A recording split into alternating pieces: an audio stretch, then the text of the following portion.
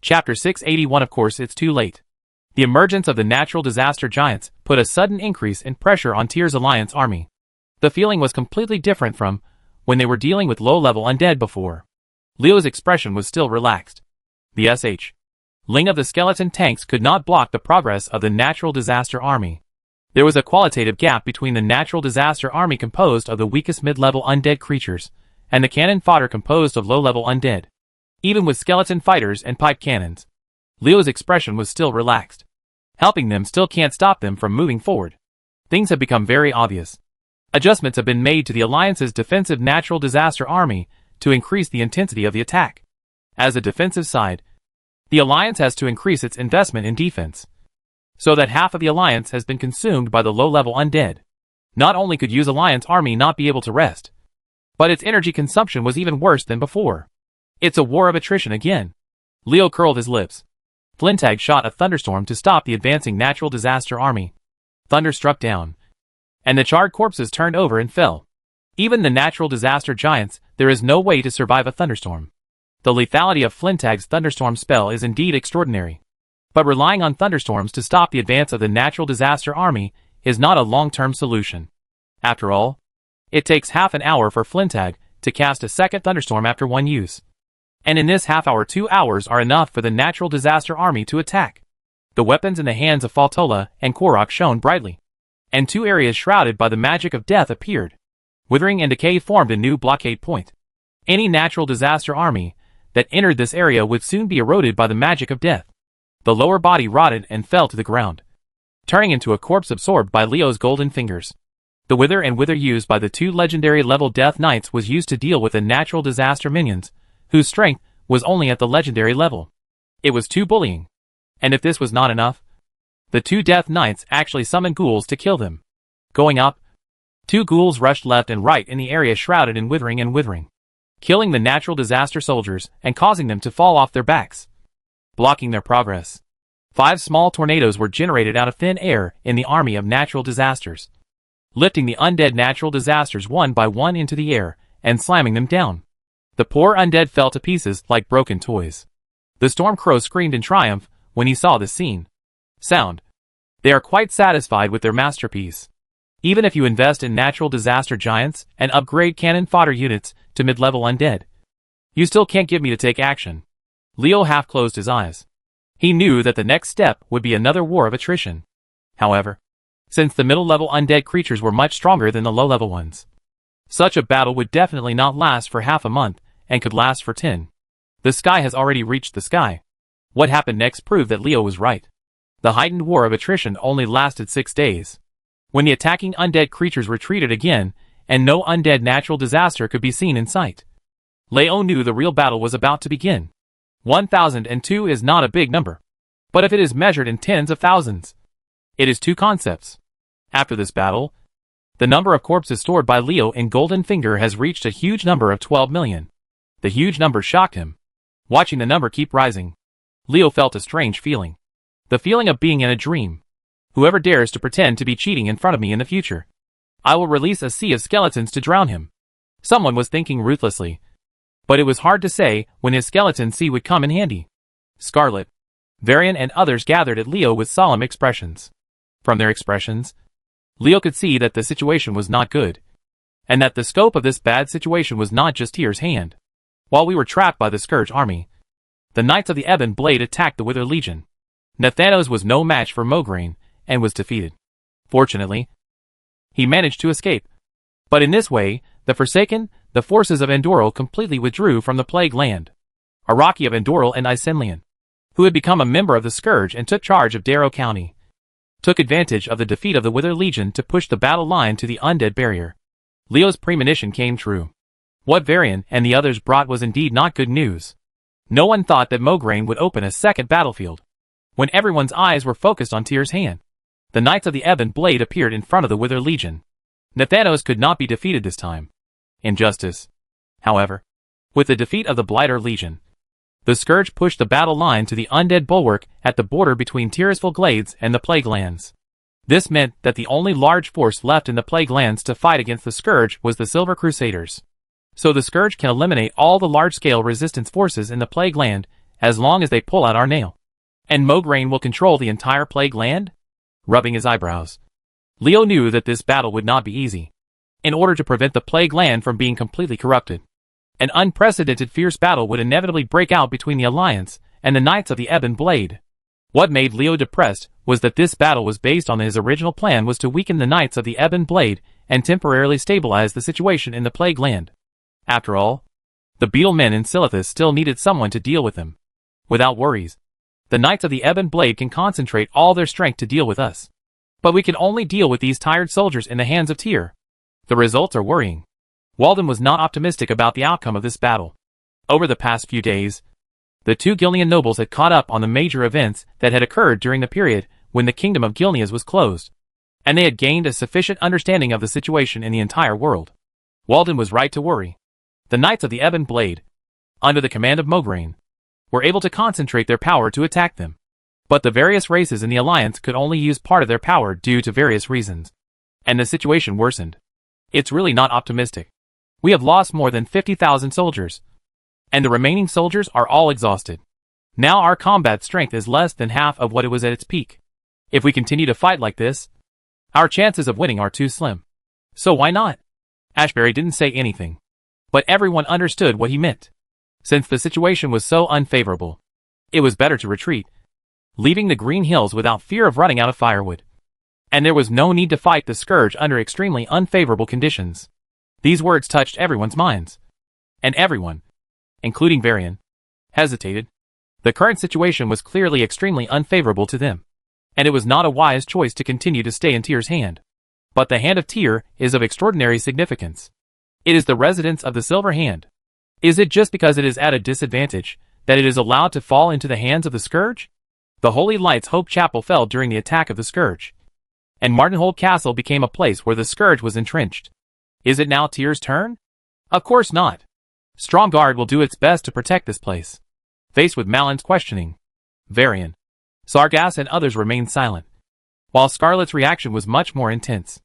The female paladin felt that, as the Great Lord of the Silver Crusade, she could integrate the Silver Dawn, and as a member of the Scarlet Crusade, she has the responsibility to guard this place that is extremely sacred to the paladins.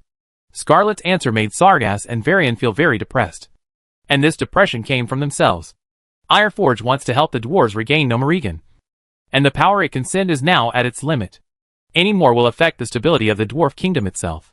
And the kingdom of Stormwind has to prevent them due to the changes of the jungle trolls in Stranglethorn Vale, without sending the kingdom's elite to stabilize the border defense. There are indeed no troops available now. As for Jaina and Ronan, Theramore can't send more troops. Ronan's personal power is almost all here, and the two of them can only stare at the current situation. As for Bettina's gnomes, well, this goes without saying. Don't think about the gnomes making any big moves until they recapture Nomorigan and rebuild it. Leo had the urge to rub his forehead and sigh. Scarlet loved to give him problems. What pushed the female paladin to the position of commander of the Silver Crusade was that he actually understood that the kingdom of Arathor could not escape from this battle. If Arathor still wants to bring the Silver Crusaders under his command. Staring at Scarlet fiercely, Leo gave her a look that would make you look good after the matter was over, and began to think. Facing Scarlet's eyes that believed that you must have a way, Leo really couldn't say no. The kingdom of Arathor is in dire straits. Now all the armies have their own responsibilities, and it really can't be mobilized. However, Leo first talked about his difficulties. But before Scarlet spoke again, he changed the subject. If you can provide me with enough materials, it is not impossible to resist the Scourge Legion's attack. Engineering? Varian grasped the key point. If there are not enough troops, then use war machines instead. As long as Tyr's hand can be defended. Leo, what materials do you need? I can help you collect them. Bettina took over the task at this time. The Kingdom of Stormwind and Theramore have the financial resources, but what they collect must be raw materials. Now there is not so much time left for Leo to process. And the dwarf clan, as a people who started out as engineers, race, there must be a large number of engineering manufacturing components in the race. And Leo can bring whatever he needs. Since we can't provide people, we will provide money and supplies. This is Bettina's idea. As a member of the Alliance, dwarfs must also fulfill their obligations when enjoying certain care. So much the better. Leo said a series of material names, and Bettina wrote them down one by one. Okay. If you can collect them, please send them as well. Naturally. The more materials the better. And Leo would not leave Theramore and Violet Castle behind in Stormwind City when searching for dwarf inventories. We will collect the materials as quickly as possible. But is it too late? Even though they knew that Leo was very capable in engineering, the dignified look on everyone's faces did not lighten up. There was no way around it. Time was too tight. How many war machines could Leo create even if he had great abilities? Of course I can in time. Do you think that as a master of engineering, I will have no inventory? Leo stood up. And behind him, groups of skeletons with metallic luster appeared in neat lines. Chapter 682. The arrow is on the string and has to be fired. Leo's personal space is almost unlimited. Carrying an army with him is impossible for others. But it is commonplace for him. Varian, Ronan and others had the urge to rub their eyes.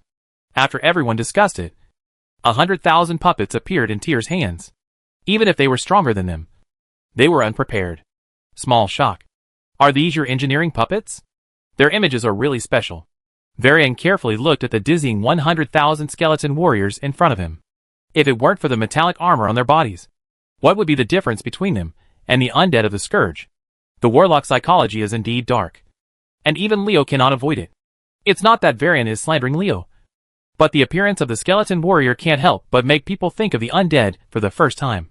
Especially at this time when they are fighting against the natural disaster army. Special? Leo raised his eyebrows. He understood what Varian meant. You mean they look like skeletons? According to my experiments, such mechanical puppets save the most materials and are most suitable for combat. Do you think that in order to make them look better, I need to give them some skin to make them look like humans? Instead of adding a pair of metal armor. It can also improve their protection and make their combat power more powerful. Be stronger. Speaking, Leo shrugged and expressed his attitude. I am a pragmatist. Luo Ning did not dwell on the appearance of the skeleton warriors, but asked the most important question. Leo, what is their combat effectiveness?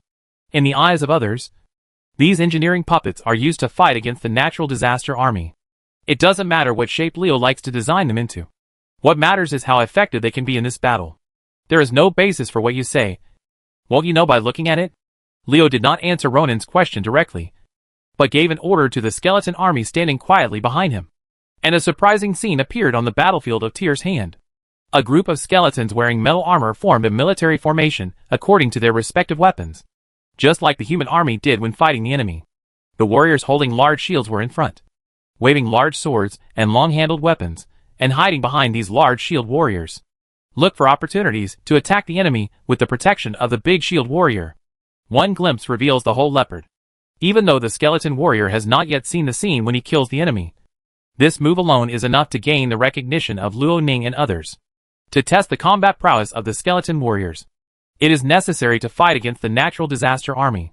The skeleton army under Leo is not just juggling and arranging arrays, but it is only through fighting with real swords and guns that one can show their abilities. An army of 100,000 skeletons quickly took over the outermost defenses of Tyr's hand, preparing to face the attack of the Scourge army. The appearance of these metal skeletons did not cause chaos in the Alliance army. Although the soldiers were very interested in these armored metal frames, their curiosity was suppressed when the officers stopped.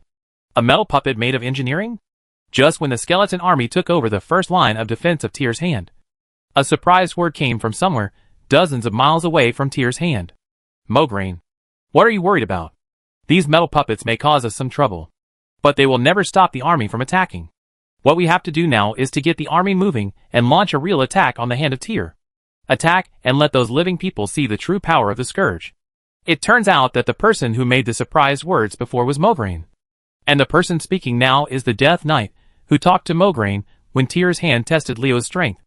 As the High Lord of the Knights of the Ebon Blade, Mograine's status is not inferior to anyone except the Lich King Arthas. Except for Arthas himself, who has become the Lich King. The Death Knights in the Scourge must obey his order. And now a strange guy is talking to Mograine in a tone that sounds like a conversation between friends. His status must be high, and his strength must be at the same level as Mograine. The so-called arrow must be fired when it is on the string. The Alliance soldiers have already been exhausted after more than half a month of continuous fighting. Their army is about to be exhausted by fatigue. The time is ripe to attack the hand of Tyr. As a qualified commander, Mograine would not let his opponent delay and let such a good opportunity slip away from his nose. Albaz, Kaltira, Shitao, and Orlix. The four of you are responsible for launching an attack on the Hand of Tyr in one direction. Mograine issued an order. And a human, a blood elf, a Draenei, and a Tauren stood up. They were the 4 Death Knights named by Mograine. As you command? Your Majesty the Great Lord. The 4 Death Knights took the order and left. And the natural disaster army surrounding Tyr's hand moved under their orders. The strength of the current natural disaster army is all at the high level.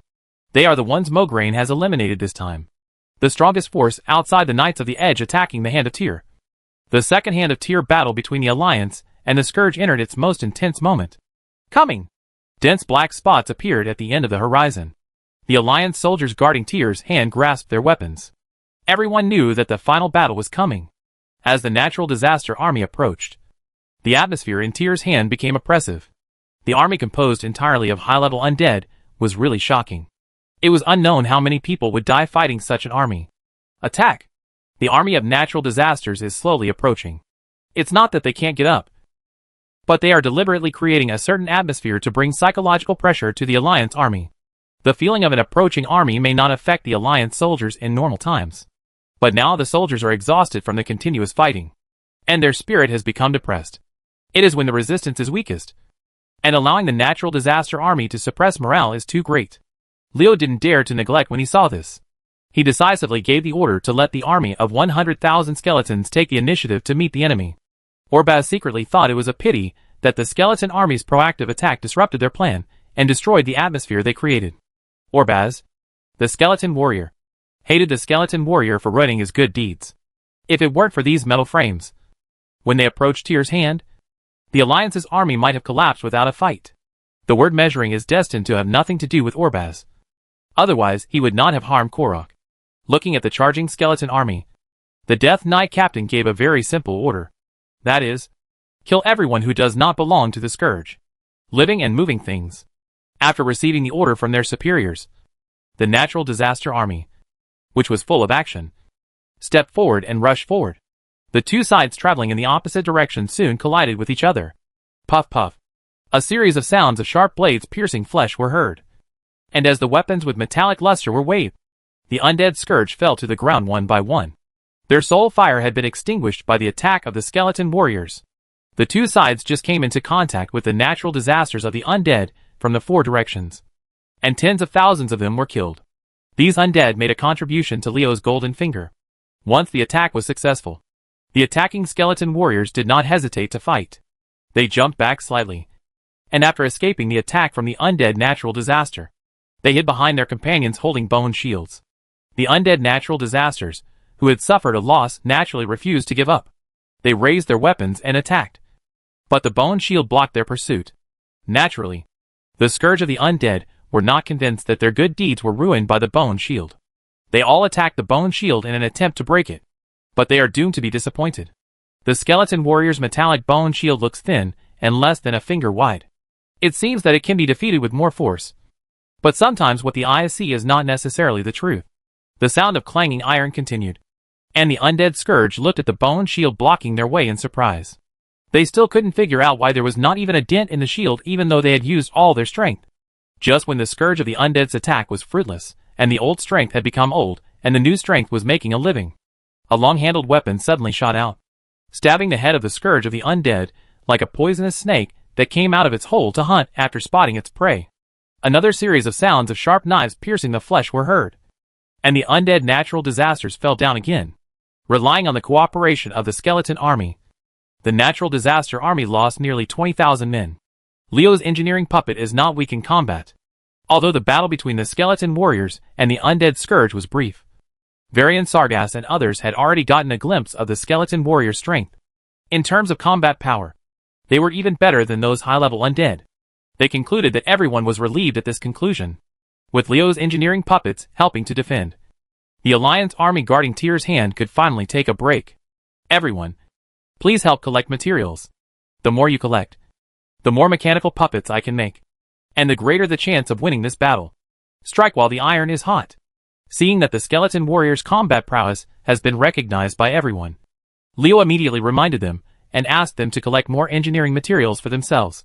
The engineering puppet created can actually compete with high-level undead. He has brought us another surprise. After killing him and making him one of us. These abilities will belong to the Scourge. Varian and other Alliance leaders were surprised by the Skeleton Warrior's fighting power. And why weren't the leaders of the Scourge Legion as well? The Death Knight standing side by side with Mograine looked at Leo with increasingly hot eyes. As if it was a rare treasure. It is indeed a very good ability. In the field of engineering, he is the most talented human being I have ever seen. Mograine agreed with his companion's words. But as a commander, he acted very calmly. But it's not easy to kill him. And Tyrion, who has never taken action except for his own strength, is also a big trouble. Tyrion? The Death Knight beside Mograine didn't care about the existence of the Silverhand Lord. Leave him to me. I will greet this old friend well. Chapter 683. The target is not me. Boom! In the sound of impact, a skeleton warrior with all his bones and metal armor was chopped into pieces by Oryx.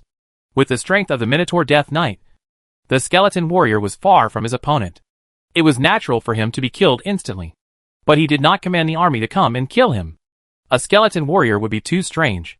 Seeing the skeleton warrior turned into a pile of shattered metal debris under his own attack, Alex examined it carefully. His appearance and carefulness showed that he wanted to find something from it. But Alex was destined to be disappointed. Without soul fire, it's really just a mechanical puppet. After careful inspection of a skeleton warrior, no one was found. Alex killed more than a dozen more in succession. After some verification, he finally gave up. It turned out that the Minotaur Death Knight had doubts about Leo's skeleton warrior. He suspected these skeleton warriors, who are guarding the first line of defense of Tyr's hand on behalf of the Alliance army, are actually undead creatures. But it turns out that they just look very similar, and are actually a metal frame covered with armor. Orlix didn't know that since he rushed to the front line, every move he made had fallen into Leo's eyes.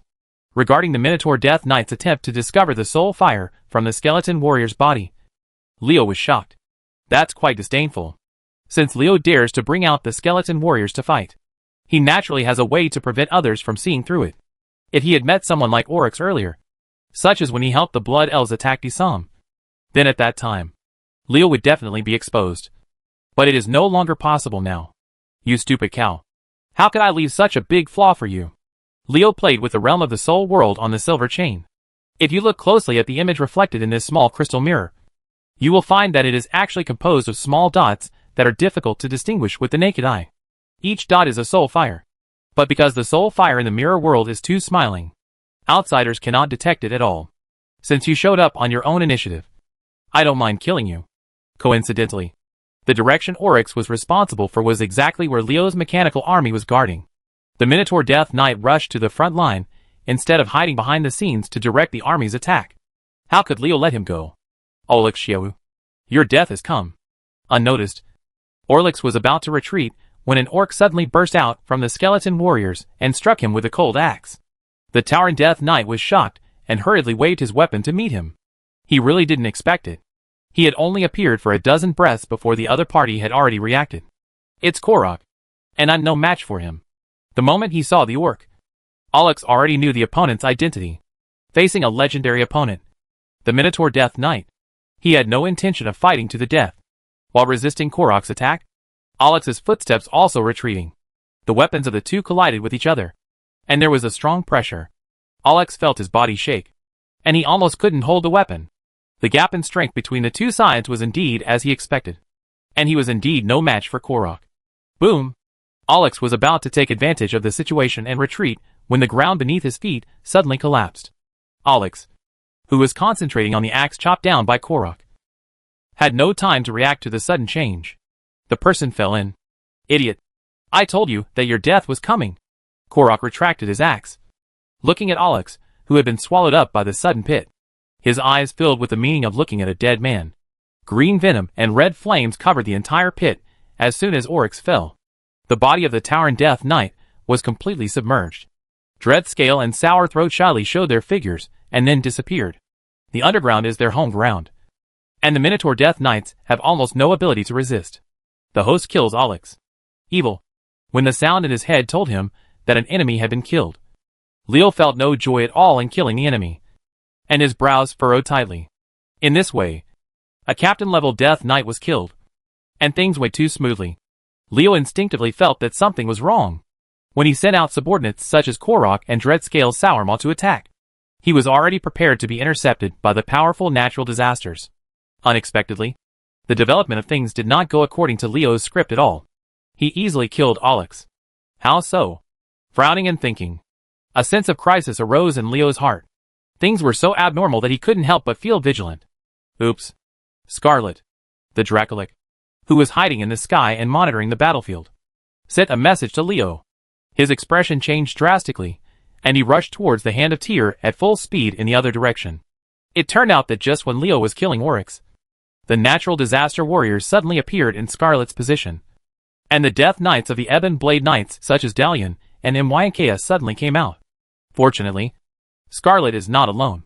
Tyron, Marlin, Demetia and other strong men of the Silver Crusade are near her. Their target was not me but Scarlet. Leo, who rushed at full speed, only hoped that Tylon and others could help Scarlet hold on for this period of time until the strong men on his side rushed to support. Darian was very agitated now. The moment Orlix rushed to the front line to find out whether Leo's skeleton warrior was really a mechanical puppet, Mograine, the great lord of the Knights of the Ebon Blade, made an arrangement. Dalian and others were sent out immediately. But instead of rescuing Alex, they went straight to where Scarlet was. Originally, the unknown Death Knight next to Mograine was prepared to act with them, and wanted to provide some help for Dalian and the others to successfully achieve their goals. But Dalian rejected the other party's kindness. The commander of the Knights of the Ebon Blade, they think that killing Scarlet is not a problem at all with their current strength and does not require more help. Dalian is arrogant. But reality tells him that being arrogant is not a good thing. Just when he led MYKS and other natural disaster experts to suddenly appear and attack Scarlet.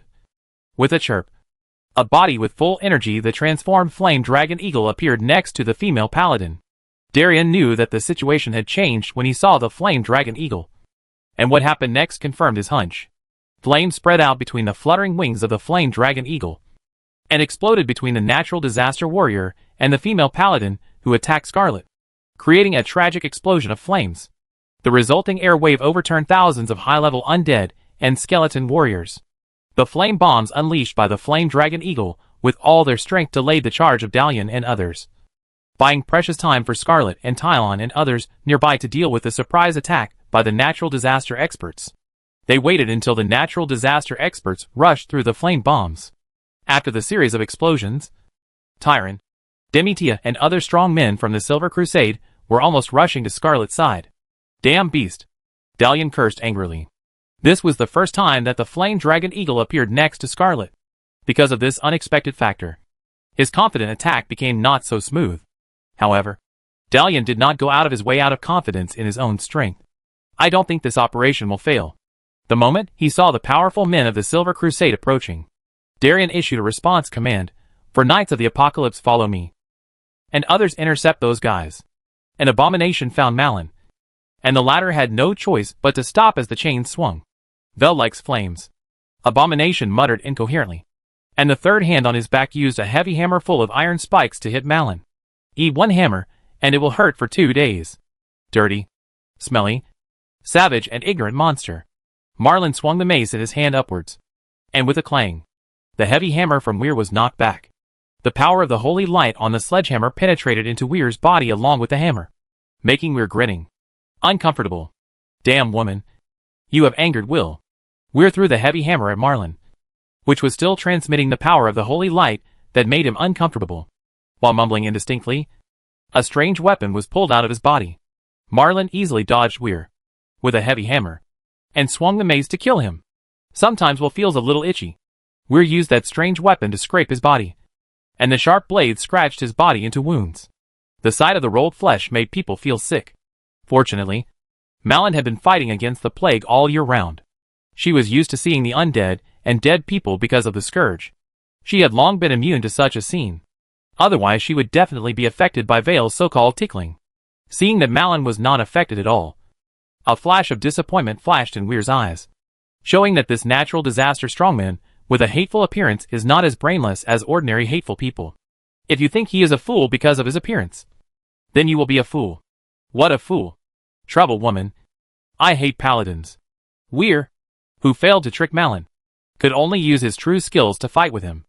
Although Weir had a considerable advantage in strength, and could attack with 3 hands at the same time, Malin's power of holy light was not. It has a considerable restraining effect on undead creatures.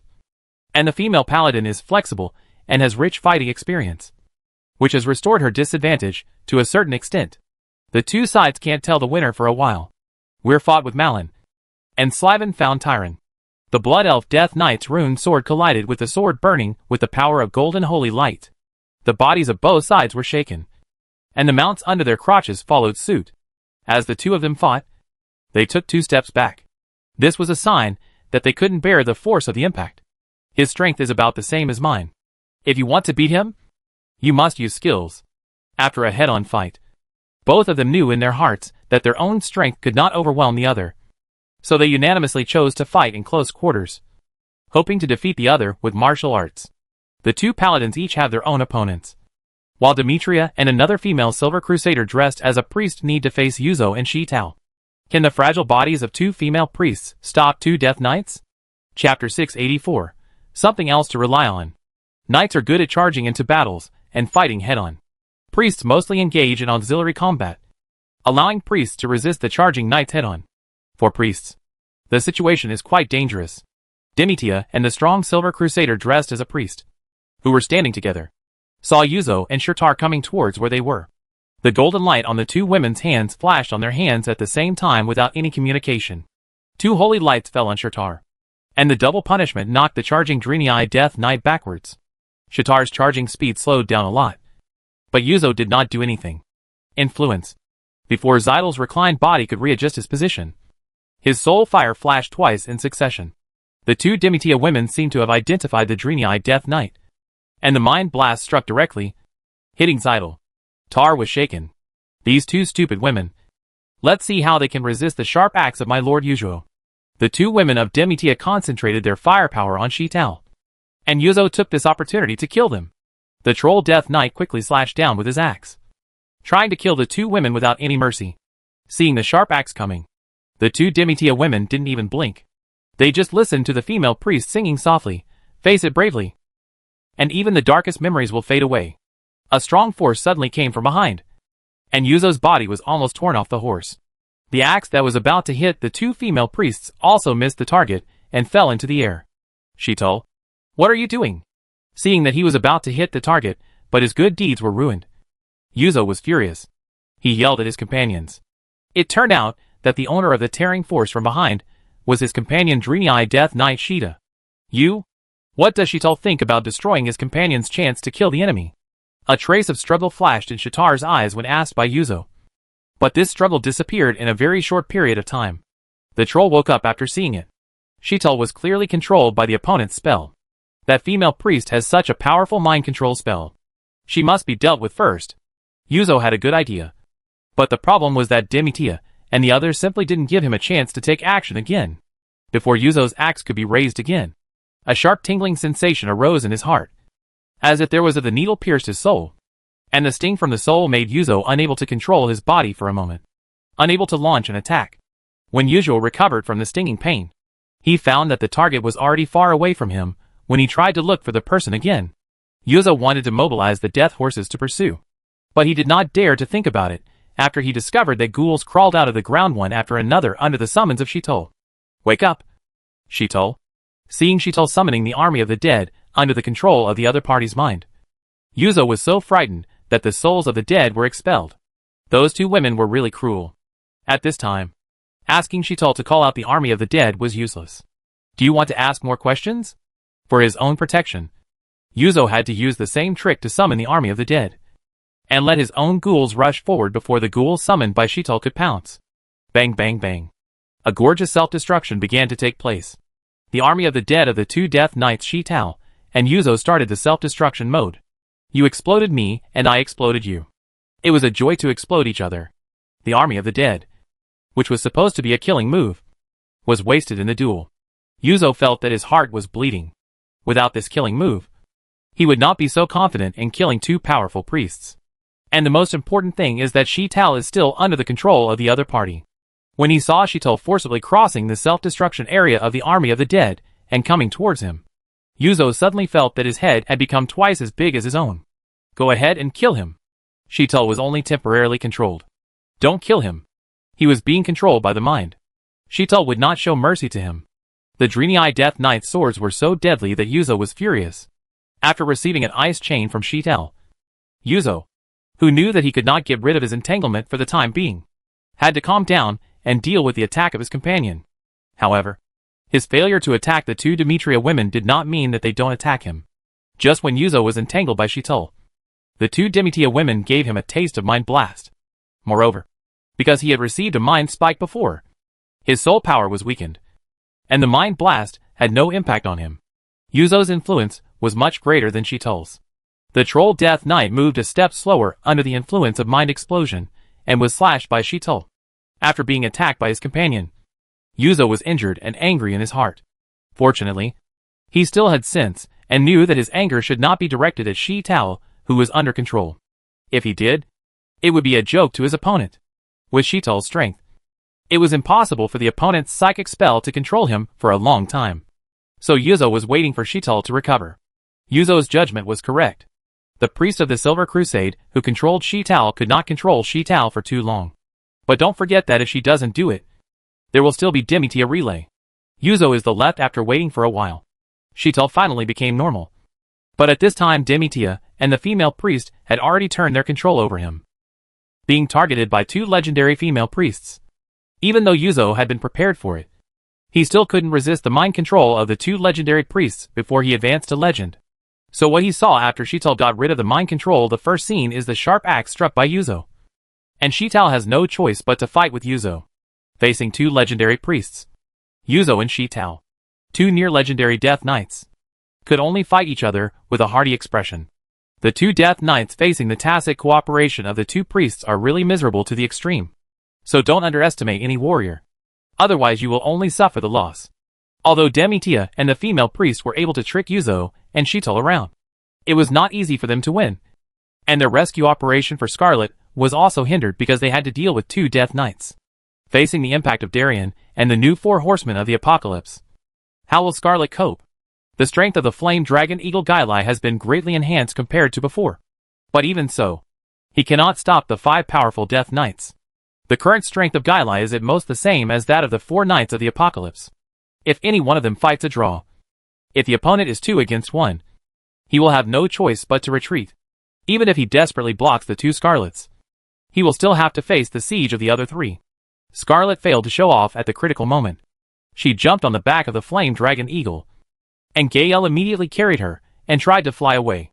How could Dalian and the four horsemen of the Apocalypse agree to this?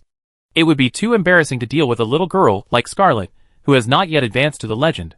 If they can't take her down together, they would be too embarrassed.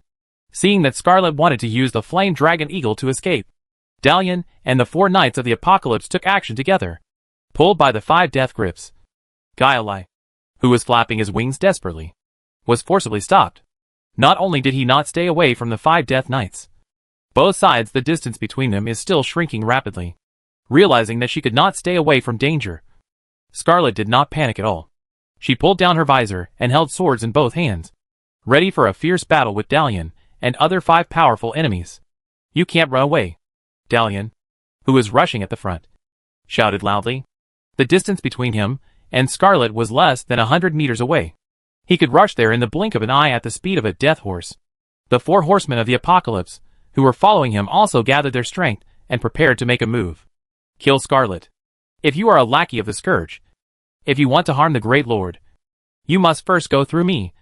Jedrick, a paladin holding a shield hammer, rushed over from the nearby battlefield, and a golden sledgehammer fell straight down. Due to the casting distance, the paladin named Jedrick could not hit Darien and had to choose Serajek, who was closest to him. The paladin suddenly burst out and hit Selajek, but he couldn't take any measures. At this time, all his energy was focused on dealing with Scarlet. Fortunately, Selajek's reaction was quick enough, inspiring the magic of death when he was blocked. A skull made of green mist rushed forward in time, eliminating Jedrick's hammer of punishment invisible. However, Serajek, who blocked the hammer of punishment with a withering coil, did not relax. It turned out that after shooting the hammer of punishment, Jedrick threw the warhammer in his hand at him. The warhammer that was thrown quickly carried the Holy Spirit. The power of light made Serajek dare not underestimate it. In desperation, he could only spend the blow he used to deal with Scarlet on Jedric's Hammer of Justice.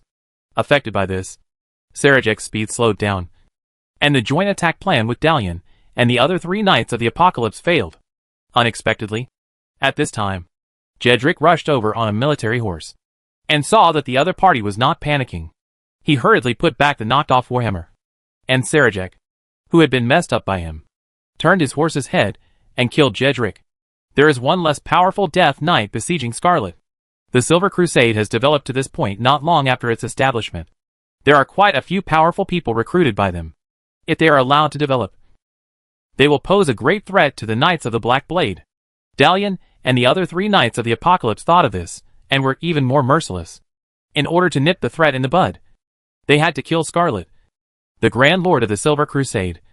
To reborn the Silver Crusade, Dalian, Scarlet, who was standing on the back of the Flame Dragon Eagle, swung her sword towards Dalian. The female paladin had no reservations about this blow. In her eyes, Dalian was the only opponent.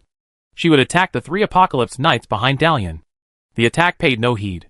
Is this girl looking for death, or does she have someone else to rely on? Scarlet's actions made the 3 Mineki suspicious. Except for Darian, who rushed forward and waved his serrated swords to meet the Ashkandi sword. Other people including Bromyx and Kurtaz were also there. The Apocalypse Knights inside all left some strength. One after another, the ground thorns suddenly appeared. Fortunately, the Knights of the Apocalypse were prepared, and their mounts were not injured. However, these ground thorns lay between the 3 of Dalian and Myks, and the commander of the Ebon Blade Knights, and the others were already trapped. They were divided. Attention! It's a Nubrakan. Chapter 685. You don't want to know who I am. Seeing the appearance of the Earth Thorns, the first reaction of Myks and others was that a Nubrakan was coming. This Crypt Demon leader, who was put under Leo's command by the Scourge Legion, made the strong men of the Scourge gnash their teeth with hatred. With this, the big bugs that shuttled freely underground watched from the sidelines. During the battle, they had to be distracted to guard against attacks from under their feet. If they are distracted and their strength is reserved, the combat effectiveness they can exert will naturally be reduced.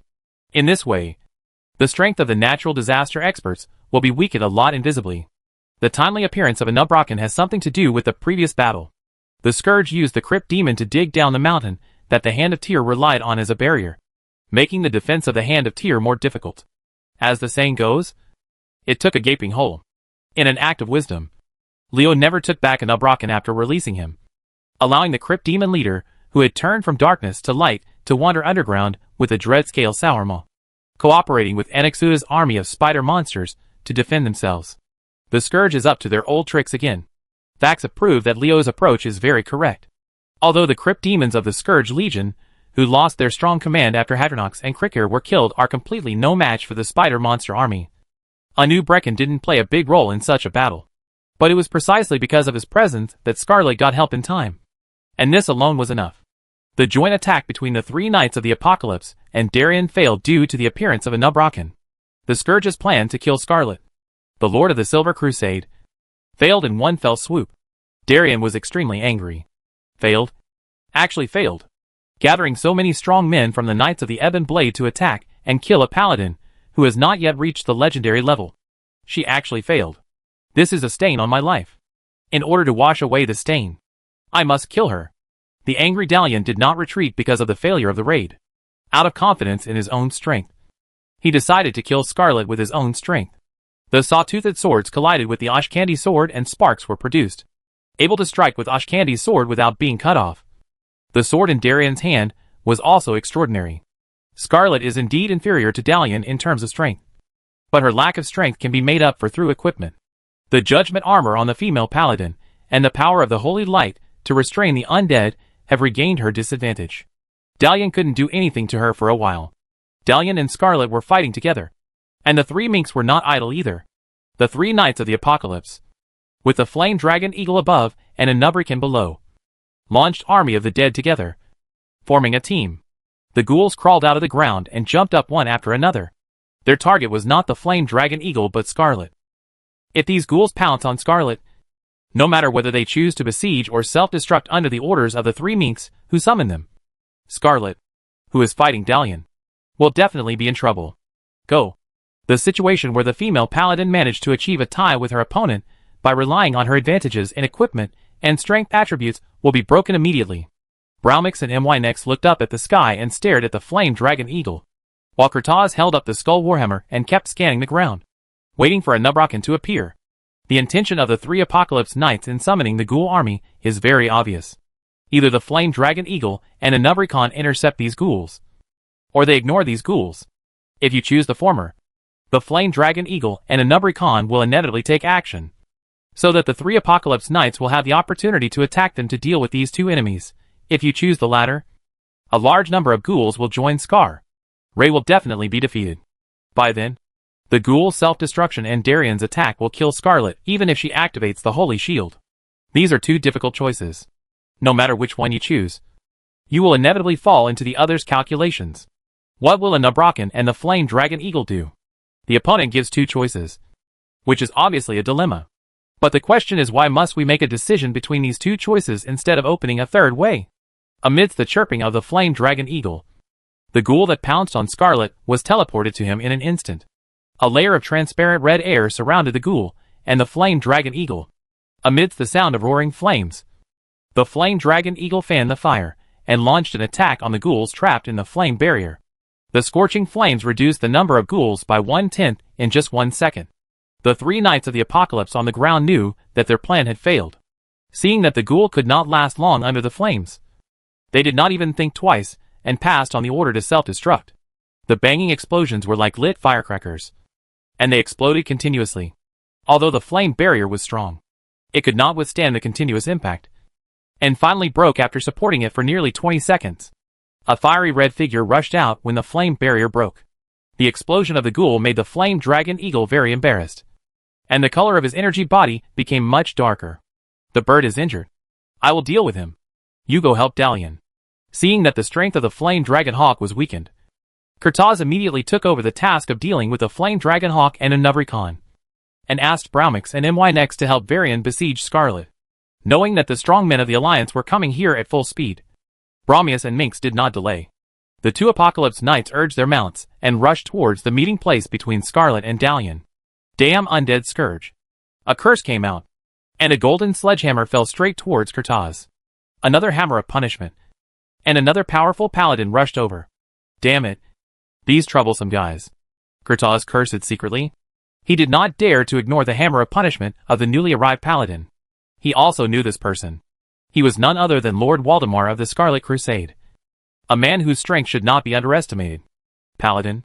Of course. Now the Scarlet Crusade Lord has joined the Silver Crusade. Being tripped by Waldemar, Kurtaz naturally lost the energy to deal with the Flame Dragon Hawk and a Nubricon. The charging Browmix and My next faced the spikes emerging from the ground and the spray from the sky. The flames could only give up their plan to attack Scarlet. Tyrion, it seems that you have recruited a lot of people during this period, but it is not a good habit to hide and watch young people fight. In order to make you show up, I will reluctantly take action against the junior. A voice came from the army of natural disasters.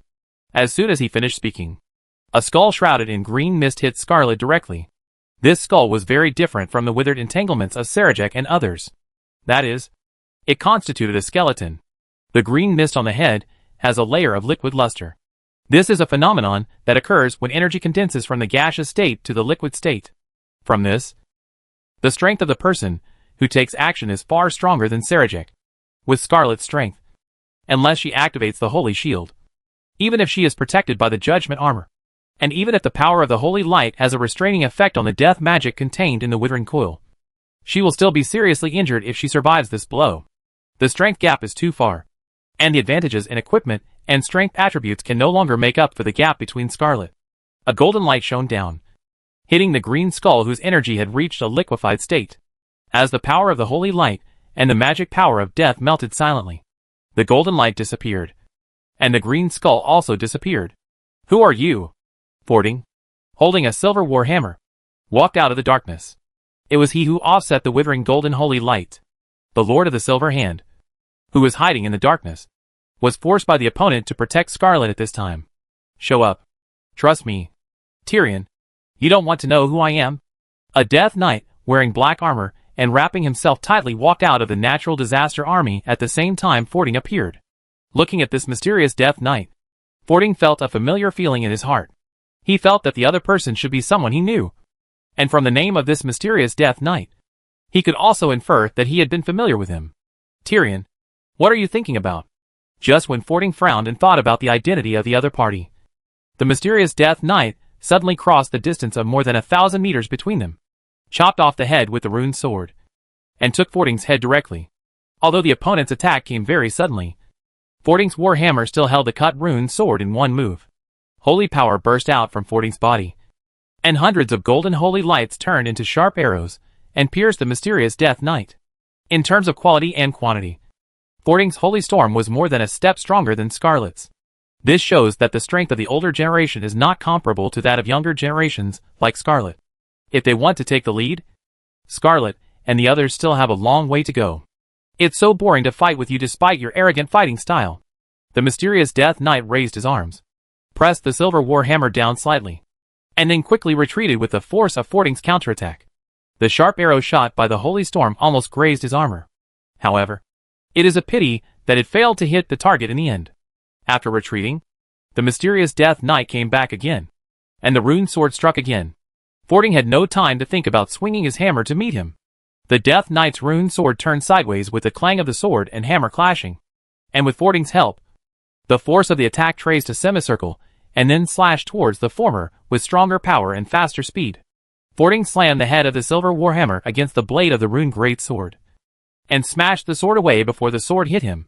However, the previous situation happened again, and the blade of the rune greatsword turned sideways again. The Death Knight's attack came again. This familiar technique, this familiar feeling. Fording was shocked. He took 2 steps back and looked at the Death Knight standing with his sword in silence. Tyrion, I told you. You don't want to know who I am? I admit that you were right. I really don't want to know who you are. Fording raised the silver warhammer, and the golden holy light that gave people a gentle feeling burned like a raging flame. Come on. I will make you find eternal rest, my old friend. Chapter 686. I'm holding the line. When Ronan and Jaina rushed to the battlefield, they discovered something that surprised them. That was Fordring, the Lord of the Silver Hand, actually fighting an inextricable fight with an unidentified Death Knight. From the scene of the fierce fight between the two, it seemed that both sides of the battle had tried their best. There are very few strong men who can fight against Fording without losing. Who is this Death Knight who fights against Fording? Astonished, Ronan and Jaina were also on alert. Because Mograine, the great lord of the Knights of the Ebon Blade, had not yet appeared. With a strong man like Mograine hiding in the dark, no one dared to be careless. 2 ice blasts struck quickly when Luo Ning and Jaina were observing the battlefield. Fortunately, the two of them remained quite vigilant and responded to the ice blast as soon as it appeared. I hate human mages. Amanthegard and Ms. Deathspeaker appeared, and the 2 sneak attack ice blasts were the masterpieces of these 2 liches. Ronan and Jaina, 2 mages, a man and a woman. Amanthegard and Ms. Deathrattler, 2 liches, a man and a woman, were exactly matched in pairs. As enemies, the 2 sides didn't say much nonsense. After discovering each other, after that, the spell battle started with you going back and forth. When Leo arrived, he breathed a long sigh of relief when he saw that Scarlet was fine. The number of strong men in the Silver Crusade was beyond his expectation. Waldemar, Jedrick and the female priest who worked with Demetria were all things he had not noticed before. It can be seen from this that Fording he was very attentive to the Silver Crusade, which integrated the remaining forces of the Argent Dawn and the Scarlet Crusade. Through his recruitment, many strong men joined this new force against the Scourge. Of course, these can also reflect Fording's prestige and appeal from one aspect. It is precisely because of his presence that so many people come to seek refuge. Scarlet is right to hand over the development of the Silver Crusade to Fording. Incomparable. It seems that I have underestimated the heroes of the world. How can the forces that can fight against the Scourge in the Plague Land have no foundation? There are quite a few strong men in the Silver Dawn and the Scarlet Crusade. Leo, who lamented that there were many strong men in the Silver Crusade, turned his attention to Varian and Sargas who came later. If the Silver Crusade was like this, then Stormwind City and Ironforge could influence the world situation. Isn't it better than them? There must not be only a few strong people in the kingdom of Stormwind and the dwarves as shown on the surface. There must be more strong people who are not known yet. This is where their confidence lies. Even if they fail a few times and lose a few strong people, These two kingdoms still have the strength to quickly climb back to the top. This is something that the Arather kingdom, which currently lacks the foundation, cannot compare with. Hey, brother Leo, aren't you going to take action? Brannigan, who arrived last, greeted Leo. The wild-hammered dwarf could no longer suppress the fighting spirit in his heart when he saw the fierce battle ahead. I'll hold the line. You can do whatever you want. Leo doesn't plan to take action yet, as the powerful enemy Mograine has not yet appeared. All he has to do is wait. Then I'll go. Before they finished speaking, Sargas and Brannigan rushed to the battlefield ahead with weapons in hand. Leo despised Sargas when he saw this. He clearly arrived before Brannigan, but did not mention anything about going into battle to fight. When Brannigan had a conversation with Leo, he rushed out immediately after Leo expressed his stance. It was really unkind of the dwarf general to do this. Just when Leo was slandering Sargas in his heart, another figure rushed out from him. Varian quickly surpassed Sargas and Brannigan by taking advantage of his height and long legs. Seeing this scene, Leo suddenly had the idea of covering his face. I said, you warriors, are your blood boiling when you see the battle? Can you not be so impulsive? Leo was about to complain about the behavior of the three Varians, but a smile came to his lips when three figures emerged from the natural disaster army. It seemed that a strong natural disaster man had taken a liking to the three Varians. I don't know if Varian is destined to be a strong abomination in the Scourge Legion. One of the three strong abominations in the Scourge chose Varian, and the rusty iron chain with corpse water swished towards the two dwarves. Varian issued a challenge to the king of Stormwind Kingdom. Hate again!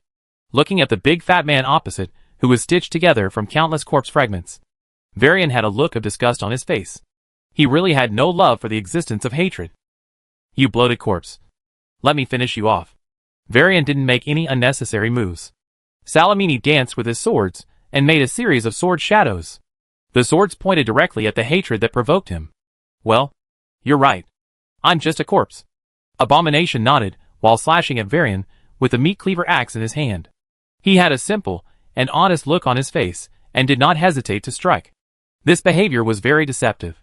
If he was not careful, he would fall into his hands. It's just that Varian was chosen for the corpse. This powerful human warrior had experienced too many battles, and his hateful tricks could not escape his eyes. Salamini's two swords blocked the corpse's cuts.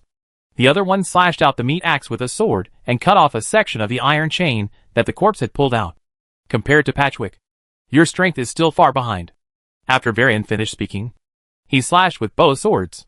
The wounds on the arm of the corpse increased rapidly. Half of his arm holding the meat-cleaving axe was chopped to pieces. It was doubtful whether this arm could hold the handle steadily. A meat-cutting axe weighing 100 pounds. Varian gained the upper hand after only 2 encounters. And with the strength of the corpse, he was completely unable to defeat him. The condition of the corpse was not good. And how could the other 2 natural disaster experts, who were killed with him, fare better? Sargas looked at the ghoul that jumped into the air and took a step back. While avoiding the opponent's sharp claws, he struck out with an axe, hitting the ghoul's head and hacking several ghouls into pieces. Somersault. If the ghoul hadn't been covered in hardening iron, Sargas would have been able to kill the ghoul with this axe. The ghoul who was chopped to the ground wanted to stand up. But how could Sargas allow it? The dwarf caught up a few steps and struck again with an axe. The ghoul fell down again, before his body could make complete zero-distance contact with the ground. Sargas' axe struck again. The big axe struck one after another, and the dwarf general chopped the ghoul straight into the street. If the ghoul's body was not too hard, Sargas would have killed him long ago. But judging from this situation, the dwarf general, it's only a matter of time before we win. You 2 guys actually left me a disgusting crippled zombie. Brannigan was so angry that the wild-hammered dwarf found that his opponent was actually a zombie. Forget about zombies. He was missing an arm and was a one-armed zombie. A guy like this actually dares to challenge me and watch me smash him to death with a hammer. The wild-hammered dwarf took action with anger and hit the zombie's head with a storm hammer packed with the power of wind and thunder. The one-armed zombie shook its body and continued to move forward as if nothing happened. Brannigan was even more angry when he saw it. A small zombie with one hand missing. Why did you come to the battlefield? Isn't this just looking for abuse? The speed of the zombie is very slow, and Brannigan can easily dodge his attack. If this zombie is not too durable, Brannigan can kill him with just one face-to-face encounter, instead of having to slowly kill him like now. The opponent is exhausted. Leo shook his head as he watched the battle between the 3 Varians. Although the 3 undead Scourge were no match for them, The Scourge's goal was achieved because the three variants were successfully dragged on the battlefield. An undead natural disaster can hold them back for a long time. Leo rubbed his chin and looked around. There must be a reason why the Scourge sent these three tough guys to restrain the three variants. Leo's vigilance was raised to the highest level. He felt that Mog had never shown up. Lenny is about to show up. He killed his second son Darian with his own hands. The Ash Lord, who was truly corrupted by Kel'Thuzad's trick, was difficult to deal with. Not to mention, he was holding the corrupted Ashbringer.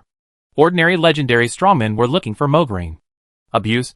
But now such a strong man is hiding in the dark. Leo, who doesn't know where he will come out, can only use his best energy to be vigilant. Just because Leo thought that Mograine would come out. When a Death Knight riding a death horse emerged from the army of natural disasters, he did not hesitate to summon Faltola and Korok out of the army of the dead. The corpses pounced on him one after another. It's a Blood Elf Death Knight. Not Mograine. Leo quickly saw the identity of the other party. The Death Knight, who was attacking him directly from the natural disaster army, was not Mograine, the High Lord of the Knights of the Ebon Blade. This made him stunned for a moment. And he wanted to change it now. The order came too late. A bunch of lowly ghouls. The Blood Elf Death Knight snorted disdainfully. And several black shadows suddenly jumped out of the natural disaster army, tearing all the ghouls to pieces. Skeleton Griffin. Could this Blood Elf Death Knight be the terrifying Commander Serraner? After guessing the opponent's identity, Leo did not let Korok and Faltola go it alone. Instead, he gave instructions to the two Death Knights. You two work together to take him down. Faltola and Korok need to join forces, which shows that Serraner's strength is not much faster than the four Knights of the Apocalypse. He deserves the position of commander of the Knights of the Ebon Blade. Two Death Knights were sent to fight Serraner. Leo continued to be vigilant. What time would Mograine choose to come out? Human. Alliance. Destroy. Amidst the vague mutterings, 100-meter-tall giant holding a bone sledgehammer in the rear of the natural disaster army was approaching the battlefield. One eye of this giant was emitting a terrifying red light, but the other eye was a hollow. His body was made up of pieces of broken meat and bones that were spliced and sewn together, and then covered with iron armor on the outside. However, the connection was not good in some places, exposing the thick joints inside. Flesh Giant. A product of the Cult of the Damned? Nalarak. War Fortress. The Flesh and Blood Giant is in your hands. Leo did not relax his vigilance at all as he spoke. Mograine sent out powerful men from the Scourge Legion one after another in order to lure his powerful subordinates away. How many cards does the Lord of the Knights of the Ebon Blade have left to play? When will he come out? Chapter 687 is not funny at all. As the High Lord of the Knights of the Ebon Blade, Mograine has too many cards to play. And a human Death Knight comes out after the terrifying Commander Serraner. Leo was a little disappointed when he saw this Death Knight. The new opponent was the right race, but he was not the Mograine that Leo had expected. He waved his hand impatiently, and the lava flowed all over the body to greet the Death Knight, and soon fought with him. And another battle circle was formed. Several shadow arrows silently attacked Leo, trying to use the silent characteristics of shadow spells to take advantage of the chaos of the battlefield to carry out sneak attacks. However, the caster ignored one of the most basic facts. Leo himself was. How could a powerful warlock suffer from this? The Minotaur Malarak stood between Leo and the incoming shadow arrows in time. Purple and white arcane brilliance flashed, and all the shadow arrows disappeared. Want to sneak attack me? Leo waved his hand. Kill her. I've never had a good impression of the sneaky guy Leo, but he actually wanted Shadow Arrow to sneak attack him. Did that guy wake up from his sleep? Did he really think that his identity as a warlock was just for show? Malarak stepped forward and rushed towards the direction of the Shadow Arrow. A scream came from the mouth of the failed sneak attacker. Hurry and help me stop this monster. As the voice sounded, a female mage holding a bone staff came into Leo's sight. When he saw the clothes she was wearing, Leo rubbed his chin with some thought. People from the cursed sect also came, as a sect established and spread by Kel'Thuzad. Whose order did these people come from? They are the direct descendants of the Great Lich, and it is not easy to mobilize these people. An ogre and two Death Knights blocked Malarak, and with the help of the female mage behind them, the four of them joined forces to fight the Minotaur that had been fused with the dragon's genes. Another strong man under Leo was transferred away. The Scourge Legion has spent a lot of money this time, and there are so many people coming. A decisive battle is a decisive battle, completely different from the previous petty fights. Natural disaster warriors appeared in droves, forcing Leo to send out his powerful thugs one by one in order to ensure that the balance of the battle was not broken. In addition, the powerful enemy Emoglini was hiding somewhere, and Leo felt the pressure. In the face of pressure, some people will stop or even collapse, while some people can turn it into motivation to move forward.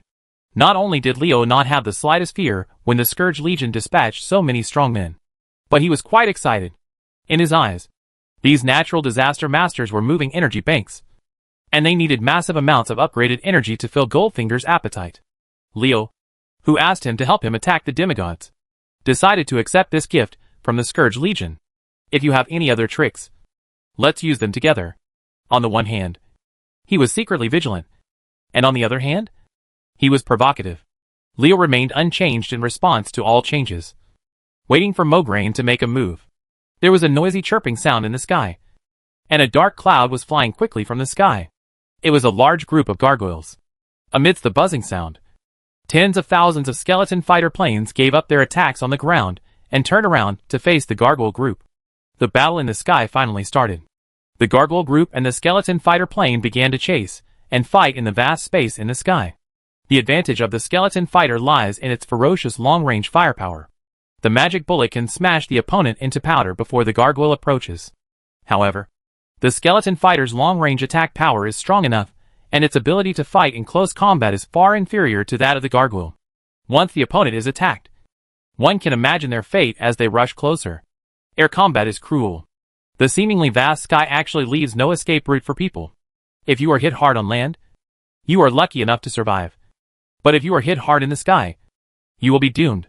The gargoyles were destroyed one by one, and the number of skeleton fighters was also decreasing. However, Leo could no longer care about his hardtake at this time, because a group of special enemies appeared on the battlefield. An energy-based transparent body that is 90% similar to a human, but has a pair of wings on its back.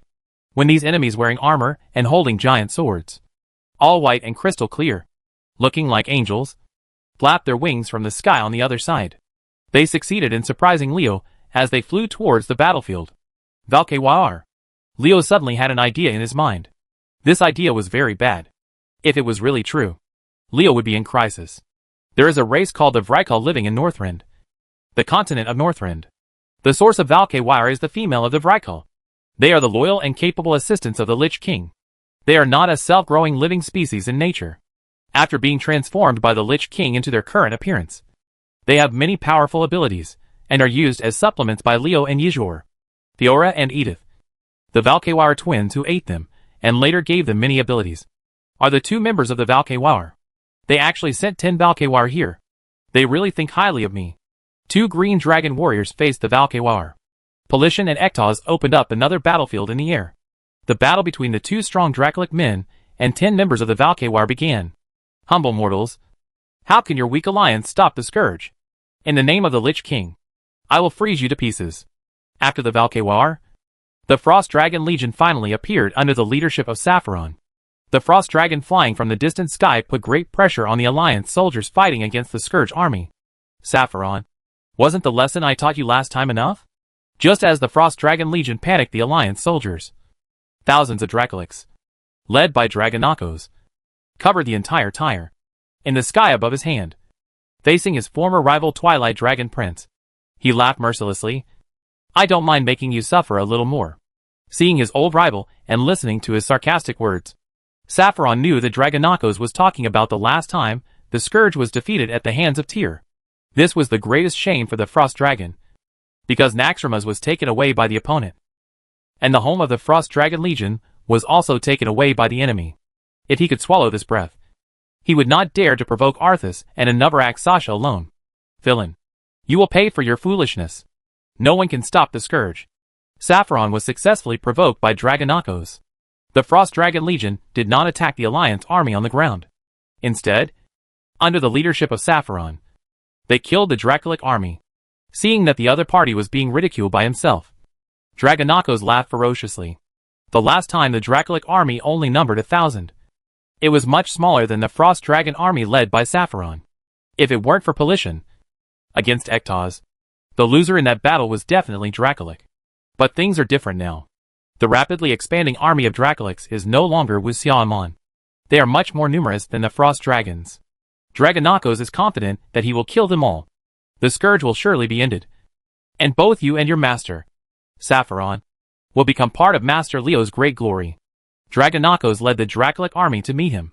The dragon flames of the Dracolic and the breath of the frost dragon collided first.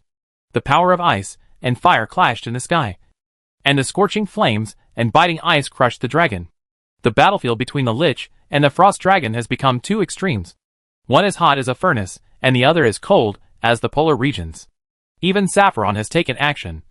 So Mograine probably has no cards left to play. Leo turned a blind eye to the battle in the sky. The Scourge Legion sent more and more strong men, and Leo could summon fewer and fewer subordinates. The more dangerous it was at this time. Leo had a premonition that he would not be too far away. Glenny's shot was not far away. Premonitions are too illusory. Sometimes they are very accurate, but sometimes they cannot help you guess the development of things. A green skull containing death magic that had been condensed into liquid was shot out from the natural disaster army and hit Leo head-on. Feeling the huge magic power contained in this withering entanglement, Leo secretly said in his heart, "It's coming." Condensing the gaseous magic power into substance is not something that anyone can do. Don't even think about it if you don't have a certain level of strength. Among the Death Knights of the Ebon Blade, except for Mograine, Leo is now I can't think of anyone else who can perform such an attack. Mograine, you finally took action. I'm waiting for you. Leo held the Staff of Disintegration and shot out a chaos arrow whose magic power was also condensed into a liquid form. The intertwined magic power continued to rotate, turning the chaos arrow into a green drill bit. After colliding with the wither winding, the green skull was shattered. Head defeated. Life itself is meaningless. Only death can let you understand the true meaning of human nature.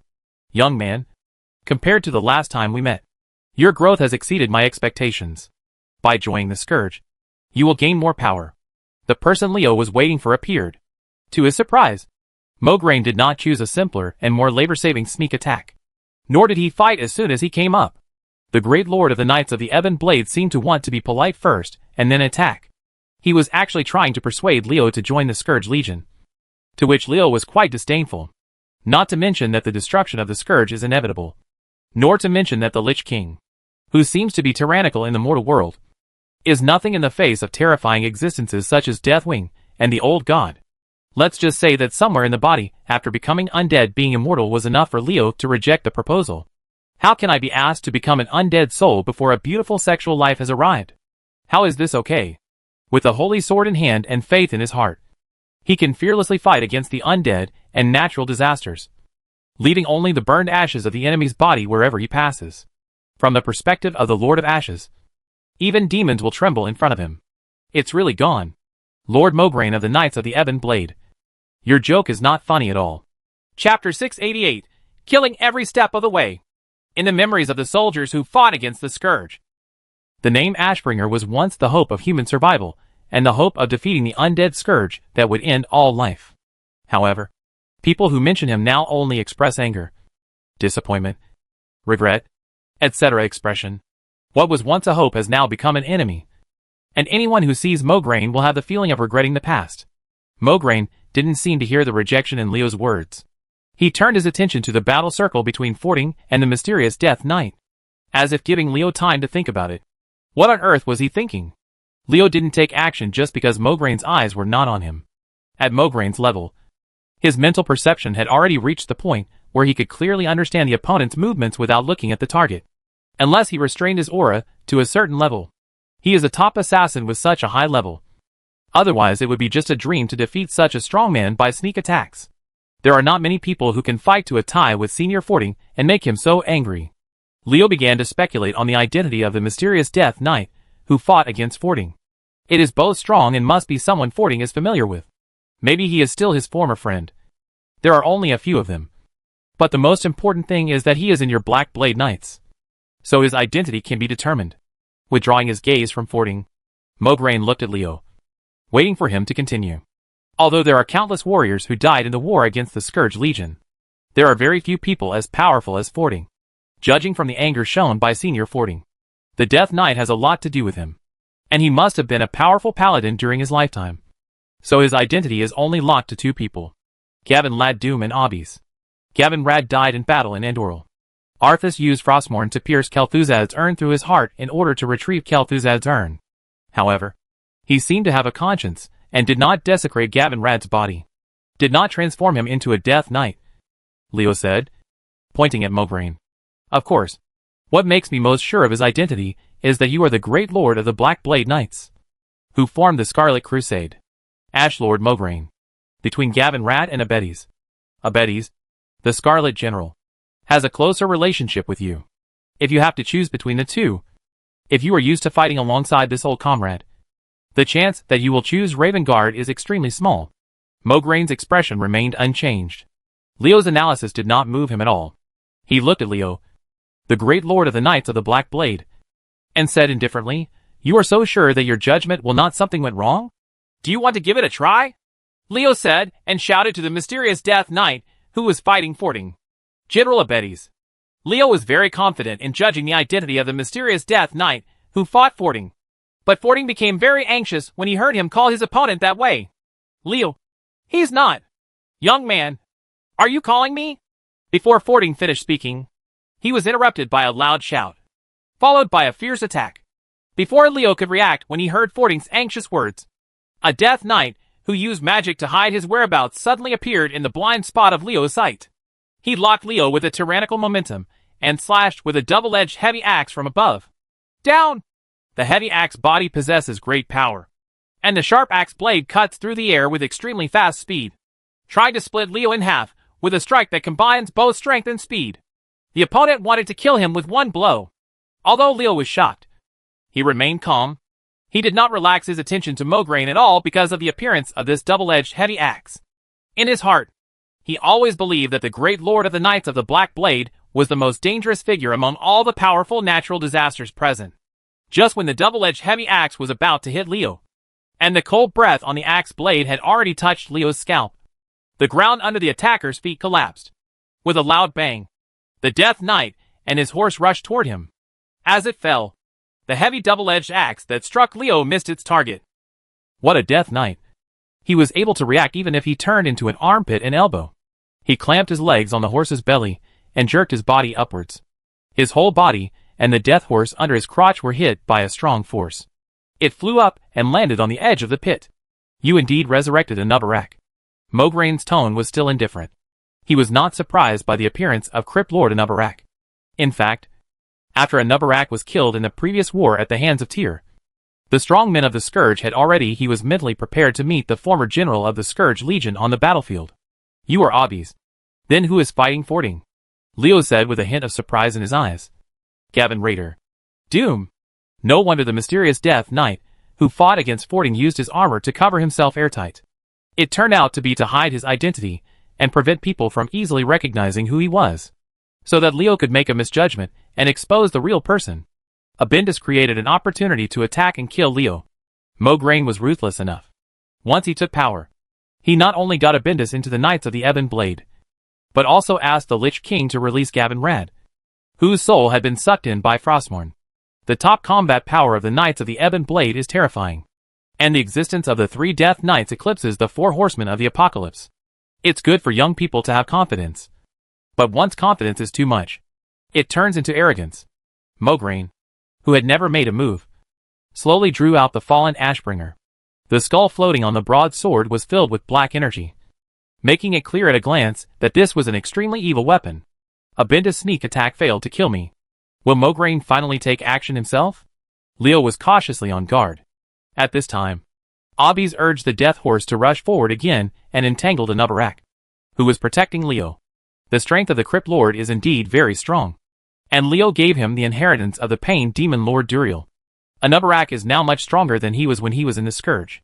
If it weren't for the short time, a Nubarak absorbed only a small portion of Duriel's power, and he was much more powerful than he was now. However, although a Nubarak is strong, Abetes is not weak. As one of the 3 founders of the Scarlet Crusade, the strength of the Scarlet General Abetes is not much inferior to a Nubarak's. Even now, even as Abu Barak became stronger, the strength of both sides did not grow apart, because Abetes became a Death Knight and gained new power. Young man, take over. There is a word called moving like thunder, and this is the feeling Mograine gave Leo when he urged his mount to charge. A pressure came over him. Fortunately, Leo had faced the body of the fire demon Ragnaros in Blackstone Mountain, and devoured the soul of the Wind Prince Sunderland, regardless of his personal strength. Or he had made a leap in spiritual level. Otherwise Mograine's attack would definitely make him confused. The magic power in his body was surging, and Leo's eyes were full of excitement. The excitement of fighting a powerful enemy stimulated every cell in his body. Ashlord Mograine. Such an opponent is hard to come by. The distance between Leo and Mograine is not far, and the speed of the Death Horse is extremely fast. But in the blink of an eye, Mograine rushed to Leo's side, and the Ashbringer, who had fallen with his master, struck at Leo. Dark Shield, Magic Armor, Evil Armor, Energy Shield, and Bone Armor. Leo's many protective spells have no protective effect when facing the Ashbringer. Mograine's sword is easier than cutting tofu. The gesture broke Leo's spell. Mograine is indeed not easy to deal with. Leo was secretly shocked. He didn't know how powerful the Ashbringer was, but he never thought that this sword was so powerful, especially when it was wielded by a strong man like Mograine. Even if Leo was more confident, I can't help but think of retreating. A white jade-like skull blocked Leo's sword from Mograine. The dark aura emanating from the white jade skull was stronger than that of the Ashbringer, which made Mograine, who had always been indifferent, unable to help but move. I have long heard that this young man named Leo has such a white jade skull that is comparable to Gul'dan's skull. I originally thought the rumors were a bit exaggerated, but I didn't expect it to be true. That white jade skull can even use my Ashbringer. Block it. He stood there and blocked Mograine's sword. Leo was overjoyed when he saw that the leader's mark did not disappoint him. He blocked the blow forcefully just to take advantage of Mograine's old strength after the attack. Is it possible for the old and the new to hit each other with a counterattack? It's disrespectful to come back without reciprocating. Mograine, take advantage of my move. As Leo shouted, he waved his staff of disintegration and had already prepared the spell and was about to take action. Mograine had not yet taken back the Ashbringer that he had chopped. Now was a good opportunity for Leo to counterattack. If this attack, to be honest, even Ashlord Leo can hurt him. Very suddenly, the connection with the magic element was broken. Just before Leo was about to cast magic, he lost contact with the magic element. Counterspell. The Scourge actually hit a mage who can cut off my connection with the magical elements. Leo was shocked. He didn't expect that after Mograine appeared, there were still people in the Scourge hiding in the dark. Without the leader's mark to block Mograine's Ashbringer Leo, he would not be able to withstand the opponent's attack. When he wanted to use magic to distance himself from Mograine, the mage who was hiding in the dark suddenly took action to cut off the connection between Leo and the magical elements. At that time, he was really in a state of chaos, summoning Xenosaria to block Mograine's subsequent attack. Leo secretly wiped his hands with cold sweat. Fighting against a wily and powerful man like Mograine was really a murderous step. Fortunately, he had enough cards. Otherwise, falling into the opponent's hands is inevitable. An ice ball exuding an icy atmosphere quickly hit Leo. Ice Impact. The identity of the natural disaster expert hiding in the darkness was revealed. He was a lich. Boy, I said I would come back for revenge. A familiar figure appeared in Leo's field of vision amid words full of resentment. The great lich Kel'Thuzad returned. Chapter 689 Death. Nowhere to escape. After Arthas returned to the continent of Northrend, it was the Archlich Kel'Thuzad who took charge of the Scourge's continental strategy in his place. As Arthas' most trusted comrade, the Archlich Kel'Thuzad's status was unshakable. Even if he was in charge of the offensive, he made mistakes in the war at my hands, and even Leo seized the opportunity to take away the aerial fortress city of Naxxramas. He was still trusted by Arthas. Kel'Thuzad came after all.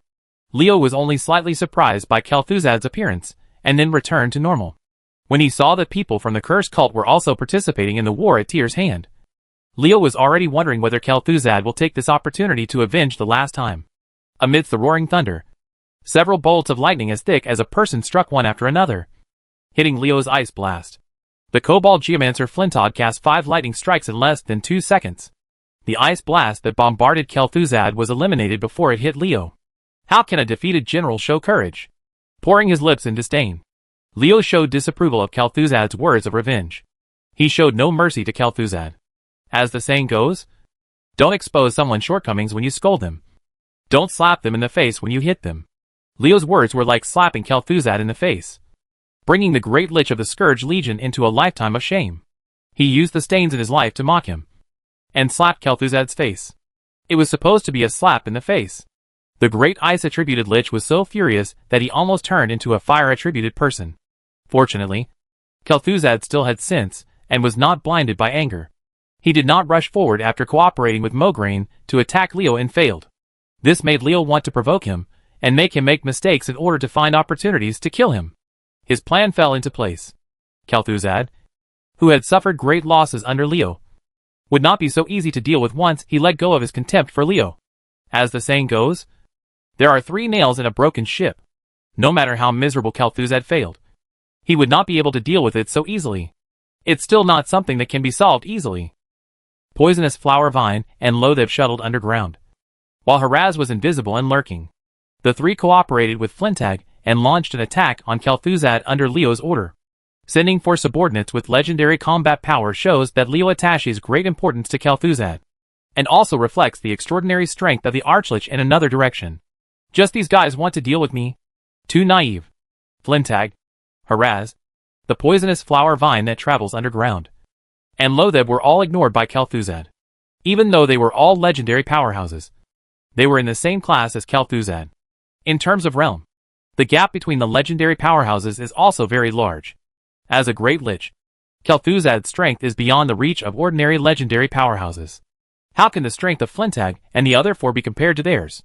His spiritual perception has been clearly understood for a long time. Even if these 4 people join forces, they are no match for Kel'Thuzad. Boy, you don't have anyone under your command. You actually let these 4 scum come to die. The 4 legendary strong men were called scum, and Kel'Thuzad was called arrogant. But he had the ability to be crazy. The ice chains wrapped around Kel'Thuzad penetrated into the ground like a snake. The cold breath infected the earth and froze the land where the Archlich was. Centered on where Kel'Thuzad stood, a radius of 30 meters covered the area. It turned into hard, frozen soil. And this hand blocked the way for poisonous flower vines and Loatheb to attack underground. A ring of ice exploded, and Haraz appeared in a panic. He wanted to sneak over and attack Kel'Thuzad, but he was easily seen through. After doing this, Kel'Thuzad calmly released an ice cone spell into the sky. Hundreds of fist-sized ice cones scattered Flintag's lightning. Strangely, Kel'Thuzad's strength has actually become much stronger. Is it my imagination? Leo was quite confused. After just getting rid of the spell counterattack and regaining contact with the magic elements, he saw how Kel'Thuzad dealt with Flintag's 4 people, and he couldn't help but have doubts. Kel'Thuzad was strong, but he was not as strong as he was now, compared with when he was in charge of Naxxramas. The Great Lich's strength had improved by more than 1 step. Filmer, Averlock, Friar. Come on! 3 black-haired and black-eyed humans appeared on the battlefield with the flick of Leo's finger. These 3 people joined the siege. Kel'Thuzad was not so easy. The 3 Firmers were giants in human form. The dragon, and it was a warrior-level dragon. With the strength of the 3 of them, and the 4 of Flintag, they quickly gained the upper hand in the battle with Kel'Thuzad. This guy has more men than last time. Or maybe he didn't try his best last time. While dealing with the siege of as many as 7 strong men of the same level, while secretly estimating Leo's strength, Kel'Thuzad became more and more frightened as he thought about it. There were so many strong men under Leo who obeyed his orders, which made the great wizard the demon Kel'Thuzad was horrified. Of course, this also strengthened Kel'Thuzad's determination to kill Leo. This man was too dangerous. He was alive, and made people unable to eat and sleep. Kel'Thuzad wanted to kill Leo, but the first thing he had to do was to save his own life. The siege of 7 strong men of the same level was no joke, especially since these 7 opponents were not ordinary legendary strong men. By 2 natural disaster dogs that were even larger than glass appeared, with their huge size and breath full of plague toxins. They forced Filmer and others back. Kel'Thuzad found 2 large human shields. With these 2 large human shields that were not afraid of pain or death, and no part of their body was not poisonous, pressing in front of them, Kel'Thuzad's pressure was suddenly reduced, and he was not losing at all in a 3-on-7 battle. Could these 2 giant natural disaster dogs beat Ashur and Xiao Bao? No, not quite. Leo was not impressed by Xiao Bao's image, but Big Stinky was different. Leo clearly remembered that it was a natural disaster dog whose skin had been eroded by plague toxins and turned a pale green color. It was the same as the one who was now helping Kel'Thuzad defend against the enemy. The 2 couldn't be more different. Leo quickly made a judgment that these 2 giant natural disaster dogs should be the test subjects of the Scourge Legion. It would still be some time before they could create the two powerful natural disaster dogs. Sapphiron. You idiot. You actually left the Legion without command, and went to fight a guy of unknown origin. A Frost Dragon cursed and joined the war between the Dracolic army and the Frost Dragon army. Judging from his size, he was not much smaller than Sapphiron, which meant that his strength was very close to Sapphiron. With this Frost Dragon coming forward, the Frost Dragon army, which was at a numerical disadvantage, was quickly organized. Changed from the previous melee situation. The Dracolic army was unable to do anything to them for a while. Adromedes, leave that guy to you. Leo gave the order to the blind dragon. The unidentified Frost Dragon wanted the Frost Dragon army to form a formation to resist his Dracolic army. Leo would not let him do it. In the spirit of whatever the enemy wants to do, he wanted to destroy the principal. So Leo found an opponent for him. However, this Frost Dragon also reminded Leo that his Dracolic army does not yet have a commander. So when Azromans went to fight the Frost Dragon, Victor flew into the sky and became the commander of the Dracolic army in this battle. Victor. If you say this name, maybe not many people know his identity. But if you say his human pseudonym Victor Nefarios, there will definitely be many people who know him. If you say his real dragon name, not to mention Nefarian. Yes, Victor is the Black Dragon Prince Nefarian. Leo's battle in Blackwing Lair was not in vain. He would not let Nefarian's body rot and wait for him to be resurrected by Deathwing in the future. Leo had already killed the Black Dragon before Deathwing took action. The prince was taken under his banner and became a powerful general in his army of Dracolics. As the Black Dragon Prince, Nefarian has commanded the Black Dragon Legion of Blackwing Lair for many years. When it comes to commanding operations, he has his own strengths. Under his command, the Dracolic army quickly became well organized, and the offensive and defensive advances and retreats were time-consuming. They were very organized and killed the Frost Dragon Legion in a miserable way.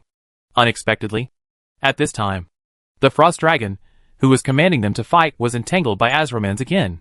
Facing such an opponent as the Blind Dragon, he really couldn't spare much energy to command. The Frost Dragon army lacked coordination. In a very short period of time, they were killed to the point of collapse. The Frost Dragon Legion. Leo snorted. If Sindragosa can't come out, how can Sapphiron compete with me? Goals are meant to be achieved, and mountains are meant to be stepped on after climbing. The Frost Dragon army led by Sapphiron was once an insurmountable mountain in front of Leo. However, today, this mountain that once made Leo scratch his head in his eyes. It's just a small hill. It's not that the mountain has become smaller, but that the powerful Leo is already standing on a higher mountain. The so-called climbing high to look at the moon. The higher you stand, the more you see, and your horizons naturally it has been improved. Sapphiron, the leader of the Frost Dragon, is no longer in the eyes of Leo now. Looking down on Sapphiron and his army of Frost Dragons, this kid is really not an ordinary madman. The natural disaster experts who heard this made such comments about Leo. This was the first time that they did not regard the Frost Dragon Legion as a threat. Lord Mograine, besides Kel'Thuzad and Abydos, who else have you arranged to deal with me? After digging his ears, Leo became a little impatient. It's a good thing if there are more powerful natural disasters. But if there are more than he can handle, a good thing will turn into a bad thing. Leo takes the initiative to attack while the situation is still under his control. Who is the next? Stupid mortal. Do you think you can stop the Scourge army? Ha ha ha ha ha. Amidst the crazy laughter, a figure with convex and concave shapes flew into the air from the Scourge army, and the pair of bone wings behind it spread out gracefully. The atmosphere of despair, sadness, and madness enveloped the whole place. Death. There is no escape. Chapter 690 Blood Queen. Blood Queen Lanathel. Looking at Lanathel, who was looking down at him from a high position after flying into the air, Leo did not dare to be careless. This woman was not someone to be trifled with, even among the powerful Scourge Legion. She was one of the top experts. Lanathel, a former High Elf, followed Kael'thas and became a member of the Blood Elves. She was Kael'thas' absolute confidant and the first master of the Holy Sword Queldella. In the battle between the Blood Elves and Illidan to attack the Lich King in Northrend, she swore revenge on the Scourge and died in battle. Arthas defeated her and others while repelling the coalition forces of Illidan and Kael'thas. The strong Blood Elves who died in the battle were transformed into members of the Scourge to assist him in fighting. This was the later Selene clan, and Lanathel was the leader of Selene. When it comes to the Sarine clan, the first thing people think of is blood, because they live with blood, and if they are bitten by them, They will become their descendants due to infection. The predecessors of the Blood Elves, the High Elves, are nobles among the elves. So there is no doubt about the noble birth of the Saurian family. It not only feeds on blood, but also has a noble birth and elegant manners. In Leo's opinion, this race created by the Lich King is actually an alien version of the blood vampire. Although the Nazrism clan composed of the Dread Lords also conforms to the characteristics of vampires. Cunning and blood-sucking. The image of the Dread Lords does not conform to human aesthetics, and has nothing to do with the elegance and beauty of real vampires. You made a wrong decision by rejecting Mograin's invitation. Boy! Looking down from a high position, like the judgmental tone of a superior, Lanathel made Leo very unhappy. Will these powerful men of the Scourge Legion die if they don't cheat? Oh! I forgot. They were actually long dead. Blood arrows hit Leo like dense raindrops. The flying blood arrows outlined red tracks, like cracks in the sky, and a storm of blood arrows blew up. Blood? Let me see what you are capable of. Leo smiled and shook his head. Blood Queen Lanathel and her Selene clan were powerful enemies to others, but Leo effortlessly to be able to deal with them. The gap in strength between you and me is insurmountable. Facing the incoming blood arrow, Leo stretched out his hand and pushed forward gently. A scene that shocked Lanathel happened. The storm caused by the blood arrow came just as Leo's seemingly powerless push came. With a 180-degree turn, the blood arrows originally aimed at Leo turned around and shot back at Lanathel, who cast them. Moreover, the speed of the blood arrows was more than twice as fast as before. How could my blood arrow be controlled by him? Outsiders only saw the surface of the blood arrow shooting back. But Lanathel, the person involved, felt something else. The moment Leo stretched out his hand, her control over the blood arrow was taken away. Completely. Without leaving any room. And without the ability to resist. Leo's hand shocked Lanathel to death. As the queen of the Selene clan, she asked herself that her control over the power of blood was inferior to that of the Lich King. But now a human being was deprived of it by raising her hand. After showing her control over the blood arrows, and showing that his power of blood was many times better than hers. How could Lanathel not be surprised? Between the two sides fighting, one side can easily deprive the other side of the control over the spell, and counterattack the spell with greater lethality in a blink of an eye. What does this situation mean?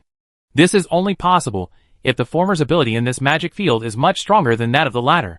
This human's control over the power of blood exceeds mine by an unknown amount. If you want to use blood spells to deal with him, you will only be humiliating yourself.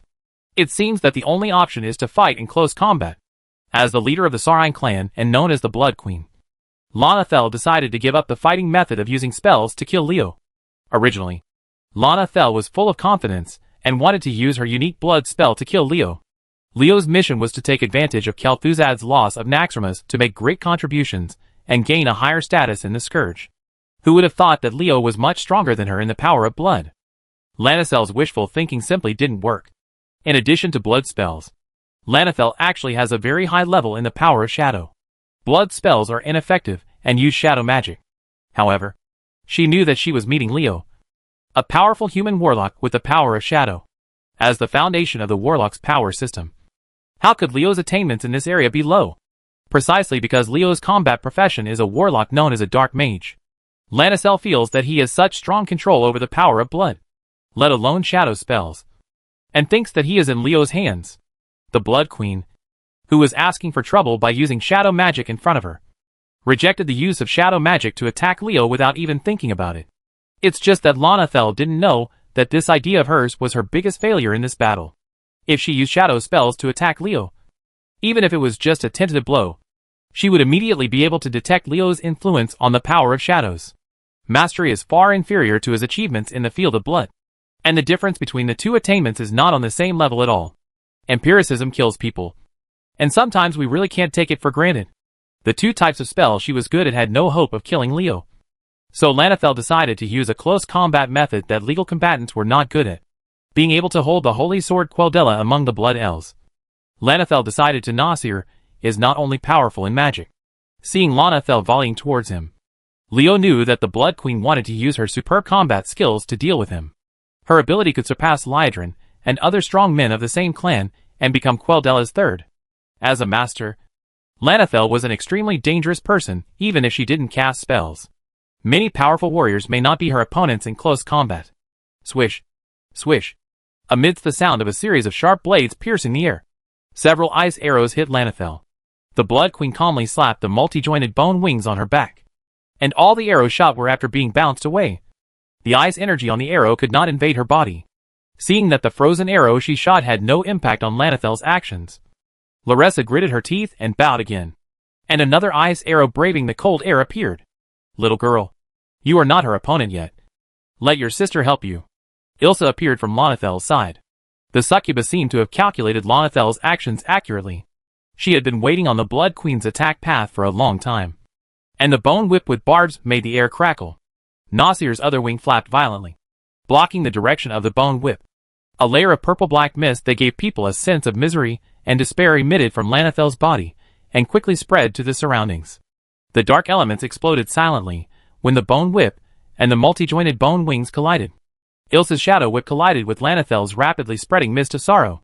The bone whip was bounced away, and the fog rolled towards Ilsa. The succubus smiled coquettishly and sprayed out a mouthful of green mist to cover her whole body. And a sizzling sound was heard when the green and purple-black mist came into contact. The mist of sorrow can't do anything to this succubus. Lanathel was very surprised. Through Ilsa's shadow whipping, she already understood that this succubus was far different from her in terms of perception of power. She could only retreat when encountering the fog of sorrow.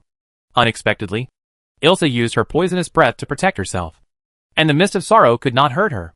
A succubus's achievements in poison spells are several levels beyond the shadow power that demons usually use. This is a bit too weird. Lanathel hates encountering opponents who cannot be estimated according to common sense, because such opponents often represent surprises, and the battle will proceed in an unconventional way. If one is not careful, even the stronger side will lose. A complete failure. Looks like you're in trouble, little succubus. A blood-red heavy sword with a blade as big as a door panel came towards Lanathel with the sound of howling wind.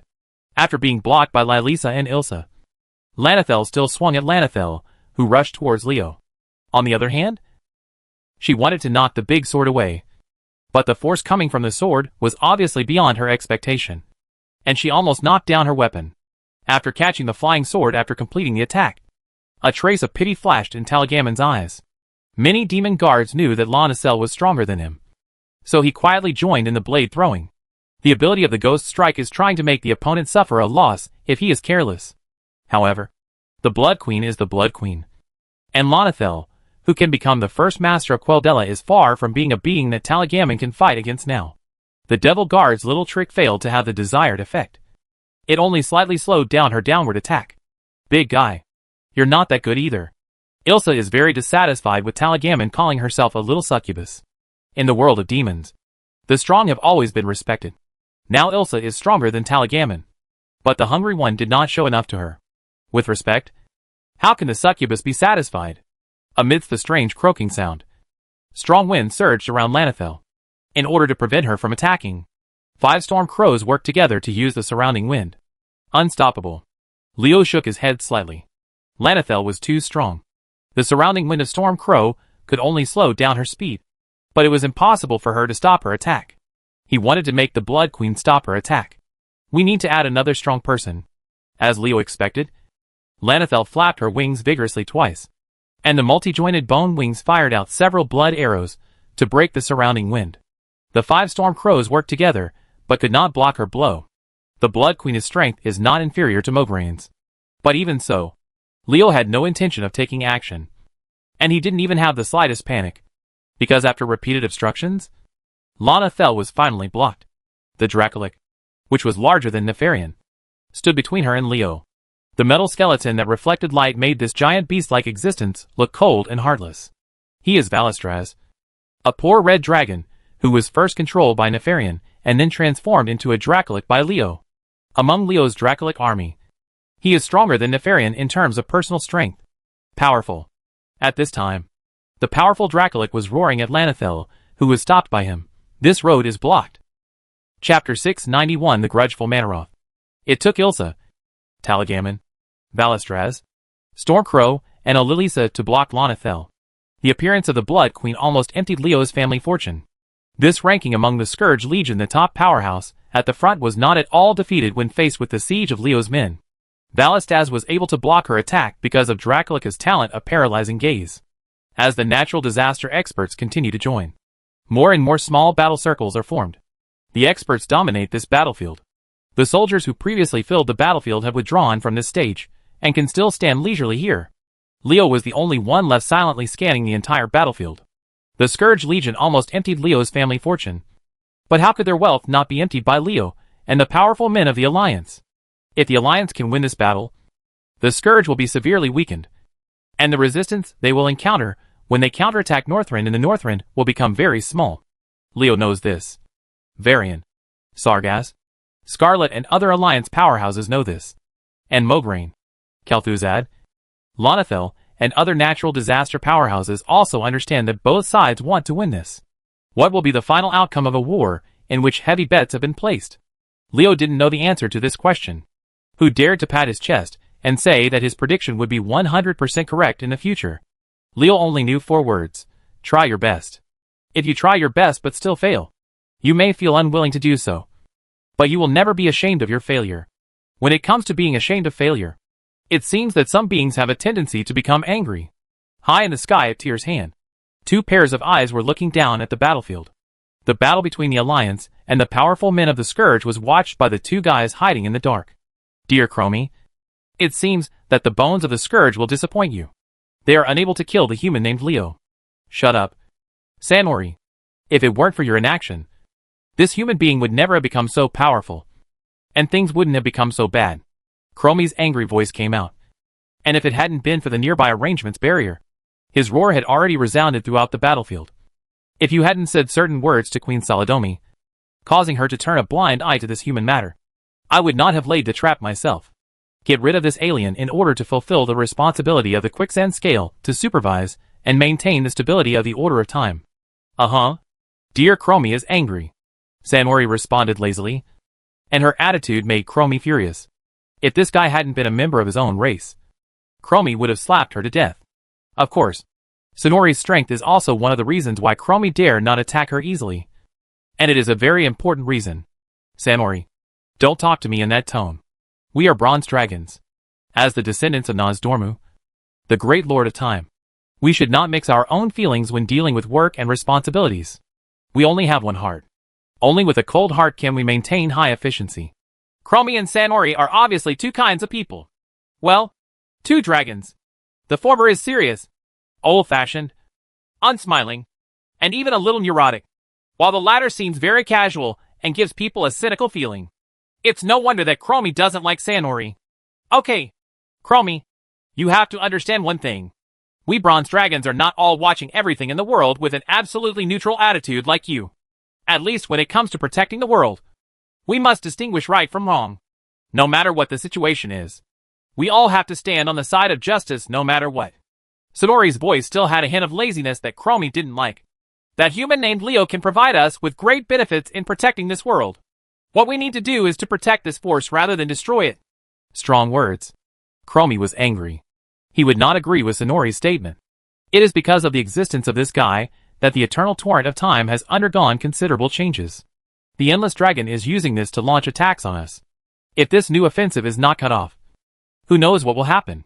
Who will solve it if something happens? Or the human below? So, didn't I stop you when you used your secret method to block the perception of those mortals? Allowing the Crypt Demon to successfully dig out those mountains? You said you didn't stop it? According to me, we should get rid of all the bugs hiding underground. Anyway, there is no way that human being knows that we did it. Killing those spider monsters will always leave traces. I don't want to cause trouble to His Highness Anachronos. If the mortal races know that we have intervened in their wars, it will be difficult for His Highness Anachronos, who is responsible for communicating with the mortal races. Maid. Just some weak mortals. Chromie snorted and stopped talking. It seemed that Sanori's reason moved him. He wanted to target Leo, who destroyed the stability of the order of time and space, instead of letting the Bronze Dragon have enmity with mortals. In many things, the Bronze Dragon, it is impossible to do it yourself. And you need to rely on the power of mortal races such as human dwarves. Unknown to him, the army of spider monsters under his command almost became a stumbling block for a certain dragon to clear up in order to make him fall. At this time, Leo was giving orders to Anaxuta to use the ability of the spider monsters to burrow into the ground. Some arrangements were made, but he himself was still cautiously on guard. Blood Queen Lanathel is indeed strong enough. But will Mograine use her as the last trump card to kill Leo? The answer is of course, no. With Mograine's strength. And since he has strong men like Gavin Rad and Obbies in his Knights of the Ebon Blade, why should the Blood Queen Lanathel become the final trump card? After all, if you want to be the final trump card, you should be much stronger than others. And Lanathel obviously can't do this. There are only 2 members of the Scourge who can do this. One is Sindragosa, and the other is the Lich King Arthas. So, who is Leo going to face? That's enough. I'm sick of this kind of game. The Great Scourge Legion dispatched so many strong men, but they couldn't take down a small mortal. Now that the war has started, some people are angry. They are worried about the death of Mograine and others. Efficiency caused dissatisfaction. Especially Sapphiron's performance, which made her extremely dissatisfied. Sapphiron, you idiot. Do you only think about one-on-one combat? Frostfang's performance is much better than you. Being able to criticize Sapphiron by name. But Sapphiron did not dare to say a word. Leo already knew the identity of the visitor. The former Blue Dragon Queen. Now the Frost Dragon Queen. Sindragosa. This is the enemy I have to face. Leo rubbed his chin. The trump card prepared by the Scourge was not the Lich King Arthas himself, but Sindragosa. It seemed unexpected. But in fact it didn't surprise Leo much. Internally, the most important thing for the Lich King now is to merge Nazul and Arthas into one at the Ice Throne to create a stronger new generation of Lich King. Externally, Warbra's Temple and various other resistance forces are also. Arthas cannot leave Northrend lightly.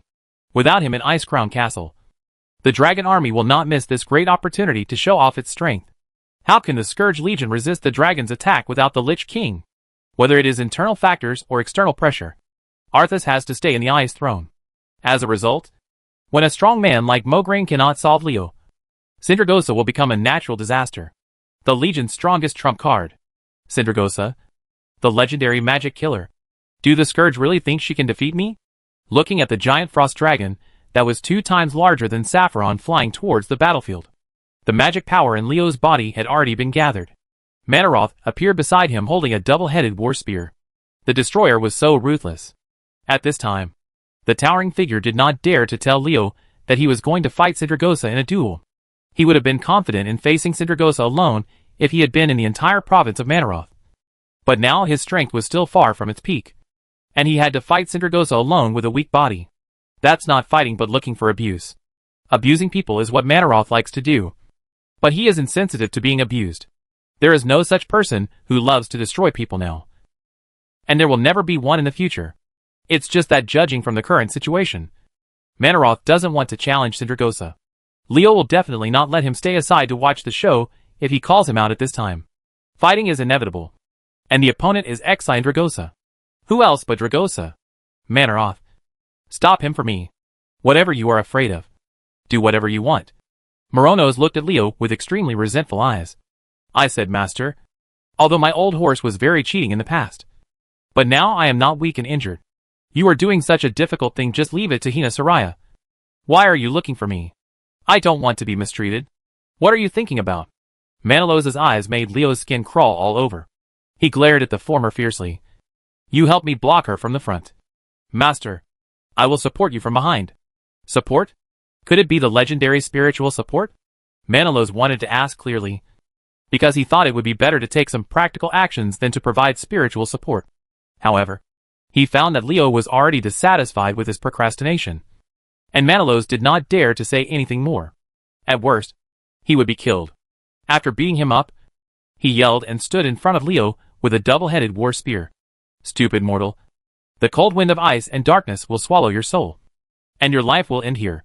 Sindragosa ignored Manarotha's provocative roar. The current destroyer did not have the strength for her to face it, and this unabashed contempt irritated Manaroth. No one has ever dared to be so contemptuous. Never. Bones, you have to pay for your stupidity.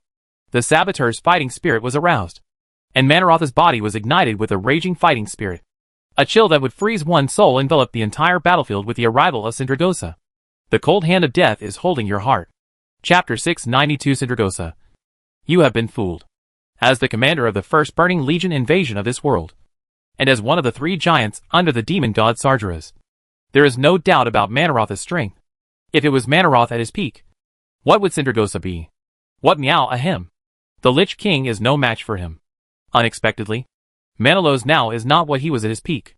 His weak body and strength that cannot be compared with his heyday make Manilos truly feel the feeling of a tiger falling into the sun. Facing Sindragosa, the destroyer could only lament that he was powerless. Master, this frost dragon is very powerful. Killing her won't be a problem if I regain all my strength. Manaroth didn't finish his words, but Leo already knew what he meant. He could kill Sindragosa after regaining all his strength. But now he was in a weak state, which meant that he could neither kill Sindragosa nor could he kill Sindragosa. No match for the frost dragon. It would take Manaroth's heyday to kill Sindragosa. The frost dragon queen isn't that strong. Right? Leo was very surprised. Although defeat and killing were completely different concepts. Who was Manaroth? The destroyer, one of the 3 giants of the Burning Legion, is a tyrannical being who can kill demigods even if he is injured.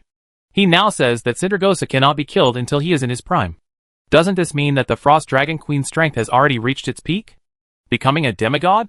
Not to mention that Sindragosa, who was transformed into an undead after 10,000 years of death, will inevitably decline in strength. Even if she is still the Blue Dragon Queen, she may not be that strong. There is no doubt that Sinisarea, who is also the Dragon Queen, gave the messages never wrong. Seeing Leo's confusion, Manilos quickly explained, "It's not what you think. Master, I have to regain all my strength to kill her. And that's because she can fly."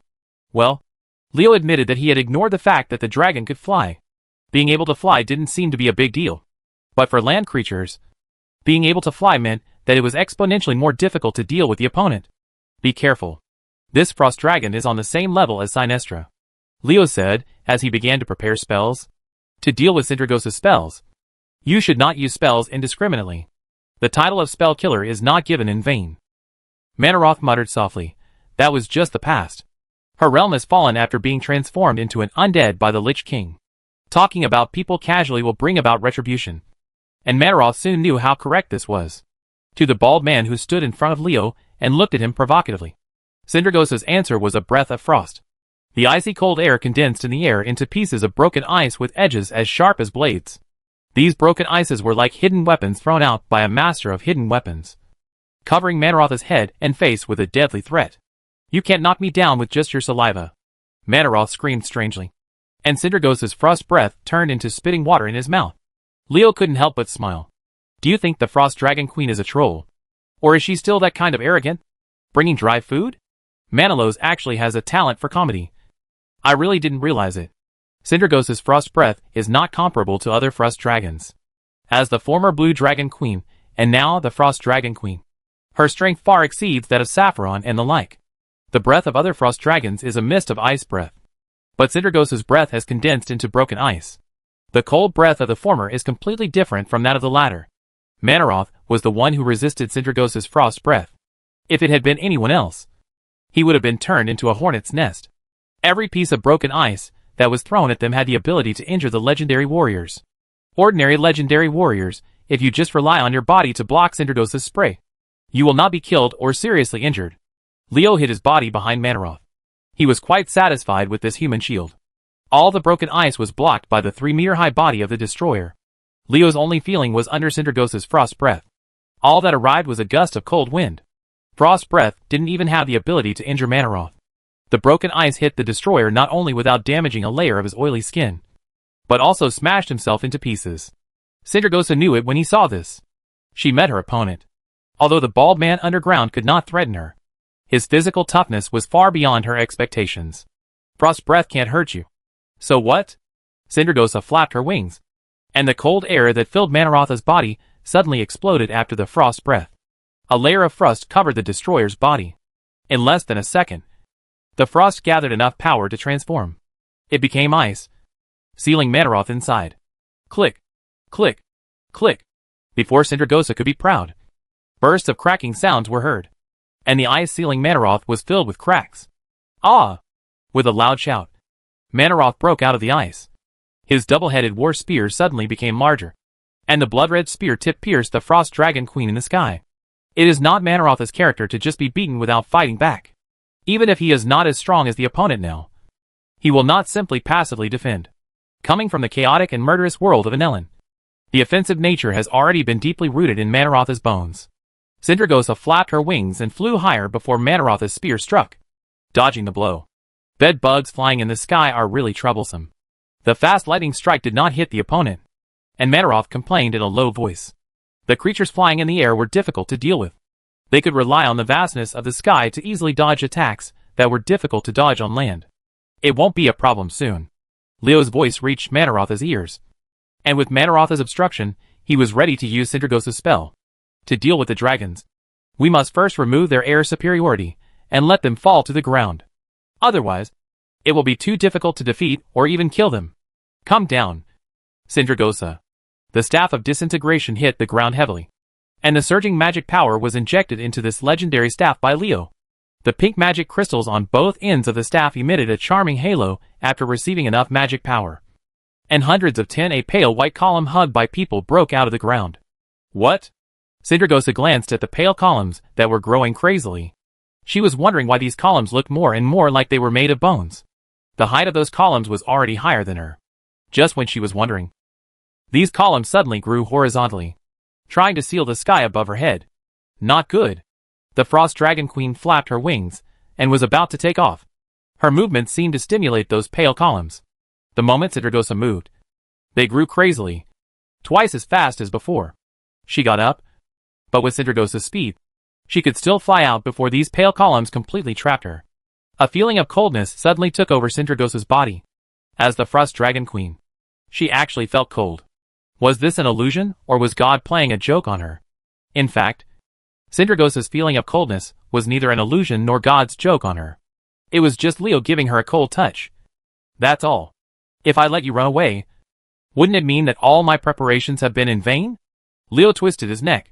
His body had been covered with a layer of ice at some point. Sindragosa's title as a magic killer was indeed not for nothing. When Leo's cold touch attacked her, his magic power flowed along, counterattacking back from the original route.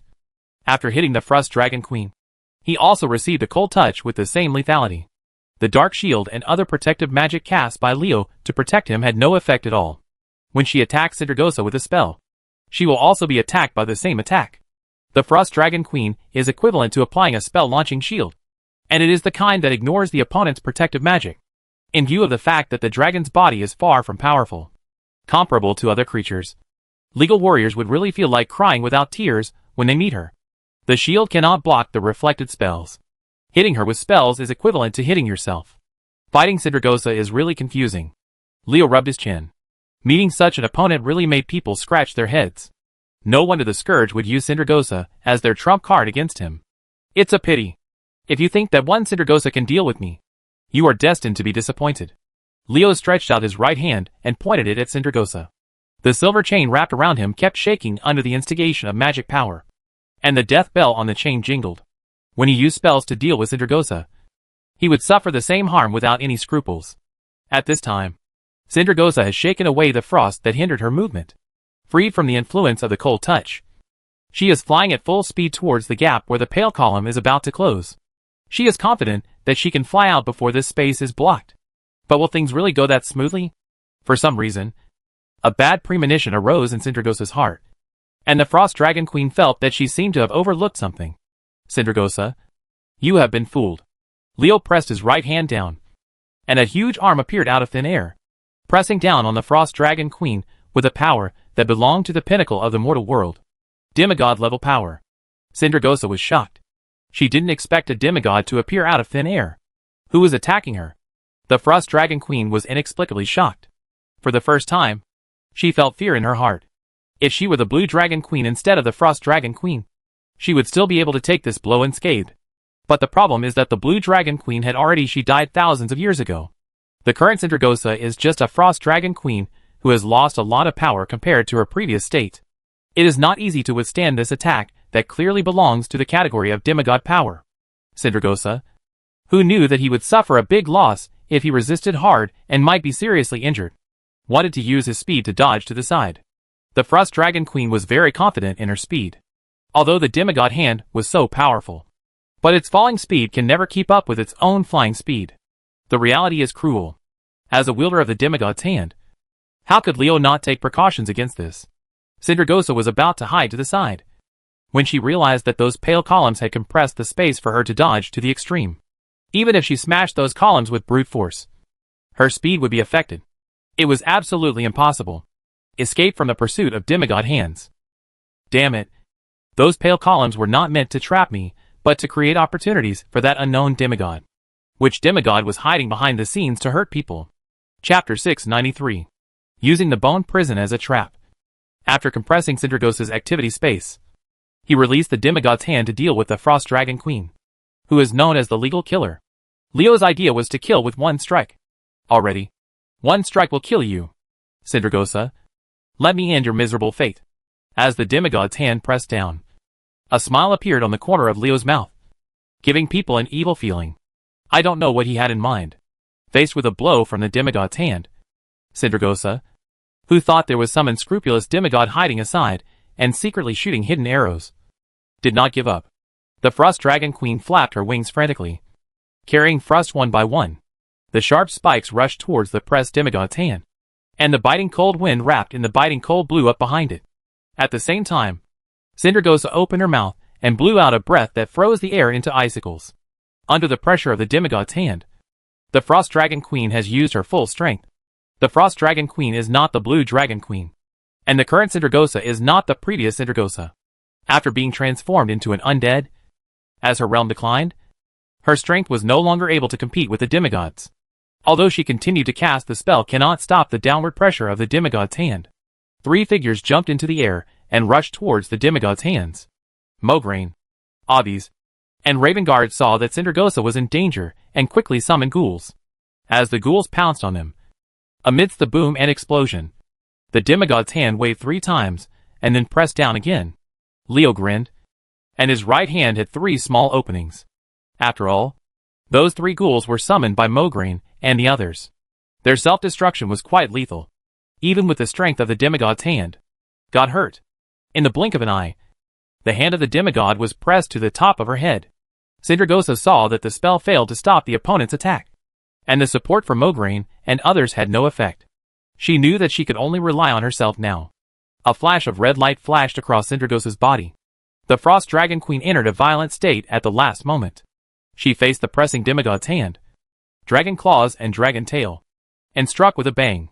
With 2 cracking sounds, Sindragosa's body fell straight to the ground like a crashed plane. The hand of demigod versus Frost Dragon Queen. Sindragosa ended with the latter's defeat. Reality is very cruel. It seems that you are not my opponent yet, Ms. Sindragosa. Leo shrugged at the big crater made by the Frost Dragon Queen's body. Leo's tone was full of joking. I'm sorry for hurting you. 2 dragon claws full of cracks climbed to the edge of the pit, and Sindragosa climbed out of the pit. After receiving a blow from Leo's demigod hand, the Frost Dragon Queen's breath, it was weakened a lot, and her dragon tail had been broken off. At this time, the dragon tail bones were scattered all over the battlefield. The demigod's hand not only cracked the 2 hardest dragon claws on Sindragosa's body, but also shattered her tailbone into pieces. Staring at Leo with eyes full of hatred, Sindragosa was extremely angry at this human being who had put herself in such a situation. She had never been in such a mess since her resurrection. Damn mortal. You actually hurt me. Mortal? Leo dug his ears, and was very satisfied with Sindragosa's title. In any case, the Frost Dragon Queen did not say that he was a good person, and he did not need to receive the legendary good person card, which made Leo very happy. Well, mortals will be mortals. Your time will pass, and the time of mortals is coming. Boy, you are very ambitious. But do you have that kind of strength? Sindragosa laughed wildly, as if she heard some funny joke. Weak mortals are trying to start their own era. So stop dreaming. Leo looked at Sindragosa quietly, and until the Frost Dragon Queen had laughed enough, he said to Manaroth, Lao Ma, I will leave her to you. Don't worry, respected master. Manaroth could no longer hold it in any longer. The desire to fight that had long been engraved in the destroyer's genes was stimulating his blood. An opponent like Sindragosa was not someone you could just encounter. Such a powerful enemy was impossible. It would be a pity to fight against it. It was for this reason that Leo let Manaroth go into battle. Anyway, now that he has used all his strength, the bone prison has compressed Sindragosa's space for movement, making it impossible for her to take advantage of the air superiority. In addition, Sindragosa has already injured by the hand of the demigod. The 2 were very close in strength, and there was no danger in fighting Manaroth with Leo holding the line. Seeing the bald man standing in front of Leo charging forward with a double-headed war spear, Sindragosa was furious. A human dared to rush up to challenge him single-handedly. He really thought that he could do it even if he was injured. A bargain? Despicable ant. I will crush your bones. Sindragosa grabbed Manaroth and patted him. The dragon's claws were already covered with a layer of hard ice. Even though Sindragosa spoke loudly, he didn't look like Manaroth was in danger at all. Looking at her attitude, her actions are not like that at all. Strategically despising the enemy and tactically paying attention to the enemy. Sindragosa had already judged Manaroth's strength and knew that this bald man was not an easy opponent. It was still difficult to fight him now that he had lost his air superiority. Be careful. Leo was about to cast a spell to help Manaroth so that the battle would end quickly, when an inexplicable warning flashed through his mind, and he rushed forward without hesitation. Two withered claws appeared from the ground where Leo was standing before. The big hands told everyone that the owner of the claws seemed to want to grab something. Unfortunately, Leo left there early, and he missed it. A pulling force came from behind. A blood elf riding a death horse was urging the mount to rush towards Leo at high speed. The pulling force was the death grip he exerted. Turning around, Leo saw a death knight rushing towards him, and the ghoul he summoned. Where did this death knight come from? His strength is no less than that of a strong man like Abindus. Unexpectedly, the opponent actually hit a top powerhouse. After severely injuring Sindragosa with the hand of a demigod, Leo's mind relaxed for a moment, and he was almost successfully attacked by the opponent. If not for the training of MI7, with his cultivated intuition for danger and quick physical reaction, Leo was really dangerous this time. Thanks, Pasonia. Leo thought silently in his heart that those days of hard training laid a solid foundation for everything he is now. Master, be careful of Solorian. During the battle, Valtola shouted a warning. Seeing that Leo did not know the identity of this death knight, Valtola was extremely anxious. The person rushing towards him was not an ordinary death knight, but a former hero of the Blood Elves. Lotharion. Morning Seeker. Damn it. I made a big mistake. I actually forgot to remind my master of Lotharion's existence. Arthas sent him to the Knights of the Ebon Blade. Has the Lich King given up on Quel'Della's contamination? Solorian Morning Seeker. A high elf in the kingdom of Quel'Thalas. One of the former masters of the Holy Sword Quel'Della. A powerful high elf warrior who fought to protect the Well of Eternity during the natural disaster invasion. Fallen in battle on Death's Mark. There are many heroes who died fighting against the Scourge. Some heroes are well known, such as Uther, Mograine, Sylvanas and other famous heroes. And some are not famous, such as Solorian. This hero of the kingdom of Quel'Thalas fought for the Well of Eternity, the Blood Elves, and his prince until his death. When the kingdom fell, he fought to protect his subordinates and relatives behind him. Choose one person to face countless Scourge legions until they die. Leo didn't know much about Solorian in detail. If it weren't for Valtola's reminder, he almost forgot about this person. Damn it. This guy seems to be Eldora's concubine, lover? Well, that's not the point. The point is that the Holy Sword Quel'Della was lost after Solorian's death. This sword finally fell into the hands of the Scourge. There is news that it was destroyed by the Blood Queen Lonethel. Why did Solorian become a Death Knight? His soul should be wandering in the scar of death waiting for rescue. Leo knew very little about this Blood Elf hero. He could only infer from certain information in his memory. And the accuracy of this information was not guaranteed. There was no need to think about what conclusions he could draw from this. Is it because I solved the scar of death? After much deliberation, Leo only found out one relevant incident. The retribution of resurrecting Dragonakos by relying on the magic power of the Death Mark and changing the trajectory of the world came at this time. Salo became a Death Knight. Ryan became a good move for Mograine to arrange the assassination of Leo. If Leo hadn't been clever, he would have succeeded. Manaroth, the last subordinate, was sent out by Leo to fight Sindragosa. Now he only faced Solorian alone. A Death Knight, holding a slightly curved weapon that resembled a broadsword. This was the first time Leo saw a Death Knight using a knife. He narrowed his eyes slightly. The big knife in Solorian's hand made him feel very dangerous. He had a guess in his mind. Could the knife-looking weapon in Solorian's hand be the Holy Sword Quel'Della? The last owner of the Holy Sword Quel'Della before it was destroyed was Solorian Morning Seeker. After his death in battle, Quel'Della lost its owner and its power. So the Holy Sword was replaced by its third owner. The first owner, Lonethel, brought Icecrown back. It is said that the Blood Queen destroyed this sword. But Leo felt that the Lich King would not be so wasteful. After all, this is a powerful holy sword. Wouldn't the Scourge Legion try to take it away from its owner? After corrosion, Take it for your own use?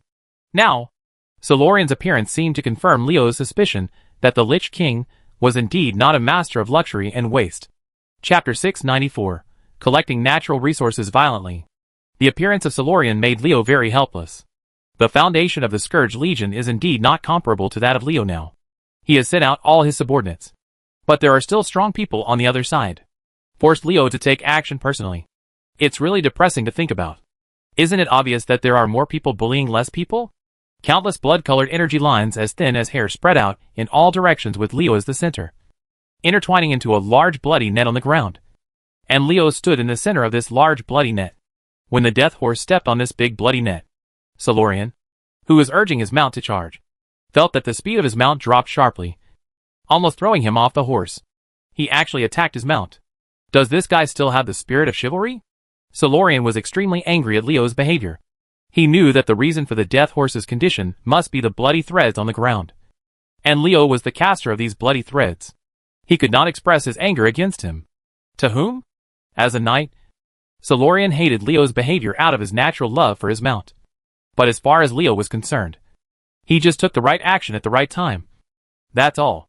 There's a poem that says, to shoot a man, shoot a horse first; to capture a thief, capture the king first; to deal with a knight, the first thing to do is to destroy his mount. Is this wrong? Are you kidding me? Isn't it natural to try every means to weaken the enemy's combat effectiveness on a life-and-death battlefield? Solorian jumped off the back of the Death Army horse before its soul fire was completely extinguished. After he left, the soulless Death Army horse fell apart with a crash. Without the soul fire to provide magic power to support the Death Army horse, the Death Army horse also fell apart. Just a pile of bones. Although it is very inconvenient to lose a mount, a knight as powerful as Solorian can charge on 2 legs at a speed that is not bad. But is a knight without a mount still a knight? Leo curled his lips at Solorian, who was rushing toward him. The firelight flashed on his hands. The sacrificial fire was ignited, and Solorian's body surface was stained with a layer of red. Although you are very strong, how much strength do you still have after being weakened by my multiple curse spells? Solorian?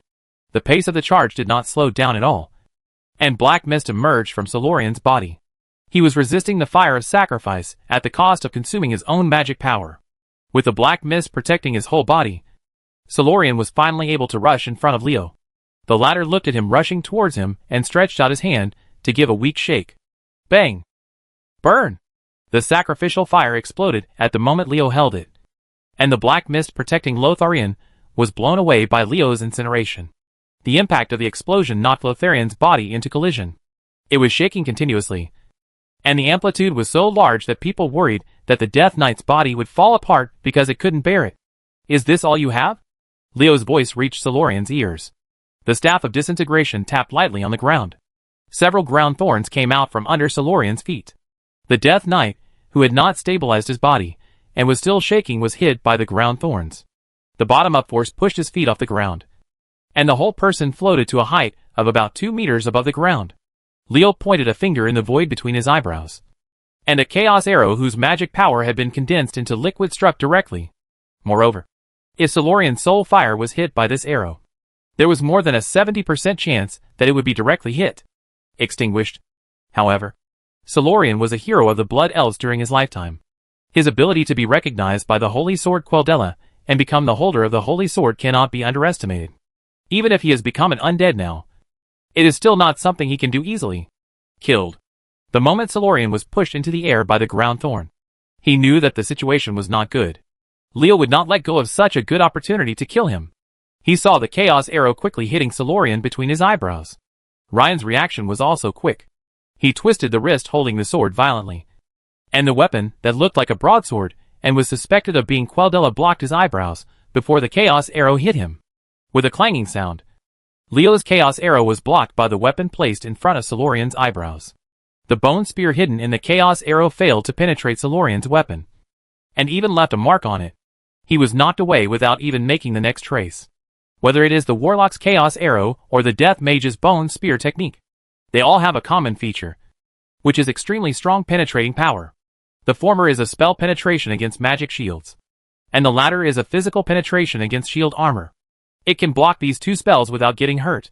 The material of the weapon in Solorian's hand is not ordinary. Seeing this, Leo became more and more certain that the blade in Solorian's hand was the Blood Elf's lost holy sword Queldella. After narrowly blocking Leo's attacks, Solorian exerted force on his waist, using the impact from the weapon in his hand to flip over in the air and land on his feet. Boy! Look at the sword. After his feet touched the ground, Solorian immediately launched an attack. The Death Knight used his feet to rush towards Leo again. The weapon in his hand slashed straight down at Leo's head, trying to chop Huashan with one move. There are so many weapons in the world, but you want to learn swordsmanship. What can I tell you that you are good at? With a sigh that left Lotharian inexplicable, Leo stretched out his right hand to grab the incoming sharp blade. But he did not dodge as Lotharian expected. This way of coping was unexpected. Many of the follow-up moves prepared by Lotharian could not be used at all. But he did not feel it was a pity. Leo did not dodge or avoid, which was exactly what he wanted. He actually dared to grab Queldella's sword blade with one hand. What did he think his hands were made of? This human warlock is too arrogant. Whatever. I will teach you a lesson today and let you know how stupid it is to rely on your own strength and not take others seriously. Leo's guess was correct. The sharp blade in Solorian's hand was none other than the Blood Elf's lost holy sword Queldella. Lorian was furious in his heart and put more force on his hand. His weapon slashed at Leo with greater speed and force. Queldella's blade fell towards Leo's wrist, intending to give Leo a brutal wrist-breaking strike. Things are really as Solorian thought. Is Leo really entrusted with success just because he is strong enough? Could such a thing happen? Of course not. Leo faced Queldella's sword blade with his right hand just to test the power of this legendary holy sword. Using your body to feel the lethality of the holy sword Queldella can only be done by those who are strong enough and extremely confident. In the eyes of others, this is a crazy move. Just when Queldella's blade was about to hit Leo, Leo's right hand facing the holy sword suddenly shot out a force that shocked Solorian. The Death Knight was keenly aware of this. The power was no different from the demigod's hand that injured the Frost Dragon Queen Sindragosa before. This discovery shocked him. Could it be that the demigod who injured Sindragosa before was not someone else, but this human warlock? Could it be that this young human has entered the realm of demigods and become a tyrannical being who stands at the top of the mortal world and overlooks all living beings? Can you become a demigod at such a young age? No! This is absolutely impossible. Solorian shook his head vigorously. He wanted to use this action to get rid of certain thoughts in his mind. What's on your mind? A chuckle came, and Solorian found that Leo was staring at him with a playful expression. And the holy sword Queldella that was attacking him was already firmly in his hand. The holy sword couldn't split his hand. No. There's something weird about those golden gloves on his hands. Solorian quickly discovered the reason. The gold-like gloves on Leo's hands, that were full of nouveau riche atmosphere, were the key to blocking Queldella's sharp sword. It was precisely because of its existence that Leo could not be afraid of it. The sharpness of the holy sword. Leo never did anything he was unsure of. How could he reach out and grab this holy sword if he didn't have the ability to challenge Queldella head-on without getting hurt? With Tago's claw in hand, and the power of a demigod at his disposal, it was not difficult for Leo to block Queldella's edge head-on. Solorian pulled his arms back hard, trying to pull Queldiare out of Leo's hand. Any other legal warrior would definitely not be able to match the strength of the Death Knight. However, Leo was a warlock, and his physical fitness was comparable to that of his peers. Solorian was a warrior-level warlock, but Solorian couldn't gain the upper hand in terms of strength. The Death Knight tried to pull him several times, but failed to do so. This is the holy sword Queldella, right? It's not bad. Not bad means passable. Queldella actually only received a passable rating in Leo's eyes, which really made people feel unhappy. Unable to pull out Queldella, Solorian kicked Leo in an attempt to force him back. However, before his kick could reach the target, he was blocked by a translucent black air shield. Down. Solorian's feet were not Mograin's Ashbringer. If he wanted to hurt Leo, he had to break his protective spell first. Do you know why I say this? No matter how sharp a weapon is, no matter how powerful it is still useless if the person who uses it is not good at it. Before he finished speaking, Leo's left hand holding the Staff of Disintegration thrust forward vigorously. He used the legendary staff as a gun. Using the Staff of Disintegration as a gun. Does this guy know what he is doing? Solorian could only use 4 words to describe the violent behavior towards Leo. Boom! Solorian did not have a body protection spell as powerful as Leo's. The light of the disintegration staff flashed several times and broke the Death Knight's bone shield. The pink magic crystal emitting a magic halo at the head of the staff smashed into pieces. Solorian's breastplate pierced his body, giving the Death Knight a chill. How can such an attack kill me? If he were alive, this one blow would kill him. Fortunately, Solorian isn't undead. As long as the fire of the soul remains alive, let alone a big hole in his chest, he will not die even if 10 big holes are poked out of his chest. Leo laughed, and that smile was so evil that it made Solorian tremble. The pink magic crystal pierced into Solorian's body emitted a charming halo, and blood-colored threads as thin as hair were coming from the inside out, all over his body. Who said I stabbed you to kill you? Chapter 695 The Real Killing Move. The blood-colored thin threads formed a large net in his body, and Solorian felt that his strength was rapidly weakening, as if an invisible big mouth was constantly swallowing them. What do you want to do? Solorian's words must have been very powerful before blood-colored threads covered his body. But now with the loss of power, his soul fire is gradually dimming, and the whole person has become drowsy. And the words he speaks are also weak. It's nothing. I just want you to get some sleep. This was the last word that Solorian heard before he fell into coma. After Leo said these words, his soul fire fell into a deep sleep due to the massive loss of power. At this time, those thin bloodlines seemed to sense Solorian. Like Lorian's state, he also stopped extracting the power of his soul fire. Only a few thin threads would squirm from time to suck away the power that Solorian had recovered in his sleep, so that he would always be asleep and unable to wake up.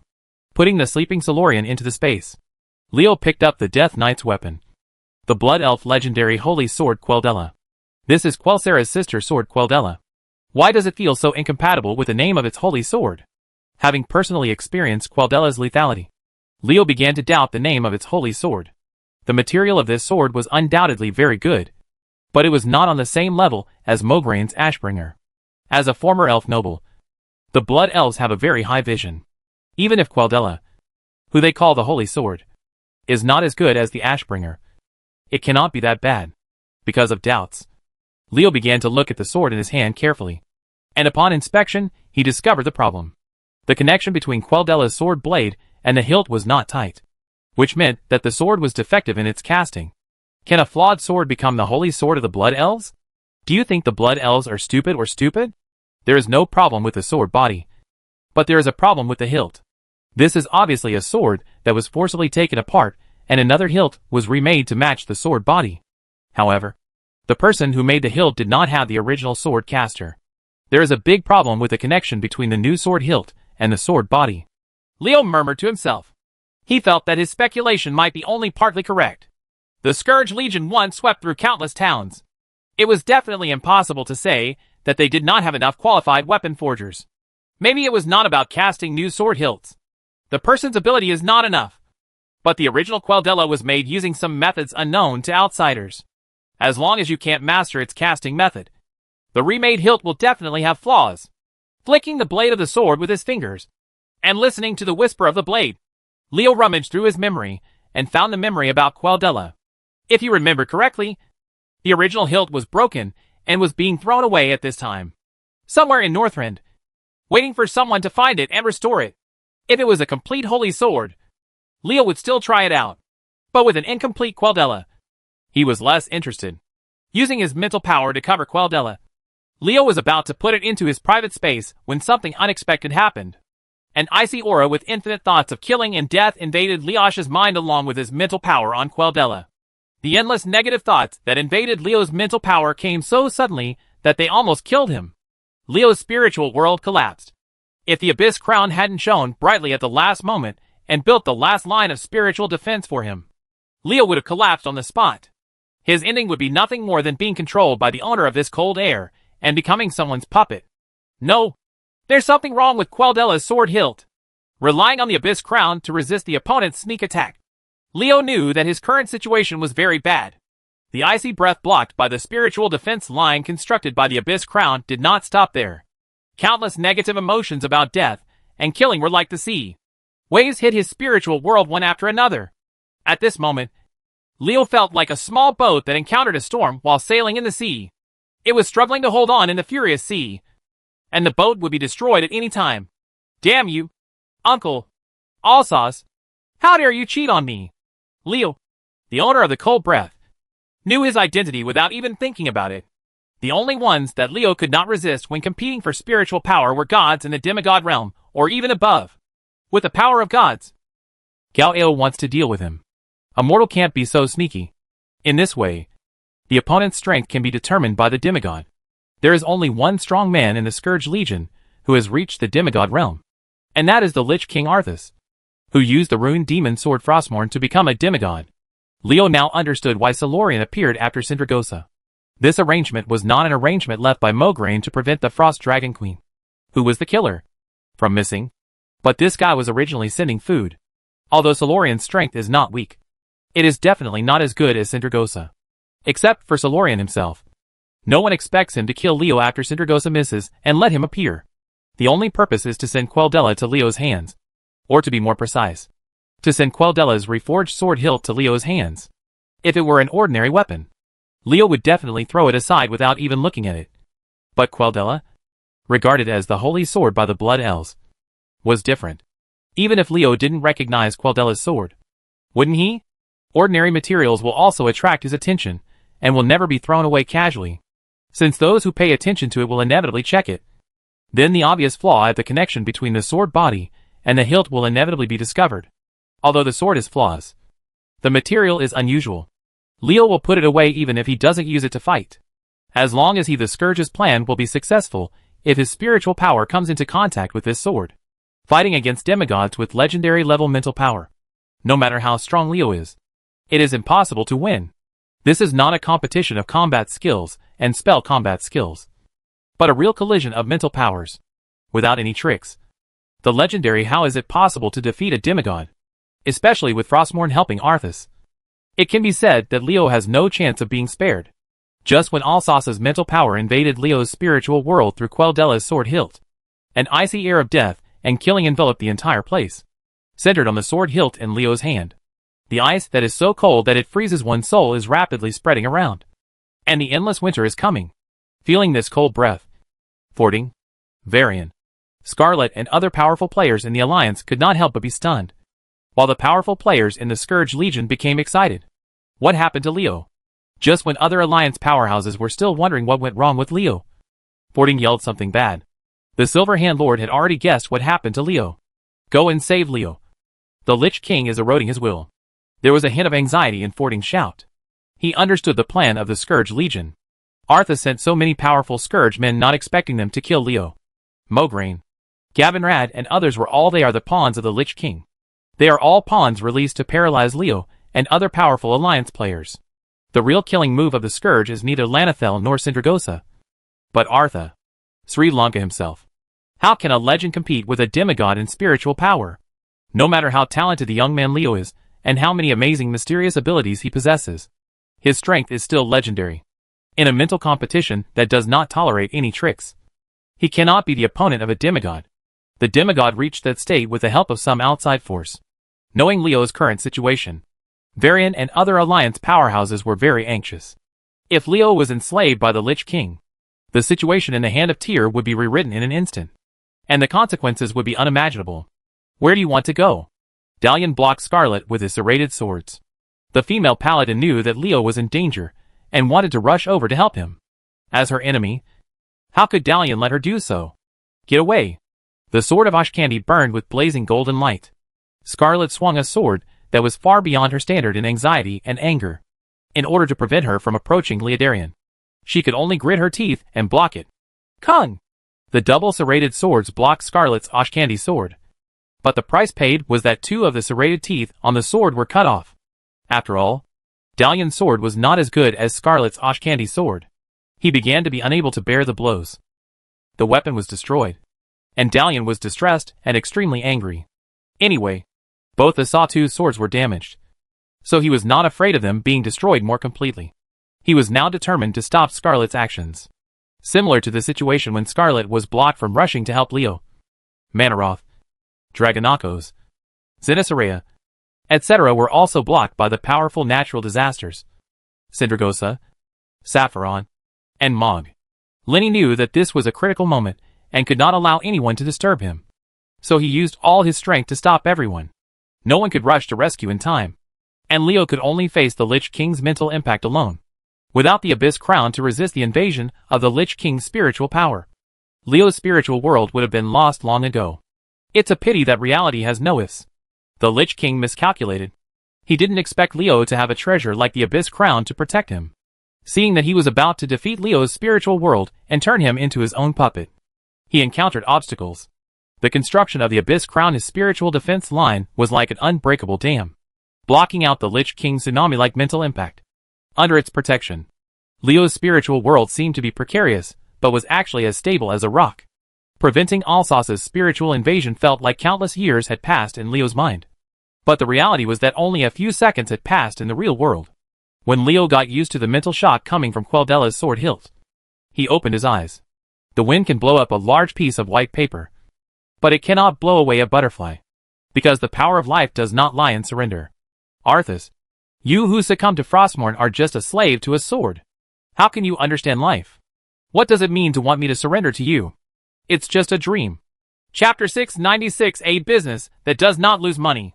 Pushing forward a few seconds, just when the Lich King was eroding Leo's spiritual world through Quel'Della's sword hilt in an attempt to control him, Chromie and Sanori, who were hiding somewhere and watching the battlefield, made a decision. Very different reactions.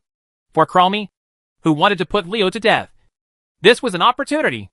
If Leo was controlled by the Lich King and became a member of the Scourge, she would have enough reason to kill Leo.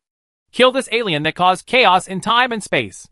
But Sanoli, who placed some hope on Leo, didn't think so. She could condone Leo's growth so that this human being could become the key to breaking something one day in the future. How could she let him die now? Sanori didn't hesitate to expose her identity and was about to take action. But Chromie blocked her. Sanori, we cannot interfere in the war between mortals casually. Do you think you have the right to say that? Chromie? The two bronze dragons faced off in the air, and the atmosphere became very tense, and a fight could happen at any time. At this moment, a bright light appeared on Leo's neck, which was the light of the crown of the abyss. Seeing this light, Sanori smiled with relief, because she knew that Leo would definitely be fine. While Chromie Leo's eyes widened with a look of disbelief on the object on Leo's neck that she had never paid much attention to. After careful observation, Chromie finally confirmed the identity of the Abyss Crown. The bronze dragon who knew its origin murmured to himself, "This is her crown. How could this human have her crown? Could it be that it's the new guardian? It's impossible. The new guardian can never be him." The appearance of the Abyss Crown made Chromie lose his temper. She didn't know when this thing came to Leo, but she was sure of one thing. That is, he had to put away his idea of obliterating Leo and not make things worse. She knew that she could not take action against Leo again. If she insisted on putting Leo to death and caused bad consequences, she, Chromie, might not be able to afford it. Sanori, you already knew, right? This human being was spotted by the Guardian, and even that woman's mitre was in his hands. You knew he would be fine, right? Chromie yelled at Sanori, with a tone that sounded like he deliberately wanted to see me make a fool of myself. But she was met with a chuckle from Sanori. There is a saying called a blessing in disguise. Sometimes bad things can turn into good things. Arthas wanted to use his demigod strength to directly defeat Leo's spiritual world and turn him into his slave. For Leo, who is still in the legendary realm, it is a good idea. After the plan, his situation could not be worse. But with the Abyss Crown in his possession, this bad thing turned out to be a good thing in the end. Being forced into his spiritual world by a demigod made Leo feel like a boat rocking in a storm. It also gave him the most direct feeling of the power of demigods. This time with the Lich King, the intimate contact made Leo perfect and allowed him to truly get to know the demigod. Just after he opened his eyes, Goldfinger's voice came belatedly. "I found unknown energy. Do you want to absorb it? You only showed up when the matter was resolved. What were you doing before?" Leo gritted his teeth in hatred at Goldfinger's reaction speed. If it weren't for the Crown of the Abyss, he would have become a puppet of the Lich King. It would be too late to expect Goldfinger to help. In his heart, he hated Goldfinger with itch. But in action, Leo was not affected by this. Suck. How could you not suck it? It's disrespectful to come back without reciprocating. Arthas tried to destroy his own spiritual world with the mental power of the semigod realm. Leo would be too weak if he didn't fight back. The Lich King can attack Leo from thousands of miles away through the hands and feet he had made on the hilt of Quel'Della's sword. This is not what Leo can do now. The legendary realm versus the demigod realm. If there is no golden finger, it is true that Leo does not have the ability to retaliate against Alsace. But there is an existence in Leo's body that cannot be inferred by common sense. When Goldfinger received Leo's confirmation of the absorption command, a huge suction force was generated in Leo's spiritual world. Arthas tried to defeat the defense line built by the Abyss Crown, and the tsunami-like mental impact hit him after encountering this suction force. He had no ability to resist, and was sucked out of his body in an instant. Obviously not expecting such an accident, Arthas' reaction was a step slower. By the time he woke up, the irresistible devouring force had already eroded towards his body along the hilt of Quel'Della's sword. Cutting off his tail to survive was the only option Arthas had at this time. Knowing that he could not compare with the devouring power produced in Leo's body, he had to give up part of his mental power. The Lich King's spirit was frustrated. The impact of this is extremely far-reaching. The host level is improved. Surprises always come unexpectedly. Arthas is indeed a demigod. The quality of energy absorbed from him is far higher than that of the legendary powerhouse. Leo clenched his fists with a look of joy. The feeling of improved strength made Leo very excited. Arthas plotted against him, but instead helped him improve his strength. This is a typical case of stealing the chicken, but losing the rice. I am only 2 steps away from becoming a demigod. I should thank you for your generous gift. In return, I will come to Northrend to kill you soon. Arthas. After escaping Arthas' plot, not only did he not become the Lich King's puppet, but he took a step forward. How would Leo thank the Scourge for their help? Looking across the battlefield, Mograine and other powerful men from the Scourge Legion began to retreat in shock when they saw that Leo had actually withstood Arthas' mental impact. Originally, they were not prepared to go head-to-head with the many elites of the Alliance with their current strength in this war at the hand of Tyr. The reason why so many strong men were mobilized was because of the arrangement of the Lich King. Now they find that even Arthas can't do anything about Lei. Oh! The natural disaster experts, who know that it is impossible to win, have already begun to think about quitting. If I want to thank Alsace for his gift, I'll start by attacking you. Strong men of the same level as Kurtaz and Braumix were not taken seriously by Leo in this battle. He knew that when the strong men of the Scourge Legion were determined to leave, the current strength of the Alliance could only you can keep a small part of them. But since you can't keep them all, you have to pay attention to who you keep and who you let go. Especially when the Lich King's mental strength is frustrated. He has to think carefully, because some people can take advantage of this great opportunity to win over him. Anavarak. Leave Abetes behind. After some calculation in his mind, Leo's first target was neither Sindragosa nor Mograine, but General Abis, who was fighting Anavarak. In order to completely conquer the Scarlet Crusade, I must have you under my control. General Abetes. Leo stretched out his right hand and pointed a finger at Abis. The latter felt a huge force suddenly emerge from his body, and the impact caused his body to swell up like a balloon. At your command? My great master. Anavarak laughed ferociously, and 2 ridiculously thick arms suddenly stretched out from the Crypt Lord. When Abitus was still troubled by Leo's corpse explosion technique to detonate the death demonic energy in his body, this 2 arms took the opportunity to pinch his body and squeeze it inwards. There is an out-of-control death magic intrusion inside, and Anavarak's 2 thick arms that are comparable to the power of a demigod are squeezed outside. Abis can neither mobilize magic power to compete with it, nor can he withstand the power of a demigod. The body of the Scarlet General was already doomed in the ending when Leo used the corpse explosion technique and Anavarak revealed his hidden strength. The host kills Abis. Great. Solved one. Leo's eyes showed a fierce look. At this time, the powerful men of the Scourge Legion had already fled into the distance. Since they could not win, protecting themselves was the top priority. Looking past Lanathel, Leo ignored the Blood Queen, who was trying to get rid of the entanglement of Storm Crow and others. The Sarine clan is a huge threat to others, but in front of Leo, who has the complete blood law, they are a group of scum with only 5 combat strengths. Letting go of other natural disaster experts for Lanathel is a loss-making deal for Leo. Of course, you can't make a loss-making transaction. But if you don't make a loss-making transaction, there won't be any problem. Leo stretched out his right hand, and the demigod's hand grabbed Sindragosa, who had broken through the bone prison and was flying away from the battlefield at full speed regardless of Manarotha's obstruction. In order to make the show more realistic, and out of confidence in the Lich King, Sindragosa did not do anything destructive to the bone prison that trapped her after Solorian appeared and diverted Leo's attention. She was waiting for the moment when Leo was defeated by Arthas in the spiritual world and became the puppet of the Lich King to strike back at the Alliance. However, there are always surprises in reality. After all, the plump ideal cannot compete with the skinny reality. Arthas missed. Leo did not fall under his mental impact. Sindragosa, who saw Leo doing nothing, was like this. Only then did I realize what a mistake I had made. It was not easy to break through the bone prison under Manarotha's attack.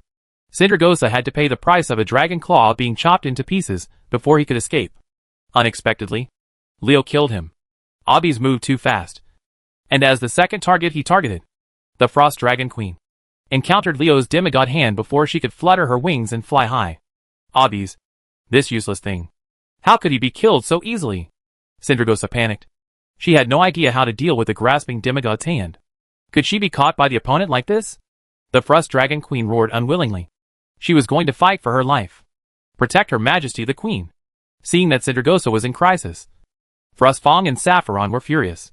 At this time, the Frost Dragon Legion went crazy and rushed towards the demigod's hand, completely ignoring their own safety. One after another, the Frost Dragons hit the demigod's hand like moths flying into the flames. Their desperate collision slowed down the demigod's hand a lot.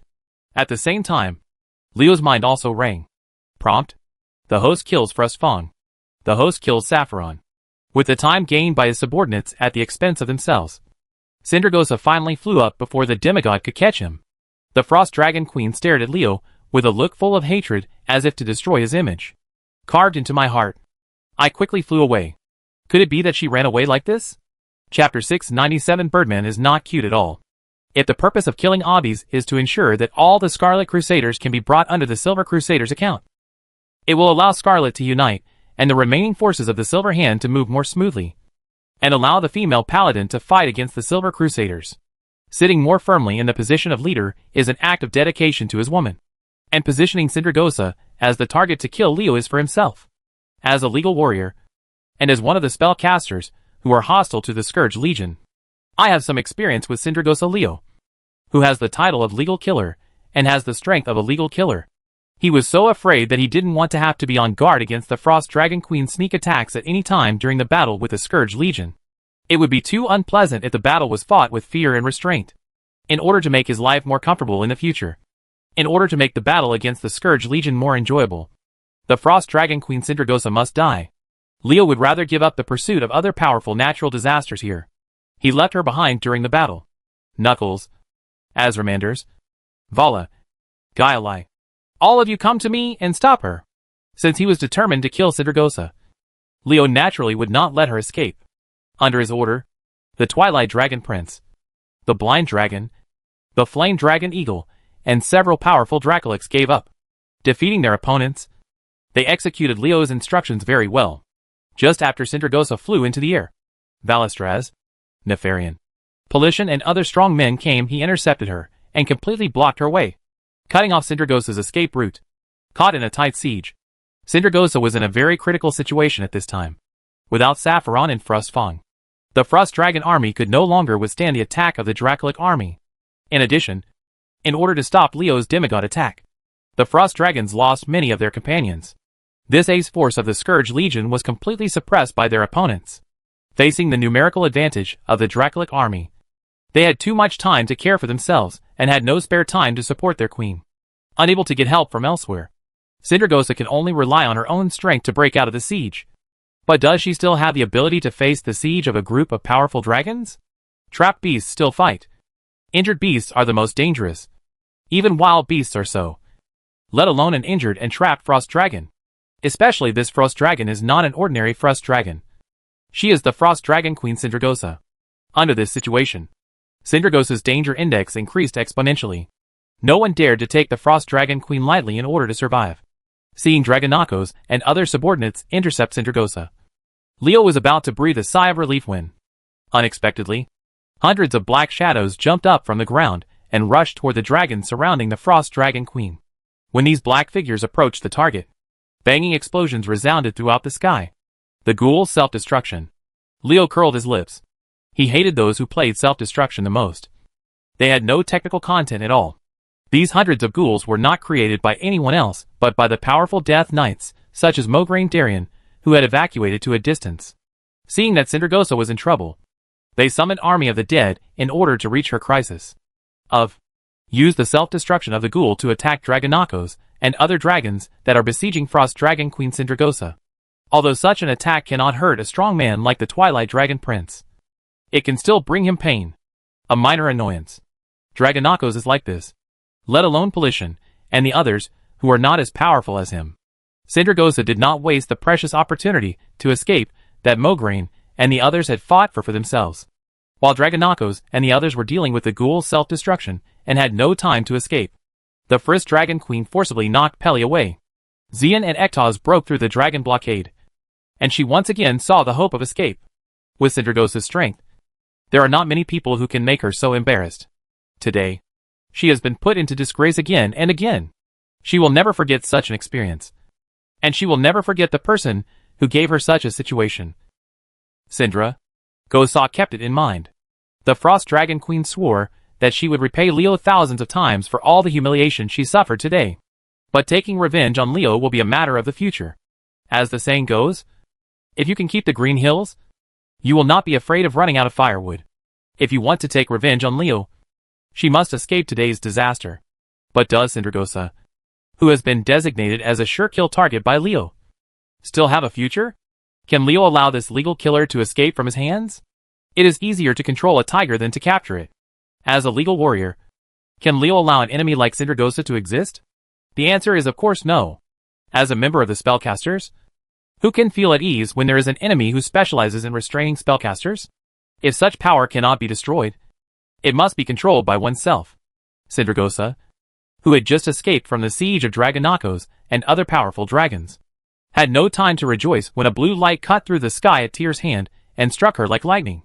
An icy blue sledgehammer. At this moment, it was struck like a falling meteor by the wielder of the hammer. A figure whose whole body was burning with blazing golden light, and with a pair of golden wings composed of countless hanging tentacles and beams of light on its back, entered Sindragosa's sight. At this moment, this suddenly appeared man was looking like everyone on the battlefield. An audible voice crooned, "Feel this blue rage."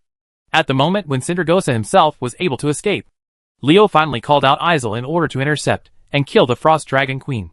As soon as Izel appeared on the scene, he gave Sindragosa a hard blow. The blue light that once killed the Crypt Lord Abu Barak once again shined in Tyr's hand. This time, its target was no longer hidden in the cave. A number rack in the ground is Sindragosa flying in the air. Seeing the ice-blue sledgehammer coming towards her, Sindragosa felt helpless. She recognized that the sledgehammer was the power of Menethil that had been lost from Kel'Thuzad's hand, and she felt resentment in her heart. The Great Lich resented the loss of this scourge artifact. If Kel'Thuzad had not lost the power of Menethil, why would Sindragosa have to face the attack of this weapon? Sindragosa wanted to block the blow. But how could it be so easy to catch Izur's ultimate move? Frost Dragon Breath? Nothing can slow down the progress of Menethil's power. An ice ball that can freeze people? The flash of blue light that cut through the sky of Tyr's hand shattered the strike, failing to block Izur's attack. Dragon Claw shot with full force? When it collided with the power of Menethil, the crackling sound of bones sounded, and the hardest part of the Frost Dragon Queen's body, except the skull, shattered in an instant. In Sindragosa's horrified eyes, the blue that cut through the sky of Tyr's hand carried endless destructive power and hit her after shattering her dragon claws. Izur's blue anger hit the Frost Dragon Queen. No. Because of the desperate and shrill screams, Sindragosa's soul fire was quickly dimming. Although Izur's attack did not destroy her body, the destructive energy was directed at her soul. Knowing that her fall was irreversible, Sindragosa shouted unwillingly. She still had too much resentment that she had not vented, and she still had too many wishes that had not been fulfilled. If her heart were not full of hatred for Arthas, it's not that easy to resurrect her as an undead. But now she is about to die.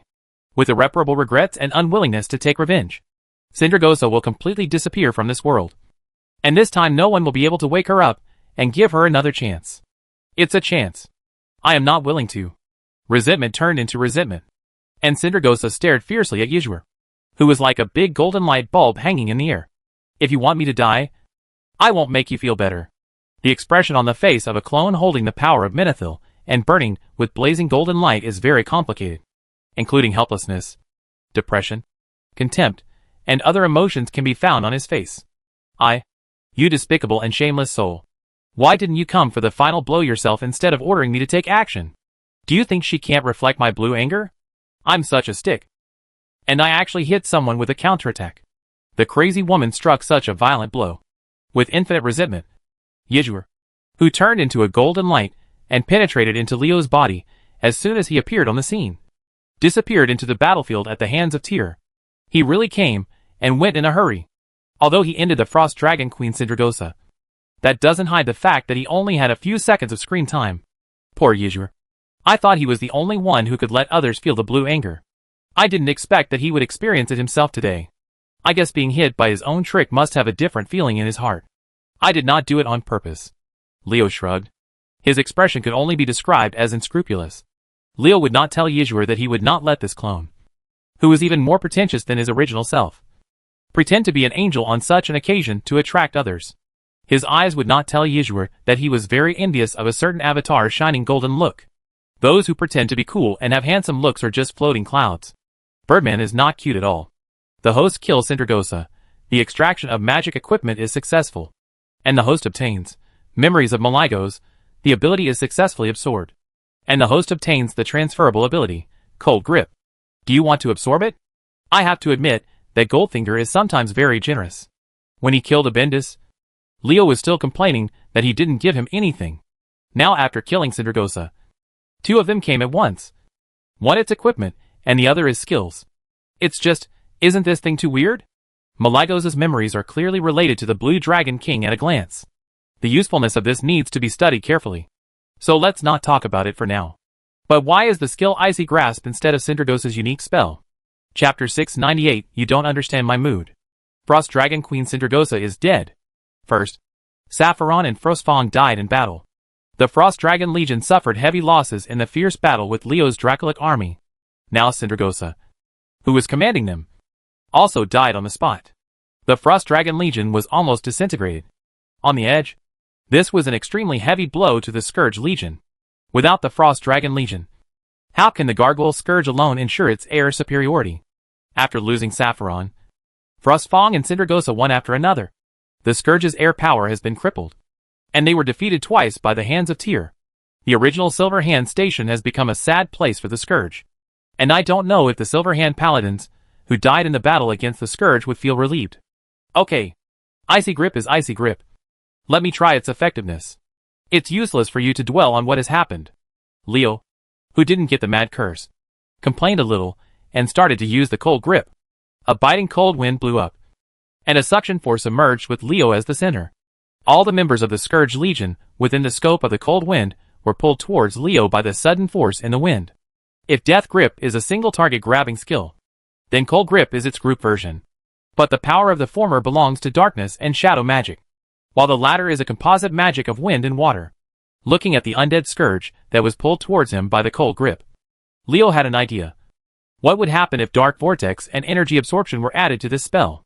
Many times, a powerful magic will be born from that flash of inspiration.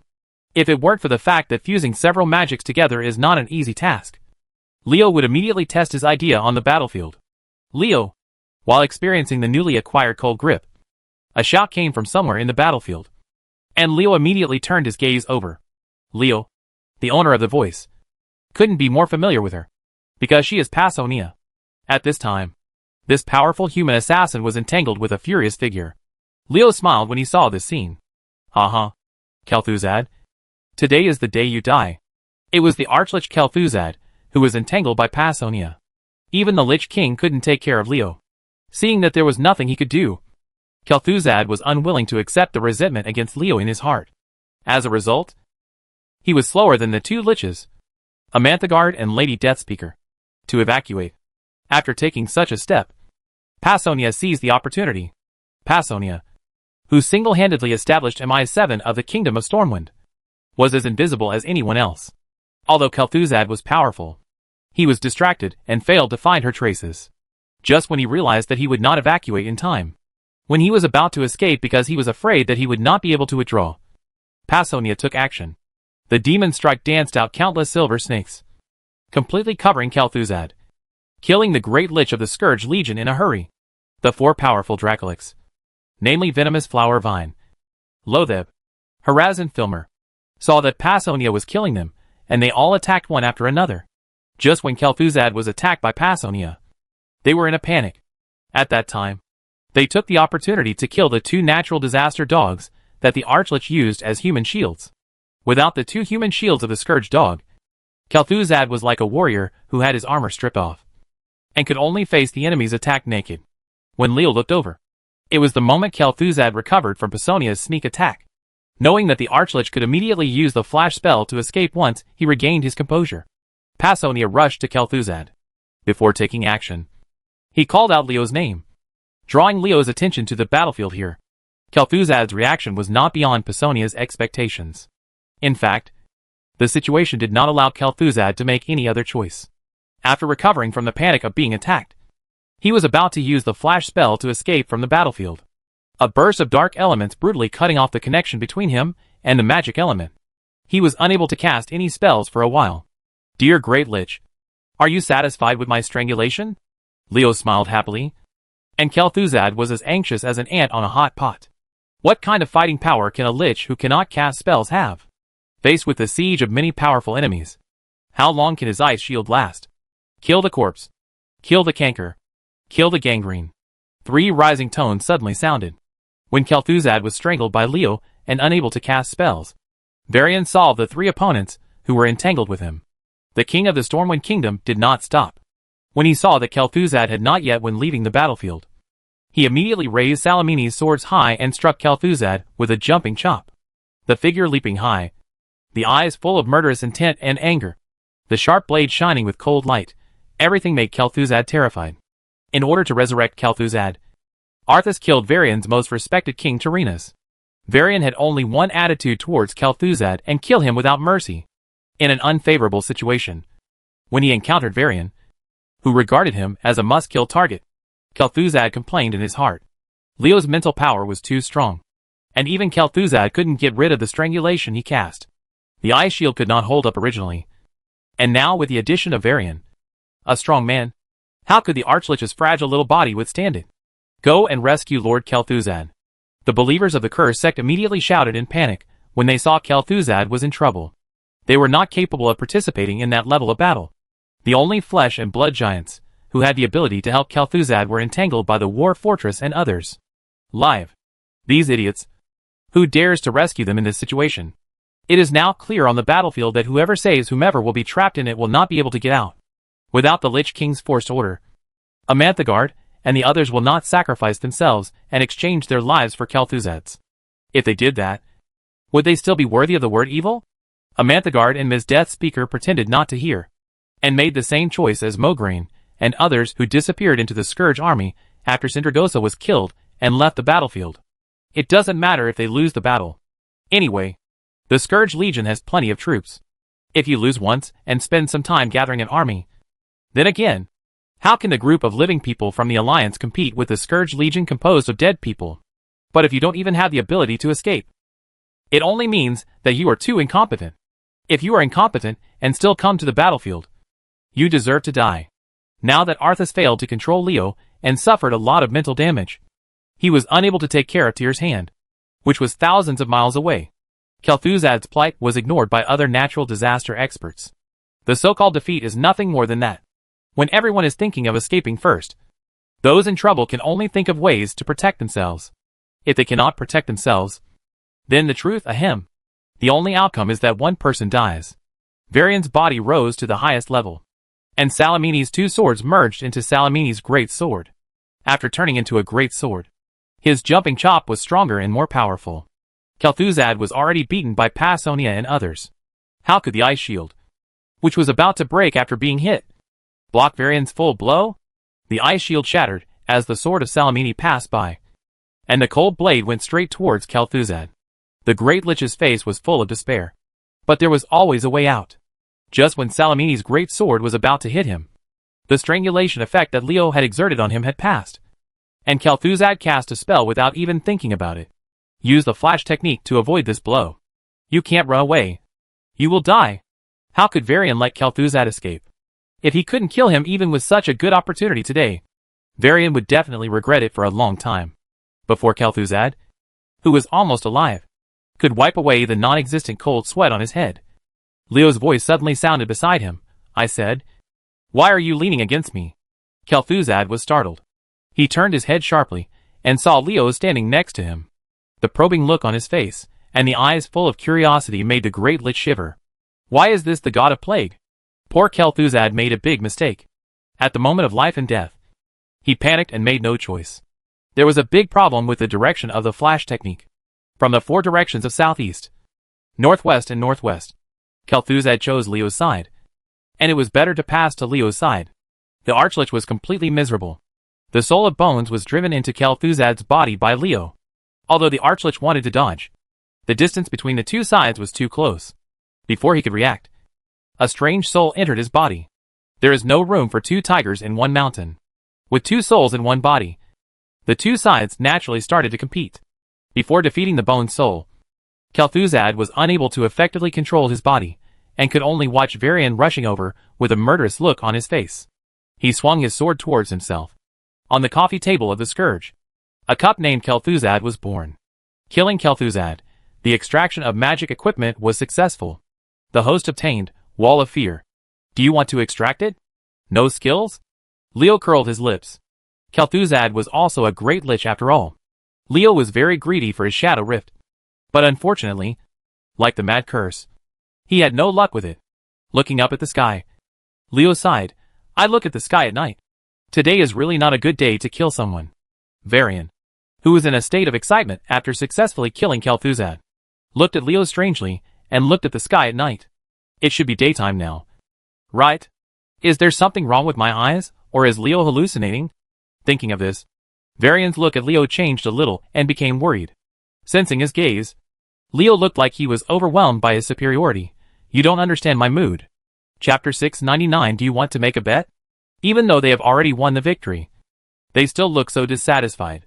Warlocks are indeed lonely and difficult to understand. And even Leo is no exception. Varian was particularly unimpressed by Leo's gesture of looking up to the sky and sighing. As for what he said about not understanding his mood, Varian directly regarded it as nonsense, and successfully killed Kel'Thuzad in this battle. The excitement made the king of the Stormwind Kingdom feel ecstatic about getting revenge. When he was in a good mood, he became tolerant easily, and Varian didn't pay attention to Leo's strange behavior at all. Leo curled his lips and looked down upon Varian's behavior of smiling so hard that a flower bloomed on his face. Wasn't it just killing a Kel'Thuzad? As for success like this? Well, isn't it, Kel'Thuzad? Listening to someone's tone, it's really scary. The feelings of the Great Lich of the Scourge Legion are no longer taken seriously by him. But if you think about it carefully, Leo does have such a proud strength. For him now, although Kel'Thuzad, the Great Lich, is not a small role like a minion, it is no longer something he can use his full strength. A character he couldn't deal with, let alone the invincible one in Naxxramas who could chase him, Brannigan and others away. Even the Frost Dragon Queen Sindragosa, who was infinitely more powerful than him, died in Leo's hands.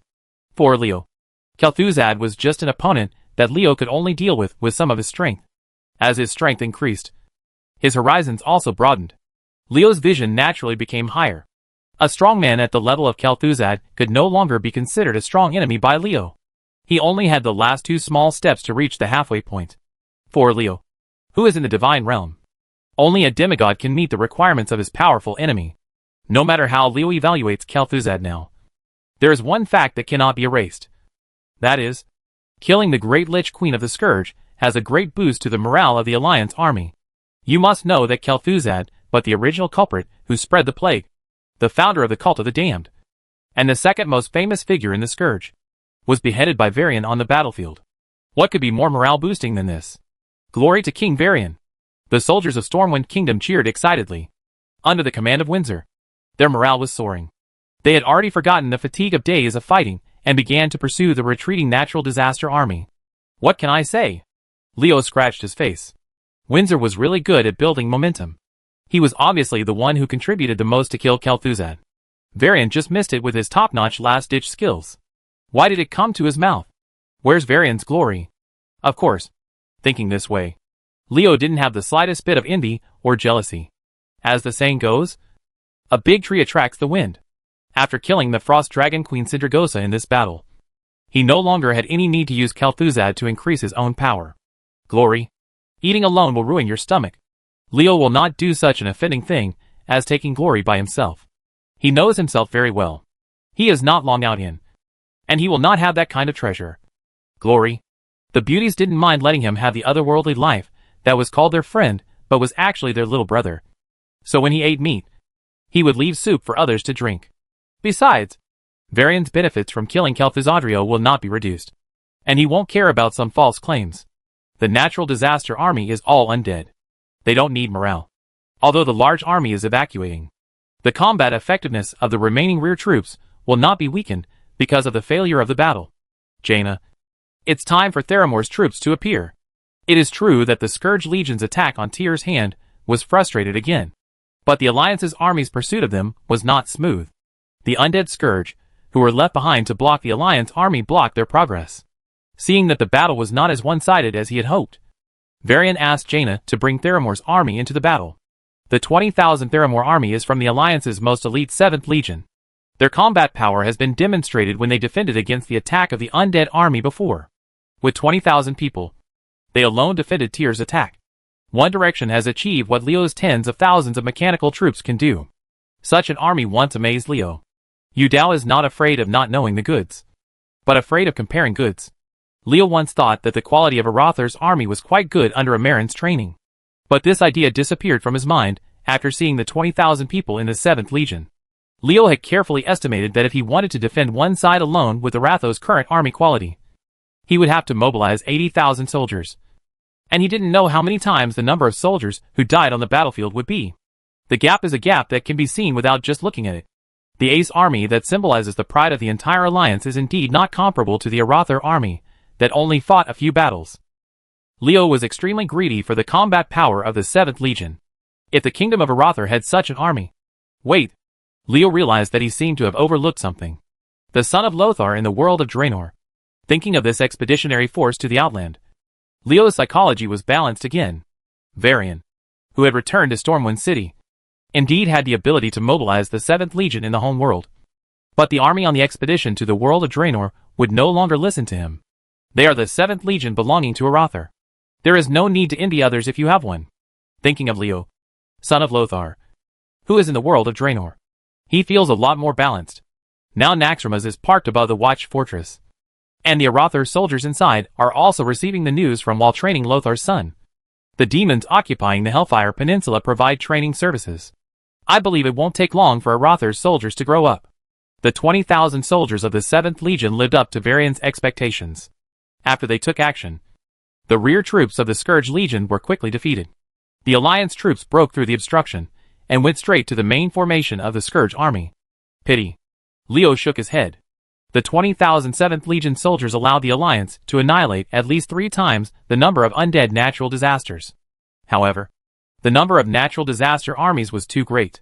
Even if they suffered such losses, they would not be injured, to the point of shaking the muscles and bones. If the powerful men of the Scourge Legion are not killed in large numbers, they will soon raise a huge army again, because there is no shortage of corpses in this world, whether they are humans or animals. It was precisely because he knew that the results of the current pursuit had not weakened the Scourge Legion that Leo felt it was a pity, by converting the bones and dead bodies into a steady stream of his own troops. The Scourge Legion was like an undead Shichium. As long as the Lich King doesn't die, he has the ability to threaten the world. We won. What's the shame? Ronan came to Leo's side at some point. He patted Leo's shoulder and questioned Leo's regretful words. We have won this battle, but it won't be long before the natural disaster army comes back. If we trap our troops in the Plague Land, we will never be able to wipe out the natural disaster army. We can only waste our resources in their attacks again and again. A lot of power. It takes more than 10 years for a human warrior to grow up. But it only takes half a month for the Scourge to raise an army. Leo looked to the north, which was the direction of Northrend. The Northrend realm. Luo Ning was startled when he heard this. How could he not understand the meaning of Leo's words? Do you want to go on an expedition to Northrend? It's not that Luo Ning doesn't want to conquer Northrend, the home of the Scourge. And it's not that Varian and the others don't want to. In fact, the leaders of the Alliance are thinking about this issue all the time. But sending troops to the northern expedition is not as simple as they say. The biggest problem lies in the tribe. You must know that the number of troops required for the expedition to the home base of the Scourge Legion is by no means a small number. And dispatching a large army does not mean just sending people there. The logistics pressure of a cross-continental expedition is huge. It can make a king become gray-haired overnight. The Alliance invested huge manpower and material resources in the expedition to Northrend. But the ultimate beneficiary is the Horde. Who is willing to do such a thing? Therefore, when it comes to an expedition to Northrend and an attack on the home base of the Scourge, the first and most important thing is to coordinate the actions of the Alliance and the Horde. Only if both sides send troops together can it be feasible. But the question is, who will act as the middleman? To act as a middleman between the Alliance and the Horde and allow both sides to march into Northrend, you must first have the strength to be taken seriously by the two major camps. It is impossible for someone to just come out and say, I want to coordinate your two major camps, and you can attack Northrend. Sender, Varian and Thrall will do this. Dalaran? The strength is there. But the wizards of the Kirin-Tor Council are all from the Alliance. So it's strange that the tribe can trust them. Although the Blood Elves have joined the Horde. And although the Blood Elves have considerable power in Dalaran, they have just joined the tribe not long ago. And it is impossible for the tribe to immediately trust them without any worries. You must know that the Blood Elves were members of the Alliance before. Their alliance with humans lasted for thousands of years. Cenarian Circle? Since they have strength and reputation, and can get enough support in the tribe due to the relationship between the Tauren, it is of course the best for them to come forward. But Malfurion did not take this matter to heart at all. The Night Elf Archdruid really didn't see him as a threat. The strongest member of the Scourge is Arthas, who became a demigod with the help of Frostmourne. This is extremely unfair. But look at Malorn, Aviana and Cenarius, who were able to resurrect the Night Elves after their death. See, which one of the Bear brothers, Usul, Ursoc and so on, is not a demigod? In addition to these, the Shadowsong brothers and sisters, Chandris who is stationed in Feathermoon Fortress, the High Priest Tyrant, the Great Druid Fandral Staghelm, and Malfurion himself who killed Archimonde, etc. Compared to these, what is a demigod with terrifying power? If you include Elune, the Night Elf's backstage boss, would it still be a problem to kill the Scourge? Luo Ning, do you want to make a bet? We don't need to take the initiative. Someone will soon come forward to let the tribe and the Alliance discuss cooperation to defeat the Scourge. Chapter 700. Be calm. Brother Leo. What is night sky viewing? Thetis jumped on Leo and hung there like a koala, blinking with her two inquiring eyes, which made Leo feel dizzy for a while. The so-called observing the sky at night was just a pretense he made when he was in Tyr's hands. Even Varian, who was talking to him at the time, didn't care. How could Thetis know about it? This is obviously not normal. It's a good thing to have a beautiful woman fall into your arms, even though you're just a minor girl. But if you also receive the looks of weird people who kidnap and traffic lowly, it's going to be a lot of pressure. Leo, the Alliance won a great victory at the hands of Tyr. Congratulations to you. The one who spoke was Fusel. The female elf was looking at Leo with a smile. Leave the aftermath of the battlefield to others. But you came to Dysum. What other idea did you have in mind? As Leo's former mentor, Fusel knew the boy's nature very well. He was a master who would go to the Three Treasures Hall for no reason. If there was nothing wrong, he would never make this trip himself. Sister Deneve, you can't slander my image like this. Leo walked over with a smile. And he didn't mind Fizzle's teasing at all. As the ambassador of the Alliance, I'm here to discuss cooperation. Varian and the others actually agreed to let you be the ambassador of the Alliance. This really surprises me. Fusel had a funny look on his face, and Leo could only express his helplessness. Could it be that his impression of Fusel was so unreliable? Okay, Leo, let's get back to the topic. I can guess your purpose here. You want Silvermoon City to send troops to cooperate with the Alliance to eliminate the undead disaster in the Plague Land. When it came to business, Fusel's face became serious, and Leo also put away his playful smile. He nodded, confirming Fusel's guess. Yes, I came here just to talk to Silvermoon City, discuss the matter of sending troops to the Eastern Plague Land. A thoughtful expression appeared on Fusel's face. She was talking about the Plague Land, while Leo was talking about the Eastern Plague Land. Even though it was just one more word, the meaning contained in it was hugely different. The Plague Lands are divided into the Eastern Plague Lands, which borders the Ghost Lands, and the Western Plague Lands, which borders Tirisful Glades. The former is connected to the territory of the Blood Elves, and the latter is bordered by the forces of the Forsaken. If we want to take advantage of the Scourge's defeat at the hands of Tyr to wipe out the Lich King's forces on this land, then the flames of war will inevitably burn throughout the Plague Lands. Originally, Fusel thought so too. Who would have thought that Leo would only limit the scope of annihilating the Scourge Legion to the Eastern Plague Lands? What would happen to the Western Plague Lands? No. It shouldn't be Leo, but the Alliance. The Alliance hopes to limit the scope of the battle against the Scourge to the Eastern Plague Lands. The Coalition politicians are still as shameless as before. Fizzle knew very well what would happen if he only started a war with the Scourge in the Eastern Plague Lands. The newly defeated Scourge army could not stop the Alliance and the Blood Elves from joining forces. It would not be difficult to send troops to pacify the Eastern Plague Lands at this time.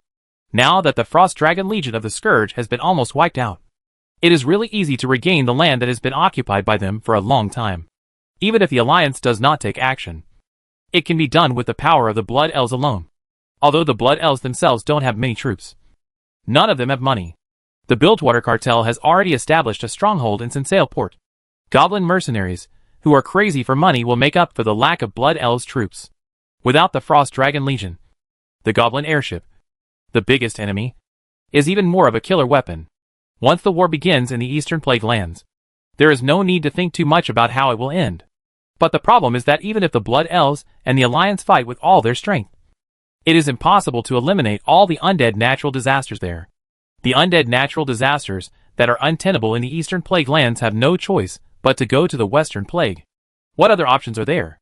Besides, it is impossible for the Alliance and the Blood Elves to attack the Scourge without reservation. Their land and people still need the army to protect them. And the territory of their kingdom itself is not safe. For example, the Blood Elves must always be on guard against Zul'jin, a Monty troll. As a result, once the war in the Eastern Plague Lands ignites, a large number of natural disaster troops will inevitably enter the Western Plague Lands. And this land is bordering the Forgotten. The Blighter Legion in Nathanos was defeated by the Knights of the Ebon Blade. Now that the sneak attack resulted in a huge defeat, one can imagine the pressure that the Scourge Legion's surge in strength in the Western Plague Lands has put on the barrier of the undead. The Alliance wants to use the help of the Scourge to weaken the Forgotten, and play a trick of driving away tigers and devouring wolves. With the hatred between the Forgotten and the Scourge, both sides will fight to the death even if they know the Alliance's intentions. When the Scourge took control of the Plague Lands, the Forsaken had always been an important force in resisting the Scourge, and the Alliance had a lot of help for them. But now that the Alliance has started to plot against them as soon as they gain the upper hand, it's really unkind. No wonder there was a look of disdain on Fusel's face. Politicians have a dark heart, cruel hands, and thick skin are their three indispensable talents. Sister Fusel, please stay calm. Leo stretched out his hand and pressed it weakly, signaling Fusel and Sylph, who was standing beside her, not to be impulsive. The Forsaken in the Undercity lent a helping hand to the Blood Elves in their most difficult time. Many Blood Elves were kind to them, even though the Forsaken and the Scourge were both undead. Vizel and Sylph is this kind of person. Now that they hear that the Alliance is plotting against the Forgotten, they will naturally feel disgusted. Humph. When it comes to being evil-hearted and thick-faced, you're not far behind.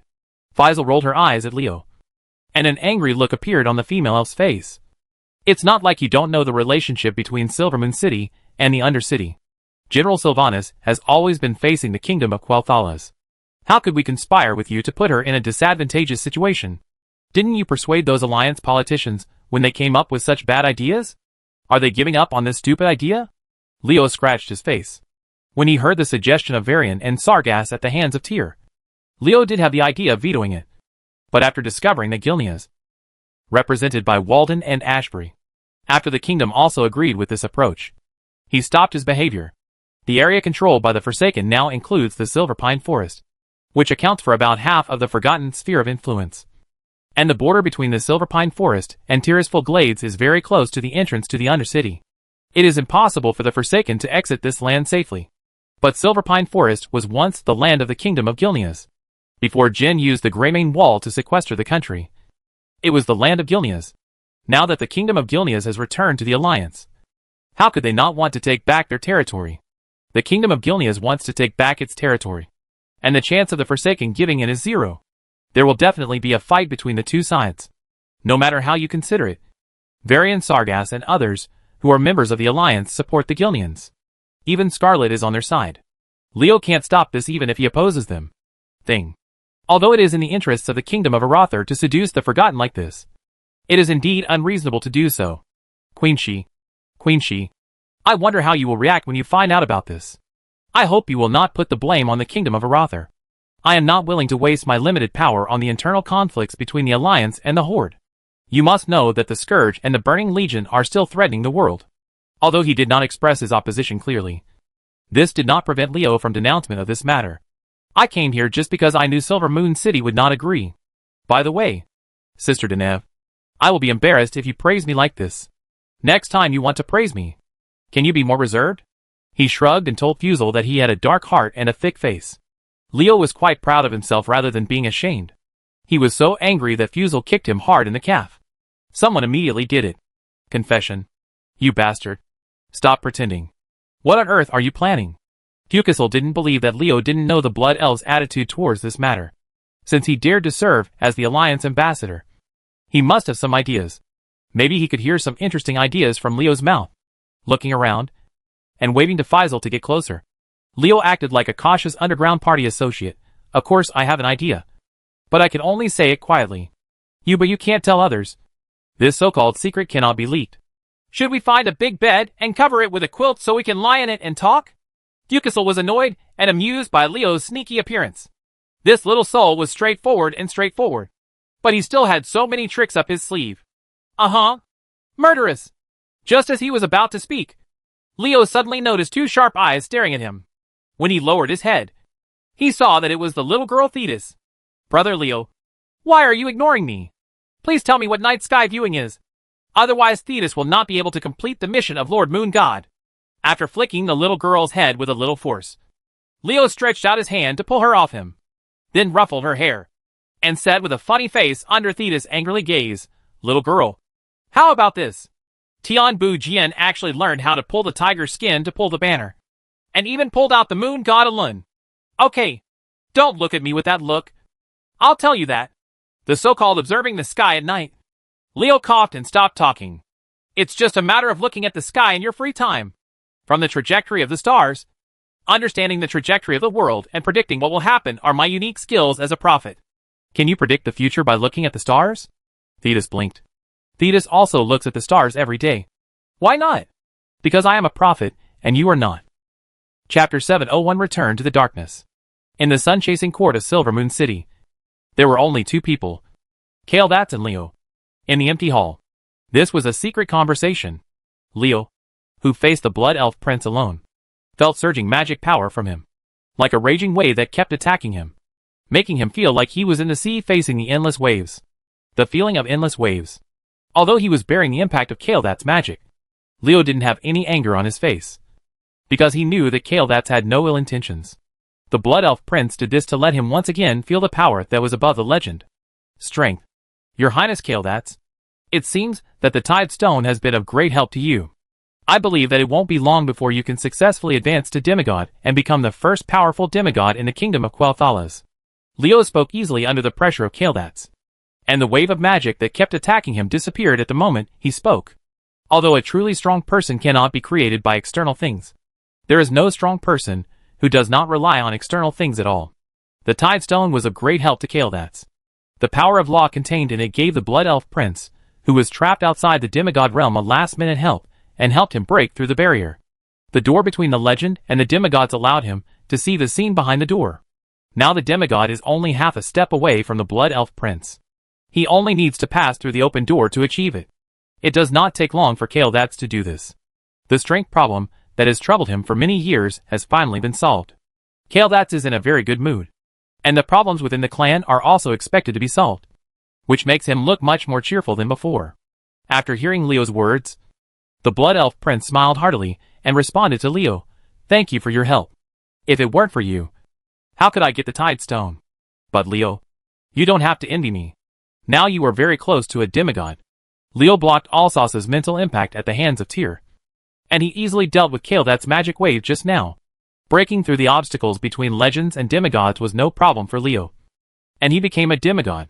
For him, it's just a matter of time, and it won't be too long. He had the mental power to fight against demigods while still at the legendary level. In the eyes of Kael'thas, Leo was a monster-like existence. Having already stepped into the realm of demigods, he had no idea about the gap between demigods and legends. It was clear that if it were Kael'thas himself, he would not be able to block the sneak attack of a demigod like Leo in a mental competition with no tricks. Precisely because he knew how incredible it was for Leo to achieve this step. Kael'thas was still very polite to Leo even though he was certain to be promoted to demigod. The talent of a naturally awakened person is truly terrifying. Kael'thas lamented that people like him were among the top few geniuses in the entire world. However, compared with Leo, Kael'thas felt that the halo of genius on his head was a great irony. It took me thousands of years to become a demigod. But Leo had already touched the door of demigods in just 20 years old. Comparing the two.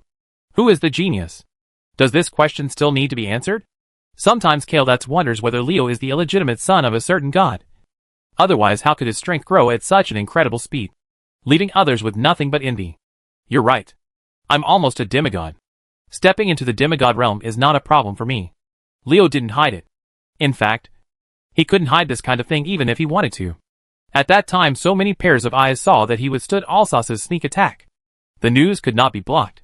But now is not the time to talk about whether I can advance to demigod. Your Highness Kael'thas, as the ambassador of the Alliance, I still have official duties to attend to. Your official duties? Kael'thas looked at Leo with an amused look. Just like Fucusel answered you. The Blood Elves will not betray those who have helped us in times of crisis. Nor will they betray anyone who has helped us in times of crisis. We have good intentions and release evil intentions. So the covenant between Silvermoon City and Undercity will not change at all. In the name of the only descendant of the Sun-Chasing Court, I formally respond to the Alliance's request. I refuse. Leo's face was calm, and he had no reaction at all to Kael'thas' clear rejection of the Alliance's proposal, which made him unable to complete his mission as the ambassador. He had long expected that Kael'thas would make this choice. The reason why he took the initiative to take over this job was not because of the bullshit that was plotting against each other, although his target was still the Forsaken under Sylvanas. But your suggestion is very feasible. If it succeeds, it will be a solution to the problem. What Kael'thas said about Leo's suggestion was a plan he wanted to implement. This plan sounded very whimsical at first glance. Kael'thas was surprised when he first heard Leo's suggestion. But when the Blood Elf Prince thought carefully and realized that this was a good way to solve some difficult problems. If my plan succeeds, not only will the problems faced by Stromgarde be solved, Silvermoon City will also benefit, and it will also be of great benefit to the Forsaken. I believe Queen Sylvanas will accept this proposal. Kael'thas would agree to his proposal as early as Leo's prediction. When the kingdom of Quel'Thalas was destroyed by the Scourge army led by Arthas, Kael'thas returned from Dalaran in order to revive his people, in order to arouse their hatred for the undead. The Blood Elves, who were almost exterminated, re-established their homeland in their ruined homeland with the power of hatred. The High Elves also changed their name to Blood Elves. Such a move was very correct at the time. It was out of hatred for the undead Scourge and the desire for revenge that the Blood Elves stood up again. However, now that he is cooperating with the Forsaken in the Undercity, his previous actions have caused Kael'thas a lot of trouble. Because the Forgotten are also undead, and they are also from the Scourge, and they have considerable influence. Some Blood Elves are very hostile to them. Everything has advantages and disadvantages. This sentence is perfect for the Blood Elves at this time. The turmoil in Silvermoon City has a lot to do with their cooperation with the Forsaken. If Kael'thas hadn't escaped from DR in time, now that the world has come back, how can Lorthamar's region, who has insufficient prestige, be able to stabilize the situation and control the situation? Your proposal involves the Undercity. News has been sent to Sylvanas. She hopes that we can go to the Undercity to discuss it with her in person. Leo's proposal involves the foundation of the Forsaken. Even if Kael'thas is optimistic about the prospect of this proposal, Sylvanas will not agree to it, because it is just a general intention, and many details would not be who knows if it can be done without careful study.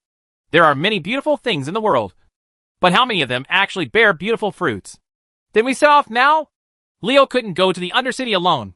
If he didn't have a Blood Elf to accompany him, and a big living person went there, there might be something wrong. Leo asked himself if he didn't have the ability to clear the Undercity alone. Who knew how many powerful ones there were among the Forsaken? Character of Kael'thas nodded. I will accompany you there. If you want to give a metaphor for the Undercity, it would be more appropriate to think of it as the ancient tomb in the divine sculpture. This main city of the Forsaken was originally the royal tomb of the kingdom of Lordaeron. So only the entrance to the real city is exposed on the surface, and most of it is underground. Coming to the Undercity again, Leo, as a living person, was very resistant to the environment here. The word darkness in the Undercity is not for nothing. since all the people living here are the Forgotten. As undead, they can't move at all. There is no need for light. So if you want to see a light here, it will be extremely difficult. There is no lighting facility in a dungeon. In such an environment, if it were not for strong men like Leo and Kaeldats, the people who teleported over would definitely plunge into darkness. Nothing could be seen. This is the home of the Forsaken, and darkness is the city's natural protection. Kaeldats, who came to the Undercity for the first time, sighed with emotion. If someone wanted to attack the Undercity, the darkness of this underground city would be a huge problem for him to solve. By protecting herself so tightly, it seems that Sylvanas feels very insecure. Leo shrugged and casually commented on Sylvanas in the Undercity. This kid is really bold. Take back what you said. Her Majesty the Queen is not yours to discuss. A Forsaken female warrior came into Leo's sight, and Leo thought she looked familiar. Have we met this lady? I am Orisa, His Highness Prince Kaeldats. Please come with me. The Forgotten female warrior revealed her identity, and Leo recognized her. Wasn't Orisa the Forgotten female warrior who entered Naxxramas with him? I remember that she was tricked by Putries of the Royal Apothecary Society. Wait, who is that guy standing in the distance looking over here? Putries? Leo frowned. The Royal Apothecary looked at him like a poisonous snake that had found its prey, which made Leo feel very uncomfortable. Putries was not cleansed by Sylvanas. It seems that the Royal Apothecary Association has a lot of energy, and the Forsaken are not monolithic. Maybe this news will be helpful to this trip to the Undercity. Leo, who was following Orisa and walking with Kaeldats, rubbed his chin, and his confidence in successfully persuading Sylvanas for this trip to the Undercity increased a bit. Putries would not have thought that it was his appearance that inspired Leo and helped this human being who disgusted him a big favor. If Putries knew that his appearance would make things smoother for Leo, I wonder if he would be so angry that he would come alive. Chapter 702 will definitely be interesting. This is not the first time Leo has come to the Undercity. The last time he only had a quick glance. But this time, well, this time he came and left in a hurry. In a forgotten place that had various disputes with the kingdom of Arathar. In the main city, Leo really had no possibility of wandering around. The small, close-fitting leather armor did not play a role in covering up the graceful figure, but made it look more charming. The big bow on the back gave it a bit of wild charm. But if you add the coldness possessed by its owner, with her temperament and the overwhelming aura of a superior person, there are very few people who dare to face her and still have all kinds of crooked thoughts in their minds. Almost none. Well, actually there are still some. Such as a certain warlock. Leo, who was standing in front of Sylvanas, was secretly regretting that a girl with such a good figure, and such a sexy figure, was actually an undead. That boy from Alsace was guilty of so many crimes that he blinded a beautiful girl like that in vain. The guy who destroys the flowers. As a chivalrous man, we should do justice for heaven. Queen Sylvanas, I come here with sincerity. You are a hero against the Scourge, Queen Scarlet, and I don't want to fight you on the battlefield. Moreover, this is also a way out for the Forsaken. Please consider it carefully. Leo is trying to convince Sylvanas that the Queen of the Forgotten is not simple. She has been trying to dominate the conversation for 2 hours from the meeting to now. Although Kaeldats is happy to see things succeed, he does not because of this. He will be biased towards Arathar. As he said before, Leo's proposal involves the foundation of the Forsaken. It is not easy to get Sylvanas to agree. Sincerity is not just about words. Why does the kingdom of Arathar ask me to do that? Sylvanas' tone was cold and somewhat provocative. She was trying to arouse Leo's anger. Once people are angry, they will be impulsive. When impulsive, it is easy to expose flaws and be caught. Leo was not angry when he knew Sylvanas' purpose. Isn't that what negotiations are like? Everyone is trying their best to fight for their own interests. This is only natural. Arathar's sincerity will naturally show to Her Majesty the Queen. The northern expedition to Northrend will be carried out soon. Both the Horde and the Alliance will be involved. I hope to get a clear answer from Her Majesty Sylvanas by then. Leo came to the Undercity this time just to confirm whether Sylvanas was interested in his proposal. Now that he had got the answer, if Sylvanas was not interested in his proposal, how could he discuss it for so long? The goal was achieved and Sylvanas had no intention of talking to him anymore. So Leo did not stay any longer. The gloomy atmosphere in the Undercity made people very uncomfortable. This was not because Leo had any prejudice against the Undercity. It's a normal reaction. Just imagine. How would you feel when you are in a dark tomb? The Forsaken are really lonely. and the lighting facilities in the Undercity are too inadequate. On the way back to the teleportation array, Leo muttered softly, causing Orisa, who was leading the way, and the nearby Royal Terror Guards, to pay him constant attention and salutes. They were very unhappy that a human was dictating to the Undercity. We are the Forgotten Ones. Orisa responded to Leo's muttering. The Undercity is the main city of the Forgotten. Of course, it must follow the habits of the Forgotten. As undead, they don't need any lighting facilities at all. Leo spread his hands and stopped talking. Seeing that the boy had calmed down, Orisa didn't say anything more. But she didn't see Leo make a few gestures to a figure standing in the corner watching her when he spread his hands. There was no expression on Putri's gloomy face. As he watched Leo leave, he was still thinking about the scene he had seen before. His spying on the human named Leo has already made it clear that this guy has no awareness of being on someone else's territory. He actually dares to provoke himself. The royal pharmacist. Putris really wants to give him a bottle of poison to give him a taste of being poisoned. Just as he was thinking about it, Leo, who was about to leave the range of Putri's perception, suddenly turned his head and moved his lips a few times secretly. Putris happened to notice his movements, and the royal potion with a sullen face, a dangerous light burst out from the teacher's eyes. Leo, what's wrong? Kael'thas found that Leo was very unfriendly to the Forsaken who stood watching them from a distance. He had provoked the guy more than once. The Blood Elf Prince couldn't help but feel strange. In his impression, Leo was not such an arrogant person. Could it be that he has a grudge against the Forgotten One far away? Leo waved his hand and said with a nonchalant expression, "It's nothing. I just saw a nasty mouse." Orisa paused for a moment. Where could there be any rats in the Undercity? How could a living creature like a rat dare to approach the city filled with the aura of the dead? But it was interesting for this kid to call Putris a mouse. In fact, Orisa had discovered Putris a long time ago. But the two had already formed a feud in Naxxramas. If the other party had not had the Royal Apothecary Association to protect Orisa, he would not have been interested in this guy's existence. Turn a blind eye. Kael'thas smiled and stopped talking. It seemed that he was right. Leo really had a grudge against the Forgotten One in the distance. A Forsaken with only epic level strength actually made a feud with a human warlock who was about to advance to demigod. For some reason, the Blood Elf Prince suddenly sympathized with Putris and hoped that this guy could always hide in the Undercity. No one knows what would have happened otherwise. In this chaotic world, isn't it normal for one or two people to go missing? Watching Leo and Kael'thas leave with doubtful eyes, the uneasiness in Putris's heart was slowly growing. Not because he was timid, but because of Leo's lip movements when he turned to look at him. He has revealed his deepest secret in a secret way. Did that kid know my secret? How could he know such a secret thing? If this is the case, the action will be accelerated, and I have to inform them to make arrangements early. Putris's body gradually disappeared into the darkness.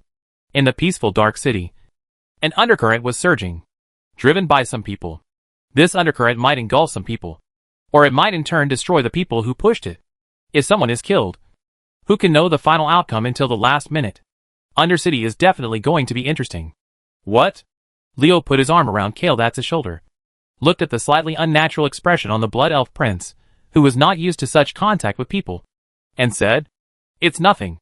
I just thought of something interesting. That's just fun for you. If you were in other people's shoes, maybe this fun thing would turn into a big worry."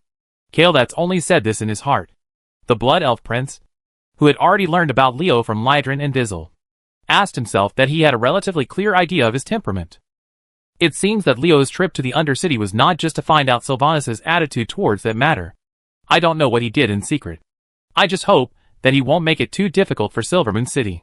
Kael'thas began to worry about the Forsaken. His intuition told him that something would happen in the Undercity because of Leo.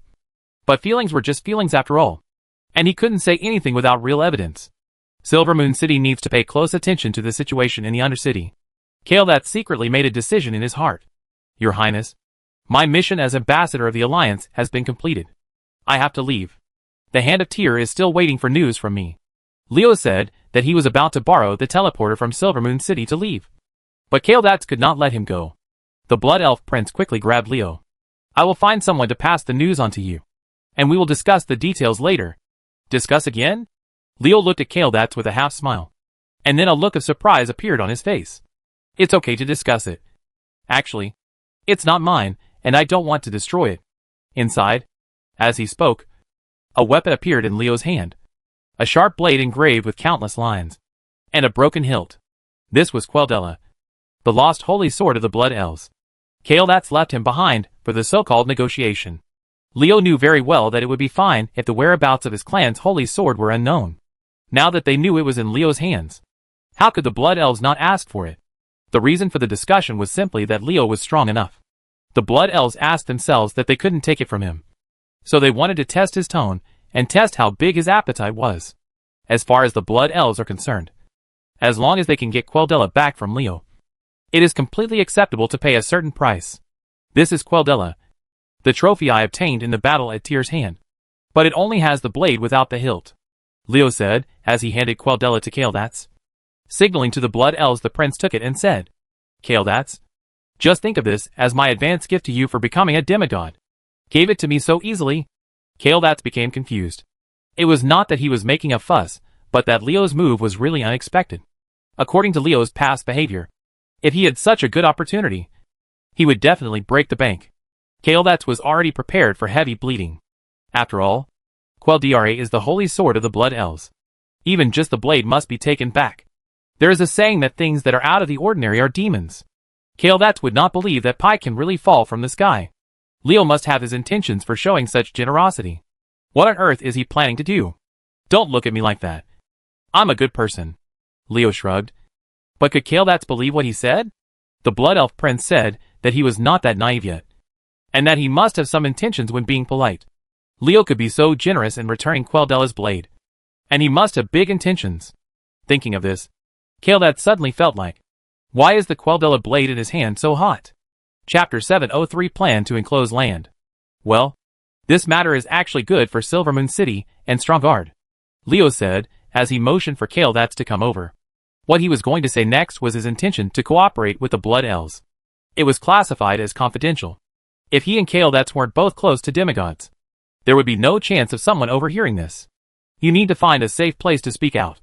Mage Khadgar, the son of Lothar, and the Draenei from Teledor worked together to open the road to Nagrand.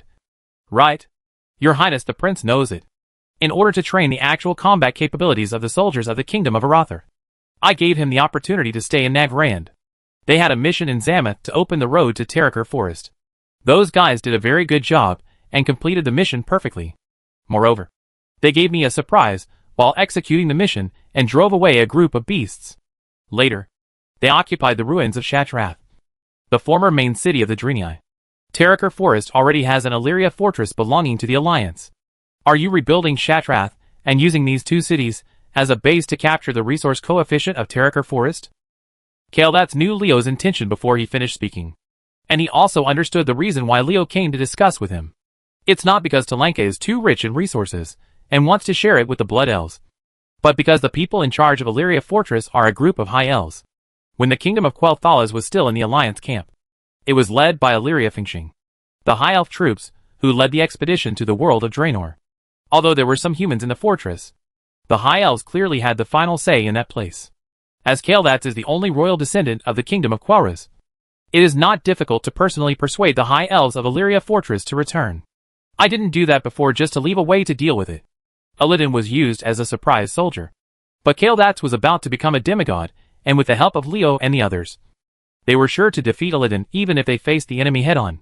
At this time, it seems that it is better to integrate this army to expand the HP, the power of elves in the world of Draenor. It's a good offer. Kael'thas was moved. The resources of Terakar Forest were there. Such a vast land was enough to be worth half of the Kingdom of Quel'Thalas. It would be a lie to say that he was not greedy. But he had to solve it before. Kael'thas had no mind to think about other things due to the magic addiction problem that plagued the entire Blood Elves. But it was different now. As the saying goes, if a person has no long-term worries, he must have short-term worries. And there is also a saying that there are quick hands and slow hands. He must plan a longer-term future for the Kingdom of Quel'Thalas after the addiction to magic is resolved. The Kingdom of Quel'Thalas needs to be rebuilt. And the Kingdom of Arathor is also going to rise. We all need a lot of supplies. Although our ancestors have left us a huge amount of wealth, it is absolutely not possible to just sit back and have nothing. And it is impossible for other kingdoms to if we just sit back and watch our strength increase. We will resort to some methods, either explicitly or covertly, such as purchasing all the materials we need at a certain period of time. What will we do then? Can we still expect the goblins to help us?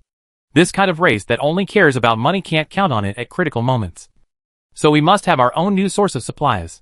Leo gestured with his fingers in the air as he spoke, seeming to be describing something. Kale, that standing next to him, nodded in agreement. No matter how much wealth our parents left behind, they will eat it up sooner or later.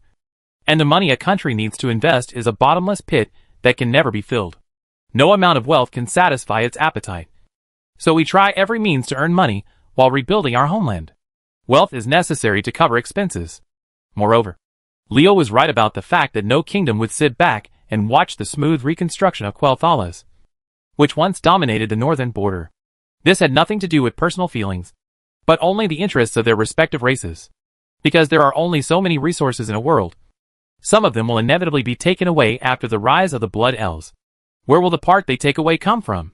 If not from other kingdoms, where can we get it? So encountering resistance is inevitable. The kingdom of Quel'Thalas is like this. So why not the kingdom of Arathor? If the pressure on the kingdom of Arathor were not great, how could Leo and Scarlet target the mysterious and unknown sea for development? Kaeldats felt like he was in the clear mind.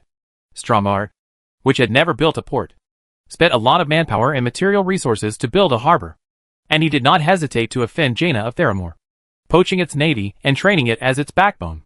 The maritime forces of Stromgar are now fully committed to developing 2 new islands. These are measures taken by the kingdom of Arathor to reduce pressure and avoid premature conflicts of interest with other kingdoms. Leola and the Blood Elves jointly divided Terekar's resources, not only because the existence of Illyria Fortress prevented Arathor's actions from bypassing the Blood Elves, but more importantly, to tie the 2 kingdoms closer. You are right. We must have new resource lands to prepare for emergencies. There are still many untapped resources in Draenor. We should increase our investment in it. Right, Kaeldats said, and laughed in perfect agreement with Leo. Now the only people who can freely enter and exit the world of Draenor are the Blood Elves and Arathor, who controls Naxxramas. Maybe other races also have ways to enter there, but they can only teleport a very small number of elites. And those few human figures cannot reach any scale. But Silvermoon City and Stromgar are different. The Blood Elves control the way to travel between the 2 worlds, and Arathor owns Naxxramas. If the 2 cooperate, are they afraid that they will not be able to achieve anything in the world of Draenor? Now that the Dark Portal has not been reopened, they are the only 2 people in the home world who can exploit the resources of Draenor on a large scale. Demarcating the territory in Draenor and seizing resources will not cause disputes with other forces in the home world. Quell said the only thing Lars and Arathor had to guarantee was that they had the strength to occupy the place of their choosing. Leo, I agree that you want to delineate Terekar's resources, but should you reconsider rebuilding Shattrath City? After all, Shattrath is a Draenei city, although it is now in ruins. If the city is rebuilt, the Draenei will definitely cause trouble. Kaeldats is not willing to cause any trouble because of this. Although there are not many places suitable for building a city, there will always be one if you look for it. And it doesn't have to be in Shattrath. Patting Kaeldats on the shoulder, Leo expressed his thoughts. The purpose of rebuilding Shattrath City is to give the Draenei a reason to intervene. That city was once their main city. The amount of materials consumed for reconstruction is not a small number. With the power we have in Draenor now, if we had to do it alone, it would not only take a long time, but also take too much effort. If we are caught up in this matter, how much power do we have to seize other places? Resource land? And, when Leo said this, he just looked at Kaeldats and laughed, as if he was waiting for the Blood Elf Prince to take over the conversation. Kaeldats thought for a moment, and understood what Leo had not finished saying. The strength of the Draenei is not strong to begin with. After they intervene in the reconstruction of Shattrath, they have even less power available. It was once their main city, and they definitely want to restore Shattrath to its original state as much as possible. So even if we don't tell them, they will bear part of it. No, not part, but a large part. Yes, in this case Varen can only watch us grab the territory, because the power at his hands is not enough for him to take care of other things. Rebuilding the main city is a huge temptation for the Draenei, who can only huddle in Storm Fortress. Even if Velen sees the intentions of Leo and Kaeldats, it will be difficult to stop them. After all, Storm Fortress is just a large sanctuary. If the Draenei still want the race to continue to develop, they must consider establishing a new survival point. Although the Draenei believe in creatures like Naru and mostly use the power of holy light, shamans are also a force that cannot be ignored. Velen himself is a shaman, and it is impossible for him not to cultivate shamans in order to let the prophets pass on. How can we cultivate shamans and gain recognition from the earth element without contacting the earth? In this way, the possible interference from the Draenei, a local force in the world of Draenor, to Arather and the Blood Elves when they seize the land and exploit resources is reduced to a very low level. The only thing to worry about is the Burning Legion and those in Draenor. All kinds of small forces dominate the world of Nuaw. Of course, the orcs in the Draenor world were also an obstacle. But when Kaeldats raised this question, Leo smiled meaningfully. Your Highness Kaeldats, the orcs under War Chief Thrall all have green skin. They are different from the evil orcs who work for the Burning Legion. Although the orcs of the Warsong clan look very similar to the evil orcs. Draenor, can the orcs in the world compare to them? When Grom Hellscream got rid of the influence of the demon blood, what does this world have to do with the world of Draenor? Hatred. Why should you worry about those red-skinned guys in Draenor? Even if Chief Thrall knows, what can he say? Besides, as long as we do it cleanly, won't those rumors stop spreading? Leo's words were very murderous. Kaeldats frowned and said nothing after hearing this. The Blood Elf Prince weighed the pros and cons in his heart. Leo didn't say anything.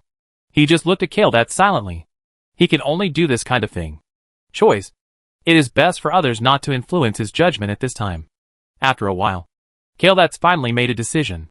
The Blood Elf Prince looked directly into Leo's eyes. His eyes decisive and fierce. The evil orcs in the world of Draenor cannot be counted as members of the tribe. The red-skinned orcs and the green-skinned orcs are different. Even if Thrall is accidentally injured, Silvermoon City can't be blamed. It is very difficult for the kingdom of Quel'Thalas to rise. And it is extremely difficult for the people to rebuild their homeland on the ruins. Everything that hinders us must be cut off. Seeing that Kaeldats had made the decision he expected, Leo said in a lower voice, as a prince, you don't have to do everything yourself. Some things can be left to your subordinates. Such as Passarian. His Royal Highness is indeed wise. In the teleportation array located in the royal palace of Silvermoon City, two men with their arms around each other laughed evilly. Chapter 704 Entering Stratholme. There is a lifeless land under the feet, and there is a gray sky above the head. There are no plants that symbolize life, and there is no sunshine that can give life light. There is no life either underground or in the sky. This is Stratholme. A happening. There have been many stories about cities that have had a huge impact on the entire human race, and the situation in the entire world. Standing on Nefarian's head, Leo and Scarlet looked down at this natural disaster town. This was their goal this time. No matter what the Blood Elves' reaction is, or whether Silvermoon City agrees with the Alliance's plan, what needs to be done still needs to be done. The Alliance will not stop launching a plan that suits their interests just because the Blood Elves disagree. Nor will they be timid because of concerns about Silvermoon City's reaction. Therefore, when Leo returned to Tyr's hand from Silvermoon City, Stormwind City and Stromgarde, Ironforge, and the Silver Crusade all took action. With the actions of the Alliance, the Eastern Plague lands have been in turmoil recently.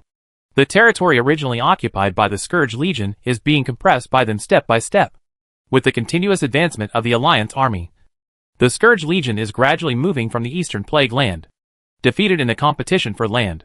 Callan's Crossing, Marita Lake, Light's Hope Chapel, Toxic Grove, Northern Vale, East Wall Tower, etc. The territories of the Scourge were conquered one by the Alliance bent on occupying the Eastern Plague lands. All the places below were placed under the Alliance's sphere of influence. If the Blood Elves hadn't suddenly taken over Quel'Lin's, Zumashar and the Northland Outpost, giving the Alliance a sense of crisis, the attack on Stratholme wouldn't have been possible. We'll do it now. It is quite risky to attack Stratholme, the natural disaster town, before taking these three places, Sickwood Forest, Mushroom Valley, and Fear Valley. After all, Stratholme is a city heavily guarded by the Scourge Legion, and Rivendell is not a fuel-efficient lamp. The Death Knight, who held the title of Baron in his past, chose to shrink his troops after receiving the news of the defeat at the hand of Tyr. All the Legion's troops in the Eastern Plague lands have withdrawn into Stratholme. You can imagine how amazing the number of defense troops in this city will be. If it weren't for Leo's alliance with the Dracolic army, he wouldn't have dared to implement this plan. After all, to attack Stratholme, one must cross the Sickwood Forest. There is no difference between marching on the ground and attacking directly. And the only way to attack Stratholme on a large scale is from the sky. Transporting troops is only possible. After the battle at the hands of Tyr, the Dracolic army seemed to be severely damaged. In front of outsiders, it only numbered about 2,000. But in fact its size had expanded to 6,000. Because the Lich is a witch. The demon is because his soul and body are separated. As long as the soul is immortal, the body is useless no matter how completely destroyed it is. And the Dracolicus phylactery is all in Leo's private space. The Dracolic could only recast its body after dying in battle. And with the addition of the Frost Dragon that Leo added after his death, the Dracolic army became stronger and stronger as it fought. Of course, if you encounter Leo Lich, who has a golden finger, the theory of immortality will not be true. Golden finger, who can even absorb the thoughts of the ancient gods and the forbidden evil words, has a way to find the soul of the Lich through the body. Regardless of the soul and body. How far is the distance between the two? If the Lich wants to control the body's actions, there must be a connection between the two. This is a fatal injury. But there are not many people who can use it to completely solve the Lich's existence. They originally thought that the attack on Stratholme would be a big battle. Not only did the Silver Crusaders follow their great Lord Scarlet, but Leo also mobilized nearly 10,000 soldiers from Arather, who was short of troops. But in the world, it's so amazing. When you think something is one way, the truth is often another way. As the Dracolic army appeared over Stratholme, this natural disaster town became a little more lively. It was just a little lively. What happened? Leo and Scarlet looked at each other suspiciously. Looking down at Stratholme from above Nefarian, they could clearly see the situation in this natural disaster town. Under the Dracolic army and the Alliance army on their backs after appearing, the undead natural disasters in Stratholme did react. Out of the hatred of the dead towards the living, the undead instinctively drove them to wail into the sky after sensing the breath of the living. One by one. Yes, that's right. Not a team or a group, but one by one. The reason why I use this term is because the number of undead in Stratholme is small. It's not that it's generally small, but the total number of undead in the entire city will not exceed 200. What surprised Leo and Scarlet was that it was not that there were too many Scourge troops guarding Stratholme. On the contrary, they were too few. So few that it was surprising. How many people could have expected that Stratholme would be in such a situation after Rivendell reduced its troops? I didn't feel the breath of the undead army. And it didn't look like there was an ambush here. Did the Scourge abandon Stratholme? Scarlet carefully observed the city under her feet. As a paladin, she was extremely sensitive to the breath of the undead. She said that if she did not sense the presence of a large group of undead, more than 90% of Stratholme would not be ambushed by an undead army. Rivendell actually abandoned Stratholme, the city of natural disaster? Leo and Scarlet looked at each other, regaining their composure after the initial surprise. Anyway, let's send someone to investigate first. The Dracolic army fell to the ground, and the Alliance warriors on their backs were also ready to fight. Although the Scourge army seemed to have left Stratholme, no one dared to be careless. Because if not, then you would underestimate the enemy's carelessness. The price you pay is your life. Landing, conducting scattered searches, and reporting news. There are less than 200 undead left in the entire city. And they are all the lowest undead creatures. They cannot hinder the actions of the Alliance army at all. It didn't take long for Stratholme to be turned upside down. None of the search teams found anything unusual, which meant that they effortlessly occupied Stratholme, a natural disaster town. Things went smoothly beyond everyone's expectations. It seems that the Scourge has indeed abandoned Stratholme. I didn't expect this operation to go so smoothly. Leo and Scarlet walked side by side in the city. Their destination was not the city hall, because a team discovered something special. After Malin's investigation, it seemed that Rivendell had summoned something before evacuating. Scarlet was not in a happy mood. It was a good thing to take back Stratholme easily, but Rivendell had preserved the Scourge troops in the Eastern Plague lands. This was a force that could not be ignored. She originally planned to attack Stratholme this time, annihilate it in the battle. But she didn't expect that the other party wouldn't give her such a chance. Given Rivendell's status in the Scourge, he cannot decide to take such a big action as abandoning Stratholme. It seems that the order was given by Mograine of the Knights of the Ebon Blade. Mograine is Scarlet's elder. Now this prestigious Ash Lord has completely fallen and turned into the Alliance's enemy. Scarlet is not feeling well. And Tyron and Demetia, who are following her, are also a heavy look on his face. The Scarlet Crusaders are accumulating anger in silence. This anger will accumulate over time until the moment the war breaks out, because Scarlet has promised them that she will lead them to attack the Ebon Blade when the time comes. Don't worry. In fact, It's a good thing that Rivendell took away the natural disaster army from the Eastern Plague Lands. At least the pressure on the Forsaken will increase a lot. If not, I wouldn't dare to leave Stromgarde. Remove another 10,000 people from the army. Leo knew what Scarlet was worried about. In his opinion, it was completely unnecessary. Mograine had seen through the Alliance's intentions. Because the territory occupied by the Alliance during this period was tilted eastward in the entire Plague Land. It is not bordering the Western Plague Lands. This is clearly to let the Scourge army enter the Western Plague Lands, and let them fight with the Forsaken. It is precisely because Mograine saw through the Alliance's plan that Stratholme changed. It became an empty city. Mograine is worthy of being a commander who has experienced hundreds of battles. After understanding the Alliance's intentions, he immediately made the correct judgment. Once the natural disaster army from the Eastern Plague Lands entered the Western Plague Lands and attacked the Forgotten. Pressure. The Alliance, who sits on the mountain and watches the fight between tigers, will not pursue them. In this way, he can use the Alliance's psychology to ignite the battle with the Forgotten, and then spy on the Alliance's layout during the battle, looking for a comeback. Chance. Leo knew everything about Mograine's plan. Scarlet also thought it through, and it was impossible for Varian, Magni and others not to understand. But out of consideration of weakening the strength of the Forsaken, they chose to allow the natural disaster army to gather in the Western Plague Lands. Mograine understands the Alliance's plan, and the Alliance also understands what he means. And Sylvanas will not be able to see through all this. But so what? Due to the hatred between the Forsaken and the Scourge, there is no possibility of cooperation between the two. Even if Sylvanas and other Forsaken executives knew the Alliance's plans, they could not prevent the outbreak of the Western Plague Lands War. When the Alliance forces the Scourge to weaken the strength of the Forsaken, it also has to be careful to guard against the other party's counterattack. The three parties involved in this dispute all know the other party's purpose very well. So the conspiracy is simply weak. After reaching a certain level, everyone is just plotting.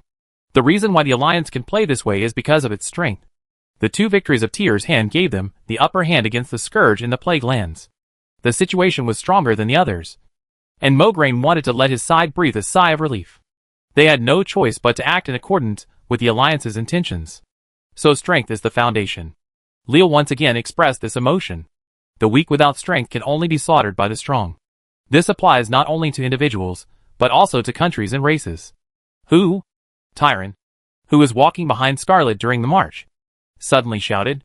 Demetia also struck a blow at the same time. A blade-like holy light hit a figure huddled in the corner, and a ghoul entered, caught the sight of Leo and Scarlet. Chapter 705 Miserable Timmy. The ghoul huddled in the corner. Is he looking for an opportunity to make a sneak attack? This idea only existed in Leo's mind for a second. A second later, it was thrown out of the sky by Leo, because he saw a pair of eyes full of fear. And the owner of these eyes was that person. A ghoul? The one huddled in the corner. The ghouls among the undead, who feed on the bodies of living creatures, actually show fear in their eyes. And the objects of fear are actually for humans. Are you kidding me? With the hatred of the undead for the living, they are still afraid of the living when they have long been considered dead? The emotion of fear does not exist for middle and low-level undead like ghouls. Except for a few special cases. They simply do not have the wisdom to give birth to the emotion of fear. No, that's not right. There is one ghoul in Stratholme who is afraid of people. And he is Timmy. Knowing the identity of this ghoul, Leo quickly stopped Demetia and Tyron's actions. Stop it first. Neither Scarlet nor I felt any killing intent from him. Let me see what this is. What happened? With Leo and Scarlet's strength, Timmy couldn't hide from their senses. The two of them only paid attention to whether there was murderous intent directed at them during the conversation. So they naturally ignored Timmy. I don't know if it's Timmy's luck or misfortune. If Leo or Scarlet were to attack him, he would be instantly killed. And Demish's punishment is not very lethal. This allowed Timmy to take a breath. But it was only his last breath. Walking in front of Timmy, Leo squatted down. His arrival made Timmy very uneasy. The ghoul wanted to shrink his already thin body into the corner, but he couldn't do it in his current state. With Timmy's little strength, it was very difficult not to die immediately after being punished by Demetia. Are you Timmy? Leo's words shocked the ghoul. Timmy looked at him, his eyes showing various emotions such as surprise, doubt, fear, etc. Timmy was surprised because someone could actually recognize him now. Timmy was confused because Leo was not in his memory. Timmy was scared because he felt that he had turned into such a monster. He was actually seen and recognized. Leo had never seen so many emotions in a ghoul's eyes. From the look in Timmy's eyes, he became more and more certain of the ghoul's identity. As he expected, this thin ghoul was exactly Timmy. That miserable Timmy. He and little Pamela are both lamentable characters. Two pitiful people. During a battle against the Scourge, a human mother said that her child had been kidnapped and begged Prince Arthas to rescue him. The young prince agreed, and the ending seemed very happy for the child. He happily returned to his mother's arms and innocently asked the prince if he would come back. The brave prince answered his question, "Yes, I will protect you." But what is the real result? That child is Timmy. The ghoul curled up in front of Leo. The brave Prince Arthas is currently sitting on the ice throne holding Frostmourne. He now has a new name, the Lich King. After receiving a blow from Demetia, Timmy's soul fire gradually extinguished, and his eyes were slowly losing their luster. The power of the holy light of punishment had already damaged the foundation of Timmy's soul. If he was not brought to him in time, Timmy will die when the soul fire is extinguished. With Leo's strength, he can save Timmy, but he hesitated just before taking action. Looking at Timmy now, is it really a good idea to save him? After all, he is just a child. Is he willing to exist in this world as a monster like a ghoul? Of course. After his death, Leo can use the Necromancer's rebirth to resurrect him, so that Timmy can have a human body again. But is rebirth really the best destination for Timmy? A child turned into a monster-like ghoul in his eyes after losing all his relatives. Timmy's fate was pitiful enough. Perhaps he had already realized what had happened in his heart, but he didn't dare. He didn't have the courage to face it. So he was so afraid of other people's approach. He was afraid that someone would tell him the cruel truth. He would rather huddle in a corner and not touch anyone.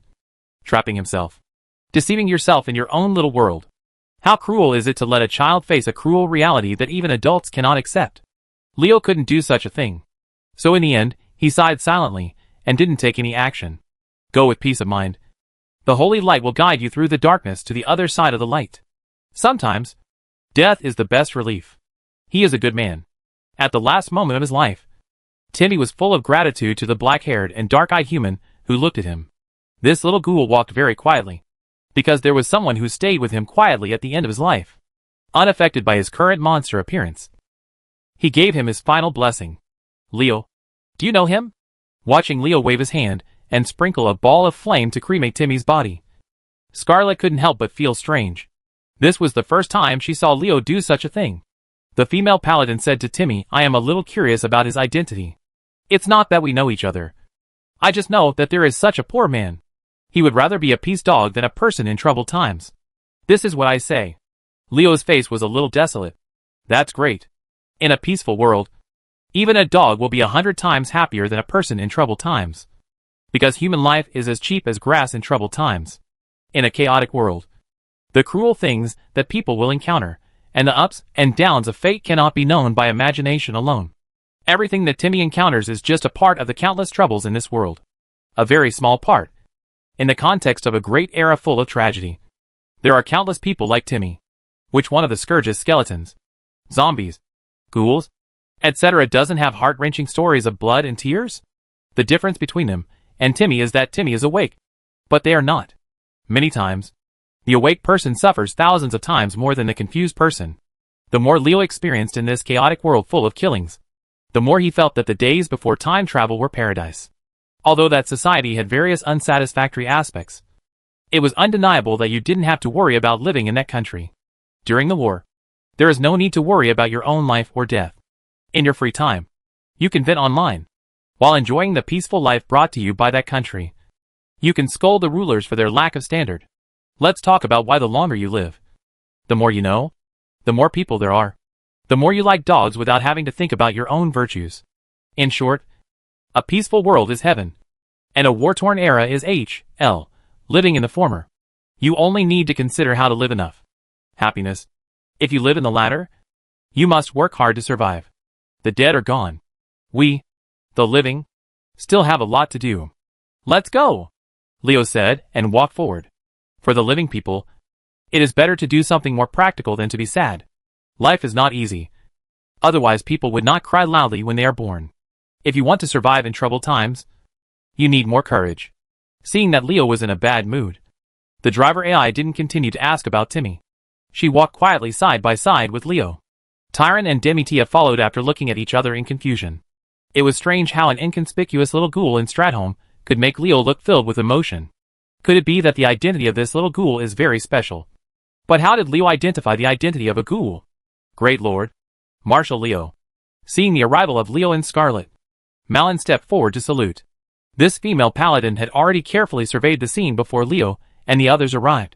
It was precisely because of her Leo and Scarlet came here only after discovering it. Great Lord. Please see. With this place as the center, there are traces of the magic circle within a radius of 30 meters. I have confirmed that this is a summoning circle. Although the Scourge Legion had destroyed the magic circle after the summons was completed and made many attempts to cover it up, it still could not be hidden from the investigation of interested people. Malin had already determined the size and function of the magic circle. We arrived very timely. If the time goes by 2 or 3 days, all the remaining traces of this summoning circle will disappear. Because the Scourge Legion did not arrange a permanent magic circle, but a temporary magic circle to burn the magic material of the magic circle. If it lasts for at most half a month, it will all expire and turn into fly ash. Marlin said with a hint of joy on his face. If his original plan was to attack Stratholme after capturing Mushroom Valley, Diseasewood and Dread Valley, they would never know what the Scourge had done here. Pointing out no one knows when this will cause the Alliance to suffer a big loss. After carefully checking the summoning circle left by the Scourge Legion, Scarlet took a step, judging from the traces of the circle that had not yet dissipated. The unknown existence summoned by the Scourge Legion was very powerful. Although how strong was it? Scarlet couldn't deduce the extent based on the remaining traces of the summoning circle. But she was certain that those worthy of Rivendell's effort to summon were definitely not ordinary people. It was impossible for the Scourge to remain irrelevant after the defeat of Tyr's hand. A waste of time and energy on little people. It seems that the Scourge has summoned another quite powerful being. His appearance may make the Alliance's future operations to exterminate the undead Scourge in the Plague Land more difficult. The centipede is dead, but does not freeze, making it difficult to retake the Plague Lands from the Scourge. Leo closed his eyes, and the flow of magic power that was slowly dissipating in the air let him know what kind of existence the summoned person was. Chaos, evil, killing, the sin of demons. Chapter 706. Uncle treats you to some sweets. Darrowshire in the southern part of the eastern Plague Lands is a village located in the mountains of southern Lordaeron. Its name comes from Lake Darrowmere to the west. In the war against the Scourge, countless heroes were born here. And countless heroes have fallen here. And this is a city full of sadness. Here, David Crawford of the Knights of the Silver Hand defeated the Ghoul King Hogus and cut off his head. After this victory, David was seriously injured and died soon after. Joseph Redpath took over David's position and led the brave soldiers to continue to guard it. Unfortunately, the magic of Marduk in Black changed everything. Infected by plague magic, Redpath's fallen soldiers guarding Darrow County turned into the undead of the Scourge. Their weapons were chopped off by the people they were guarding a moment ago. In a battle filled with crying and after a desperate massacre, Darrow County fell. Now this place is still occupied by the Scourge. But with the defeat of the Scourge at the hands of Tyr, the army withdrew to the western Plague Lands to avoid the Alliance's edge. The Scourge's control over this place is declining. And in some cases in the eyes of the strong, it has become a back garden-like place where people can stroll around without any protection. Among these strong people, Leo is included. A city that once had a glorious history. But now it has completely declined. Standing on the land of Darren County, Leo sighed for the city that was destroyed by the Scourge while walking slowly forward. He seemed to be looking for something when he stopped to investigate carefully from time to time. For Leo to make this trip himself, what is there in Darrow County that attracts him? A group of undead souls received the breath of the living, and they slowly moved closer to where Leo was. Logically speaking, with Leo's ability, it is not difficult to hide his whereabouts. The identity of the Necromancer alone is not a low-level undead. It can be discovered. But now he has been discovered. This can only show one thing, that Leo did not hide his aura. Not at all. Did he do this to deliberately expose his whereabouts to attract the attention of certain beings? As the saying goes, only those who are skilled in art are brave. That is, only Leo dares to do this. Who else would dare to walk so unscrupulously in Darren County and treat the undead that crowd around him carelessly? How many people can treat Darren County, which is still occupied by the Scourge Legion, as a backyard for walking? How many people can act so arrogantly? If he hadn't met Tamirio, he would have definitely stayed in Stratholme to help Scarlet take full control of the newly captured city and assist the Silver Crusaders in building Stratholme into their new stronghold. But now that he has met, Leo then remembered something worth doing that he wanted to do. So he came to Darosher. The Hand of Tyr has become undefendable because the surrounding mountains have been dug down by cave demons during the war against the Scourge. And the construction of new fortifications has even turned it into a military fortress. It took a long time to build the town. So the Silver Crusaders had to find a new location to serve as their headquarters. Compared to the Holy Lights Hope Chapel, which had been severely damaged by the undead Scourge, Stratholme had too many advantages. The little girl hides well. As Leo walked, he used his mental power to explore the surrounding situation, and used his powerful mental perception to find the target. Although more than half an hour had passed since he entered Darren County, during which time he had not been able to find the target he was looking for. Leo was not in a hurry.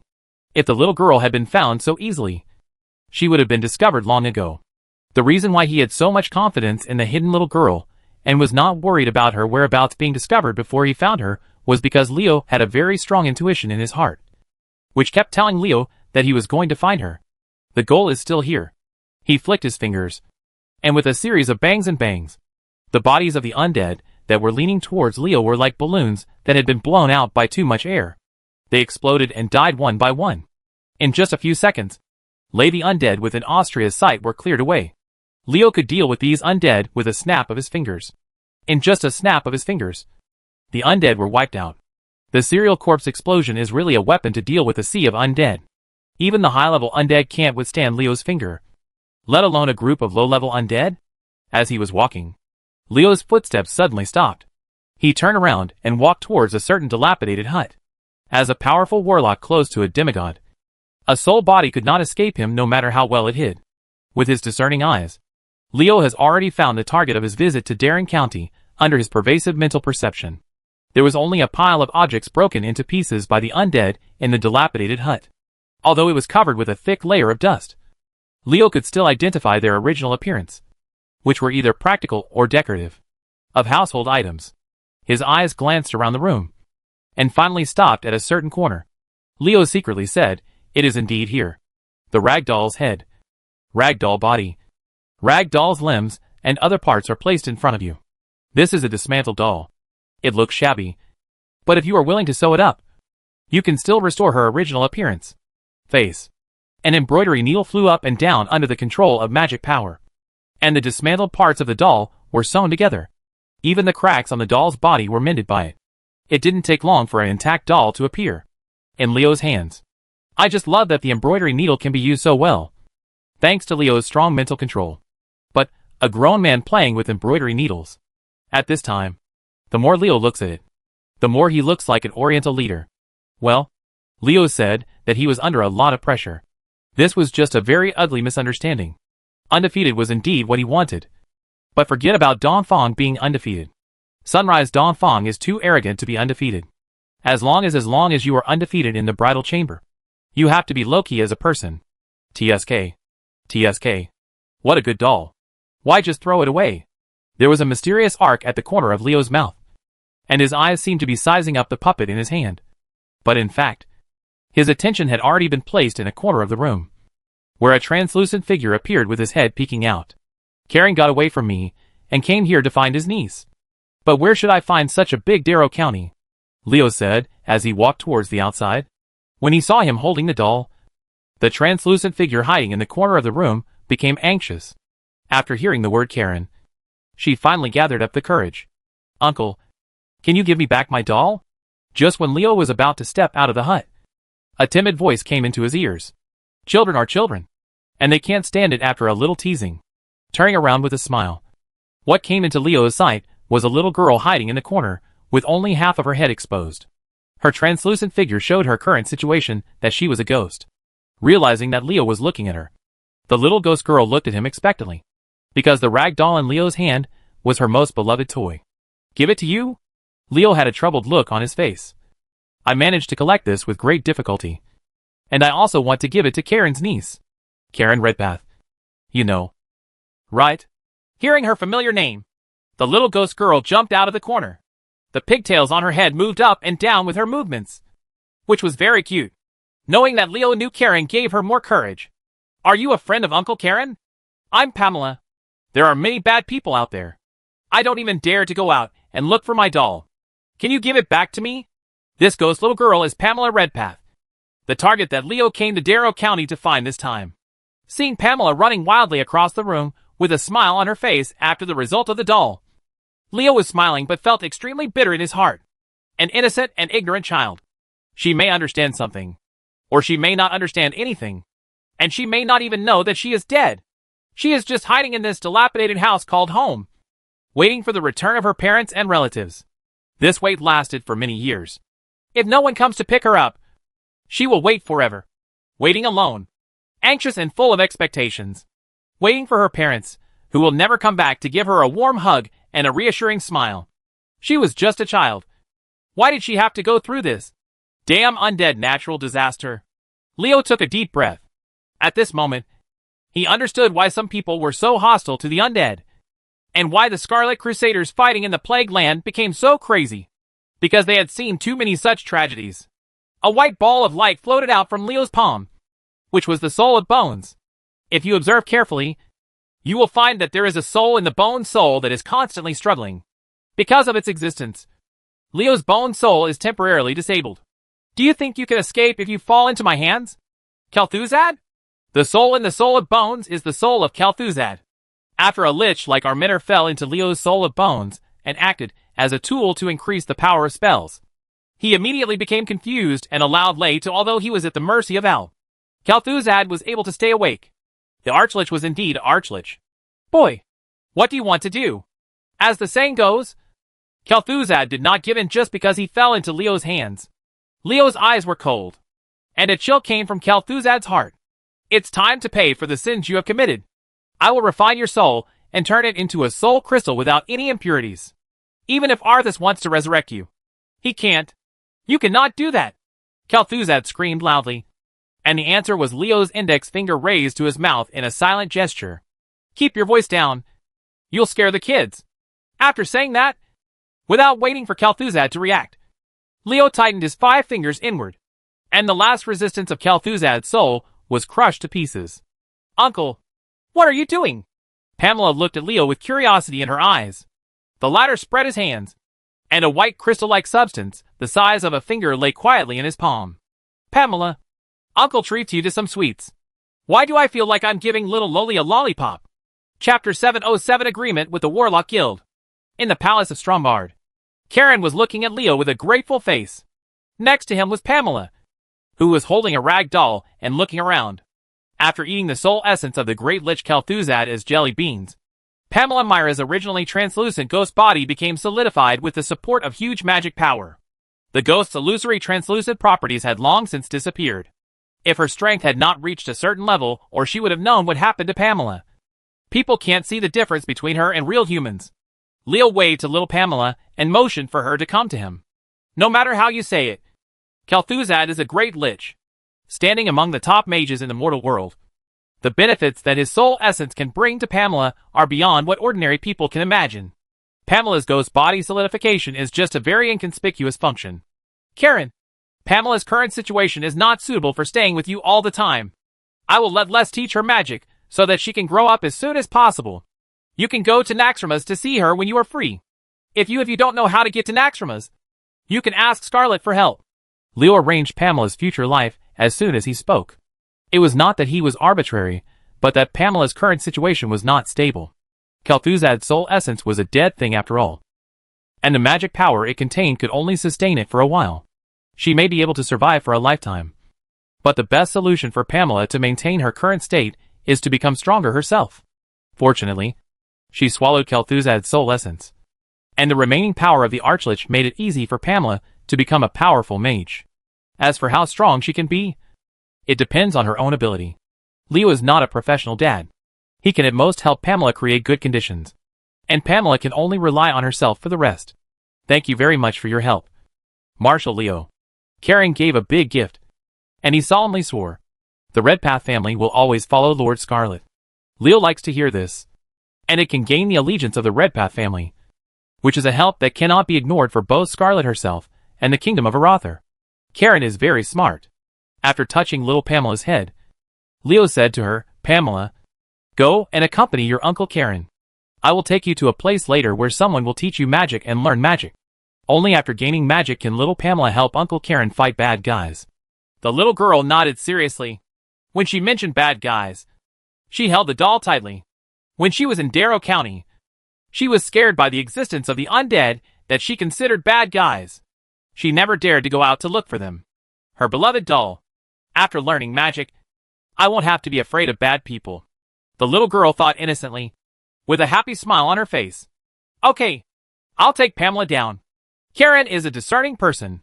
He could tell that Leo's words just now were hinting to him that he still had things to do, and it was inconvenient to continue talking to him. So Karen immediately led Pamela away. Going out. After he left, a woman whose appearance and figure were no less than that of Hina Soraya walked up to Leo. With her aqua-blue waist-length hair, ice-blue eyes, and a coldness that repels people from thousands of miles away. There is only one word to describe her feeling: cold. Cold to the bone. Freezing to the bone. "Master, the people from the Warlock Guild are here." The blue-haired beauty's voice was devoid of any emotion, giving people the feeling of falling into a harsh winter. This group of stubborn guys really won't stop until they achieve their goals. Leo rubbed his brows in distress. Ever since the people from the Warlock Guild came to Stromgard and discovered that their previous plan had failed, several big guys from the Warlock Guild had been sending people to contact Leo and offered to meet with him again. Negotiation requirements. Leo had not been in Stromgard before and had to prepare for the scourge, so he had reason to avoid it and push away the Warlock Guild's demands. It's not okay to do this now. It is no secret that Scarlet is presiding over the reconstruction of that city in Stratholme. As the High Lord of the Silver Crusade, she wants to build Stratholme into the second hand of Tyr, the Queen of the Kingdom of Aratha. With no time to separate, the domestic government affairs naturally fell on Leo. At this time, he was sitting in Stromgard and went to the palace to find him. "Syndra, go tell the Warlock Guild and ask Jacoin and the others to talk to me. If you are not of a high level and can't be the master, don't waste my time. There are some things that cannot be avoided." Leo is not alone now. As long as the Warlock Guild recognizes the Kingdom of Aratha, can he escape the monks or the temple? Besides, with Leo's current strength, he is no longer afraid of the pressure from the Warlock Guild. Jacoin and the others would never have thought that Leo had become a great warlock close to a demigod in such a short period of time. As the saying goes, one moment is the same as the other. Even if the Warlock Guild is rich and powerful, it will not offend a promising warlock to death. After all, everyone is a warlock. Now Leo is qualified to be on equal footing with the Warlock Guild, since both parties are on the same level and the other party wants something from him. Is he still afraid of talking to them? The rapid growth of Leo's strength was indeed beyond Jacoin's expectation. Although the Dark Soul Binder had repeatedly improved his evaluation of Leo, he was still surprised when they actually met because he found that he still underestimated him. This young man. Today's young people are really capable. It seems that we can't do it anymore if we don't accept old age. Jacoin and several warlocks who came with him smiled bitterly. Originally, they came to show the strength of the Warlock Guild and let Leo understand what kind of existence he was facing, and not to do it again and again. After 3 attempts to deal with the Warlock Guild, Leo unexpectedly became a great warlock close to a demigod. This made all their previous plans come to nothing. Facing Leo, who has become a great warlock, the approach of discussing in advance will definitely not work. What should we do next? Jacoin and others secretly communicated that Leo's strength growth far exceeded their expectations, which disrupted their plans and left them unable to come up with a specific response plan for a while. While everyone in the Warlock Guild was secretly discussing how to deal with it, Leo spoke. "Masters of the Warlock Guild, don't tell me secretly. You all know why you came to me. I won't waste your time. I can provide you with the potion, but I want the formula." No way. Leo's attitude is very clear. He made it clear from the beginning that the potion formula is not for sale, and there is no need to negotiate if you want to ask for it from him. However, as long as the finished potion is put aside, everyone can sit down and discuss it calmly. The warlocks who came with Jacoin are not simple people. They are not the kind of idiots who have their heads caught in the door and jump out and point at Leo's nose and yell about how powerful and deep the Warlock Guild is. If you don't just hand over the potion formula, and we will do something like that. These warlocks are all fox-level characters, both cunning and pragmatic. After knowing that Leo would not be able to hand over the priceless potion formula, and that we might not be able to force him to hand it over, they were not destined to be fruitless here. There was a lot of entanglement in the matter, and the focus of the conversation between the two parties was on specific issues, such as what price the Warlock Guild had to pay to obtain that potion, and how much the potion was supplied. Bargaining with a group of Fox-level characters is tiring, time-consuming, and labor-intensive. Fortunately, Leo does not need to do it himself. He only needs to plant a rough bottom line. Zenith and the blue-haired beauty Syndra had already taken over the matter and became his plenipotentiary representatives to discuss matters with the Warlock Guild. They did not take advantage of these two shrewd women. Gacoin. After some bickering, the two sides finally reached an agreement just when Leo was about to fall asleep, and the cooperation between the Kingdom of Arather and the Warlock Guild was finally settled. The Warlock Guild receives a standard dose of 50 potions provided by Arather every month, and the cost of making the potion is borne entirely by the Warlock Guild. The Warlock Guild doesn't know what materials are needed to make the potion, and how much it will cost. What is certain is that Leo will definitely contain some water in it. However, problems that can be solved with money are not problems. In order to obtain the potion, let the Warlock Guild develop. Leap, Gacoin and others didn't care, as long as Leo didn't go too far. The Warlocks of the Warlock Guild must send at least 2,000 Warlocks into the Summoner Legion every year from the date Arather provides the potion. These Warlocks will serve in the army of the Kingdom of Arather for 3 years. After 3 years, they can go and stay as they please. The members of the Warlock Guild joined the Summoner's Legion, allowing the Kingdom of Arather to gain the services of a group of Warlocks for free, expanding the size of the Summoner's Legion once again, and increasing the military strength of the Kingdom of Arather. The battlefield is the best place to temper people. As long as those Warlocks can survive, their abilities in all aspects will inevitably increase. The Warlock Guild has a place to cultivate talents for free, which avoids the decline in quality caused by the increase in personnel. If the Kingdom of Arather needs it, the higher-ups of the Warlock Guild such as Gacoin and others need to provide sufficient support. On the contrary, the Warlock Guild can also ask the Kingdom of Arather to increase the supply of medicines when needed. Thirdly, Gacoin and the others don't care about this. The most they can do in the Arather Kingdom is to go to the battlefield and help kill people. For Warlocks of their level, this is like an after-dinner exercise. To them, it seems that allowing the Arather Kingdom to increase the supply of medicines when needed is of great use. With this agreement, they can obtain more medicines and cultivate more Warlocks. Of course, in general, these three are more beneficial to Arather, who makes the Warlock Guild ask Leo for help. Then, Masters, I wish us a happy cooperation. Chapter 708 Unexpected News. The magic communication stone shone brightly, reminding Leo that someone was trying to contact him. What does Watson want from me? Secretly wondering, Leo made a gesture, and Syndragosa, who was explaining a magic notebook to him, stopped, even though Leo could defeat her. As the consort of the King of Magic Malygos, Syndragosa's profound attainments in the field of magic and rich knowledge were far beyond his reach. As far as Leo was concerned, it was only natural for Dragosa to explain magic to herself. As a human being, you must learn to be a sponge, and humbly ask for advice on areas where you are not as good as others. Like a sponge, you constantly absorb all kinds of knowledge to make yourself more valuable and more important. This is the real way to become stronger. If you rely on a cheat like Golden Finger and refuse to study anything carefully, and do not study the principles and essence of magic, you will only be a skill-casting machine for the rest of your life, with nothing but what the Golden Finger gives you. If he hadn't understood this and worked hard to improve himself, Leo's strength would not have been able to grow at such a rapid rate. Leo, I have something to tell you. Wolson, what happened? After arriving at Stromgard, because Passonia has been following Leo. Wolson has been busy because Passonia will set up an intelligence organization similar to MI7 for Arather, not to mention the corona on his shoulders.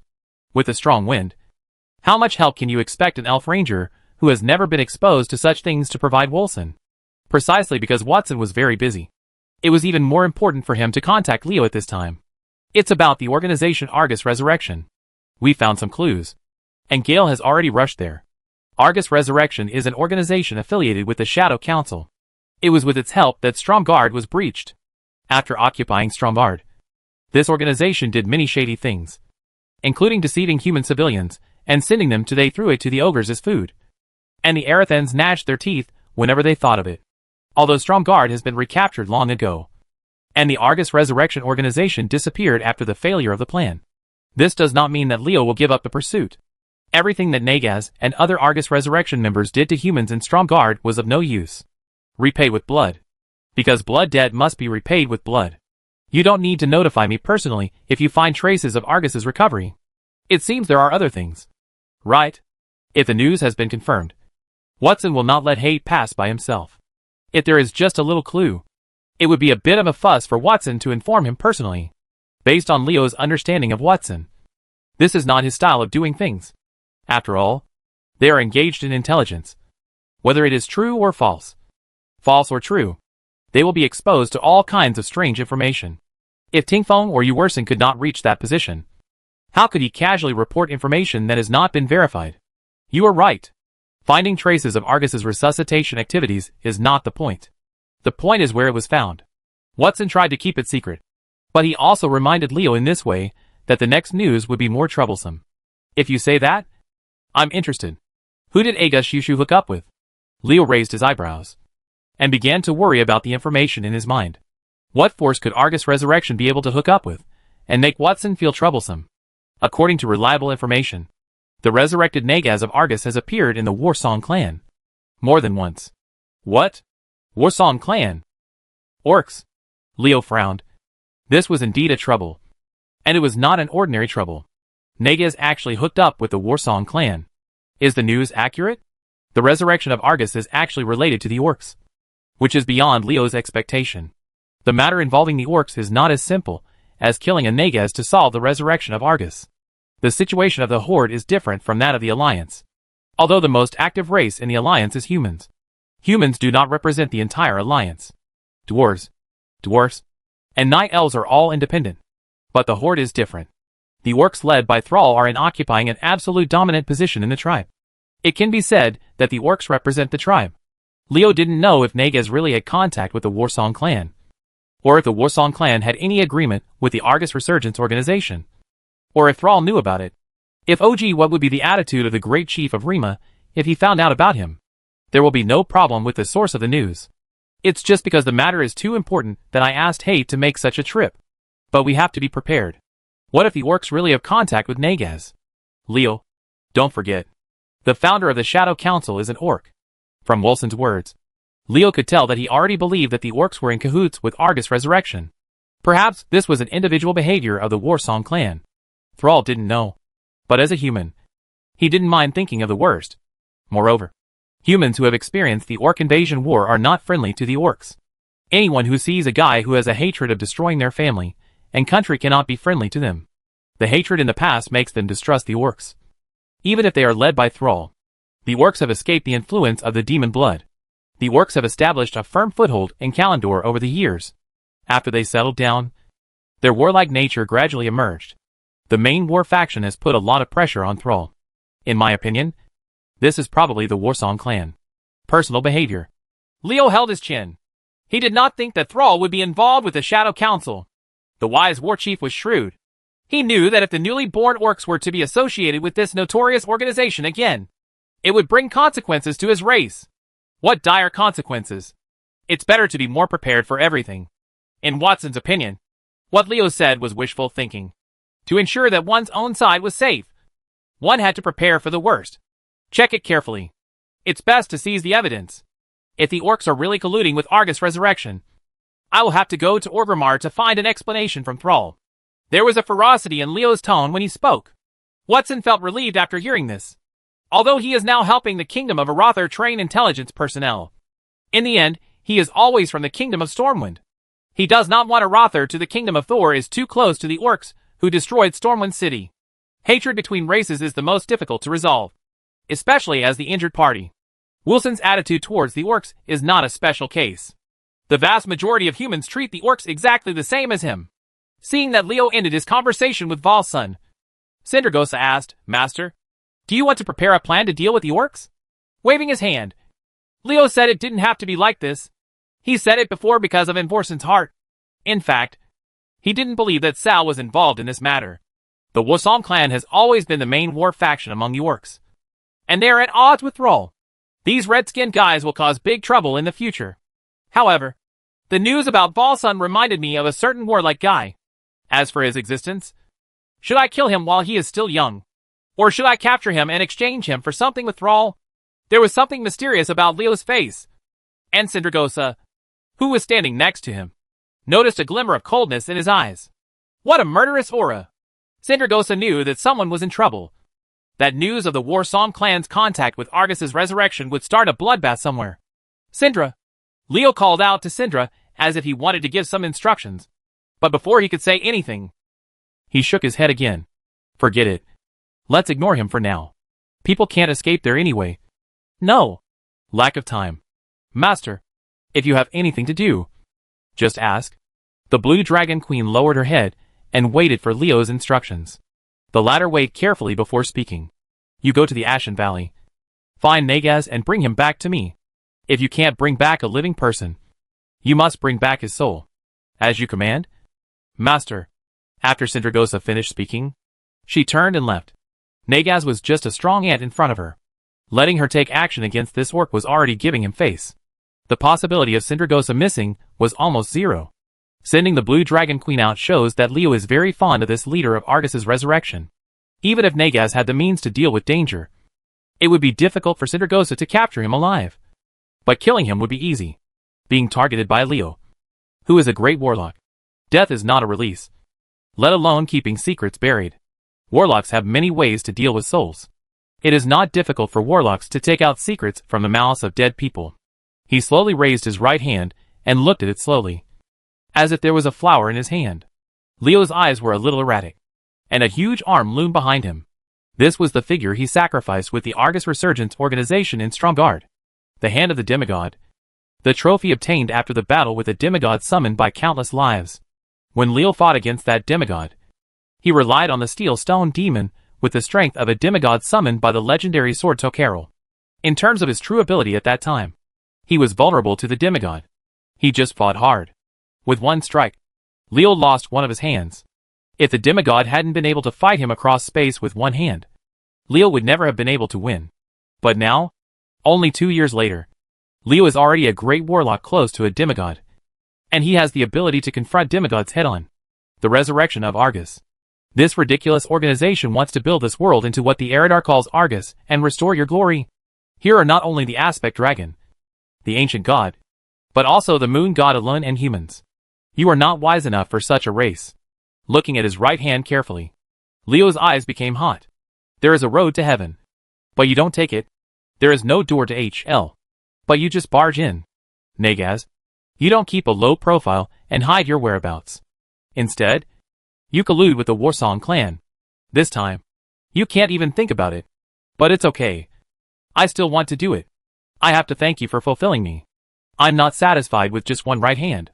Chapter 709 Visitors. Scarlet was surprised. She had never thought that Leo would take in a little girl in the palace of Stromgarde. Nor did she think that she would sit hand in hand with Leo and watch the little girl play. She had never experienced such a scene. Scarlet had a very strange feeling in her heart, which was a mixture of warmth, sweetness, happiness, and peace. If Leo and I have children in the future, will we play with him like this? 2 red clouds appeared on the face of the female paladin. She felt happy in such a scene, but also felt ashamed to think about her children. Having been educated by Orthodox knights and nobles since she was a child, she was very rigid in some aspects. There is absolutely no comparison between men who have no code in their hearts. So someone who has repeatedly stretched out his wolf claws but failed to succeed often looks up to the sky and sighs. The education in this world really makes people vomit blood. And places like the Holy Light Cathedral are completely poisoning the next generation. Well, seeing that Scarlet was looking at Pamela in a daze, Leo leaned into her ear and whispered in her ear, "What are you thinking about?" So dazed? Nothing. Having said that, the female paladin's eyes still did not leave Pamela. Leo laughed when he saw this. This silly girl was obviously not thinking what she meant. "If you like children, how about we have one?" Scarlet turned her head shyly, only to see Leo wink at her narrowly. The female paladin's face turned red instantly, but she did not run away like before. This made Leo was very pleased. Scarlet didn't run away, which is progress. And progress is a good thing. Leo laughed, looking very much like the wolf grandmother who was eyeing Little Red Riding Hood. If coupled with the drooling, it would be even more like it. "Can you wait a little longer, Leo?" Scarlet looked at Leo anxiously. She had rejected Leo many times with the same words. The female paladin didn't know if Leo would be angry because of this. But the education she received since she was a child kept reminding her that she was a member of the Lothar family, the only descendant of the Queen of Arathar. Her every move cannot be surpassed, because countless pairs of eyes are watching her. I knew you would say that. Leo curled his lips dejectedly. The feeling that a beautiful woman like Scarlet could not eat made him feel like a cat scratching his heart. However, the female paladin insisted that he would not allow him to do that until the official wedding day. Leo, what more can be said? He could only secretly curse the Cathedral of Holy Light's rigid education for how harmful it was. There's a saying that goes well. People cannot help themselves in the world. Scarlet is now the queen of the kingdom of Arathar. Her every move affects the entire kingdom. Now that Arathar is gradually recovering, she is not allowed to make mistakes. We cannot allow some people to take advantage of us. Leo understood all this, so he was depressed but not angry. It was only a few months, and he could afford to wait. Besides, it's good to be like this now, because I feel like I owe Leo something. And Scarlet is completely obedient to Leo. Lord Leo, there is a night elf druid named Nerlex, who wants to see you. Willie came in a hurry, and the news he brought caught the attention of Leo and Scarlet. Although the night elf druids are not said to be close to each other, they rarely have contact with other people, especially the druids. After Isra, the Green Dragon Queen, created the Emerald Dream, she became known as Malfurion. The night elf druids headed by Storm Rage have lived like homebodies. If there is nothing particularly important, they will always stay in the Emerald Dream. Nerlex? Isn't this the druid who explored the Wailing Cave to solve the soil problem in the Barrens? What is he doing here? I am here to request cooperation from the Kingdom of Arathar on behalf of the Cenarian Circle, and to cooperate in curing the plague land contaminated by the Scourge. Nerlex did not beat around the bush, and went straight to the point as soon as he opened his mouth. The plague lands were contaminated by the plague toxins of the Scourge. Normal plants could no longer grow there, and they were no longer suitable for human survival. The once fertile land had become what it is today, which not only deplored humans, but also devastated the Cenarian Circle. The druids were heartbroken. The druids who protect nature will find ways to manage even the barren lands of the tribe, let alone the plague lands. It is very difficult to cure a plague land contaminated by plague toxins. If the druids are allowed to research on their own, it will take a lot of time and effort to achieve results, because they do not know the formula of the plague toxins that pollute the land. But the Plaguebringer North defected to Leo, and many people heard the conversation at that time. The Plaguebringer revealed his value in order to resurrect Farina for Leo. He had the formula for the plague toxin of the Scourge Legion. Knowing the formula can quickly come up with a solution, which is many times more efficient than trying to figure it out on your own. The effect of curing the plague land can be seen quickly. The purpose of the Cenarian Council asking Nerlex to come here, that's it. North, who mastered the formula of plague toxin, defected to Leo instead of the Alliance. So the Cenarian Council asked for cooperation with the Kingdom of Arathar. The druids still have a good command of what they do and say when they stay at home. There are many benefits to cooperating with the Cenarian Council. Scarlet and Leo have already made a decision to agree to him without even communicating. Healing the land of the plague lands, restoring the natural order there, and allowing life to flourish in that land again. The sentiments of the Cenarian Circle are admirable. Nerlex, I agree with your request. Let us work together for work hard to heal the harm caused by the Scourge Legion to the world. Leo first said a good word. And it doesn't cost money anyway. But then he took a different turn. It's just that this matter is temporary. It can't be completed. There is more than one toxin used by the Scourge in order to contaminate the plague lands. We have to give North time. But I will urge him to write down part of the recipe as soon as possible. Although Leo didn't say it clearly, his meaning was very obvious. The Cenarian Council to cure the plague land is coming to help. That's okay. No one will stop you. We, Arathar, will also cooperate with your actions. But you want to let me do it once. It's impossible to just take everything out. As long as Leo holds the formula of plague toxin in his hand, he will take the initiative in this matter. Due to the different scope of plague toxin contamination, where to start, and when to cure the land of the plague, these are all up to him. On hand. We are ready, and please let us know if necessary. Nerlex did not express any objection. For him, as long as the purpose of the Cenarian Circle is achieved, the plague land can be healed as soon as possible. The druids do not covet the interests of that land, so it makes no difference to the druids which place to heal first. Leo wants to take the initiative in this matter. so that the place that can benefit the kingdom of Arather can be cured first and cooperate with him. That's fine. There is no conflict of interest between the kingdom of Arather and the Cenarian Council in the matter of curing the plague land. Both parties got what they wanted, and the negotiation of cooperation matters can be completed easily. However, Neralex did not leave after the matter was agreed upon, because he had another mission in Stromgard. I really didn't expect that the druids of the Cenarian Circle would actually become the lobbyists of the tribe. Scarlet snorted coldly, and her attitude towards Neralex suddenly changed a lot. The reason for this was that Neralex's second mission to Stromgard was to bring the kingdom of Arather to the throne. Send troops to Silithus to relieve the pressure on the Beetle tribes fighting against the Yakkar Empire. Grand Duke Lothar encountered an accident while fighting the orcs in Blackstone Mountain. As the only descendant of the Lothar family, Scarlet did not have the slightest fondness for the orcs. When she saw the orcs, she had already restrained herself from cutting them without drawing her sword. She wanted to. It was not unusually difficult for her to take the initiative to help the orcs. Now, Rex, you should know that we just fought a war with the Scourge at the hands of Tyr not long ago. In addition to the war to conquer Blackstone Mountain, the Alliance army has experienced 2 consecutive wars. What we need now is to rest and recuperate. We are really powerless against the battle in Silithus. It's not that we don't want to help. It's that we don't have the energy to help now. Let's take a break and catch our breath first. Leo spread his hands, his face full of helplessness. Those are controlled by Thun. Once they break through the beetle wall, the disaster they will cause to the world is unimaginable. I hope you two will think about it again. Please put the overall situation first. Neralex did not give up because of Leo's words. The druids of the Cenarian Council headed by Malfurion valued the Burning Legion and the ancient gods most. And only these two had the ability to give the entire existence that brings destruction to the world allows them to take the initiative to run. Relatively speaking, the Lich King's Scourge Legion has not received their greatest attention.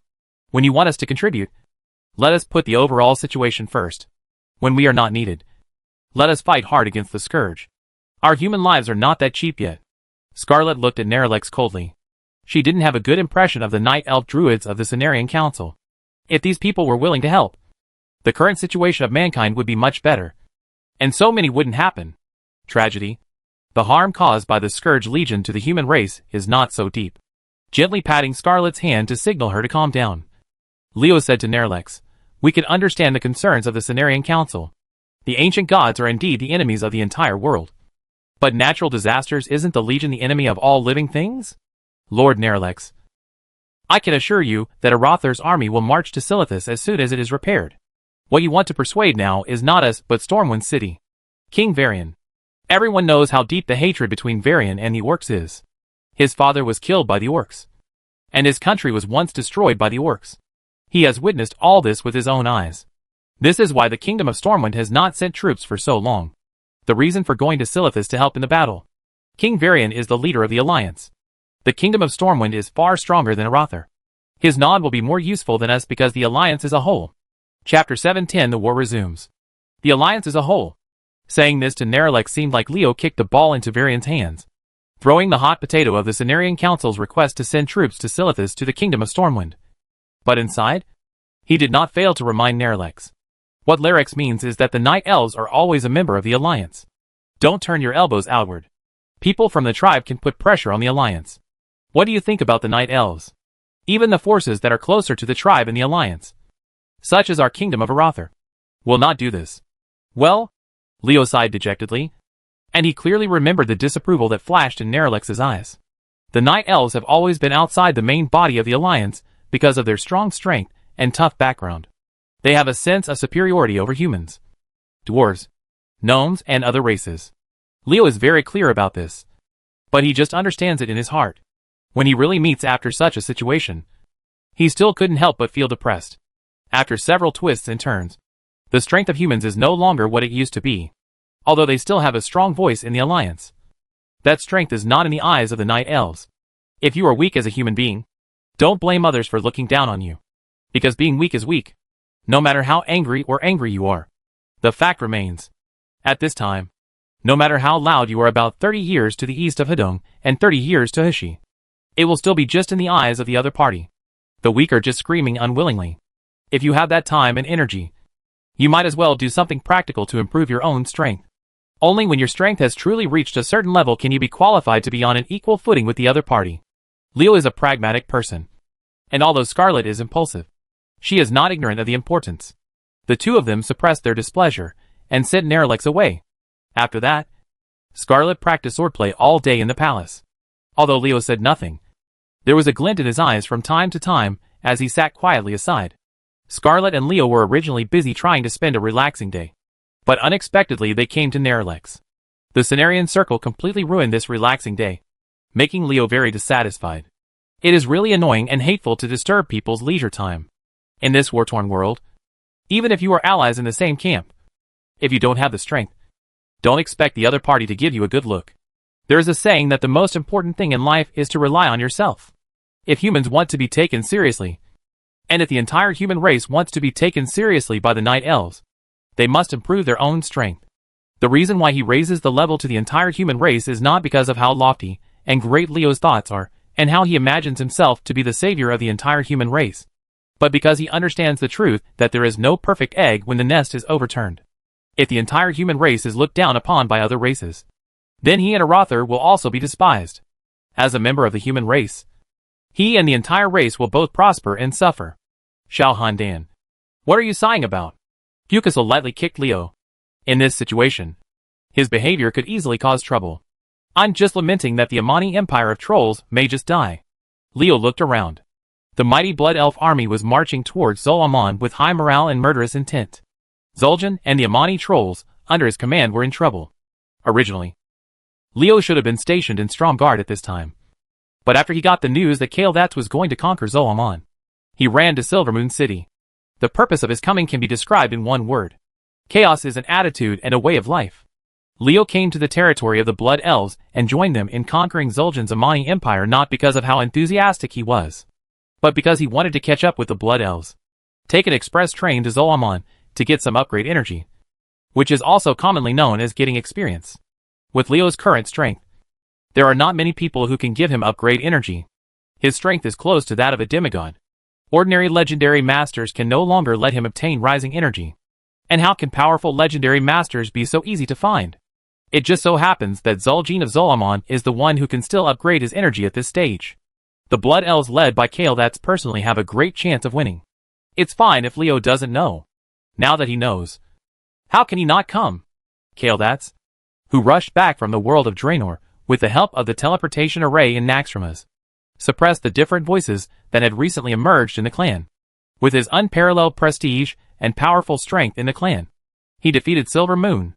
Everything in the city was once again under his control. But Kael'thas knew that just doing this step was not enough. He had to hand over a report card that satisfied all the Blood Elves. Otherwise, once he left the big city of Silvermoon City, the rear will be unstable again. When he first went to the world of Draenor, Kael'thas promised a bright future for his people. But the eternal water bottle in Illidan's hand was not so easy to get. And those beautiful promises could not be fulfilled immediately. So to achieve results, other targets must be selected. And the unlucky Zul'jin and Amani Trolls came into the sight of the Blood Elf Prince. Originally, the elves and the trolls were feuding. Especially the Blood Elves and the Amani Trolls. The war between the two sides has been on and off for thousands of years.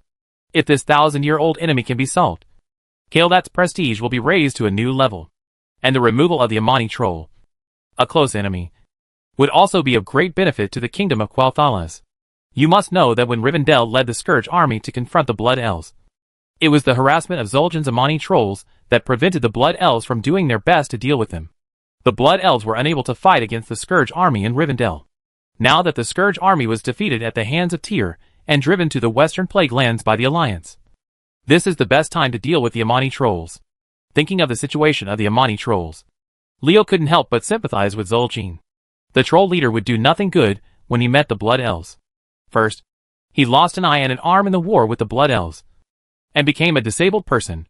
After the Blood Elves' strength declined, the Amani Trolls finally recovered some of their strength, and then met Stromgarde and Silvermoon City to form an alliance. In the Battle of Zol-Amon, the Witch Lord Makaras and the 4 Spirit Priests were lost, although he found a strong ally in the Scourge in that battle. The Scourge, which had always been strong, was defeated one after another. Naxxramas was robbed. Kel'Thuzad, Sindragosa, etc. defeated one after another at the hands of Leo. The once prosperous natural disaster army was driven to the western plague lands by the Alliance in the blink of an eye. The situation changed so fast that Zul'jin might not even be able to react yet. You can't blame the government for your misfortune. And you can't blame society for your misfortune. Zul'jin, this unlucky kid, is just a piece of cake, Fizzle snorted. And Leo sighed for the Amani troll. As a member of the Blood Elf army, didn't he know that this would arouse public anger? Can I interpret your sigh as the strong's pity for the weak? Kael'thas seemed very calm. But the confidence in his calmness gave people an illusion. As if the Amani troll would inevitably be wiped out. As soon as he opens his mouth, he puts himself in a strong position and regards his opponent as a weak one. This statement can easily arouse people's disgust and make people think that he is an arrogant guy. But the person who speaks is Kael'thas Fuxel. They felt it was natural. Not because of the Blood Elf Prince's extremely confident aura, but because of his strength. Is Kael'thas, who has broken the last obstacle to advance to demigod, not qualified to look down on Zul'jin? Your Highness, victory belongs to Sindorii. Fizzle bowed and saluted. Unlike Leo, she couldn't lose her etiquette as a blood elf when facing Kael'thas. My pity, Zul'jin will definitely not like it.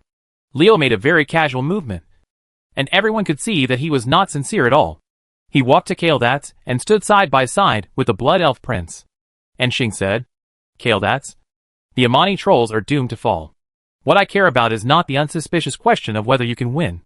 Then what do you care about? I'm just curious what you will do once the Amani trolls are defeated. Do you pursue them with all their strength and kill them all? Or do you leave them a chance to survive and drive out these trolls? Leo looked at Kael'thas, who also looked at him. The Blood Elf Prince asked, What do you want me to do? As the saying goes, if you cut the grass without removing the root, it will grow again when the spring breeze blows. The war between the Amani trolls and the Blood Elves has lasted for thousands of years. The hatred between the two tribes has long been so deep that it cannot be resolved. Now that their feud is in trouble, it is a good time to resolve them. Under normal circumstances, there is no need to think about what Kael'thas should do. If he doesn't kill the Zul'jin trolls, will he still leave trouble for himself? But the question is, if the Blood Elves did this, how would Zul'jin of the Dark Spear tribe react? The Dark Spear tribe, who are in the same tribal camp as the Blood Elves, are also part of the Troll tribe. Will they sit back and watch the Blood Elves massacre the Amani trolls and remain indifferent? Once Kael'thas chooses to drive out all the Amani trolls, the Blood Elves will indeed be able to control the entire Ghost Land. And there will no longer be any trolls that can threaten them in the kingdom of Kael'thas. But this will inevitably intensify the relationship between the trolls and the Blood Elves. If there is a conflict between elves, Zul'jin might fall out on the spot. How will the Blood Elves deal with themselves in the tribe then? But if the Amani trolls are only expelled by opening a net, with the hatred between the two sides lasting for thousands of years, these trolls will definitely not let it go. By doing so, Kael'thas will leave a disaster to his race, saying no one knows when the Blood Elf will be severely injured. I'm not in my position, and I'm not you. Why do you have to worry about it? Leo curled his lips. He didn't know how to answer the questions Kael'thas asked him. I'm just bored and messing around in the battlefield. Yes, I don't care what you do after the fight with the Amani trolls. Just treat me as a bystander. Kael'thas didn't understand the word fighting, but he understood it when he was watching. Leo's words were clearly saying, I just came to watch you fight because I was bored. I just watched and I didn't participate in other things. The kingdom of Kael'thas joined the tribe because of the invitation of Sylvanas. It has nothing to do with the trolls and orcs. Many of my people died at the hands of these two races. Lord Themar was chosen to be the regent. The king is because I don't know much about the kingdom. Now it seems that he is forward-looking and lacks decisiveness in doing things. And he is not ruthless enough in doing things. As a leader, he is not as good as Sylvanas, let alone me. Compare. Kael'thas looked in the direction of Zul'jin, and the light from the sun printed a bloody red color on the distant sky. Chapter 7:11 What can you do to me? This is not the first time for Zul'jin to come. Last time, he helped others find faults. But this time, he watched others find faults. Seeing that the stairs in front of him that were originally the entrance had turned into a high wall, Leo knew that Zul'jin had already prepared for the attack on the Blood Elves. But a stone wall could not stop Kael'thas' leadership. You have intruded into the territory of the Amani Empire. On the stone wall, a group of Amani trolls were preparing for battle. And Zul'jin's voice came from these trolls. Leo moved back calmly. His actions highlighted Kael'thas. The crimson robe, the huge Cindoria golden staff, and the 3 green orbs rotating around his body. These are different. Cael'dats' appearance compared to other blood elves made Cael'dats extremely conspicuous. Standing with him really didn't fit with someone's self-proclaimed Loki character, because it would attract too much hatred. I'm here to impress, not to show off. The burden of attracting the attention of the Amani trolls is best left to Cael'dats. With this thought, someone calmly retreated into the blood elf army. Cael'dats, who was focusing on Zul'jin, did not notice Leo's behavior, but Liao Linfeng was behind him. Sissel and the others saw clearly. A group of blood elves stared at Leo fiercely. Fusel moved his feet and almost kicked Leo out of habit. When Leo was in the storm, she kicked him a lot when he was in the city. Leo, who was retreating towards the blood elf army, found that someone was blocking his retreat, and there was more than one ignorant guy. Fizzle, Liadrin, Frelin and Hawksbill had blocked behind him at some point. For strong blood elves formed a human wall, blocking Leo's retreat route. Stand up. Leo rolled his eyes. It was clear from their looks that they wanted him to help. But he was clearly here to watch, and didn't want to do anything. These blood elves were not kind. They were too unkind. But since we followed the blood elves to Zoamon, it's really not good to just watch and take action. It's just to help fight. No big deal. As the earth trembled, a miniature volcano rose from the feet of the Amani troll, breaking the stone wall built by the troll into a gap about 200 meters wide. Hot magma spewed out from the crater like a fountain, forming a volcano. The trolls with a radius of 500 meters from the center of the mouth were swallowed by the magma without any reaction. Leo summoned the volcano, and tore a large hole in the Amani troll's defense line. The blood elves did not waste the opportunity he created.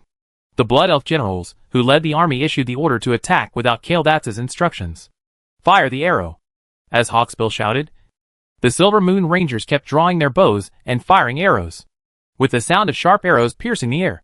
The trolls were shot to the ground one after another.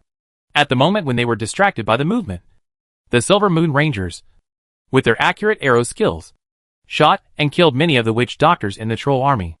Although the opponent had the upper hand, the Amani troll would not show weakness. It threw flying axes, stone spears, etc. with the strong wind, giving the charging blood elf warriors a head-on blow. If not for Liadrin, the priests led the priests to continuously add protective spells and healing spells to their own warriors. Many blood elves would die during the charge alone.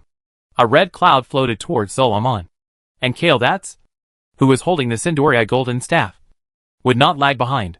A rain of fire spell covering a kilometer in radius tore another gap in Zolamon's defense.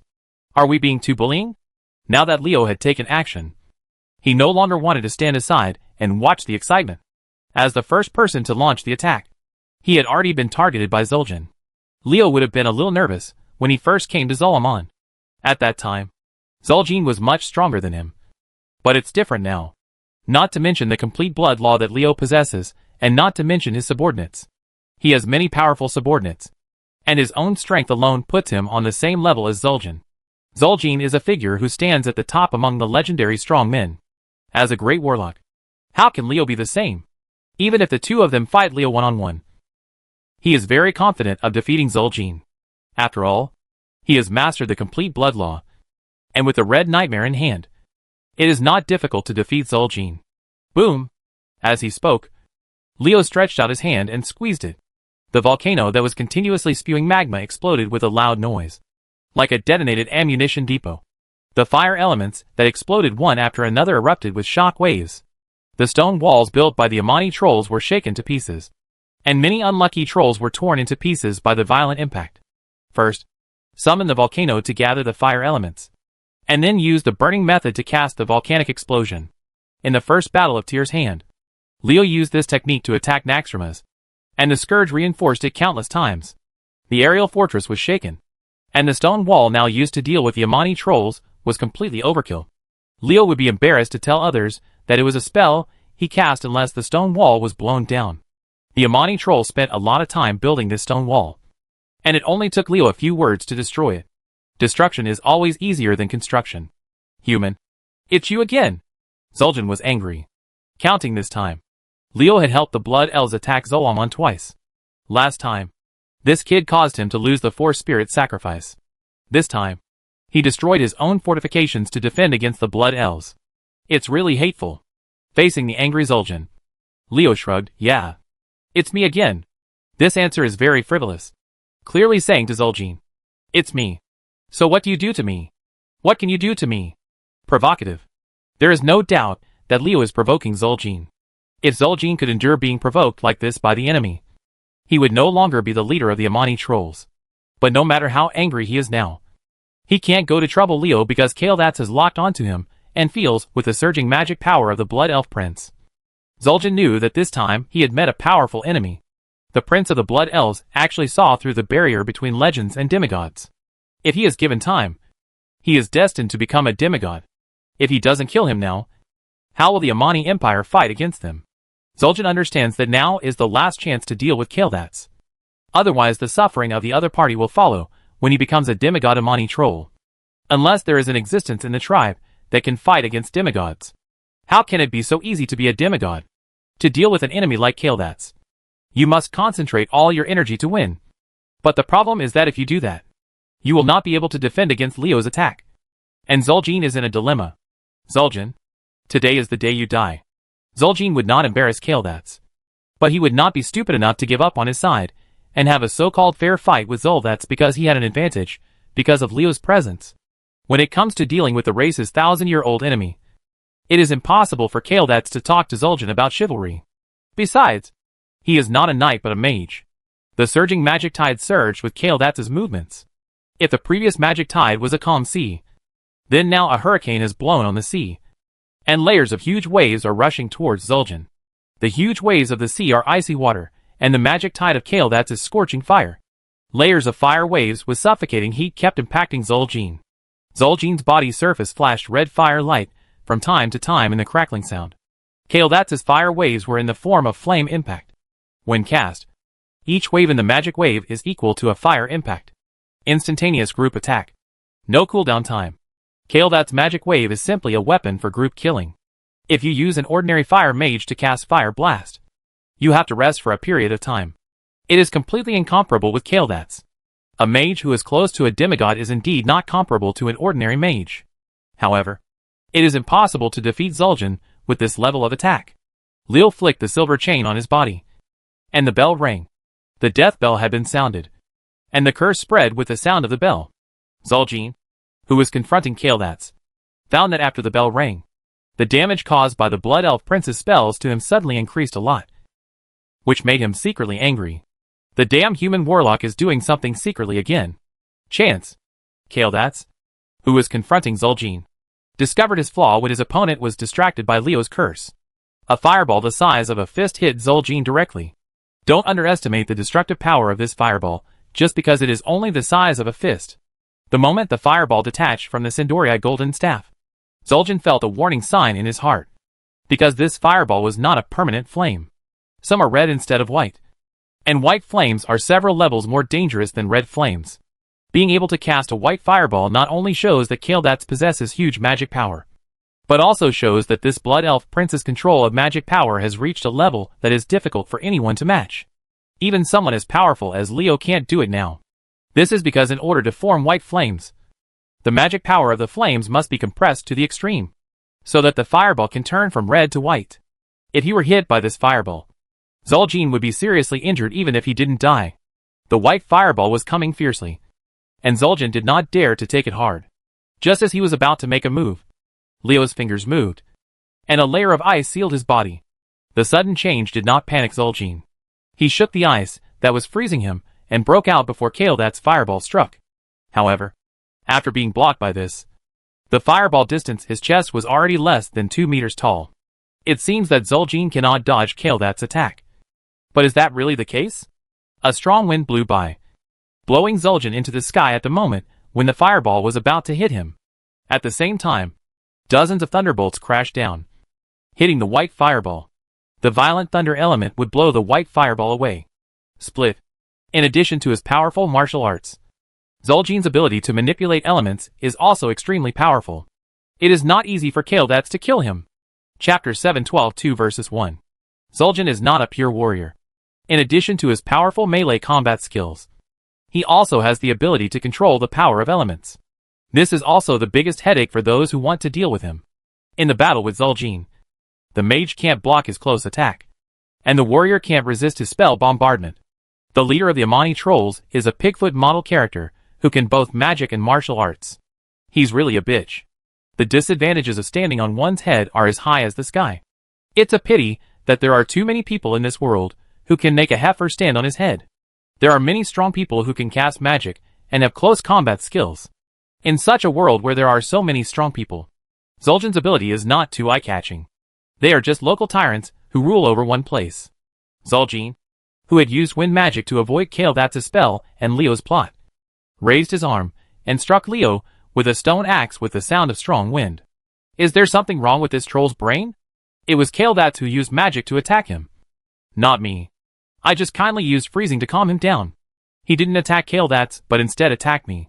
It's really a dog bites Lu Dongbin, but does not recognize a good heart. Does Zul'jin think I'm a soft persimmon? Leo snorted in displeasure, and he began to wonder if in Zul'jin's eyes, his face was marked by the word easy to bully. By the way, I am not a petty sufferer. A bone spear was like a large crossbow arrow fired from a siege bed. With a sound, it smashed the stone axe thrown by Zul'jin into pieces. However, while disintegrating the attack, it itself also shattered inch by inch under the reaction force. He's good at throwing things. He even broke my bone spear. Not fighting back. Not fighting back when scolded. Such a thing would not happen to Leo. Since Zul'jin attacked him, he would naturally fight back. Leo smiled evilly, pointed the staff of disintegration at Zul'jin, and fired a chaos arrow, targeting Zul'jin.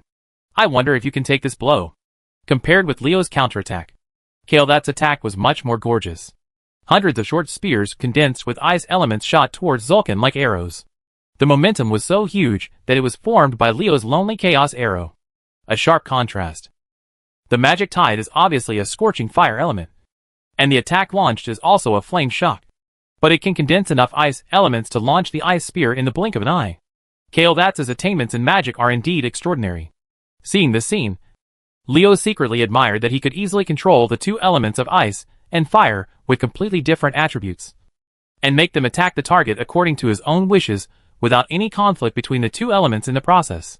The control of magic elements is a goal that more than 90% of mages cannot achieve in their entire lives. Zul'jin's face was solemn. Although Kael'thas's hundreds of ice guns were powerful and seemed to be very lethal, the intuition he had cultivated in countless battles and countless life and death moments told him that the one that could really cause him harm was Leo's chaos arrow. The crimson flame set off a storm, and their power exploded when Kael'thas's ice spears attacked, declaring their power to the ice elements. The cold ice spears quickly shrank in size in the flames and disappeared. Eventually it disappeared. In the battle between ice and fire, Zul'jin's flames melted most of Kael'thas's hundreds of ice spears. Although the remaining ice spears could cause him little damage, they were very slight. With the troll's powerful body recovery ability, such a minor injury can be fully recovered in a minute or two.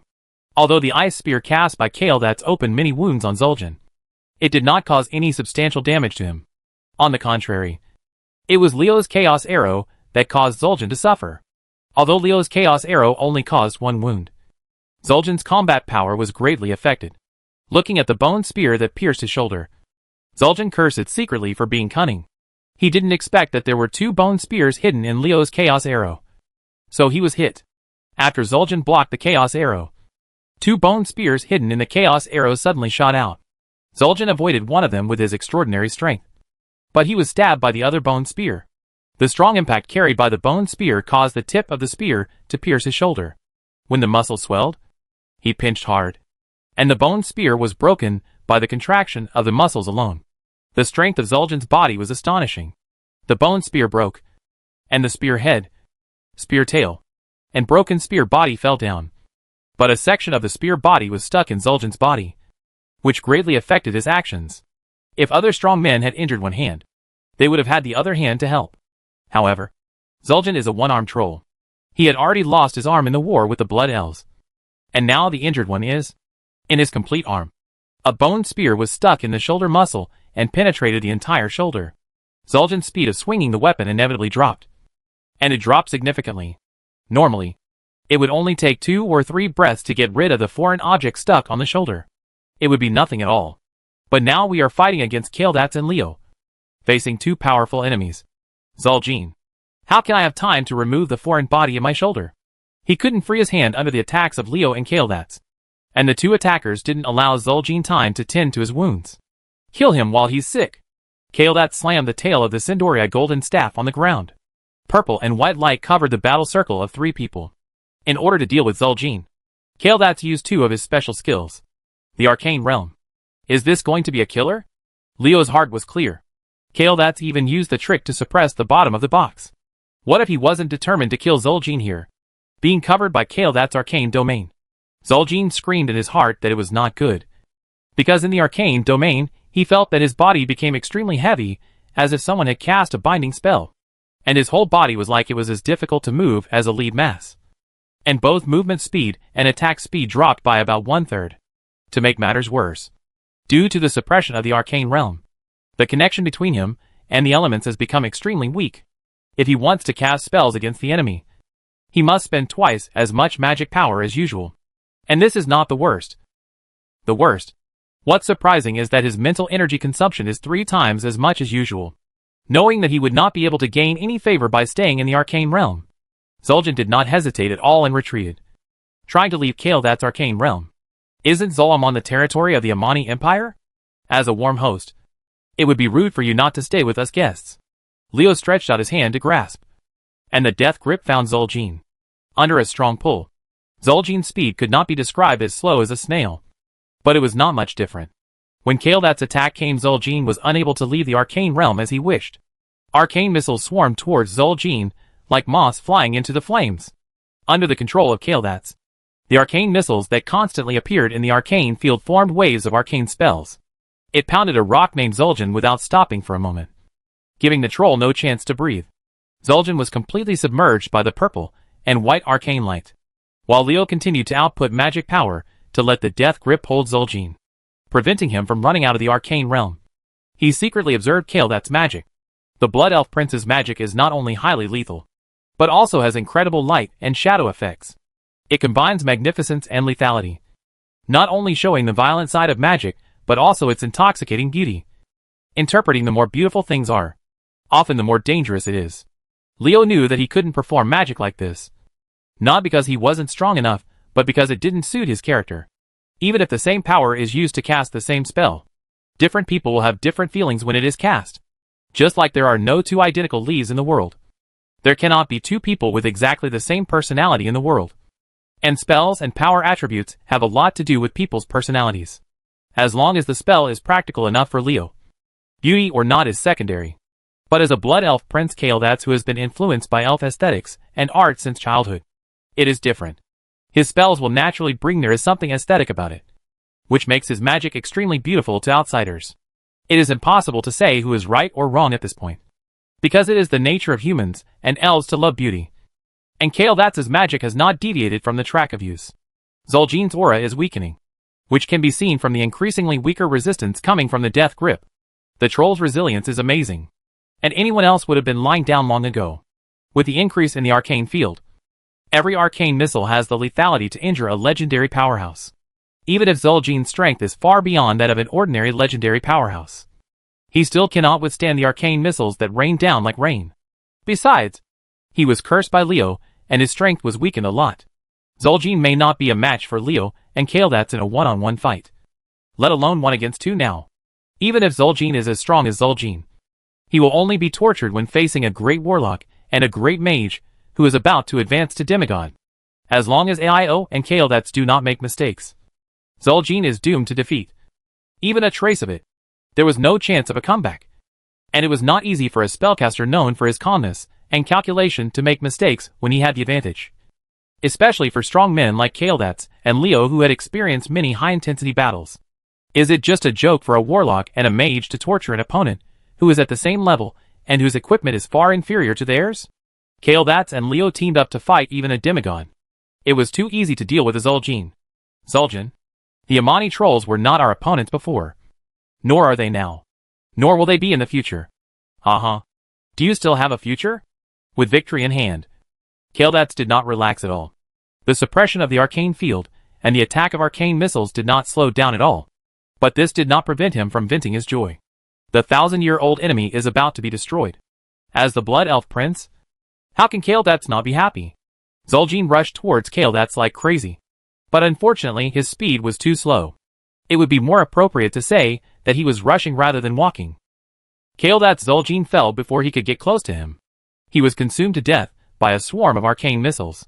The troll's recovery power failed to help him much, and instead made him endure more pain of. Leo shook his head secretly. No matter how strong one person was, he could not support a country. The Amani trolls could only look for their past glory and memories. I may fall here, but the Amani Empire will never die. Chapter 713 An Artifact. There is a word called strong on the outside but dry on the inside, which is a perfect way to describe the current Zul'Aman. After joining forces with Leo to kill Zul'jin, Kael'thas led the Blood Elf army to defeat the Amani trolls, whose morale had plummeted. They originally thought that this was just a breach of the defense line guarding Zul'Aman's outermost guards, and invaded inside. There would be a fierce battle later. But when the Blood Elves entered Zul'Aman, they found that the actual situation was completely different from what they thought. The Blood Elves army entering Zul'Aman encountered very few obstacles. And these obstacles were brought about by the peripheral Amani trolls, who relied on their familiarity with the terrain after they retreated into Zul'Aman. In other words, Zul'Aman was not at all. There was no defensive army deployed. Zul'Aman is just an empty SHL now. Kael'thas' eyes flashed with a hint of gloom. Although it couldn't be seen from the outside, Leo knew that the joy of killing Zul'jin in his heart had been replaced by gloom, because a large part of the Amani trolls were missing. It was obvious. Zul'jin made arrangements in advance and left enough fire for the Amani trolls. Take no prisoners. A sentence full of murderous intent decided the fate of the Amani troll, and also showed the attitude of the Blood Elf Prince. Once the enemy that has been entangled with his race for thousands of years will fall into his hands, Zul will have no chance of survival. If Jin hadn't transferred a large part of his tribe, the Amani trolls would have been exterminated today. Leo watched all this silently. Zul'jin transferred nearly 2/3 of the Amani trolls. These people did not know where they were.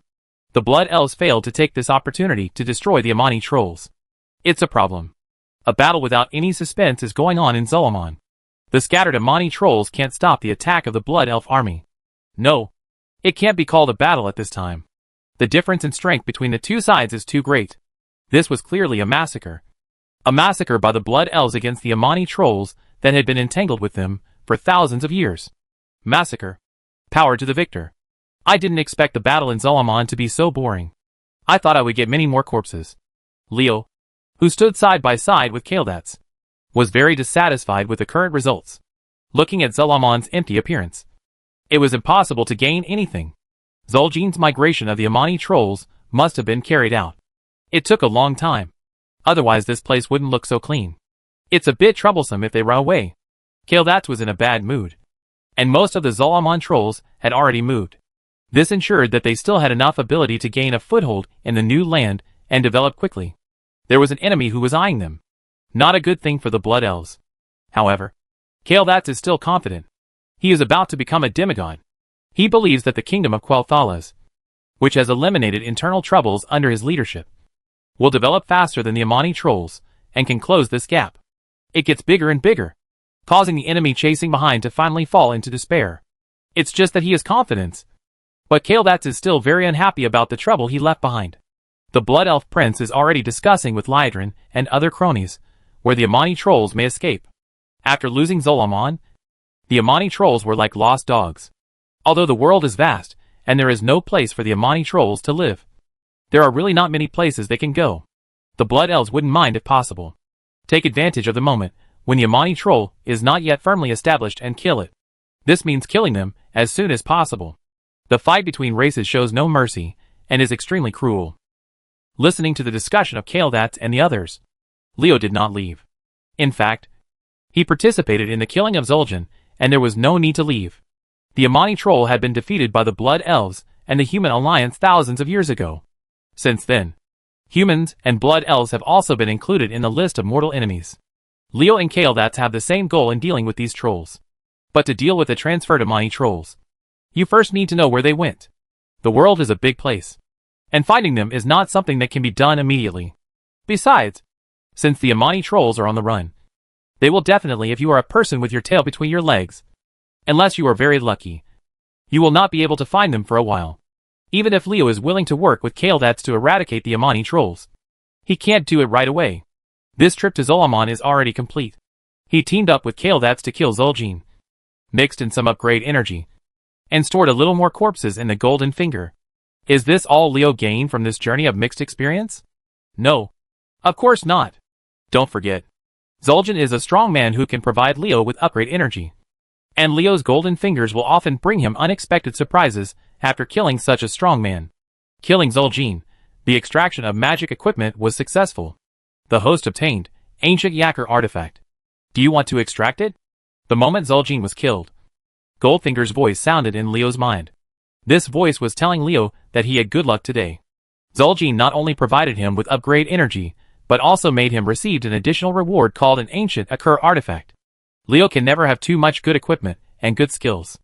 Although he didn't get any skills from Zul'jin, it's not bad to get a piece of equipment.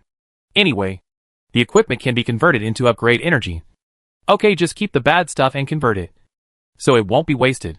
It's a pity that Jinrik, the Great Sword of Apocalypse, was taken into Silvermoon City by Kaledats as a trophy obtained by the Blood Elves after they destroyed their 1,000-year-old enemy.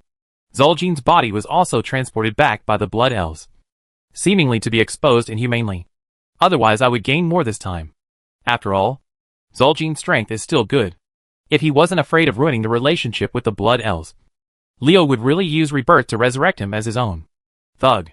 Taking out a palm-sized insect SH-L-like thing from his personal space, Leo looked at the extra loot that Zul'jin had brought for him.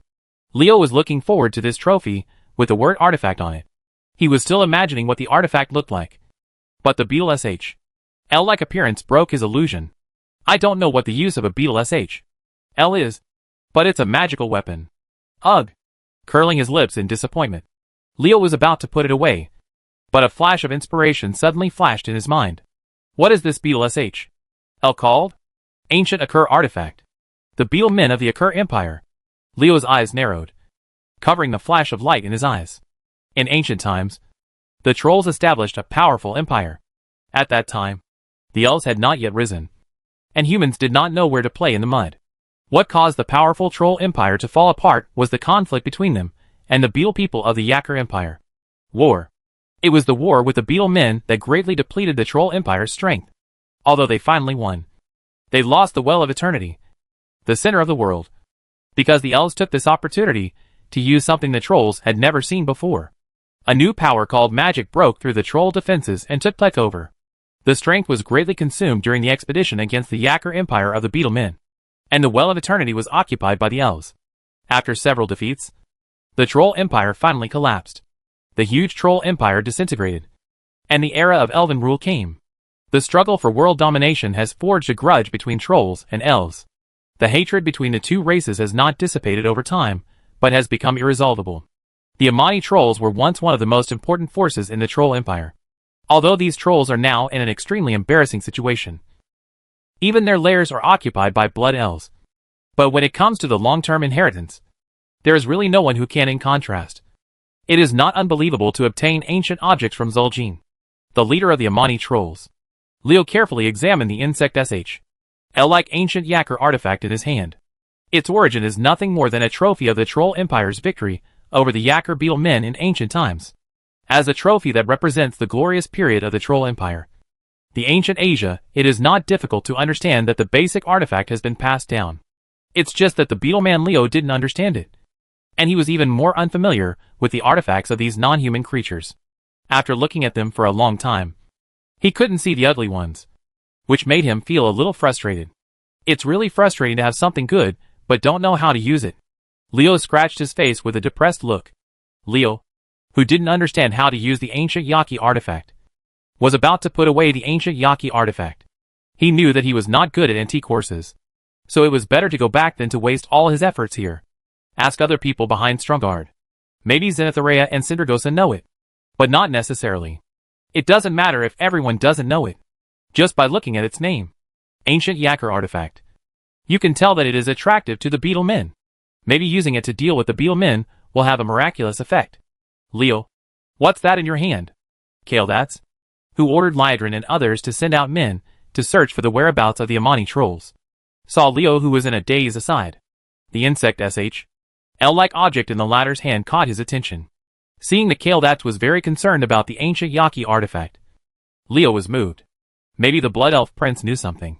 After all, the inheritance of the Sunstrider family could be traced back to ancient times. With an idea in mind, Leo pretended to be nonchalant and replied, "Nothing. It's a gadget I saw accidentally.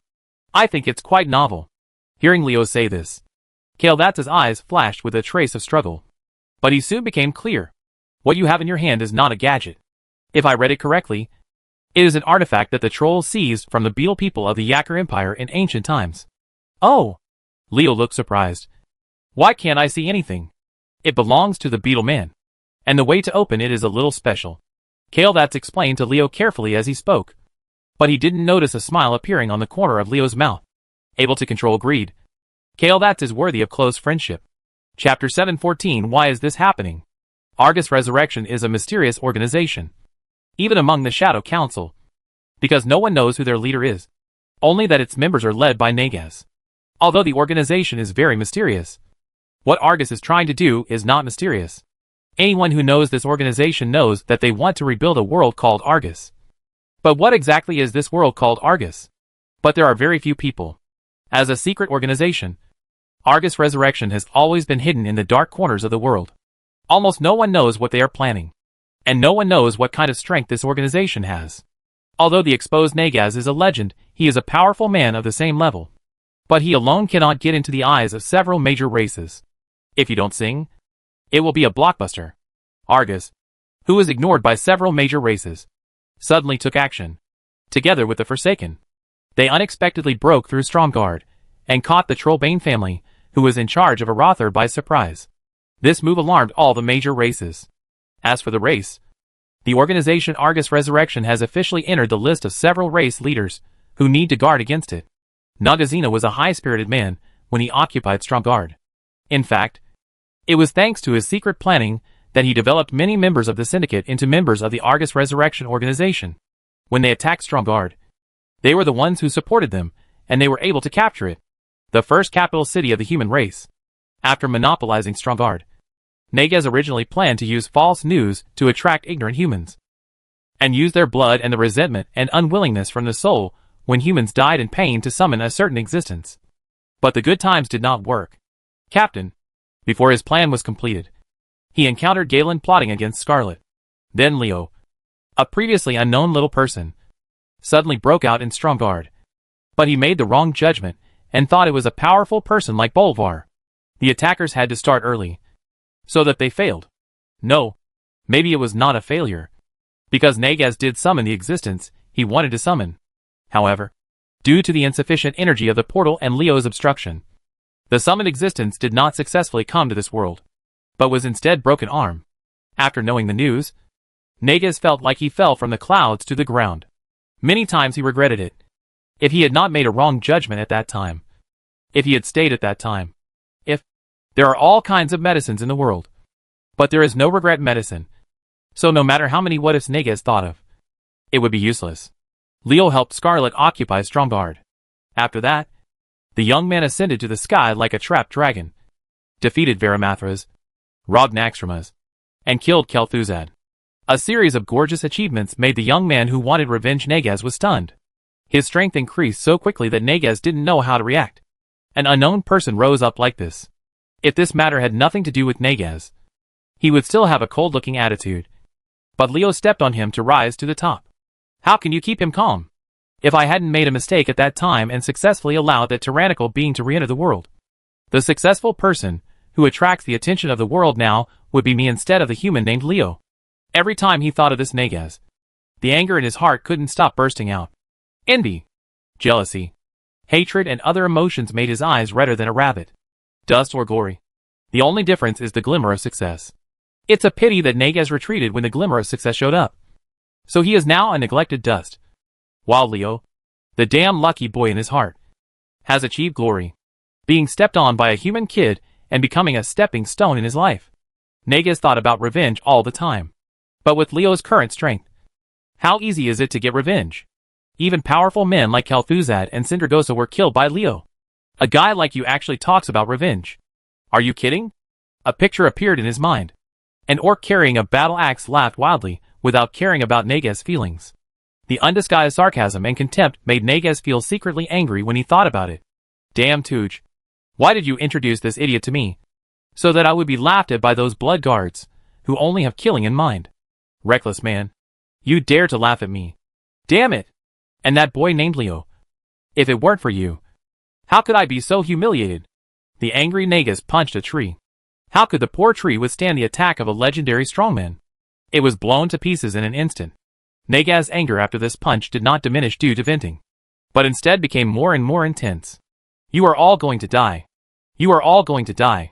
I am going to pull out your souls so that even if you die, you will not be able to live in peace. A muffled low roar came from a secluded corner outside the Ashen Valley Brokenwood post, causing the leaves to sway for a while. Neges suppressed the anger in his chest and walked towards the shattered wood post. He was angry at the Warsong clan's contempt for him, but this did not become a reason for him to leave. Thrall had been firmly in control of Kalimdor for so many years. The orcs, even if the militant faction within the tribe rose, did not give others an opportunity to take advantage of it. Now they finally seized the opportunity of Thrall being distracted by the war in Silithus. And someone was involved in the matchmaking to contact the main website. How could he give up on the Warsong clan? Neges stopped before taking 2 steps. And he realized that something was wrong. His angry roar just now was met with nothing but the rustling sound of the wind blowing through the leaves. Even the punch he gave to the big tree to vent his anger only knocked down pieces of wood on the ground. Speaking of large animals, not even a bird was startled. The place he was in now was a forest, and there were no birds or animals around him. How could such a situation happen? The 3 protective spells of magic armor, evil armor, and demon skin were cast instantly. Neges, who sensed the danger, immediately used the spell to protect himself.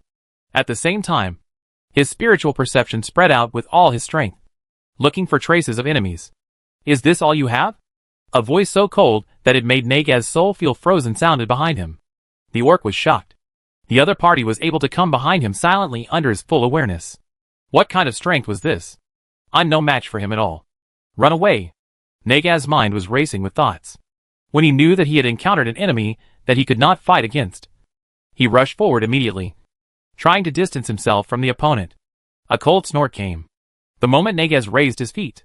His magic armor and evil armor had already defeated the opponent.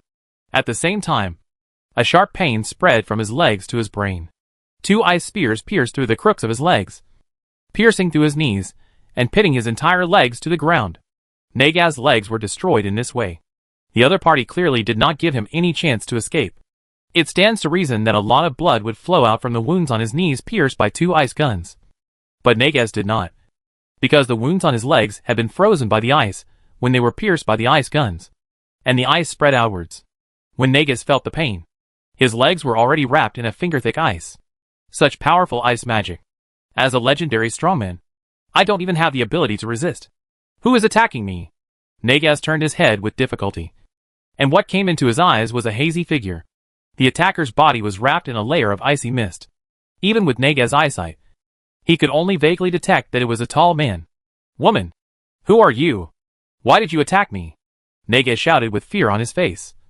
And the sound spread far and wide through the silent forest. Unfortunately, the only answer he received was the rustling sound of the wind blowing through the leaves. Trying to get other people's attention by yelling? Cheap trick. The unidentified attacker standing in the cold mist spoke with disdain. And she knew exactly what Neges was thinking when the other party pointed out his thoughts. Neges had a look of panic on his face. When the other party was talking, he had already used the magic power in his body to try to break through the ice on his legs. With the magic power of his legendary warlock, he actually broke through. He remained motionless, and the ice on his legs did not loosen at all. This shows what? This shows that the other party is much stronger than him, and it is not difficult for the other party to kill him. The only people who are so much stronger than me are those who stand at the top of the legendary level. Neges had a look of horror on his face, but he was constantly filtering the information from each strong man in his heart, trying to deduce the identity of the other party. There are only a few strong men standing at the top of the legendary level, and the opponent is a woman, and she also uses Ice Spear technique, a branch of water magic, to deal with him. In Neges' memory, there is only one person who meets these 3 conditions. Georgiana. Neges roared the other party's name at the highest volume. He had only one purpose in doing so, and that was to hope that someone would hear his roar. so that even if something happened to him, no one would be able to find him. Any clues? The figure in the ice mist paused. In Negaz's view, this was a normal reaction after his identity was revealed. He became more and more certain that the attacker was Jaina. The Queen of Theramore actually came to Ashenvale. Your rest is not good for the Warsong clan. Negaz yelled crazily. If his words were really listened to, the relationship between the orcs and Theramore would be tense. They have always had objections to Thrall's listing of Theramore as a city that will never be attacked. The Warsong clan would have an excuse. So Jaina, who attacked him, would definitely be in a state of distress and would not be able to live in peace. If you want to deal with me, I won't make it easy for you. The so-called dog jumping over the wall is nothing more than this. Although there aren't many orcs active nearby, there are still a few. They heard what you shouted. Those red-skinned beasts are coming here. A hand emerged from the ice mist. With fair and delicate skin. This was indeed the hand of a human woman. But, blue hair. Negaz's eyes widened. Jaina had blonde hair. She was not Jaina. The ice on his legs quickly spread to other parts of his body, completely freezing Negaz before he could shout out the next sentence. The powerful ice magic completely froze his soul. At the last moment, he lost consciousness. He heard something. Perhaps Master Leo will appreciate your help. Master Leo. This woman is Leo's subordinate. Leo. It's him again. Why is this happening? I'm not willing to give in. Chapter 7:15. Let me play with you slowly. Marshal Leo. Please straighten your hands. The person speaking to Leo was a tailor. A tailor who only served the Aratha royal family. To put it more formally, he was the royal tailor. Leo stretched out his hand. He felt like he was becoming a marionette at this moment. He was just making clothes. Why is it so complicated? It's been half an hour, and he hasn't finished yet. There's a saying that goes well. Tailor-made clothes. If you don't measure your body, how can you make the most fitting clothes? Scarlet sat aside, and the female paladin looked at the depression on Leo's face with a smile on her lips. She knew that Leo was impatient. But the conscientious palace tailor didn't notice it at all. The movements were still unhurried. And Scarlet found this scene very interesting. It's rare to see Leo deflated. But it feels good to see him once in a while. Well, Scarlet was having fun. Leo could see her thoughts from her narrow eyes. He couldn't help but glared at Scarlet fiercely. But what he got in exchange for this fierce look was a cry from Scarlet. A proud chuckle. I'll settle the score with you later. Leo was very depressed. Why don't you just measure the clothes? It's not over yet. When will it be done? Marshal Leo. If there are no other orders, I will resign. The moment before Leo's patience was exhausted. This marionette-like career finally ended. Hearing this, Leo breathed a sigh of relief and waved his hand to signal the other party to retreat. These so-called guys who specialize in serving the royal family are too difficult to deal with. It is better to deal with them less in the future. If I have time to get entangled in those tedious and meaningless things, I might as well read one more page of magic notes. Leo moved his body uncomfortably, and then his eyes fell on Scarlet. You saw my jokes before. Now you see me teach you a lesson. Someone smiled and was about to pounce. But a figure appeared next to Scarlet, and Passonia blocked the female paladin. What is this for? Leo blinked. He could take advantage of Passonia without any scruples. But if he wanted to do something like Scarlet, he would definitely be greeted by Passonia's response, which would hurt him. It took a while to respond. Compared to Scarlet, Passonia is a rose with thorns. I said, don't bully people like this. Leo scratched his face with a depressed look. Leo now understood why Scarlet dared to challenge him. It turned out that she had known that Passonia would block him. It seemed that the relationship between this silly girl and Passonia had taken a further step. Leo, I have nothing to do with you flirting with Scarlet. But you should get down to business first before doing this. The half-smiling expression on Passonia's face made Leo feel guilty. He knew that his idea of taking advantage of Scarlet would be impossible to realize. Scarlet was a little strange. Passonia said there was something serious. Could it be that something big had happened? Leo's men have captured an orc. Passonia whispered in Scarlet's ear, which solved the female paladin's confusion. However, the old question has been answered, and a new question arises. Who is the orc captured by Leo's men? Why did Leo capture him? Okay, let's get down to business first. Syndra. Leo shrugged. As soon as he finished speaking, a tall blue-haired beauty appeared in the room. This blue-haired beauty was the Blue Dragon Queen Sindragosa. Master, I have captured the man, Sindragosa said and threw it away, and a big ice cube hit the ground with a bang. Scarlet and Passonia looked closely, and saw only an orc frozen in ice. Who is he? Scarlet was waiting for Leo to speak. But Passonia was different. She asked directly. From this detail, you can see the way the two women get along with Leo. Because Passonia knows Leo's nature. She has always been very strong when getting along with Leo. In this way, it is not easy for this kid to take advantage of her. Just the opposite of Scarlet. The female paladin has a queenly demeanor and a heroic posture. Not a trace of it was seen with Leo. Leo kicked a lump of ice on the ground. A red fire flashed, and the ice covering the orc's head slowly melted. He is Negaz. Negaz, the resurrection of Argus. Scarlet stood up with a roar. Golden light flowed, and the Ashcandy sword was unsheathed. There is a blood feud between Argus's resurrection and the kingdom of Arathar. If it hadn't been for Argus's resurrection, Stromgarde would not have fallen. If it hadn't been for Argus's resurrection, so many people in the Arathar kingdom wouldn't have died tragically. As Agu, Negaz the only exposed leader of the recovery organization. And he happened to be in charge of those things. How could Scarlet not draw her sword when she saw him? As the saying goes, enemies are extremely jealous when they meet. The female paladin waved her big sword and was about to kill Negaz with one strike. Seeing that the sword was about to hit Negaz, a hand with a golden glove poked out from the diagonal thrust. In the surprised eyes of Scarlet and Passonia, this hand firmly grasped the Ashcandy sword. The black mist wrapped in the hand protects the owner from the burning holy light on the sword. The Ashcandy sword, which has the ability to ignore defense and is indestructible when attacking, failed to break through the golden glove. And it was caught like this. Scarlet's angry sword strike at Negaz was blocked without any damage. Leo, your hands. Scarlet looked at Leo worriedly. She didn't expect Leo to stop him. The female paladin with the sharp sword of Ashcandy was really afraid that Leo would be injured. I'm fine. Leo moved his palms, then spread them out, grabbing the blade of Ashcandy's sword without causing any damage to his hand. The sword of Ashcandy couldn't cut through those golden gloves. There was a look of shock in the eyes of Passonia and Scarlet. Even with the sharpness of Ashcandy's sword, it could not be broken. Could it be that the gloves on Leo's hands were artifacts? Scarlet, don't be so impulsive yet. I still have something to ask him. After making a calm gesture to Scarlet and Passonia, Leo kicked Negaz on the head. He said to this orc who threw humans to the ogres as food rations in order to summon a certain existence. It is completely impossible for Leo to treat Negaz without a trace of goodwill, such as not mistreating the captives, throwing living people in front of the ogre and letting them be eaten alive by the ogre. If Leo hadn't had something to confirm, Leo would have chopped him alive long ago without Scarlet taking action. Well, the force of Leo's kick was not light. Negaz was kicked to the point of bleeding and hit hard on the head.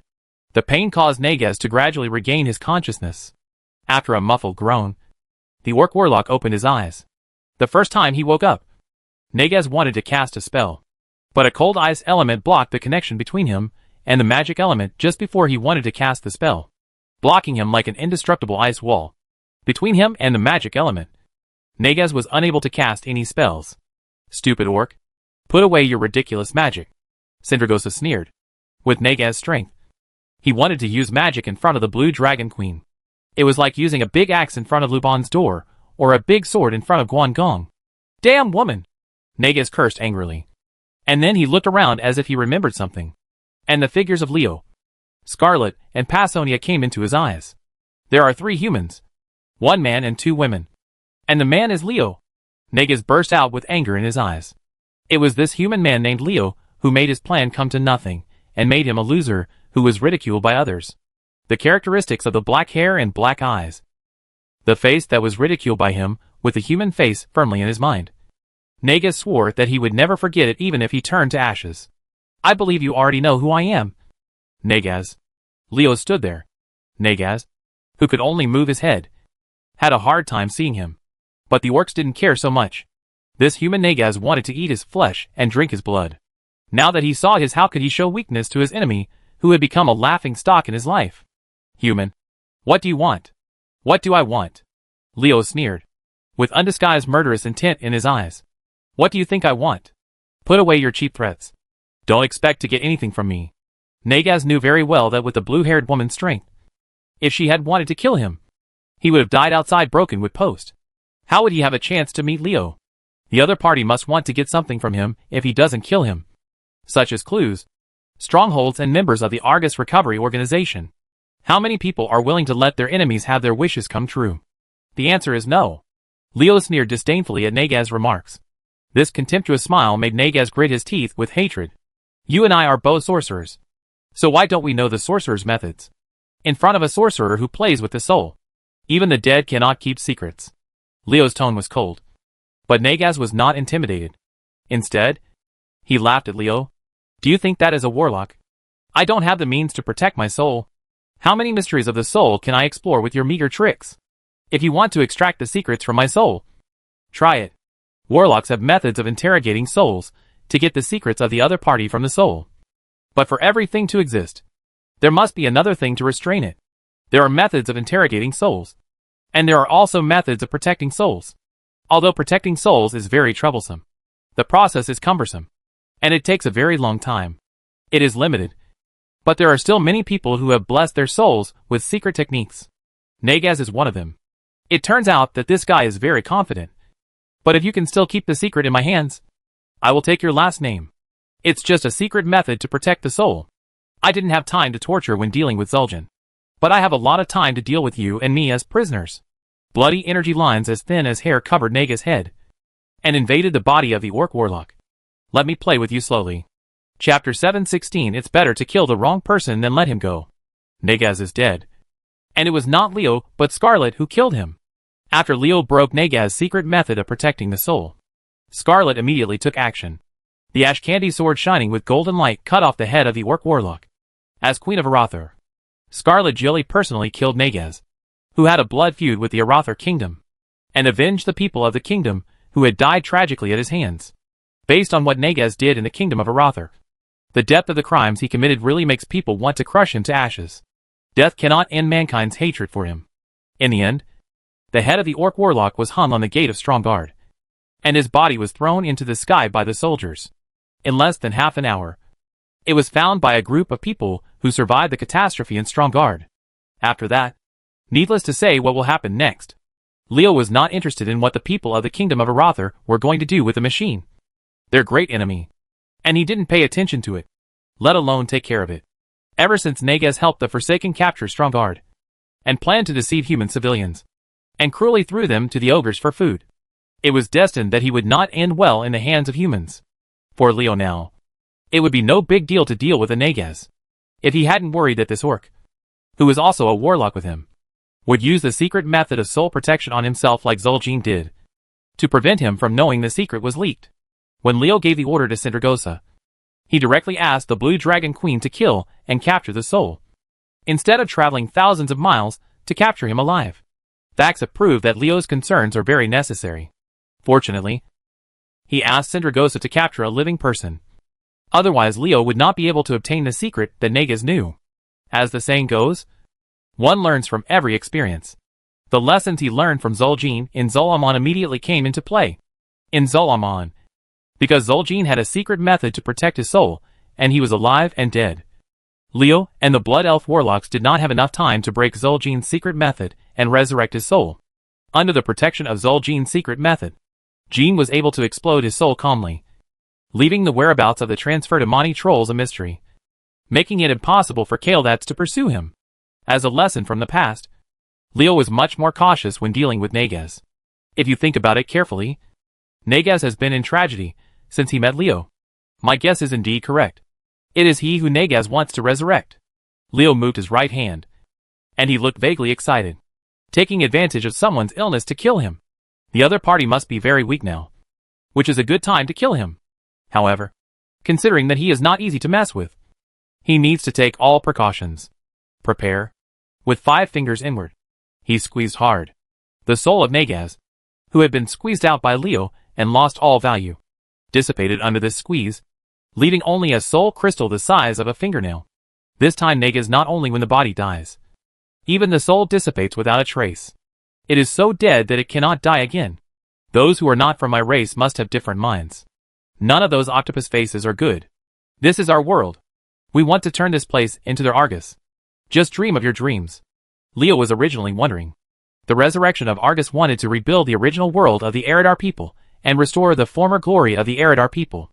If we want to rebuild the home, then it is obvious that it should be completed by Velan and his family. That is, Argus. The goal of the Resurrection Organization is the current goal of the Draenei. But Argus Resurrection is a component of the Shadow Council. The Shadow Council controlled by Kil'jaeden. Realizing this problem, Leo knew there must be a mystery inside. Now, after looking through all of Negaz's memories, and combining it with the information he knew, Leo finally came to a conclusion that surprised him. A cold light flashed in his eyes, and one sentence kept lingering in Leo's mind. If he is not from my clan, his heart will be different. The ancients are honest, and will not be deceived by me. Although Leo is not sure whether his idea is correct, because Negaz knows that things are actually very limited. Leo understands that in some things, he must have an attitude of preferring to kill 1,000 by mistake rather than letting one go. Remember? It's a must, not a necessity. There's a saying that it is life and death, between the enemy and oneself. One of them will die. Since one person must die, it is better for the enemy to die than for oneself to die. From a hostile standpoint, only if you die can I survive. Leo slowly closed his eyes, and the cold light in his eyes gradually disappeared with his movements. But the goodwill in his heart did not weaken at all. The surging murderous intention came out of his body, and the impact made the furniture in the house shake. Damn octopus face actually wants to dominate the scene. I will let you know that you cannot afford to offend a group like humans. Leo, what's wrong with you? After dealing with Negaz and slaying the orc who killed tens of thousands of Arathorians, Scarlet was in a very good mood. But after finishing the trivial matters and returning to the palace, she felt that Leo was suppressed with murderous intent. The female paladin couldn't help but look at Pasonia beside her.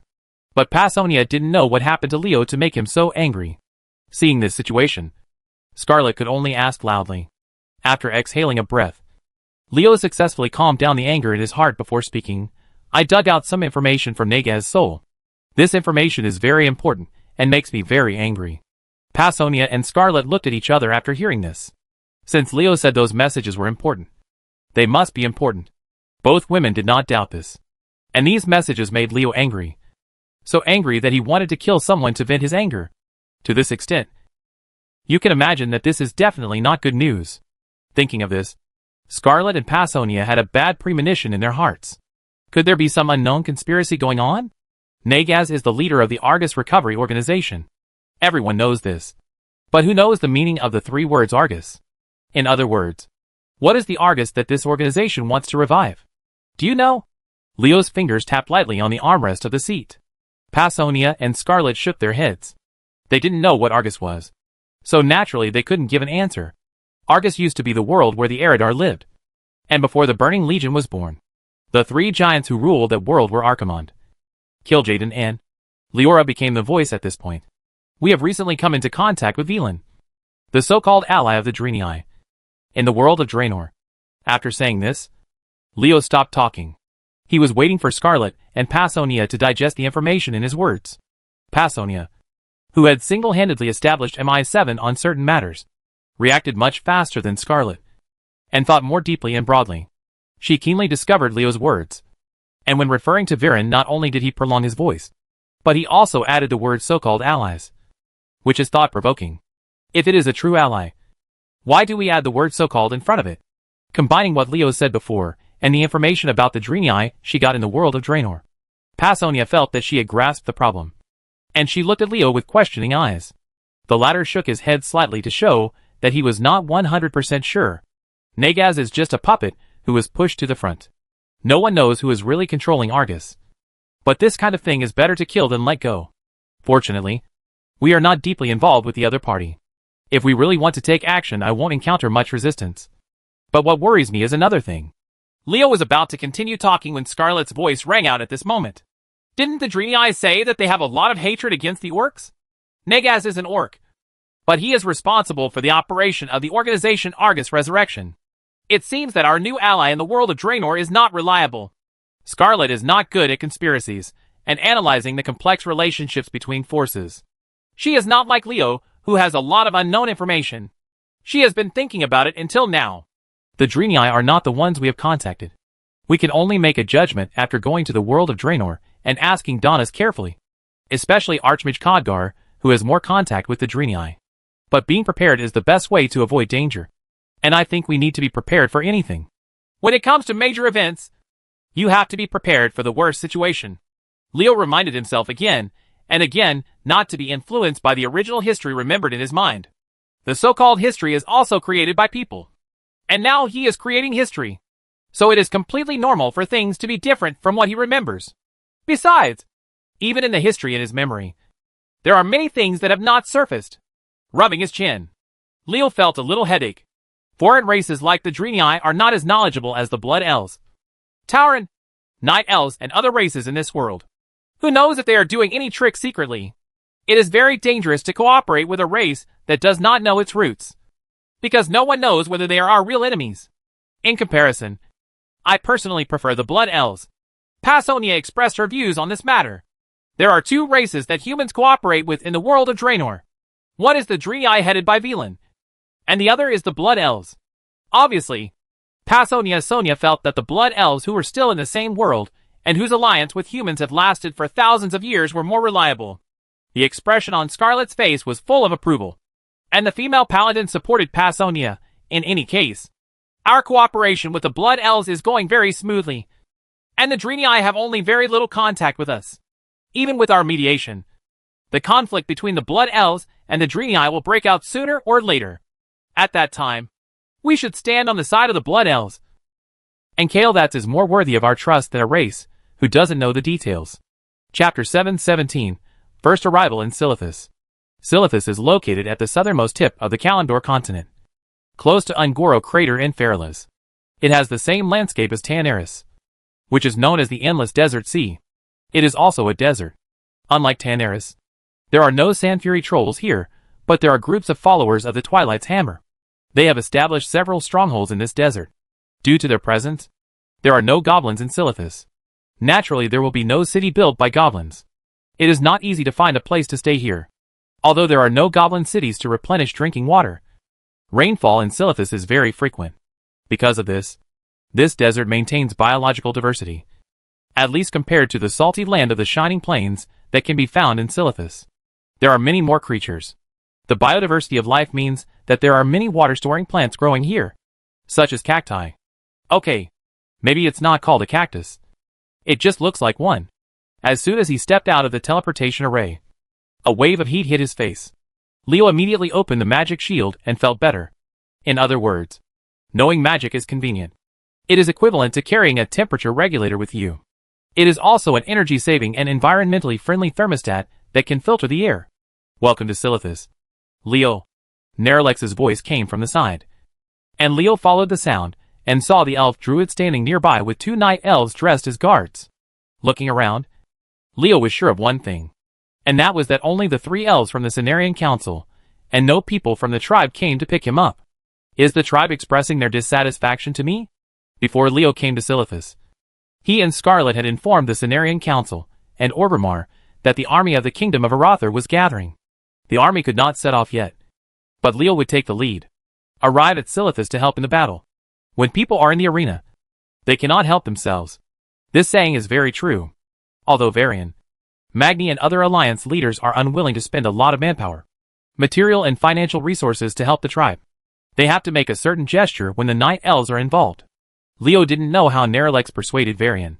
In short, the king of the Stormwind Kingdom announced that the Stormwind Kingdom had begun to gather troops, and was preparing to send a large army less than 2 days after the Cenarian Council's envoy left, cross the Endless Sea, and head to the continent of Kalimdor to deal with the Karaji Beetle people.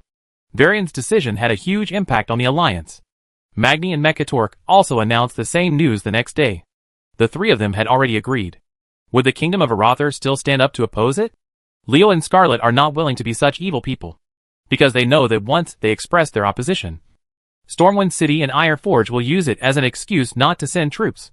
The tribe will definitely hate them, and the still developing Kingdom of Arathor will be pushed to the forefront. Leo and Scarlet will not do such stupid things, as long as a person is not so strong that he can go against the world alone. It is best not to go against the general trend. The same is true for a country. Even if it is in the same camp as you, even though your allies have agreed, you still want to oppose it. That's not courage, but foolishness. Just saying yes doesn't mean you really want to do it. Being scheming and having a thick heart are the strengths of politicians, and there is no shortage of such people in Stormwind City. Let me ask, how many politicians are there among the powerful nobles in the Kingdom of Stormwind? Even Varian didn't know this question because he couldn't count them. The Kingdom of Stormwind was apparently persuaded by the Cenarian Council. They agreed to send troops to Silithus. But if you want to send troops, you have to let me assemble the troops. If you want to send troops, you have to let me gather supplies. If you want to send troops, you have to let me plan it. After mobilizing the troops, you have to defend yourself. If you want to send troops, you have to. There are reasons one after another. If the tribe really wants to wait for the Alliance to send troops, it will be a long time. In other words, Varian made a promise to send an army to cross the sea for the sake of the Cenarian Council. But there was no certainty when the troops would be sent. The Kingdom of Stormwind used the dragword technique to delay. I just drag it. Even if I can't drag it, I drag it too. If you collapse before I send troops, don't blame me. What is the saying? I've been preparing, but I just won't take action. The dwarves and gnomes of Ironforge made up their minds to wait and see. As long as the Stormwind Kingdom's army did not move, they would not take action. Even under such circumstances, Leo and Scarlet discussed that the Arather Kingdom's army would not move for the time being. News was released that they were preparing for a cross-sea expedition. But Leo went to Silithus first to see the situation. And Scarlet traveled between Stromgard and Stratholme to preside over the Kingdom of Arather and the Silver Crusade. It's easy to add icing on the cake, but it's difficult to give embers in the nick of time. Leo's ability to reach Silithus first is to show the Cenarian Council and the Horde the sincerity of the Kingdom of Arather, and to show that they intend to send troops to Silithus to help resist the Garaji beetles. It's just that they can't send the army over because of their position. After all, Arather is a human kingdom. Although at Leo's insistence, Stromgard tends to be neutral when dealing with the differences between the two camps. This neutrality has limits.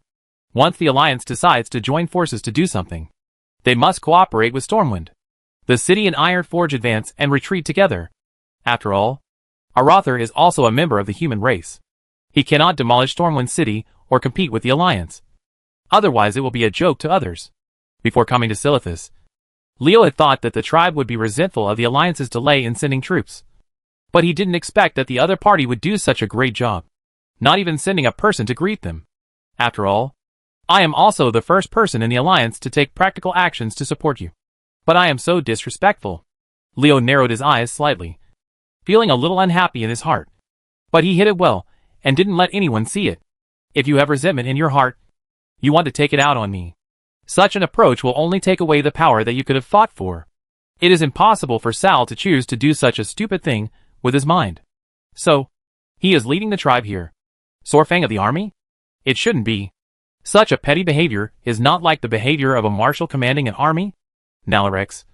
We meet again, Leo said as he walked towards Naralex. And the night elf druid raised objections to the magic he cast after responding politely to him. The hot weather in Silithus is also a part of nature. We cannot give up contact with nature because we are afraid of the cold and hate the heat. Leo was speechless at Naralex's words. I opened a magic shield to keep cool, and you came and said, "Are we familiar with each other?" Besides, death is also part of the laws of nature. Don't you want to get in touch with nature? Why don't you die? The reason why Leo thought this was not because he couldn't listen to what others said, but because he found that there was something wrong with Naralex's attitude towards him. When the two of them were not familiar with each other, Naralex's words meant that he would teach his elders a lesson. His mentality was inside. After all, Leo had saved him in the Wailing Cave, but he put himself in a higher position than Leo. This is how elves always treat other creatures, with arrogance. And this attitude is really unpleasant. The pursuit of pleasure will make people mediocre. I understand what you said, but this is not entirely true. Leo raised his index finger and shook it. Relatively speaking, there will be one weirdo among 100 people, and there will be one weirdo among 1,000 people.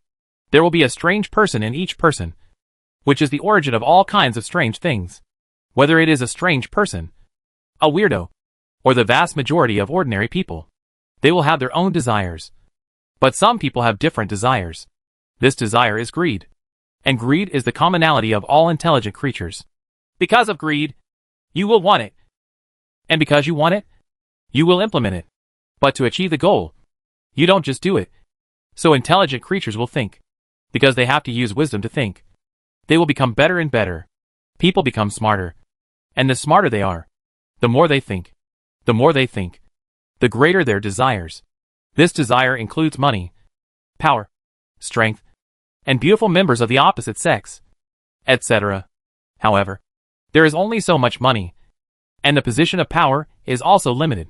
There are only a few beautiful people of the opposite sex, and you are not the only one who likes them, because these battles are inevitable. Fights caused by greed may sound like a bad thing at first, but in fact it is not, because when there is a fight, there are winners and losers. Of course, the winning party is happy, and the losing party is willing to accept it.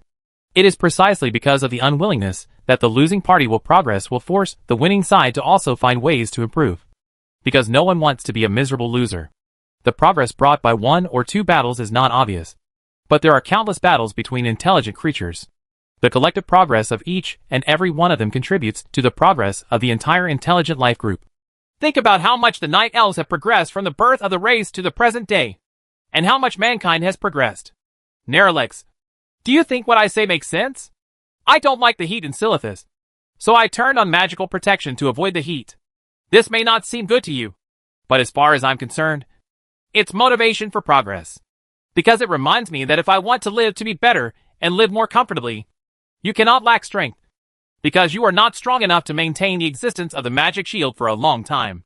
In other words, to you, what I did is wrong. But to me, it is one of the driving forces that make me stronger. After talking on the phone eloquently, Leo patted Neralex on the shoulder and said meaningfully, "So, different perspectives have different perspectives on the problem. Even if it is the same problem, everyone will have it. Different opinions. But speaking of me, I am a warlock who uses the power of darkness. And you are a druid who uses the power of nature. It would be really strange if our opinions are exactly the same. We cannot think differently because of others. Just criticize and seek common ground while reserving differences is the way to live in harmony." Neralex had the urge to twitch his face. He only said one sentence, which triggered a long speech from Leo, which made him extremely depressed. But he also saw the toughness of Leo's character from this. Seek common ground while reserving differences is the way to live in harmony. It's so well said. An orc warrior appeared out of nowhere. He looked at Leo with a very unfriendly expression. But, can humans and orcs really live in harmony? Chapter 718 I am Tuj. The sudden appearance of the orc made Leo feel familiar, but he couldn't remember who it was. In Leo's impression, there was no such person in the top ranks of the orcs. And this orc only had the strength of the legendary realm. So it was impossible. He is a high-ranking member of the orc clan. You don't even believe what you say, and you still try to convince others. Human beings are really hypocritical and ugly creatures. Ugly? I can still accept you saying that human beings are hypocritical. But when it comes to ugliness, this word is more suitable for you than for me.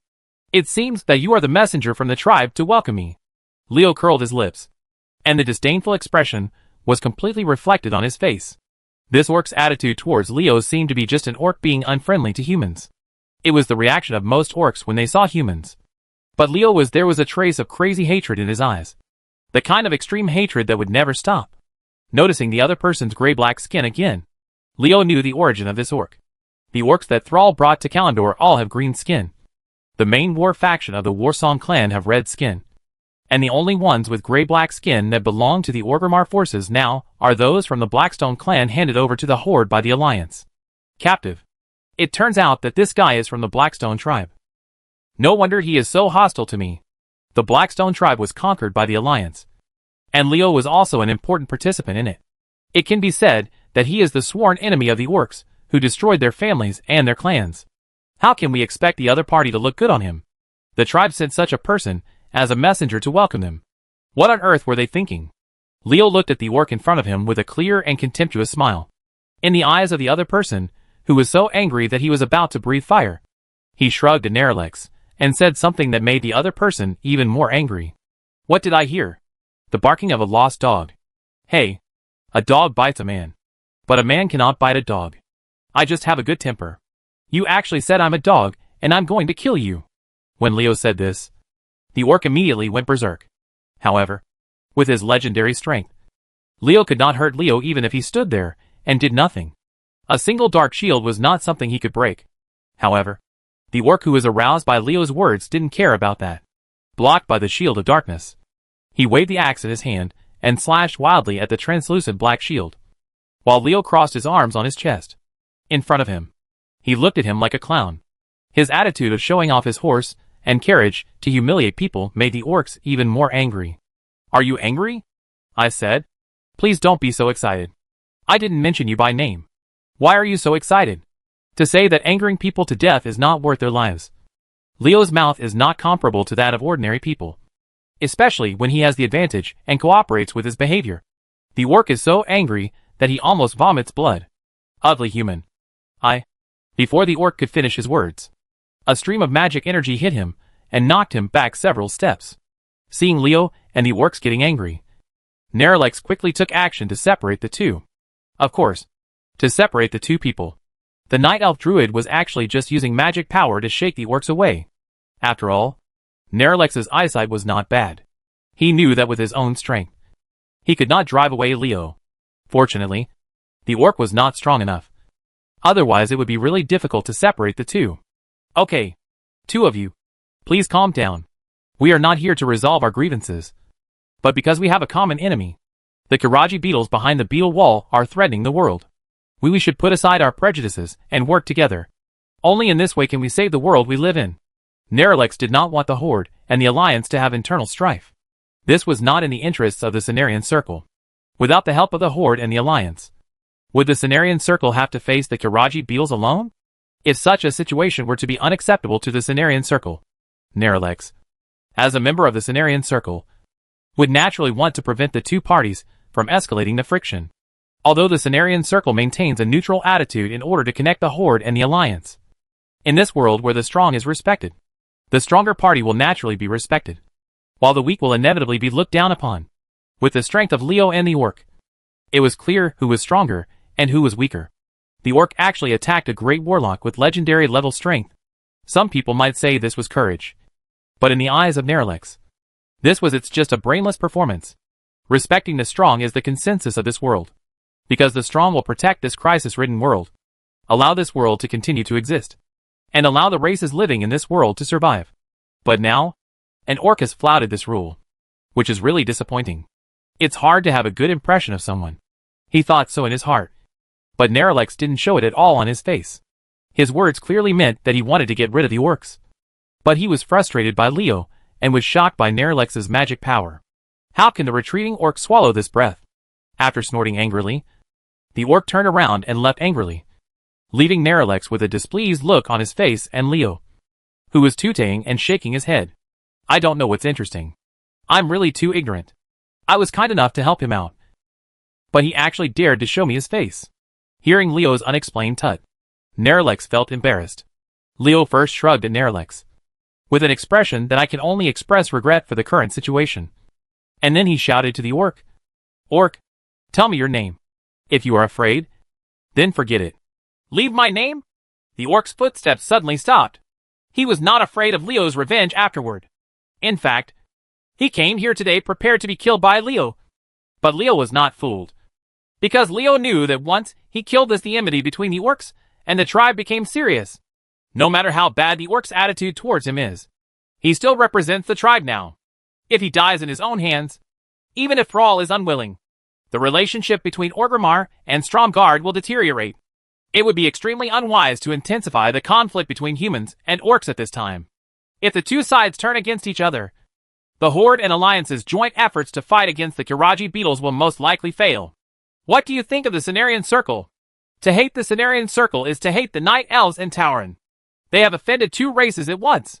One of them was originally an ally of the same camp, and he is powerful and has a deep foundation. The developing Arather will have difficulty. Ha ha. You ask me who I am? The orc whose name was asked by Leo seemed to have suffered a huge insult. He looked angrier than before and looked like he wanted to eat people, leaving Leo confused. Ugly human. I am Tug.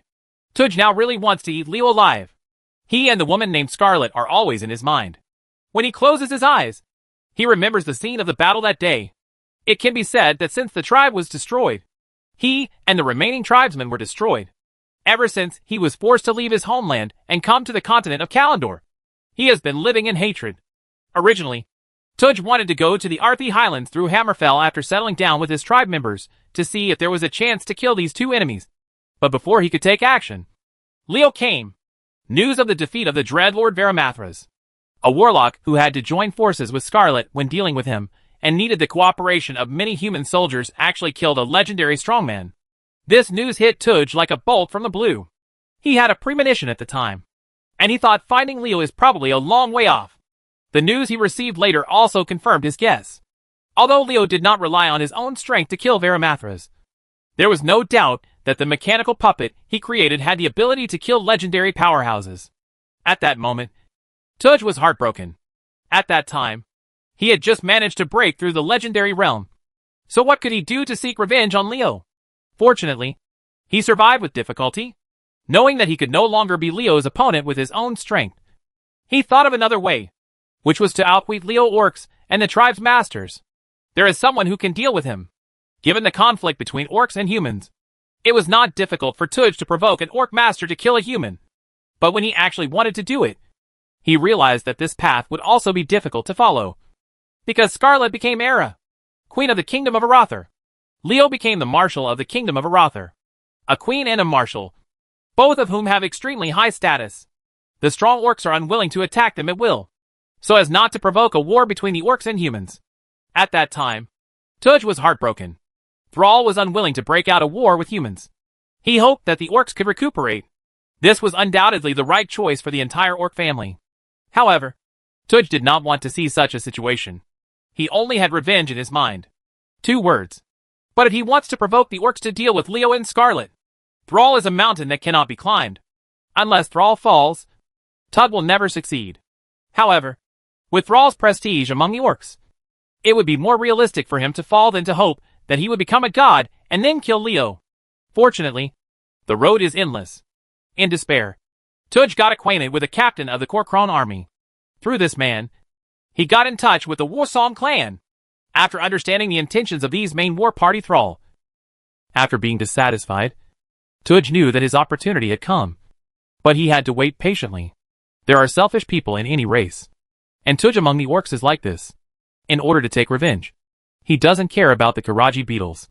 He only knows that as long as he can successfully provoke the conflict between the orcs and humans, the main force, dominated by the Warsong clan, the war faction will inevitably attack Leo. By then, Leo, who came to Silithus alone, will be dead. So he will provoke Leo, hoping to use his own life in exchange for Leo's life. Leo is a great warlock close to a demigod, and Tudge is just a hunter in the legendary realm. He exchanged his own life for Leo's, and Tudge felt that he would make a sure profit. Unfortunately, his plan failed. Leo looked at him like a clown, as if he was facing an ant provoking a lion, and he had no interest in taking action. What made Tudge feel even more humiliated was that Leo just stood there and let him attack. But he couldn't even break through the opponent's protective shield. The feeling of powerlessness in his heart made him almost collapse on the spot. Tudge?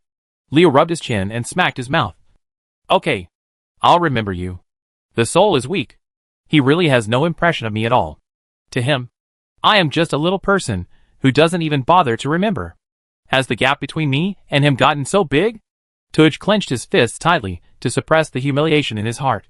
As he trembled and staggered away, he didn't notice the cold glint in Leo's eyes after he announced his name. I thought he was a prisoner of the Blackstone tribe, but I didn't expect him to be a remnant of the Dragonmaw clan. If I hadn't read through the memories in Negaz's soul, I would have really forgotten about you.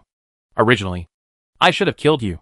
But because you have established a connection with the Warsong clan, I will let you live for a few more days. Maybe I can make a good move with your chess piece. Don't let me down. Tudge.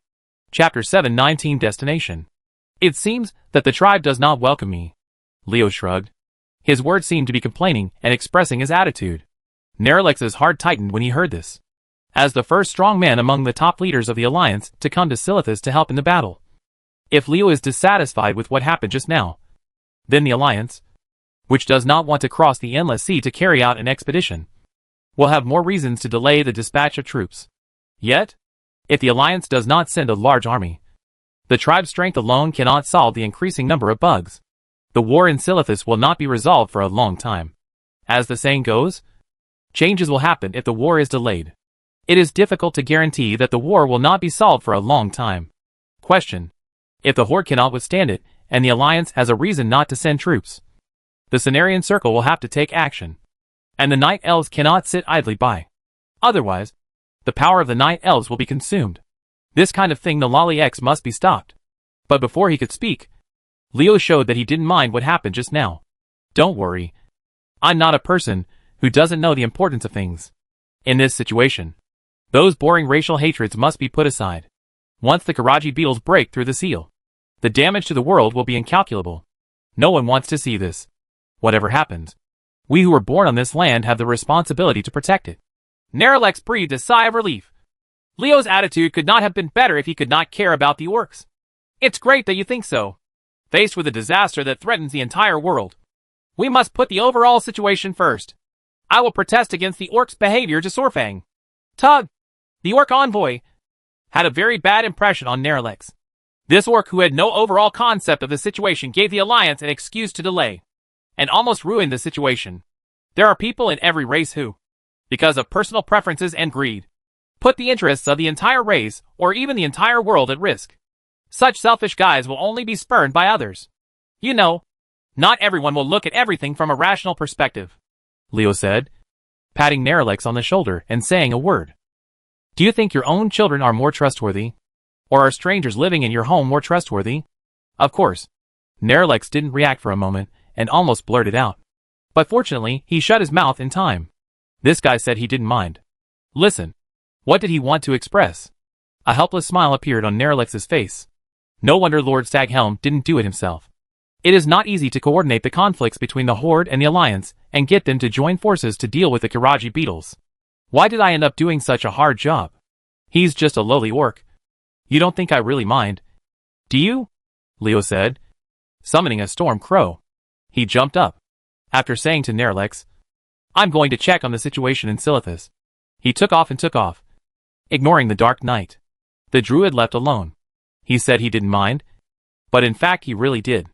After all, he was a great warlock, and no one would be happy to be provoked by a weakling in the legendary realm.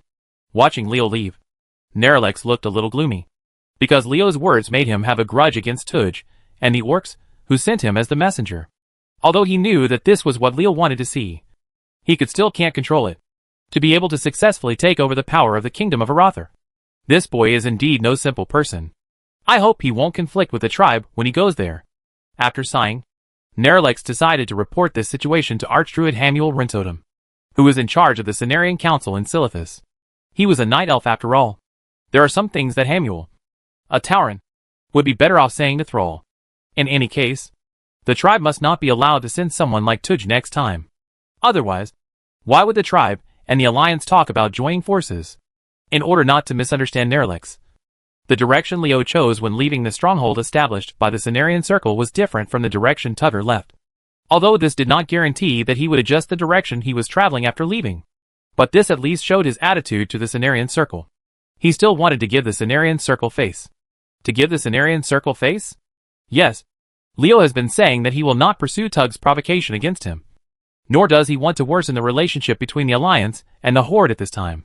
No matter what his true thoughts are. On the surface, he has no relationship with the Cenarian Council. Go against it. That's enough for Neralex. As for whether Leo will go to trouble Tug privately after leaving here, Neralex can't control it. And he doesn't want to care about it. Even if Tug is really dead, he won't say anything. Lissus is a battlefield where the beetlemen fight. Since it is a battlefield, there is no place without danger. Since there is danger, people will die. If Tug died or disappeared, who can blame Leo? Saying one thing and doing another is not Leo's style. If he really wanted to kill Tuj, he would have done it long ago. With his current status as a great warlock, an orc with only legendary level strength dared to challenge him. This kind of contempt for the majesty of the strong. If the guy wanted to kill, he would kill him. And he still came to Silithus with good intentions. Even if Thrall knew about it, he couldn't use it to attack him. Without the use of wind magic, Stormcrow's speed cannot match that of Dracolic. But with wind magic in its possession, even Polition, Nefarian and other powerful Dracolics cannot compare in terms of speed. On it, the Storm Crow is the most suitable mount for transportation without considering concealment. Leo came to Silithus just to express the attitude of the Kingdom of Aratha, before other forces in the Alliance took no action. It was absolutely impossible for Leo to help the tribe resist the Karaji beetle attack, because this was before the other forces in the Alliance took action. Tear down the Alliance. As the leaders of the Alliance, Varian, Magni, Mekatork, And even Scarlet do not want the tribe to be too strong. They have made it clear that they want to weaken the tribe's strength. If Leo does bad things, it will be equivalent to making fun of the group. As a human country and a member of the Alliance, the Kingdom of Arathar is not a good thing to be too close to the tribe, let alone undermine the Alliance.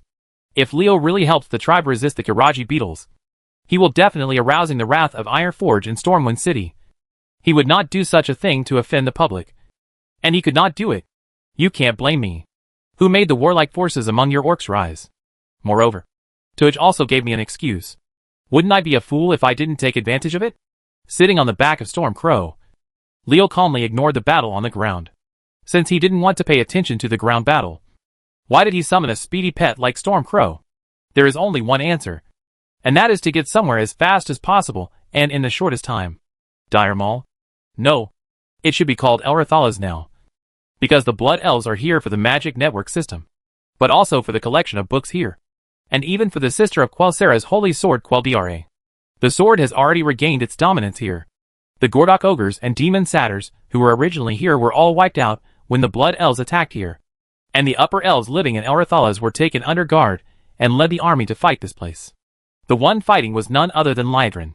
Don't think that Liedrin is soft-hearted just because she is a priest. She has achieved such a status in the kingdom of Quelthalas, when she should be cruel. Don't doubt Liedrin's cold-bloodedness at all. Even to her former compatriots. He can also issue orders for massacre without changing his expression. What's more, in the Blood Elves dictionary, Satyr has no connection with his compatriots, and is only dirty, ugly and evil. Seeing this kind of creature, the Blood Elves are disgusted from the bottom of their hearts. So how can they not take action? The place Leo is going to now is Elrathalas.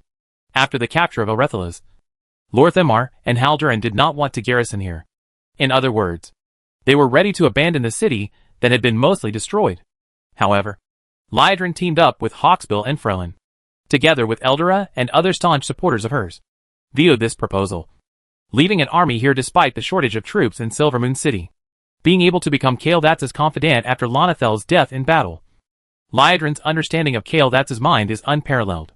Even though Kael'thas bowed his head to Illidan and became his thug. In fact, the Blood Elf Prince's character is actually very tough. How could he be like this if it weren't for his tribesman Kael'thas? This can be seen from his establishment of the Elita Council and his secret confrontation with Illidan. It is for this reason that the royal party led by Liedrin, who stayed in Silvermoon City, often opposed Lor'themar. Although both parties worked hard for the development and continuation of the Blood Elves, the royal party opposed Lor'themar. Therma's cautious to weak approach. Kael'thas also clearly expressed his dissatisfaction with Lor'themar during the trip to Zoamon. Returning to Silvermoon City from the world of Draenor, he suppressed the opposition within his clan. After learning about the situation in Elrathalas, Kael'thas was determined to rebuild the city. Although rebuilding Elrathalas is a heavy burden for the current Blood Elves, in the long run it is an extremely correct decision. The total resources of the Eversong Forest and the Land of Ghosts are limited. Just stare at it. That 1/3 of an acre of land is undoubtedly a short-sighted behavior. Only by taking steps forward can we obtain more resources and allow the kingdom of Quel'thalas to develop faster. In fact, Lor'themar is not clear about this. But he is just the regent. In his position, as long as he makes no mistakes and allows the kingdom to develop steadily, it is victory. The so-called but determines the head. Leo knew everything about the Blood Elves, but he would not interfere. He had only one purpose in going to Elrathalas, and that was to provide magic energy to the Upper Elves living in this city for thousands of years. The Demon Lord Immortor. Chapter 720 Small Problem. Demon Lord Immortor is a powerful, but extremely miserable demon. A demon can be given the title of Lord, which shows that he is also a dominant figure among demons. There is no doubt about Immortor's strength to be able to do this. But it is precisely because of his strength that he is miserable. After the explosion of the Well of Eternity, the Highborn Elves of Elrathalas lost their source of magical energy and became increasingly weak. Just like today's Blood Elves who suffered from magic addiction after losing the Sunwell. In order to solve this problem, Torsidron, the elf prince who managed Elrathalas, began to look for new sources of energy. And eventually he turned to demons. Extracting energy from demons is the only feasible method Torsidron has found. Under his orders, the Upper Elves of Elrathalas built many magical towers. These towers formed a magic network. Its function was to trap and extract the power of demons for the people living in this city. The Highborn provide enough magical energy. The summoned demon was Immortor, And his miserable days began when he answered toward Heldren's summons. Immortor, who was trapped in the magic network and could not escape, became the energy source of the high-level elves. The high-level elves in Elrethalas continued to absorb magical energy from him for their own use. The elves were very happy. Motor was in agony. As far as the upper elf is concerned, it doesn't matter whether Immortor joined the Burning Legion or whether he provoked anyone. Demons are demons. Who asked him to answer the call? Who makes him a devil? The high elves of Elrethalas made Immortor suffer for thousands of years in order to solve their own problems. It seems that the demon has its moments of grievance and injury. Standing on the back of the Storm Crow and coming to Elrethalas, Leo saw a bustling scene. Under the orders of Kaeldats, a large number of blood elves came here to rebuild the city, and the dilapidated old buildings were destroyed. After being torn down, new buildings are rising from the ground. And the city that has been abandoned for thousands of years has taken on new vitality because of their arrival.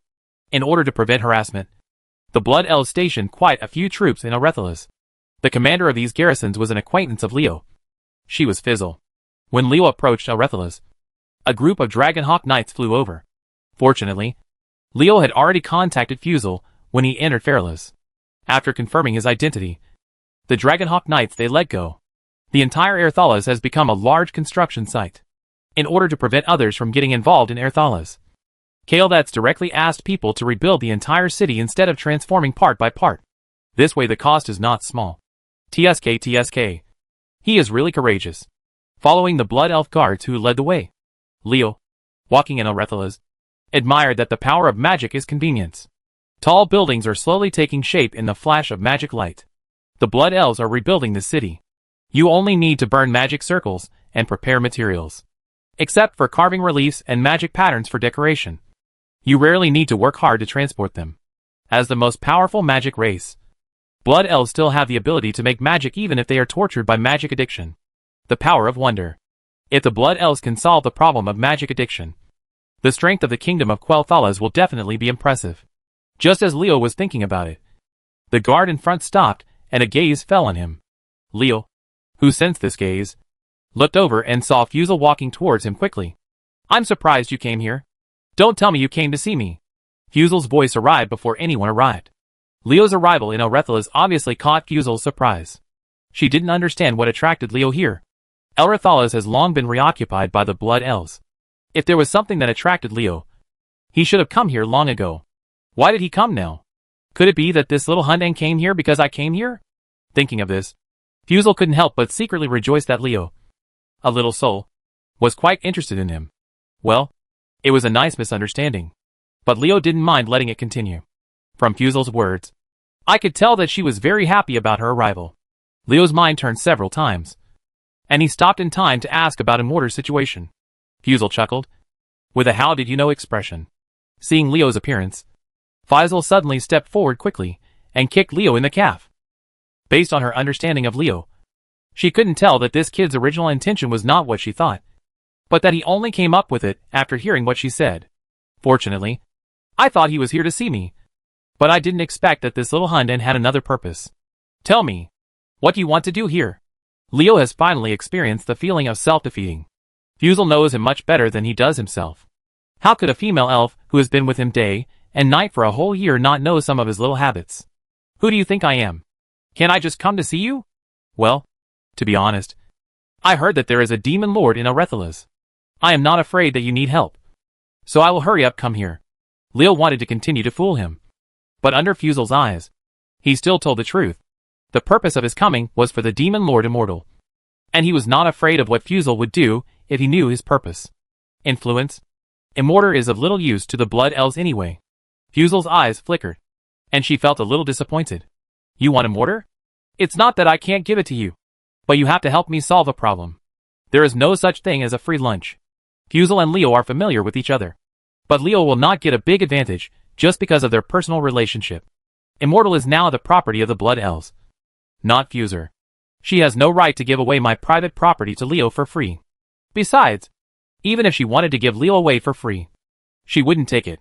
It would harm the public and benefit privately, which would make Fizzle face blame. Leo was not willing to get Fizzle into trouble because of himself. The trouble that Fizzle wants Leo to solve is actually related to Immortor. For thousands of years, The upper elves living in Orethalas have used this unlucky demon lord as magic energy. They continue to absorb it. Immortar's magic power. But they ignored one problem. Or they could only choose this even if they knew there was no other way. The problem is that Immortar's power is different from the Well of Eternity that the upper elf relies on. Immortar is a demon after all.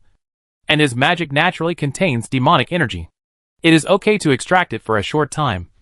But it has an impact as soon as it grows up. The time it took Torthildren and his men to extract the power of Immortar can be counted as thousands of years.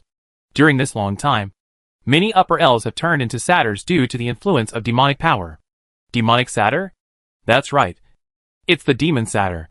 In the battle of the blood elves to retake Elrathalas, a large part of the satyrs killed were highborn elves, who were influenced by Immortar's power, and became demons. You want me to deal with the demonic power within these highborn elves? That's right.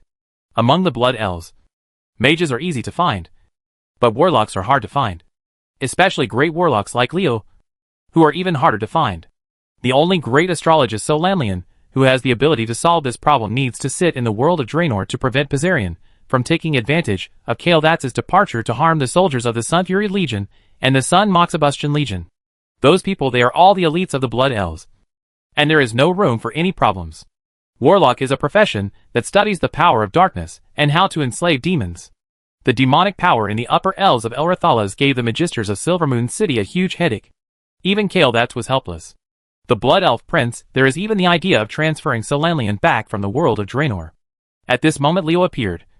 How could Fusel let such a great warlock go? After solving the problem that Immortar left for the Blood Elves, Leo can take away the Demon Lord. In terms of the principle of the transaction, it is very fair. After all, Leo is a warlock. And it is precisely to solve the problem about the demon's power. What he was good at. Fusel didn't deliberately make things difficult for him. Leo stretched out his hand to grasp. And an upper elf was caught by Leo with his death grip. His behavior aroused the anger of the upper elf. To these proud upper elf, a human dared to treat their companions like this. This is unforgivable. Despicable guy. Let him go. A group of high-level elves glared at Leo. And some even wanted to attack him. Unfortunately, what awaited them was a warning from the Blood Elves. Having lived in Orethalas for thousands of years, have you guys already stayed in the depths of your home? I'm here to help you. Leo curled his lips. Despicable. Two words that are really unpleasant. If Fusel hadn't been here, he would have had to show some shame to these dead upper-class elves. When did the Highborn become so arrogant and ignorant that a group of weaklings dared to challenge a great warlock? Seeing that the upper elf ignored the warning of the Blood Elf guards and still refused to give up, Fizzle became angry. If it weren't for the sake of their own kind, the Blood Elves would have eliminated these guys who had been infected with the power of demons and could turn into satyrs at any time when they attacked Elrathalas. Now they are still showing off their arrogance. And even though the Blood Elf guards had warned them, they were treated so deliciously during this period that these guys had the illusion that they really wouldn't touch them. Whoosh! Whoosh! Whoosh! There was a sound of a series of sharp arrows piercing the air. And the dozen or so high-level elves who shouted the most fiercely were hit by arrows and fell to the ground.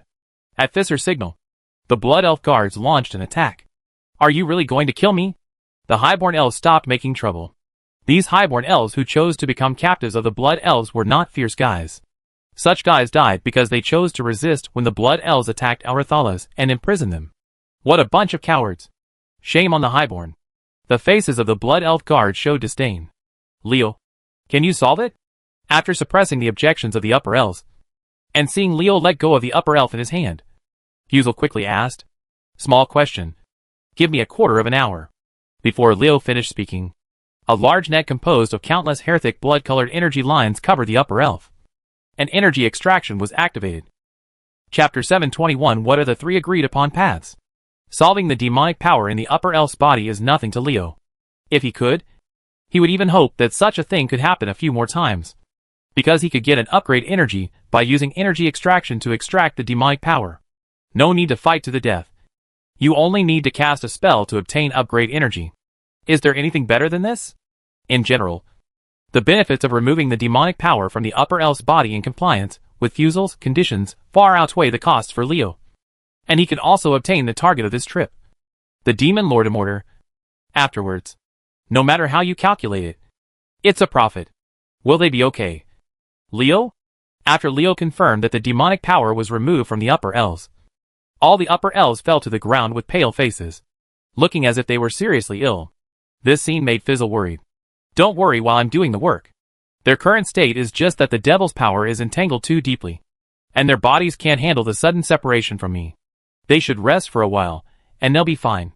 Leo waved his hand, and explained the state of the upper elves. Fizzle did not delve into it, but Leo found that she looked at the upper elves with an emotion called schadenfreude. After scratching his face, Leo knew that his little move had actually been seen through by Fizzle. The reason why the upper elves fell to the ground collectively was not only due to the reasons mentioned by Leo, but also because the magic power in their bodies was drained out by Leo. Who told you bastards to show off your superiority in front of me? How dare you call me humble? If I don't give you a little show, you don't know what Prince Ma has 3 eyes. Just lie down on the bed obediently. 10 days and a half. Punishing the upper elves is just a side event for Leo to complete the conditions of Fizzle. The real thing is immortal. If Leo wants to get Immortal, who is trapped in the magic net, the first thing he has to do is to release him. Leo doesn't understand the magic net set up by the elves. He must find someone who knows how to help. But he understands who else can Leo of the magic network go to besides the Blood Elves? Previously, the Blood Elves were in charge of Elderthala's affairs. Eldera did not have a good relationship with this strong Blood Elf. This is why he did not come to Elderthala's.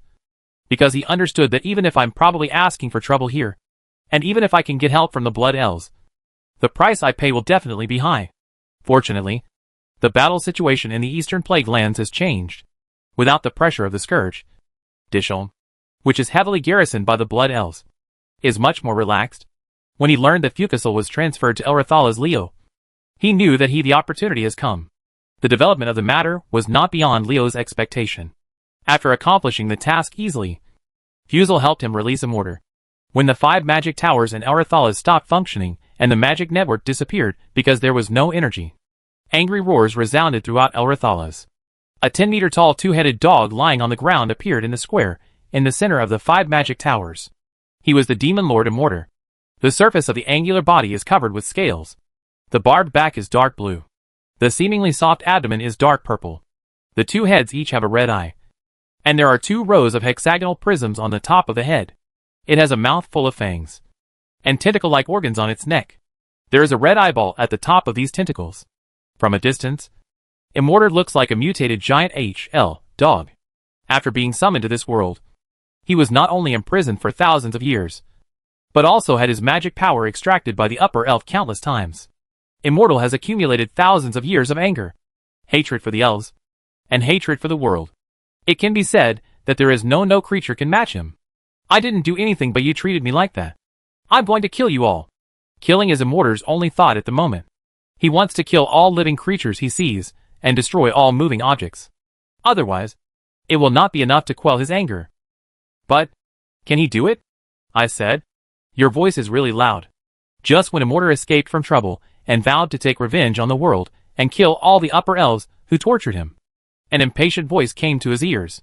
Following the direction of the sound, Immortal discovered Leo and Fizzle. After picking his ears with his little finger, Leo glared at Immortal, as if blaming the latter for being too loud. This action had another explanation in Immortal's eyes. Provocative. Definitely a provocation. A human dares to make such an expression to a powerful demon lord. Is he despising me? Or was he laughing at my experience? Immortal was already very angry. But now that he saw Leo, who was standing with Fizzle, looking at him like that, his anger suddenly burst out. In terms of appearance, there is no difference between Blood Elves and Highborn Elves. In Immortal's eyes, Blood Elves and Highborn Elves are the same. So he regarded Fizzle as a member of the Highborn Elves who imprisoned him. When he thought of these Highborn imprisoning him and constantly extracting magic power, causing him pain for thousands of years, Immortal wanted to tear them into pieces. With a roar, Immortal kicked off his legs and rushed forward with his whole body. Given Immortal's size, the force of this attack was weighing at least 10,000 kilograms. If the person attacked by Immortal was an ordinary person, the strong wind he would bring would be enough to blow away an adult man. But the targets he is attacking now are Leo and Fizzle, which is doomed to be his bad luck. At the moment when Immortal's legs were off the ground and his whole body was in the air, a huge palm suddenly appeared and pressed Immortal into the ground as he wanted to pounce. Boom! The power of the palm was extremely strong, and the speed was as fast as lightning. Immortor was pushed into the ground before he could resist. Most of his body sank into the ground, leaving only 2 heads outside. What it feels like to be splashed with cold water from head to toe in the cold winter. This is how Immortor feels now. Demigod. That human is a demigod. How can it be? Immortor was dumbfounded. He could easily catch his attack and make him unable to fight back. Only a demigod could do this. Of course, this is for him now. Although Immortor is angry, his mind is still clear. He knows that he is very weak after being imprisoned for thousands of years. His magic power has been drained to only 30% of his heyday, and he has no power to fight back in front of a demigod. Fear spread in Immortor's heart. If he met a demigod in his heyday, he could run away even if he couldn't defeat him. But now he can't. The opponent will press him with one hand so that he can't move. If he can't move, how can he escape? Everything has been going wrong since I came to this world. First, I was imprisoned by a group of elves to extract magic power without asking anything. Then I finally escaped and met a demigod. Why am I so unlucky? Immortor lamented his bad luck. If he had known this, he should not have responded to the call of the upper elf and came to this world from the twisting nether. Now it is too late to regret. Are you Immortor? You are much weaker than I expected. Should I spare your life? Leo came to Immortor, and the demon lord, who was pinned down by the demigod's hand, looked at him nervously, waiting for the moment when his fate would end. What would be the consequences of offending a demigod? Immortor knew it with his toes. He didn't want to die, but the huge gap in strength made him despair. He was suppressed by one hand and couldn't move. Even if he wanted to resist, he couldn't move. I can't resist. What do you want? Human? Immortor asked this question in a very weak tone. But Leo was very happy that he could communicate with Leo. You are able to communicate with me. It seems that you are quite intelligent. This is the best. Leo narrowed his eyes slightly. He was not afraid of Immortor's intelligence, because intelligent creatures cherish their lives. On the contrary, low intelligent creatures that could not communicate at all were very troublesome. The chance of these guys giving in was very low. I'll give you 3 paths. You can choose any one. Speaking, Leo raised 3 fingers. Are there 3 options? Immortor's eyes lit up. What he was afraid of was that this human would kill without saying anything. Fortunately, this did not happen. Since he gave 3 options, he might as well listen to it. The first one is to be my pet. The second one is to be my pet. The third one is to be my pet.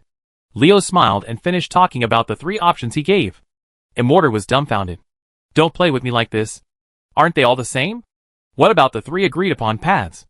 Leo stretched out his hand and touched Immortor's head with a smile on his face, as if the person in front of him was not a demon lord but a pet dog. If anyone else dared to touch his head like this, Immortor would have killed him long ago. But as a demigod, well, Immortor admitted that he wanted to bite Leo to death. But after measuring the gap in strength between the 2 sides, he wisely gave up the idea. With my current weak body, I still want to bite a demigod to death.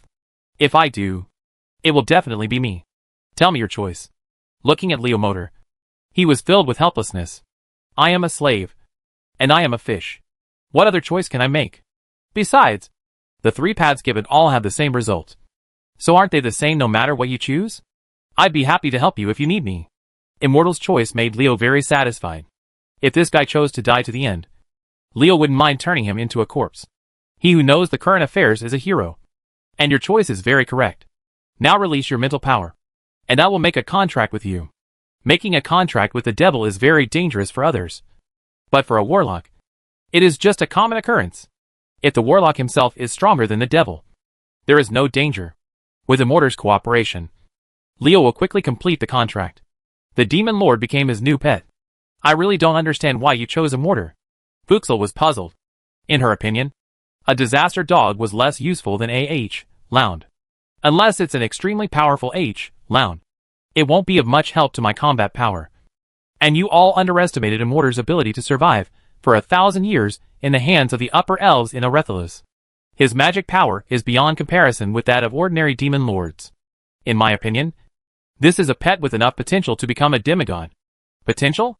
That's right. What Leo is interested in is Immortor's potential.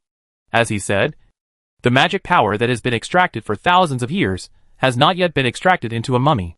Immortor's magic power is deeper than Kael'dat's before he obtained the Tide Stone. But it is just about his intelligence and understanding and use of power. There is no comparison between him and the Blood Elf Prince in terms of level.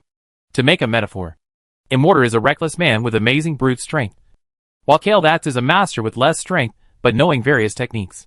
You want to train Immortor to become a demigod? Fusel was shocked by Leo's idea. He was not even a demigod himself yet, but he thought about training pets to become demigods. His idea was really advanced.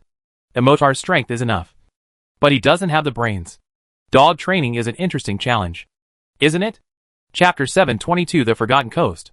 Although the Cenarian Circle and the Horde are trying their best to stop the Karaji Beetle Men, and the two sides are fighting inextricably in Silithus, this does not mean that the Beetle Men only operate in Silithus. In addition to the corruption nest at the junction of Tanaris and Ungoro Crater, which is an area equivalent to a large city, bugs also appeared in Feralas next to Silithus. This shows that the power of the Karaji beetles is spreading. Once they create a corruption nest in Feralas, the situation of the Horde will not be good, judging from the situation on the entire continent of Kalandor, apart from the Mogor grassland where the Tauren are located. Among the territories occupied by the tribes, only the land in Feralas and Ashinville is more fertile. In Ashinville, the tribes only occupy a small part of it, so the importance of Feralas is self-evident, although it is not completely occupied by the tribe. There is no war here at least, right? Given the unclear relationship between the Tauren and the Night Elves. As long as the tribe does not take the initiative to cause trouble, the Night Elves in Feathermoon Fortress will not attack them. And it is the Tauren who are in charge of the tribe's Moshature camp in Feralas. That's why there is peace here. The Karaji Beetle people have spread to Feralas, and the peace here is destined to be broken. If the Moshache camp cannot deal with those bugs, there is no doubt that the Night Elves in Feathermoon Fortress will take action. It can be foreseen that if the war in Silithus does not go well, the war will quickly spread throughout the southern part of the Kalandor continent, and then affect most of the tribe's territory in the Kalandor continent. Even if the Beetleman tribe is finally defeated, the vitality is severely damaged. Varian Magni and other leaders of the Alliance are naturally happy to see this situation, so they have repeatedly tried to delay the date of sending troops. Who wants the Horde and the Alliance to not deal with each other? It would be anyone else sitting in their position. So will it? In the past, it was the Horde who watched the Alliance fight the Scourge from across the sea on the continent of Kalandor. Now it is the Alliance's turn to watch the Horde resist the Karaji beetles. It really fulfilled that sentence. The bugs in Feralas? Are you talking about the place called the Abyss of Pain? After hearing the news from Fusel, Leo shrugged and spread his hands. This is not my business. I believe it. The heroic Tauren of Mojash's camp will take care of them. When other leaders of the Alliance wanted to delay the war in Silithus to consume the tribe's strength, Leo would not take action first. Besides, even the Blood Elves who were a member of the tribe were only eyeing Elrathalas, and not why should he, a human being, be anxious about sending troops to help exterminate those bugs? You really don't want to take action? Fusel was a little worried. Leo came here in the name of helping the tribe fight against the Karaji beetle people. But now, he has no intention of helping. This will definitely cause the tribe's dissatisfaction, which is not a good thing for him. At least, he had no relationship with him before. Friendly orcs and trolls will alienate him as a result. I'm not one of those guys who are so arrogant that they don't know their surname when they have some strength. They can do whatever they want without caring about the impact. That will only make enemies everywhere and make it difficult for them to move forward. It sounds like the world it's bad to be an enemy, but it's extremely stupid to do so. Leo did not hide his thoughts in front of Faisal. It is true that with his current strength, he is indeed strong enough. But humans are social animals after all. If he makes himself surrounded by enemies all over the world, then it will be a disaster. Became a real loner. Now everyone knows the relationship between Leo and Scarlet, and they have also marked him with the mark of the Kingdom of Arathar. When Leo acts, he has to think about the Kingdom of Arathar even if he does not think about himself. That kind of thing will happen after he becomes strong.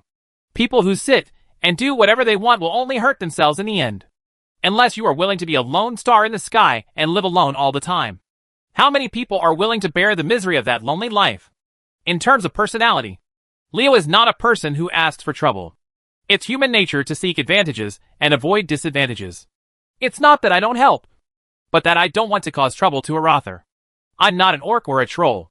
No matter what I do, I can't become a true member of the tribe. Look at Jaina. At this point, Leo paused and waved his hand, as if to wave something away. Forget it. Don't talk about this. Gianna? What's up with her? Faisal keenly grasped the information in Leo's words. Thinking of Leo's prophet status, she felt that something would probably happen between Theramore and the tribe. And it was definitely not a good thing. She really wanted to know what was going to happen. But Leo didn't want to go into details, and it was hard for her to ask. But Fusel had already kept an eye on this matter. Leo lowered his voice and whispered in Fusel's ear, "Sister Deneve, is there any connection between Arethalas and Feather Moon Fortress?" Rolling his eyes at Leo, Fusel really didn't know how to answer him. It's okay to know something like this in your heart, but it would be unkind to say it out loud. There is indeed a conflict between the Blood Elves and the Night Elves on the issue of whether to use arcane magic. But after all, the Upper Elves were selected by Azhara from the Night Elves to serve her. The two are always from the same family. Who would believe that there is no connection between them? Are you going to Feather Moon Fortress? Be careful of Tyron taking notice. Fuxel warned Leo. Although Chandri's Feathermoon, who was in charge of the Feathermoon Sentinels, was Tyron's sister, the relationship between her husband Jared Shadowsong and Tyron was somewhat bad. In order to fight against the Burning Legion, Tyron wanted to release Illidan, who had been imprisoned for tens of thousands of years. However, he was blocked by the Watchers headed by May of Shadowsong. In this matter, Tyron showed her true self. On the ruthless side, all the Watchers who stood in her way were killed. Tyron was the one who released Illidan by stepping on the corpses of the Watchers. This incident caused a rift between the Watchers and Tyron. As Mayev's younger brother, the relationship between Jared and Tyron was naturally not as harmonious as outsiders thought. After repelling the invasion of the Burning Legion, Jared resigned from his position as Night Elf Commander and disappeared from the world's sight.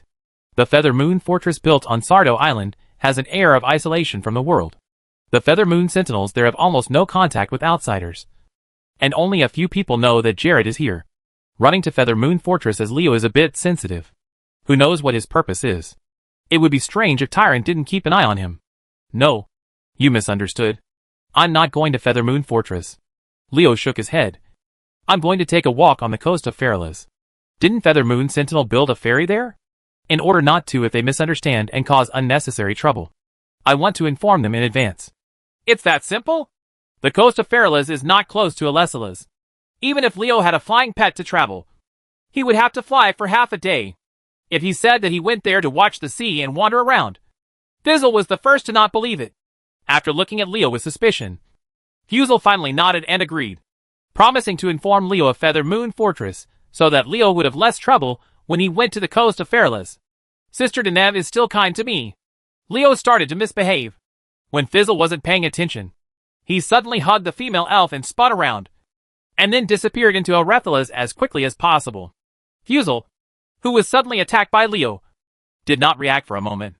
It was not until Leo's figure disappeared from her sight that she suddenly realized that she had been taken advantage of by this little soul. Spinning in the direction Leo left, Fusel cursed in a low voice, "You have a thief's heart, but you don't have the courage." If Leo knew that Fusel despised him so much, he would definitely prove that he was both evil-minded and courageous with practical actions. Unfortunately, he ran too fast, and he heard that Arethalas had already left. Less than this sentence. There is a very strange name on the coast of Feralas, the Forgotten Coast. Leo didn't know who gave this name, but if he had to put it on a person who fit this name, Leo felt that Jared was the most suitable one. To be forgotten. The commander who commanded the Night Elf troops to resist the Burning Legion hopes that he will be forgotten. Perhaps it is because of the conflicts within the clan that he is unwilling to get involved in these things anymore. Or perhaps it is his indifferent nature. In short, Gallo Duh, a hero who should have attracted much attention, is very low-key, compared with Tyrant, Malfurion, Staghelm and other powerful men of the clan. His figure rarely appears in front of the world. Riding the Storm Crow to the coast of Feralas, Leo didn't care about the various ferocious beasts and water elemental creatures wandering near the coast. Not to mention that his strength was unmatched by those creatures. The height of 3 meters is beyond the reach of wild beasts and water elements. There's an island of terror right across the street. It seems like there are hateful Nagas there. I'm idle right now. Do you want to go check it out? Looking at the end of the sea level, Leo motioned the Storm Crow to fly along the coast while considering whether to go to the island opposite. Because it was so long ago, the impression was not very deep. Leo could not remember what exactly was in the Island of Terror. He only knew that when he played Yamaguchi Mountain before, there was an epic cooking manual, and he needed to collect materials here. The Island of Terror is a very mysterious place. Some people say that a large part of the reason why the Night Elves want to hoard heavy troops in Feathermoon Fortress is because of this island, which is separated from it by a narrow strait. However, gossip is just gossip after all, and it is not consistent with the real situation. How much different no one knows. Gwa! Gwa! While Leo was thinking, the storm crow suddenly called twice. Upon hearing the sound, Leo immediately lowered his head and looked down, and a goblin standing on the coast came into his sight. Go down. After discovering the goblins, Leo gave Storm Crow his orders. The goblin on the coast is Thorben Vandather, whom Leo came to the coast of Fairless to find. Chapter 723 Super Compressor. Goblins and gnomes are both races that are world famous for engineering. Perhaps it is a coincidence that both races have characters with eccentric behaviors. Many times, other people call such people weird. What's the saying? When we were young, we were all small saplings. But when we grew up, some of us became towering trees. Some of us blossomed and bore fruit. And some of us turned into weird flowers. This weirdo seems to have a lot in common with that weirdo. Thorben Vandas, a short goblin no taller than a human's knees, and without much strength himself, ran to the forgotten coast of Fairless and clamored to build a goblin engineering shop here. It's not surprising that goblins want to build shops and do business. Not to mention that the forgotten coast is very dangerous. For gold coins, you can see goblins in places that are 100 times more dangerous than here. But the problem is how much money can be made on the forgotten coast. Gold coins? In this place where birds don't poop and chickens don't lay eggs. Where not even a ghost can be seen. How can you make money by building a store? Who do you sell the items in the store to? Although there is a dock established by the Night Elves on the forgotten coast, the only role of the dock is to ensure the connection between Feathermoon Fortress and Fairless. Besides the Night Elves, there are a few people who would go to a place that is almost isolated from the world and has no oil or water to fish. Feathermoon Fortress? It's more practical to count on the Feathermoon Sentinels guarding the docks to buy your Thorben stuff than to count on a rain of gold coins. He clamored to build a store on the forgotten coast where it was impossible to earn even half a copper. To others, Thorben's way of thinking could only be described as bizarre. But is this really the case? Leo stood on the back of the Storm Crow and stared at Thorben. A spiritual pressure belonging to the great warlock locked the goblin. The invisible and immeasurable mental pressure will make everyone want to yell after discovering the Storm Crow and Leo. The goblin was so pressed that he lay on the ground, unable to even move his fingers, not even shouting. It is impossible for Thorben to live on the forgotten coast with his own strength. Any beast or water elemental creature can kill him dozens of times. The reason why the goblins can settle here is that thanks to Feathermoon Sentinel. Because his location is very close to the dock established by Feathermoon Sentinel.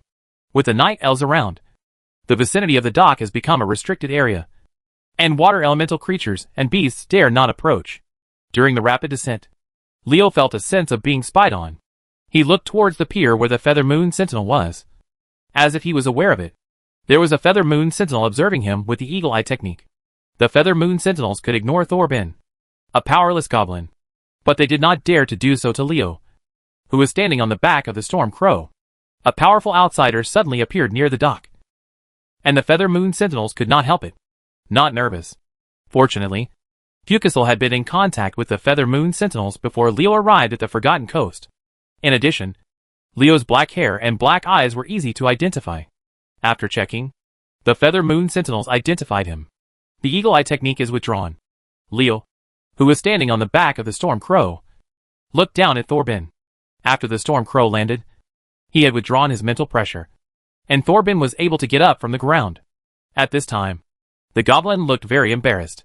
After knowing how powerful Leo was, the goblin stood there honestly, looking at Leo eagerly with a flattering smile. But his eyes that moved from time to time showed that his heart was not as honest as he showed. No one knew what the hell is he up to now. Are you Thorben Van Dussel? Yes, my lord. It was a very useless conversation. Although he knew that Thorben was the only goblin on the Forgotten Coast, Leo still wanted to confirm his identity to avoid any accidents. Then, after Leo finished speaking, he raised his hand and threw a square iron box sealed with magic at Thorben. And the goblin quickly caught it. Strange human being.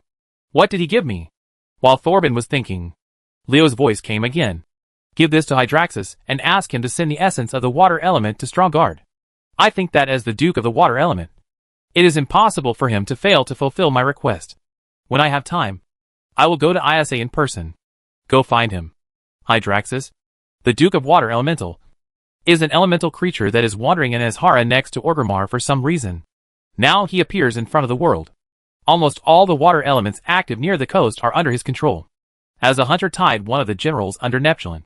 Hydraxis is very powerful with the ability to set off a tsunami on his own. It was not that Leo had no way to go to Azhara, nor could he find Hydraxis.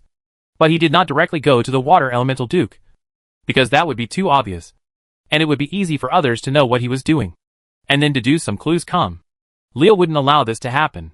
It is best to hold the opportunity in your own hands and enjoy it exclusively by yourself.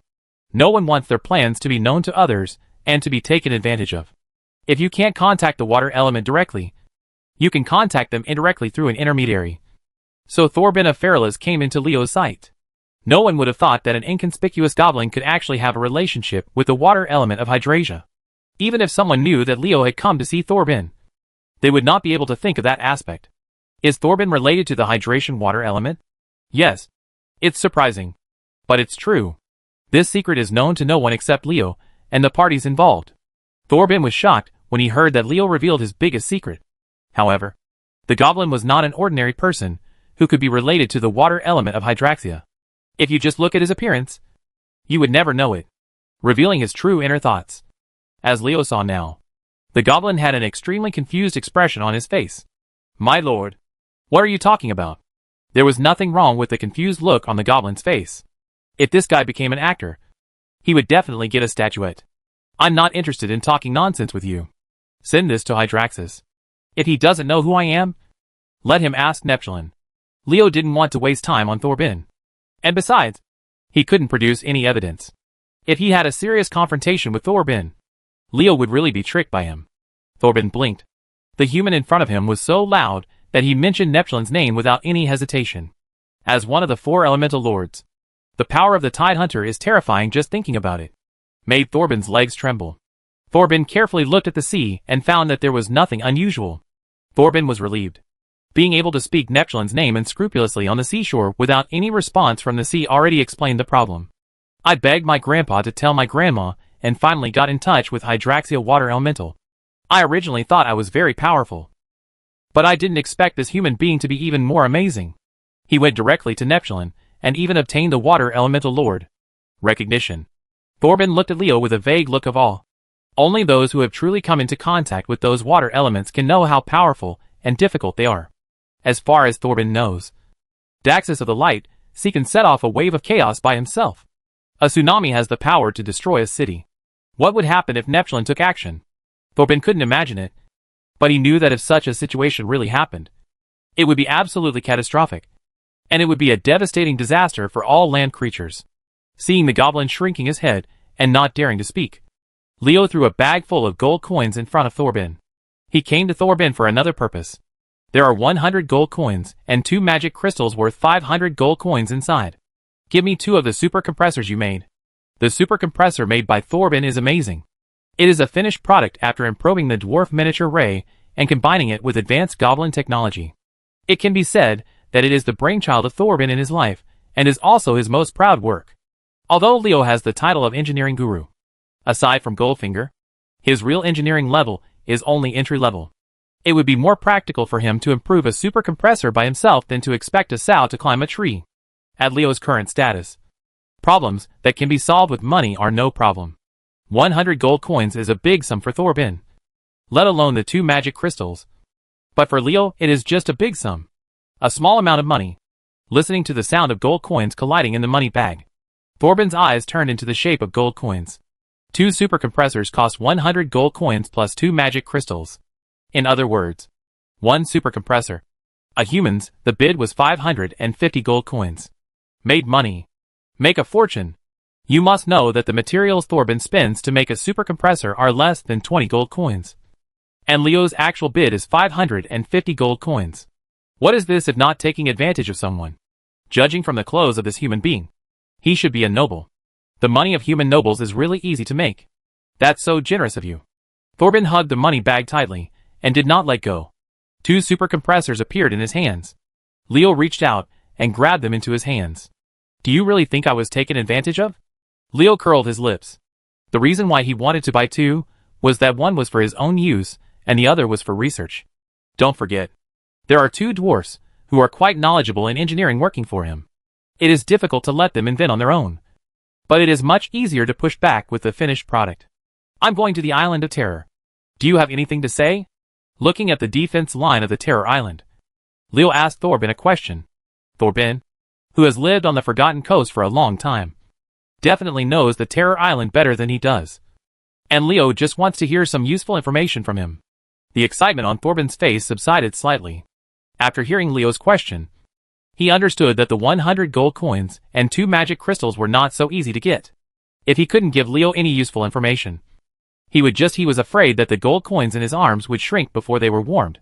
The scene where Leo ingested the super compressor in the air just now told him that as long as Leo wanted to, Thorben could not hold the money bag in his arms. If you want to make money in Leo's hands, how can you not come up with some useful information? I don't know much about the horrible island. In addition to Nagas, there seem to be dragon-like creatures living there, but I'm not sure if they are dragons. Maybe they just sound like them. At least the dragons don't have 2 legs. The size may be just a variant of Chimera. Leo's eyes flashed, and Thorben's words reminded him of what the creatures in the Island of Terror were. 2-headed dragon. Chapter 724, The Island of Terror. There is a saying that it is better to be famous than to meet, which means that the name is not worthy of the name. And there is a big gap between reality and inner expectations. This is what Leo encountered on the Island of Terror. He originally thought that the creature on the Island of Terror was a 2-headed dragon. But when he arrived, he found that the situation was not what he thought. There is indeed a creature with 2 heads and a pair of huge wings on its back. The size of this creature is also very large. The smallest one Leo has seen is more than 30 meters long with its wings spread. There are also dragon-like scales. But the creature's head is very different from a dragon's and looks very similar to a sheep's head. Of course, sheep are vegetarian and the creatures on the Terror Island are carnivorous, as can be seen from the teeth they reveal when they roar. There are actually fluctuations in demonic power. The warlock's ability to sense the power of demons is far beyond that of other professions. Leo sensed the power of demons in this creature on the Island of Terror. From this, it can be inferred that the birth of this creature is not the result of natural evolution, but it is caused by interference from external forces. And the one who provides this external force is the devil.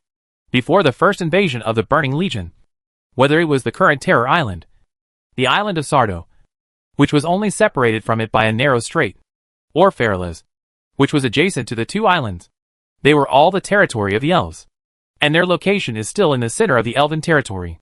Since it is the center of the elven territory, it means that it is very close to the Well of Eternity. The demons once set foot on this land during the first invasion of the Burning Legion. It is not difficult to understand that the power of the demons remains. It can be seen from this that the external force for the biological mutation on the Island of Terror was provided by the Burning Legion. Could it be that the Night Elves established Feathermoon Fortress, and the hateful Nagas appeared here because of this creature that the Burning Legion corrupted with demonic power? Leo had this thought in his mind. It would be fine if the creatures in the Island of Terror were inadvertently eroded by the power of demons. But what if their appearance was intentional by the Burning Legion? Thinking of this, Leo's curiosity was aroused.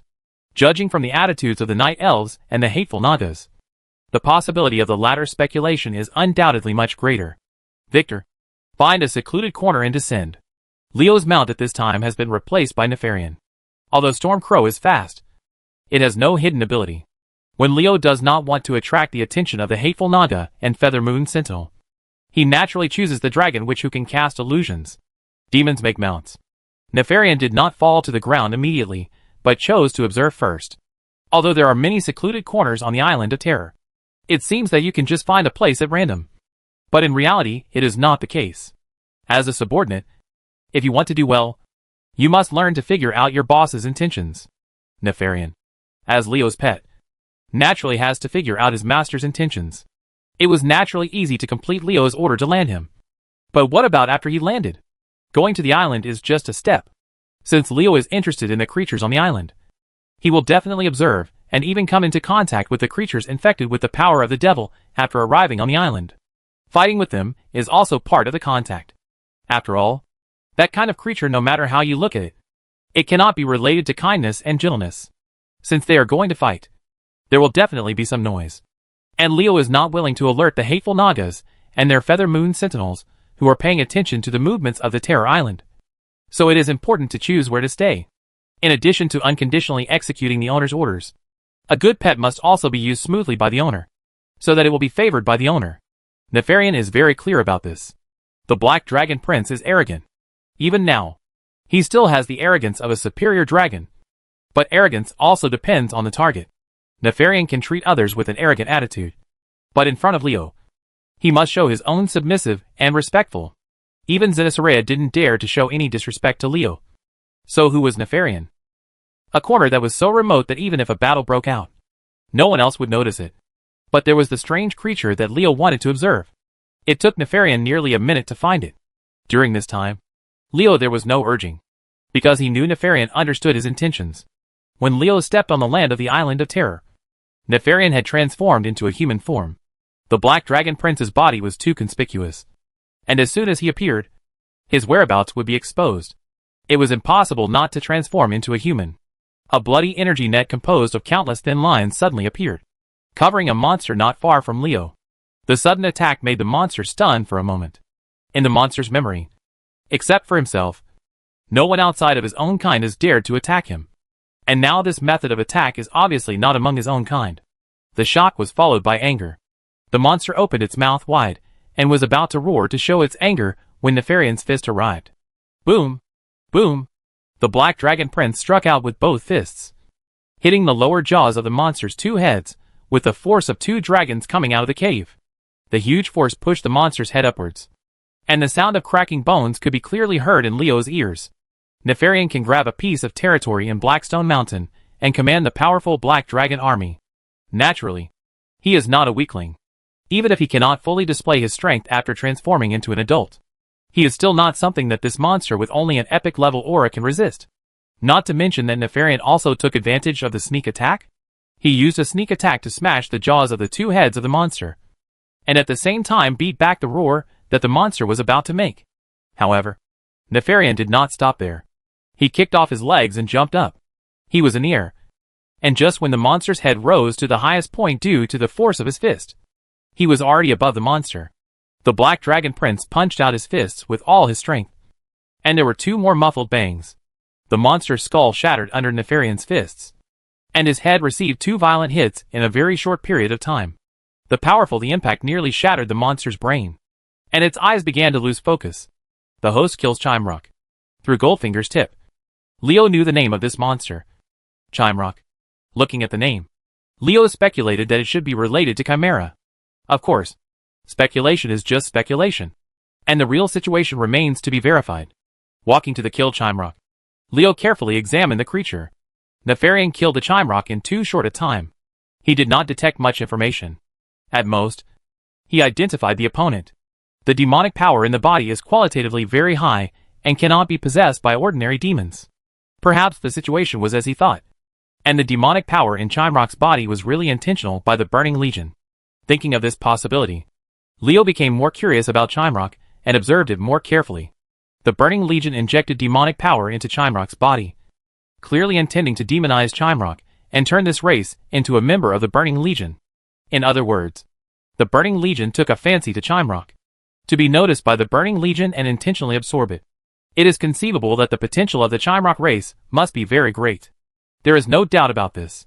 I would like to ask, based on the standards of the Burning Legion, will they take the initiative to recruit weak races? Nefarian, what do you think of Chimerock? Leo said, pointing to the monster whose head was crushed to death by Nefarian, indicating that this was the Chimerock he was talking about. Hearing Leo's question, Nefarian replied respectfully, as far as this Chimerock is concerned, his body is undoubtedly very strong. Even compared to the giant dragon, he can be in my even ordinary human legends cannot do this even if they are hit by multiple punches without dying. And its aura can only be compared to that of epic masters. In my memory, only giant dragons can do this. Has a body comparable to that of a giant dragon. This alone is enough to attract the Burning Legion. And judging from the number of Chimerock on the Terror Island, this creature has a stronger fecundity than the dragon, and requires much fewer resources to survive than the dragon. Don't doubt Leo's estimate. As a man with thousands of Dracolics and several powerful Dracolic men under his command, few people can match him in terms of understanding of dragons. The more he knew about Chimerock, the more interested Leo was in this creature. Just imagine, if Chimerock was not trapped on a terrifying island, but lived on a large enough land. As long as there were no major natural or man-made disasters, they would inevitably can become a race as powerful as a dragon. No wonder the small island of Terror attracted the attention of the world-hating Nagas. The Night Elves also built the Feathermoon Fortress on Sardo Island and stationed heavy troops. It turned out that the Chimrock race was responsible for the trouble. After walking around the corpse twice, Leo calculated in his mind. What would it be like if he could take the Chimrock race into his own hands? There are only 200 to 300 Chimrocks on the island. If they want to form a strong fighting force, they must be given time to develop. However, this kind of monster is not small in size, and the resources required for survival are not a small amount.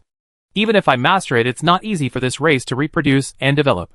Leo began to think about the feasibility of controlling the entire Chimrock family and allowing them to develop.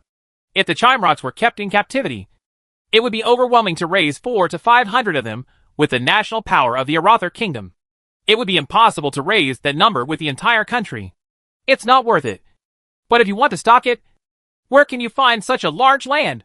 This world has to support humans, elves, dragons, dwarves and other races, and resources are already tight. No matter how barren or remote the place is, there are people who are keeping an eye on it. It is unthinkable to carve out enough land for Chimrock to thrive and develop. Besides, will the dragon watch helplessly as the Chimrock race, a race that can threaten its status, develops and grows? Leo smelled something unusual from the fact that the Night Elves established Feathermoon Fortress to monitor the Terror Island. Behind the Night Elves, there were 2 guardian dragons, the Green Dragon and the Red Dragon. It was difficult to judge whether Chimrock had been being trapped on the Island of Terror has something to do with the 2 guardian dragons. It is very difficult for Chimrock to reproduce and develop in this world. But what if it were in other worlds? There was a mysterious arc at the corner of Leo's mouth, and it seemed that the plan to enclose the world of Draenor must be put on the agenda as soon as possible. Chapter 725, Kick to the Iron Plate. Lamarck is a member of the royal family of Chimrock. Unlike his tribesmen who are still somewhat ignorant at the beginning of their wisdom, as the Prince of Chimrock, Lamarck's intelligence is not inferior to that of any wise man. Having one, no, 2 smart heads was Lamarck's pride and the source of his troubles. His wisdom far beyond that of his fellows gave him a perspective far beyond that of his fellows, allowing him to think more and make him more worried about the future of the Chimrock clan. After surviving on the Terror Island for so long, Lamarck was very satisfied with his life before the hateful Naga appeared and contacted him. However, after understanding the vastness of the world, he despised the Terror Island. The Island of Terror is too small. If my people were given more land, how could our Chimrock clan only have such a small number? Lamarck began to yearn for the life in the outside world. But now, he could only think about it. Even if you think that Chimrocks can fly just because they have huge wings on their backs. In fact, the wings on their backs can only allow them to fly at low altitudes. If you can't glide a short distance or even fly across the narrow strait between Sardo Island and the Island of Terror, how can you talk about going to Fairless? He was determined to obtain a broader living space for the entire race so that the Chimrock clan could reproduce and develop, but was restricted by the vast sea. Lamarck felt helpless. After understanding the situation of the Chimrock clan, he finally understood why the world-hating Naga told him everything so easily. They were clearly convinced that they would not be able to cross the sea to reach a wider land. Being powerless is what Lamarck is today. Being awake is often more painful than being confused. Being the only royal family member with enough wisdom in the clan, Lamarck is in pain. His ignorant clansmen have no ability to share their worries for him. All things can only be solved by him. In order to obtain a broader living space for the race, Chimrock must accept the help of the Nagas. However, the conditions offered by the hateful Nagas were extremely harsh, making Lamarck very hesitant and unable to make a decision. And the hateful Shinaga seemed to have taken advantage of him and showed no urgency at all, so that the matter has not been resolved to this day. The hateful Naga's affair with Chimrock was almost certain, and Lamarck had to agree to their conditions. So they didn't mind giving Lamarck enough time to think about it. They were sure that Lamarck would eventually bow his head. But the Nagas didn't know that many things were delayed. Don't wait until it's too late. If you're too late, things will change. No. Here comes the variable. Leo, the new visitor to the Island of Terror, is that variable. The hateful Naga would never have thought that a character like him would appear on this island that had not been visited for thousands of years. Since entering the Island of Terror, hidden under Nefarion's illusion, Leo and the Black Dragon Prince deliberately joined forces to launch a sneak attack on Chimrock. Except for the first unlucky guy who was killed. The others were beaten half to death, imprisoned with magic, and thrown into Leo's personal space. With the strength of Leo and Nefarian, it is not a problem to deal with Chimrock. In addition, they use the illusion sneak attack method. The number of Chimrock on the Island of Terror is decreasing rapidly. In less than an hour, more than 50 Chimrocks have been caught. More than 50 Chimrocks were caught in an hour. And this was without Leo alerting the Hate Nada and other Chimrocks. If he went ahead without worrying about the impact, this number would have doubled or tripled. Nefarian and I are still too slow. So we need to send a few more people. As long as there are enough people. It doesn't matter even if there are 2 or 3 Chimrocks together. Leo is very dissatisfied with the current speed. He knows very well that with the importance, the hateful Nagas and Night Elves attached to Chimrock, it is impossible to let others capture them. However, the peace that has always been on the Terror Island has made both parties relax. Only by being vigilant can you take advantage of the loopholes. If they find out, it will be almost impossible to catch Chimrock in the future. There is only one chance. And Leo must capture as many Chimrocks as possible before they are discovered.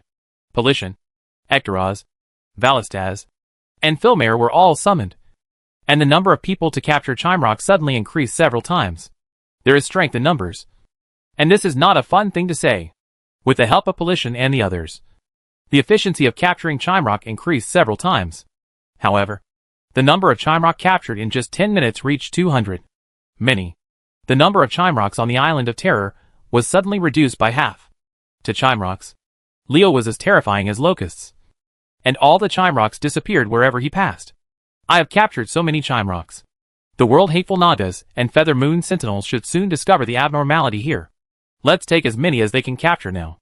Knowing that time was running out, Leo's movements became faster. He was about to release Sinisaria and other powerful men to make a big profit. But someone reacted faster than him. No, it shouldn't be people who are prepared, but Chimrock. As the prince of the Chimrock tribe, Lamarck has a habit of inspecting the territory of the Chimrock tribe every day, because he is too bored staying on this island.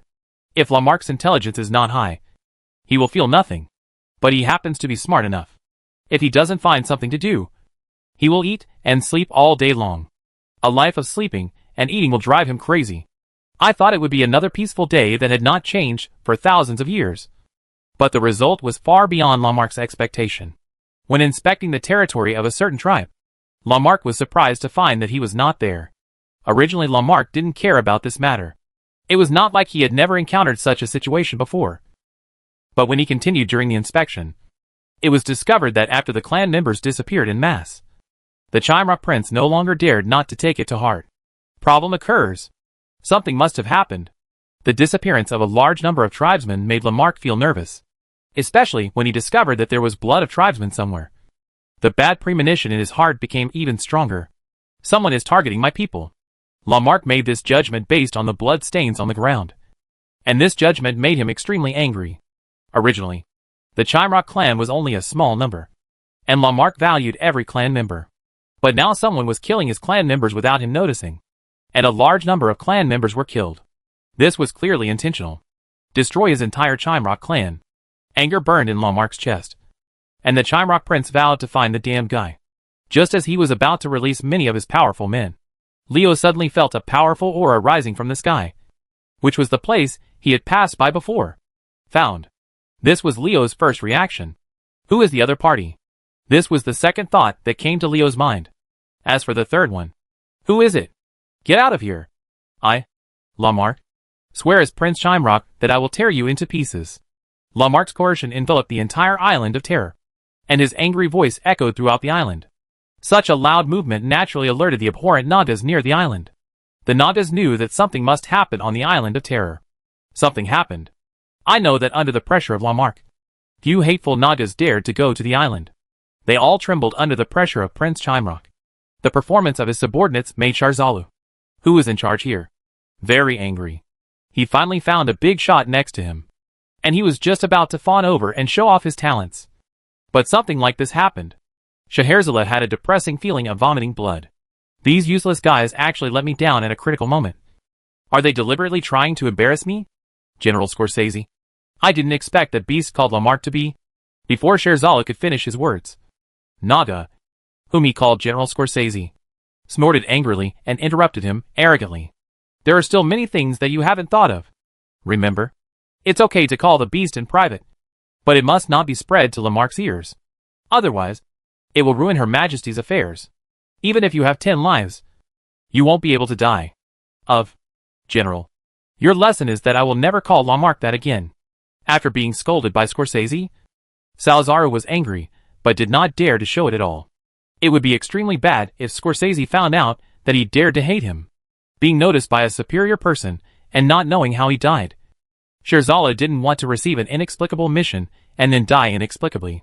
Salazar, who bowed his head to Scorsese, accidentally saw Saleh, who was standing side by side with him behind Scorsese, snickering, and he couldn't help but feel resentful in his heart. This hateful witch has always been at odds with her, and now she must be very happy to see her making a fool of herself. How dare you laugh at me? Don't give me a chance.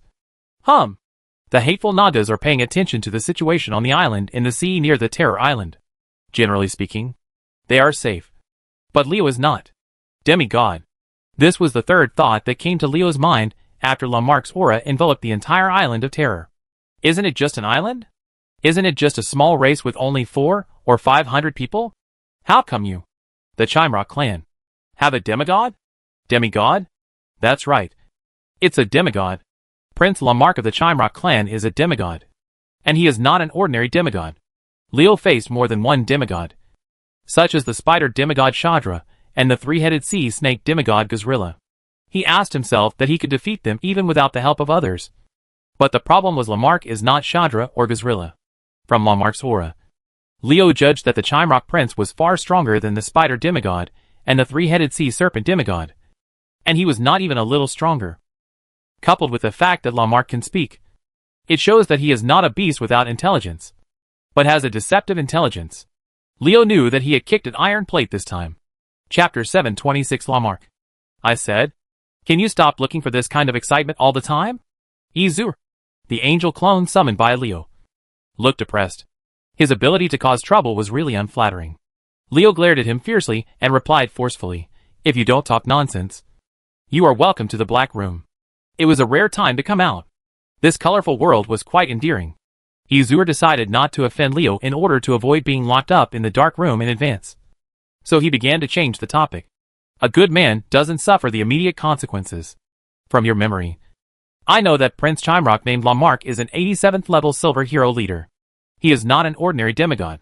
Looking at those two heads, he has probably understood many laws. In addition, what are you going to do about your intellect? What to do? Of course, fight hard.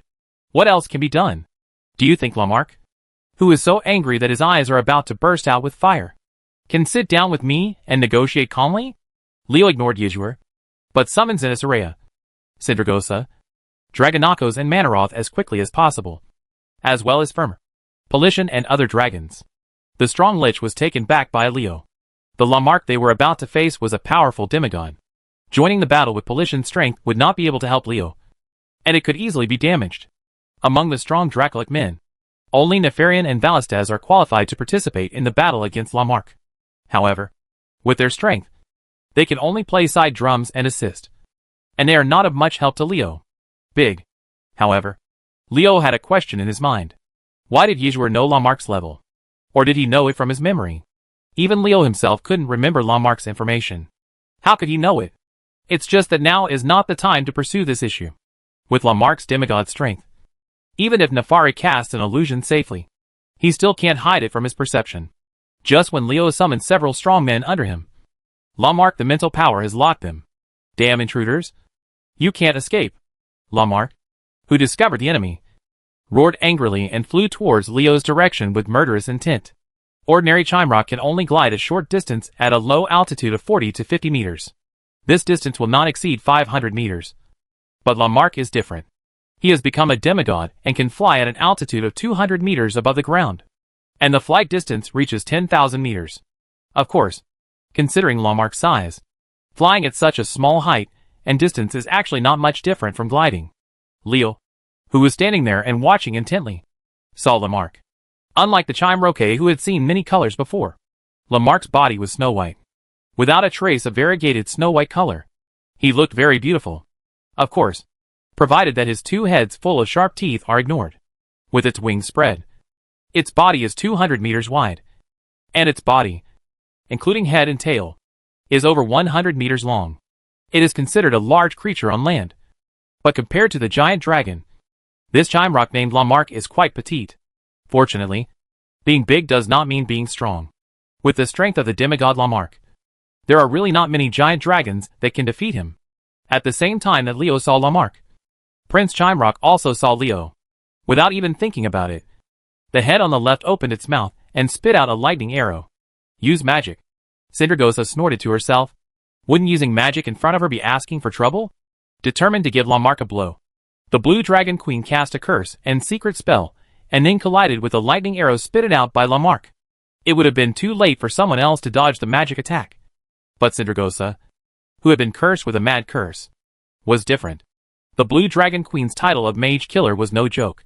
After the mad curse was cast, the enemy's magic hit her. At the same time, you will also hurt yourself. With the physique of a giant dragon and a blue dragon with a background in magic, the damage done to them by magic attacks is very limited. Can other mages compare with them? Therefore, the mages facing Sindragosa are all miserable. It doesn't matter whether you fight or not. The crazy spells will make the mages depressed to the point of vomiting blood. Snap! The lightning arrow hit Sindragosa, and the Blue Dragon Queen's hands in front of her were scorched with black marks. The dazzling electric current entangled her hands, and the violent thunder elements tore at her arms. One after another. It was shocking. Cracks appeared in Sindragosa's hands. What kind of strength is Lamarck? He is a demigod, and Lamarck is not an ordinary demigod. How can his magic attacks be so easy to receive? If Sindragosa had been able to block this blow in her prime, she would have suffered only a small, painless injury. But now she had just been resurrected by Leo not long ago. And even with the help of Shyness, she had just recovered from the attack. She emerged from weakness. Her strength was incomparable to her peak strength, and Lamarck's lightning bolt seriously injured her. Upon seeing this, Yuzur raised his hand, and several rays of golden holy light were sprinkled on Sindragosa's hand, healing all the wounds on her hand. Shyness also quickly cast 2 magic dispels. Technique.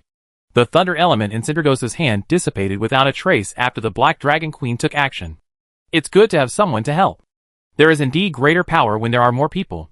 Leo activated his magic power, and the clanging bells of the death bell resounded throughout the island of terror.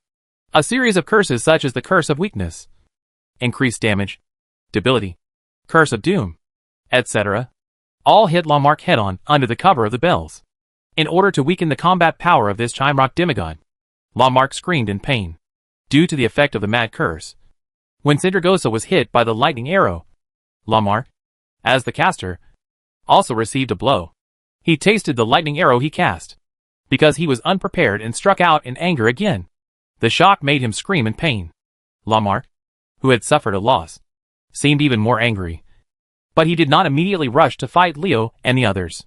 The scene of Sindragosa hitting the lightning arrow and the pain on his body made Lamarck understand that the other party must have something similar to the ability to reflect magic damage.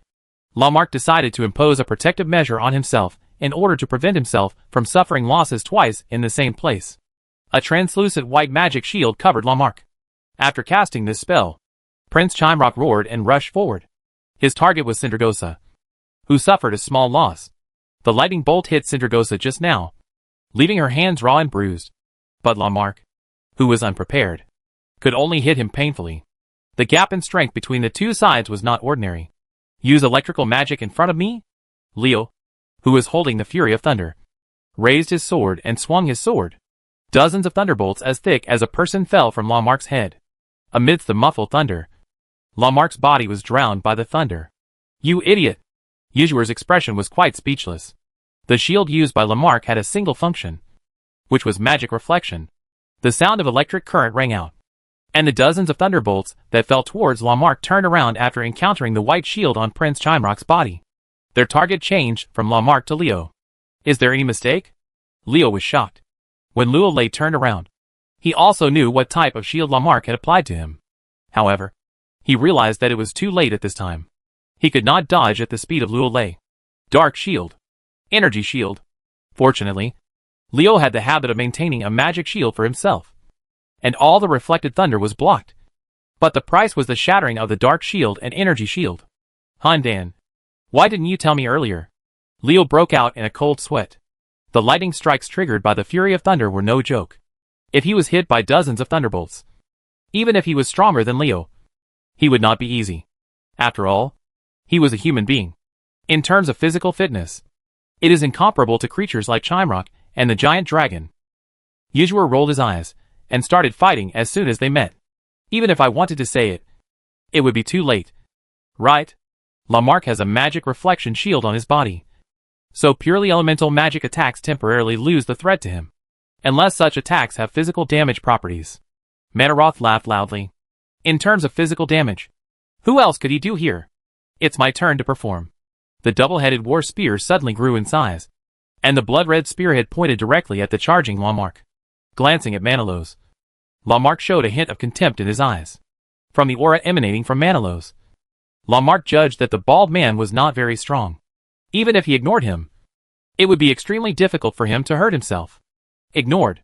Seeing that Lamarck ignored him, and still rushed towards Sindragosa, Manaroth was furious. The Destroyer, one of the 3 giants of the Burning Legion, had never suffered except in front of a strong man like the demon god Sargeras. This kind of treatment?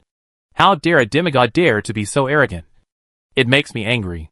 The blood-colored spearhead stabbed more and more rapidly, and the air was filled with a scream that could penetrate the eardrums of ordinary people. But Lamarck still paid no attention to it. Boom! Boom! Lamarck, who pounced on Sindragosa, used his claws hard, and 2 figures flew backwards. One of them was Sindragosa, and the other was Sinisarea. It turned out that when she saw Lamarck pounce on Sindragosa, Sinisarea stood next to the Blue Dragon Queen and helped her resist Prince Chimrock's pounce.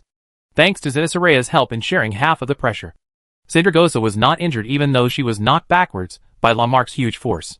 As for the Black Dragon Queen Sinisarea, she is stronger than she is now. It goes without saying that Sindragosa is stronger, and Lamarck's main target is not her. Shilu. Manarotha's double-headed war spear hit Lamarck at the same time as Lamarck knocked away the 2 dragon queens. What surprised Manaroth was that the bloody spear tip actually slipped away after hitting Prince Chimrock's body. Lamarck's body was as if it was coated with a layer of oil, and was very resistant to stress. At this time, Leo noticed that there was a layer of fine hair on Lamarck's body. It was their presence that weakened Manarotha's stab. This monster can not only apply a magical reflection shield, but also weaken the damage caused by physical attacks. It is not easy to deal with. Leo frowned, and a red nightmare appeared on his forehead. Chapter 727 The Violent Manaroth. In the battle that destroyed Blackstone Mountain, Leo used the power provided by the red nightmare to challenge the Fire Elemental Lord Ragnaros head-on, and caused Ragnaros to suffer a heavy loss in that battle. The soul stone in his hand that contains the power of Diavolo, the Lord of Terror among the 3 demons of H.L., is Leo's strongest weapon. However, a trump card is a trump card after all. Its function is to save oneself or even turn defeat into a trump card in critical moments. Since it is a trump card, of course it cannot be used at will, because what can be used at will are conventional means and not trump cards. Extract energy from the red nightmare to give yourself terrifying magic power comparable to the devil. That inexhaustible power can indeed allow Leo to gain super strength in a short period of time. But it does not really belong to Leo. No matter how powerful the power is, if it does not truly belong to you, its meaning will be greatly weakened. Besides, the red nightmare is the soul stone that seals Diavolo. Using it will have side effects, and the side effects are not that big. Diavolo is not an ordinary demon god. He is one of the 3 demon gods who rule H.L. The Lord of Fear feeds on panic, fear, and other negative emotions. How can his power be glimpsed by ordinary people? Even the gods may not be able to withstand the nearly endless terrifying power contained in its power. Even a strand of energy as thick as a hair is enough to traumatize an epic master even because he cannot bear the energy inside. Negative emotions and madness. If one wants to extract a large amount of energy from the red nightmare for one's own use, the person's mental power must be so strong that ordinary people cannot match it. At the same time, their mind must be strong enough. Only in this way can they withstand the impact of endless negative emotions. That is to say, Leo's mental power is strong enough. His character is tough enough. And he has the Abyss Crown protecting him. Only then can he successfully borrow power from the Red Nightmare to maintain a surge in combat power for a period of time. If it had been anyone else, let alone using the Red Nightmare to enhance their combat power, they would have been crushed by Diavolo's power before they even got close, and would have gone crazy on the spot. For a spellcaster like Leo, minor physical trauma is not a big deal. In a world where healing spells such as Holy Light exist, most physical injuries are just insignificant and small problems. Only mental power can the damage is truly fatal. Because of this, Leo did not dare to use Red Nightmare at will, because using it would affect his mental power. Normal people would not easily use power that can damage their own fundamentals. It's just that when facing Chimera Prince Lamarck, he had to use it no matter how unwilling he was. Lamarck was too powerful, and Leo had almost no chance of winning without the help of Diavolo, the Lord of Terror. Seeing that this demigod Leo, who was powerful and had no marks from other major forces, was unwilling to miss it, the help of conquering Lamarck was so great that he could not refuse. Leo was willing to take risks in order to obtain big profits. Once Lamarck is conquered, Chimera will have powerful subordinates to control him, and a demigod as powerful as Lamarck is enough to double Leo's strength. In addition, there is no stronger person behind the Chimera clan. With support, Leo doesn't have to worry too much. How could he give up such a good thing that he could achieve with one stone? A large net woven from countless fine blood-colored energy threads covers the Red Nightmare. These energy threads squirm at a certain frequency, as if they are alive. As they squirm, the power in the Red Nightmare is rapidly injected into Leo's body and extracted. He is rapidly growing stronger with the power of Diavolo, Lord of Terror. Everything that happened in Leo's body was not noticed by Lamarck due to the shielding effect of the silver chain. Prince Chimera's energy was now absorbed by Manaroth, Sindragosa, and the others. The danger was approaching without Lamarck realizing it. After swatting away the human forms of Sinisarea and Sindragosa, Lamarck, who was stabbed by Manaroth, flapped his wings hard, and with two clanging sounds, his hard wing bones shook heavily, smashing on Manaroth's bloody double-headed war spear. The huge force knocked the destroyer to the ground with his spear. What a powerful force! He was able to knock me down. No, it's not that he is strong, but that I am too weak now. If I regained my full strength, I could block it with just a raise of my hand, and it would be impossible to bump me. Lamarck's blow made Manaroth realize his current situation. He was so weak that he was completely incapable of seeing a demigod. The dragon was trapped in the shoal and was teased by the shrimp, and the tiger was bullied by the dog. Manaroth felt extremely aggrieved. This aggrievedness stimulated his nerves and brought him closer to the edge of madness. Manaroth was so angry that he jumped up without checking whether his body was injured. He happened to see Dragonakos, Nefarian and Valistras in embarrassment as they were blasted aside by Lamech. Seeing Lamarck thrust out his sharp claws and lunging towards Sindragosa again, as if he would not give up until he killed the Blue Dragon Queen, Manaroth roared and hurriedly carried the double-headed war spear to kill her. Annoying flies. Lamarck noticed Manaroth and cursed angrily at this weakling who overestimated his own abilities, with undisguised contempt in his words. Lamarck didn't know what the Burning Three were, let alone the Destroyer. In his eyes, Manilos, who was holding a bloody double-headed war spear, was just an ant who overestimated his abilities. He dared to challenge himself with his legendary strength. As a demigod, didn't he bring shame on himself? When Lamarck said this, he had no idea how much trouble his words would cause him. Misfortune comes from the mouth. Lamarck probably had never heard of this word. Fly! Is this beast talking about me? Manilos was furious. As the most powerful lord of the abyss, a destroyer that even the gods were afraid of in his heyday, Manilos never thought that he would be so despised by others. Lamarck's words made his anger exploded after burning to its peak. Han Dan! I will make you pay the price. A red light flashed on his body, and Manaroth went berserk. Damn beast. Watch me chop you up. The dignity of the strong cannot be tolerated by others. Manilos must repay Lamarck with practical actions. Even if he is in trouble now, even if his body is extremely weak, he is still Manilos, the destroyer that no one can despise. He is not an arbitrary man. The weak who are bullied by others. The bloody spearhead stabbed Lamarck's head. The furious Manaroth was completely different from before. Now the spear he thrust out with all his strength was powerful, heavy, and extremely fast. A trace of surprise flashed in Lamarck's eyes. The bloody double-headed war spear made him aware of the danger. Manilos holding the war spear gave him an unpleasant feeling. This was when he faced something that could make him injured. Danger and misfortune arise only when there are opponents with this speed and power. Even I would be injured if I were hit by a spear. Lamarck made this judgment in his heart. And the violent Manaroth made him dare not do anything more. I underestimated you. Lamarck slapped his claws at the bloody double-headed war spear. Prince Chimrock's sharp claws collided violently with the spear body. After two muffled sounds that made people want to vomit blood, Manaroth's the bloody double-headed war spear was slapped away, and his war spear deviated from the target under the slap of Lamarck's claws. Who? Come again! Manaroth was not discouraged when the first blow failed. He roared and swung the war spear in his hand in a semicircle and stabbed Lamarck again. After becoming furious, Manaroth launched a second blow. This fierce second blow was much stronger than the previous first blow in terms of power, speed and momentum. It was really fierce. How did this annoying fly become so powerful all of a sudden? Lamarck secretly found it strange that the combat power exerted by Manaroth was not commensurate with the aura he revealed. It was too strange that he was obviously a vulnerable weakling but could make himself a demigod feel a sense of crisis. He felt strange in his heart, but he didn't dare to show any signs of neglect in his actions. Faced with Manaroth's spear, Lamarck, he swung out his claws again.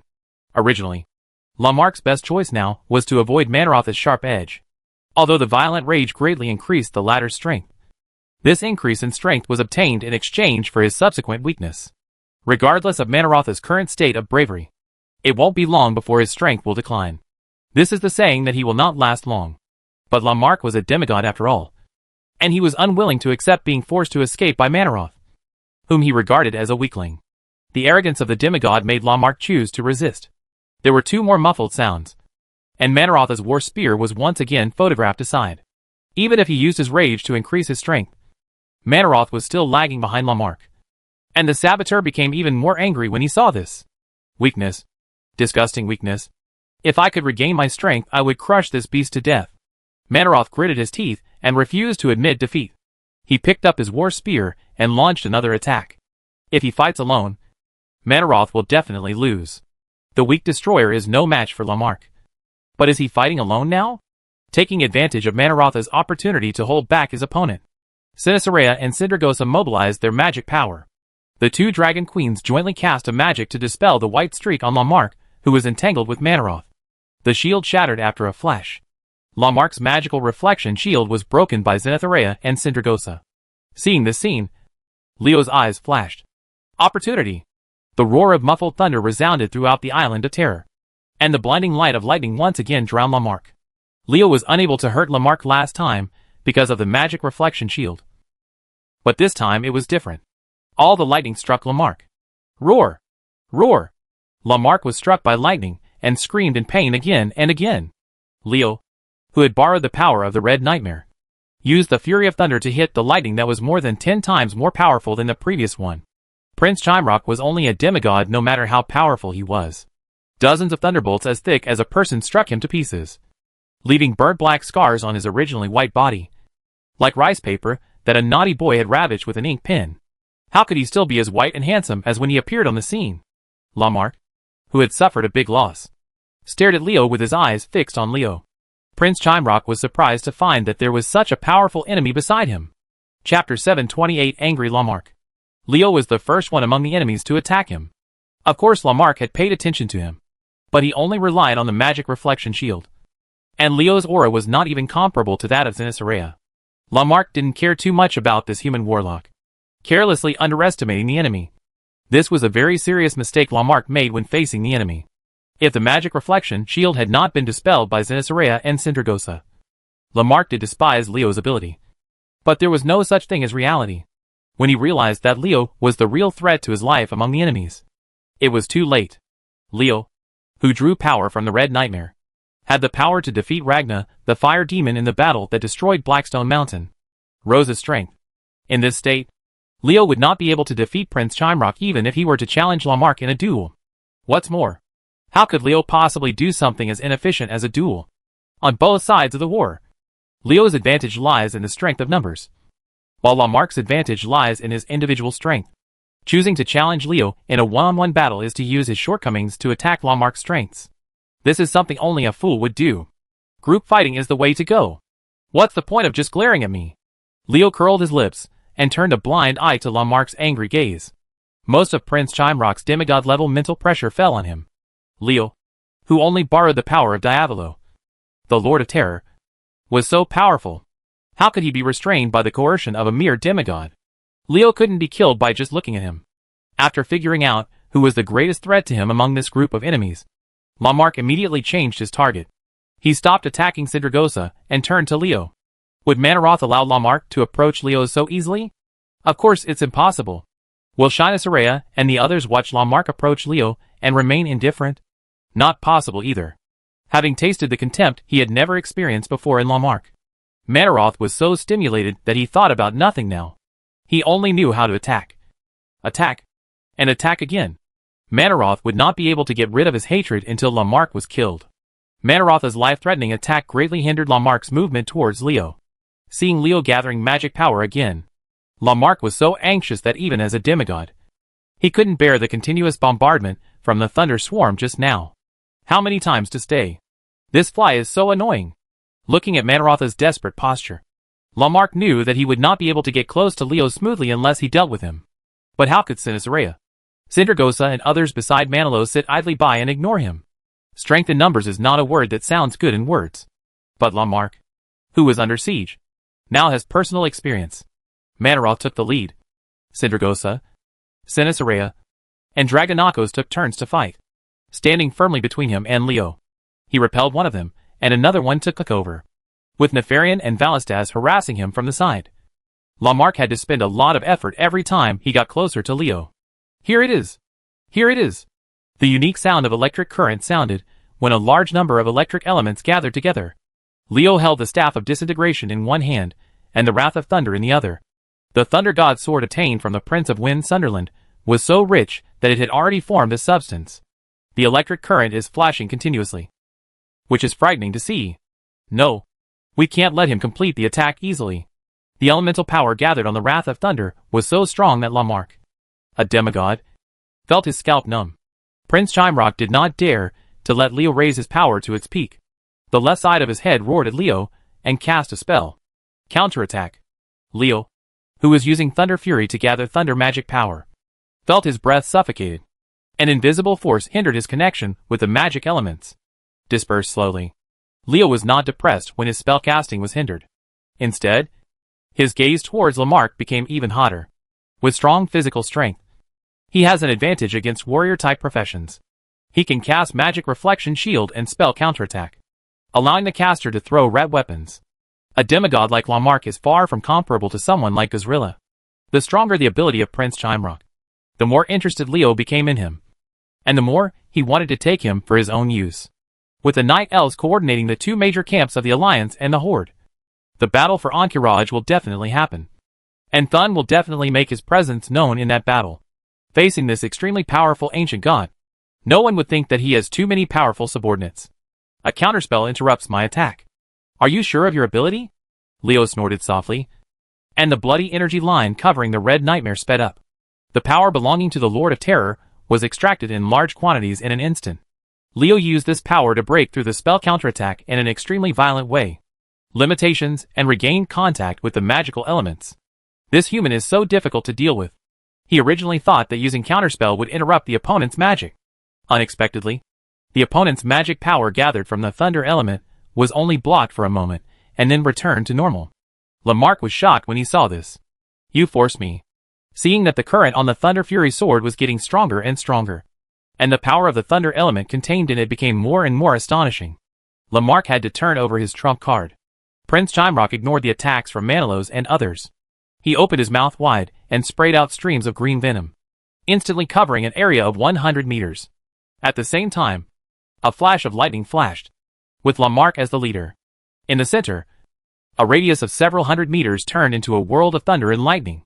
The dazzling electric current penetrated the air, and its unique crackling sound dominated everyone's hearing. Have you come up with the ability to press the bottom of the box? Yezhur, who was flying in the air, was holding his hands. He guessed right. Lamarck was not a demigod who possessed only one system of laws. From the attack just now, it could be seen that Prince Chimerock had mastered the poison system and the electric system. Class rules. Although Lamarck understood only a certain part of each of these two categories of laws, and the laws were not complete, The result of adding two pairs of laws is by no means as simple as 1 plus 1 equals 2. But 1 plus 1 is far greater than 2. The ice blue power of Minithil appeared in Yuzuer's hand, which was a sign that he was going to take action. After understanding his opponent's abilities and Lamarck's trump card, Yuzuer no longer had any worries. And a blue light pierced the sky. Feel this blue rage. Danger! Intuition told Lamarck that a fatal threat was approaching quickly, reminding him to avoid it quickly. But Lamarck was unwilling to do so. He exposed his ability, sprayed out the stored venom, and used all his strength to exert the power of the law of electricity. Under such an attack, Xenosaria, Dragonakos, Syndragosa, and even the furious Manaroth also had to step aside, and Nefarian and Valistas could not get close. There was no longer an obstacle between him and Leo. This is a good time to attack Leo. Should we just give up?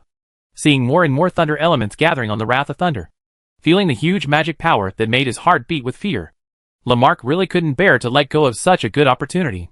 After a moment of hesitation, he gritted his teeth and decided to stand up to the soldiers. Your blue fury will also interrupt Leo's spell. You are trying to take a hit, but you still want to attack me, I said. You don't have to be so desperate. Seeing Lamarck rushing towards him without slowing down, Leo curled his lips, as if he was disdainful.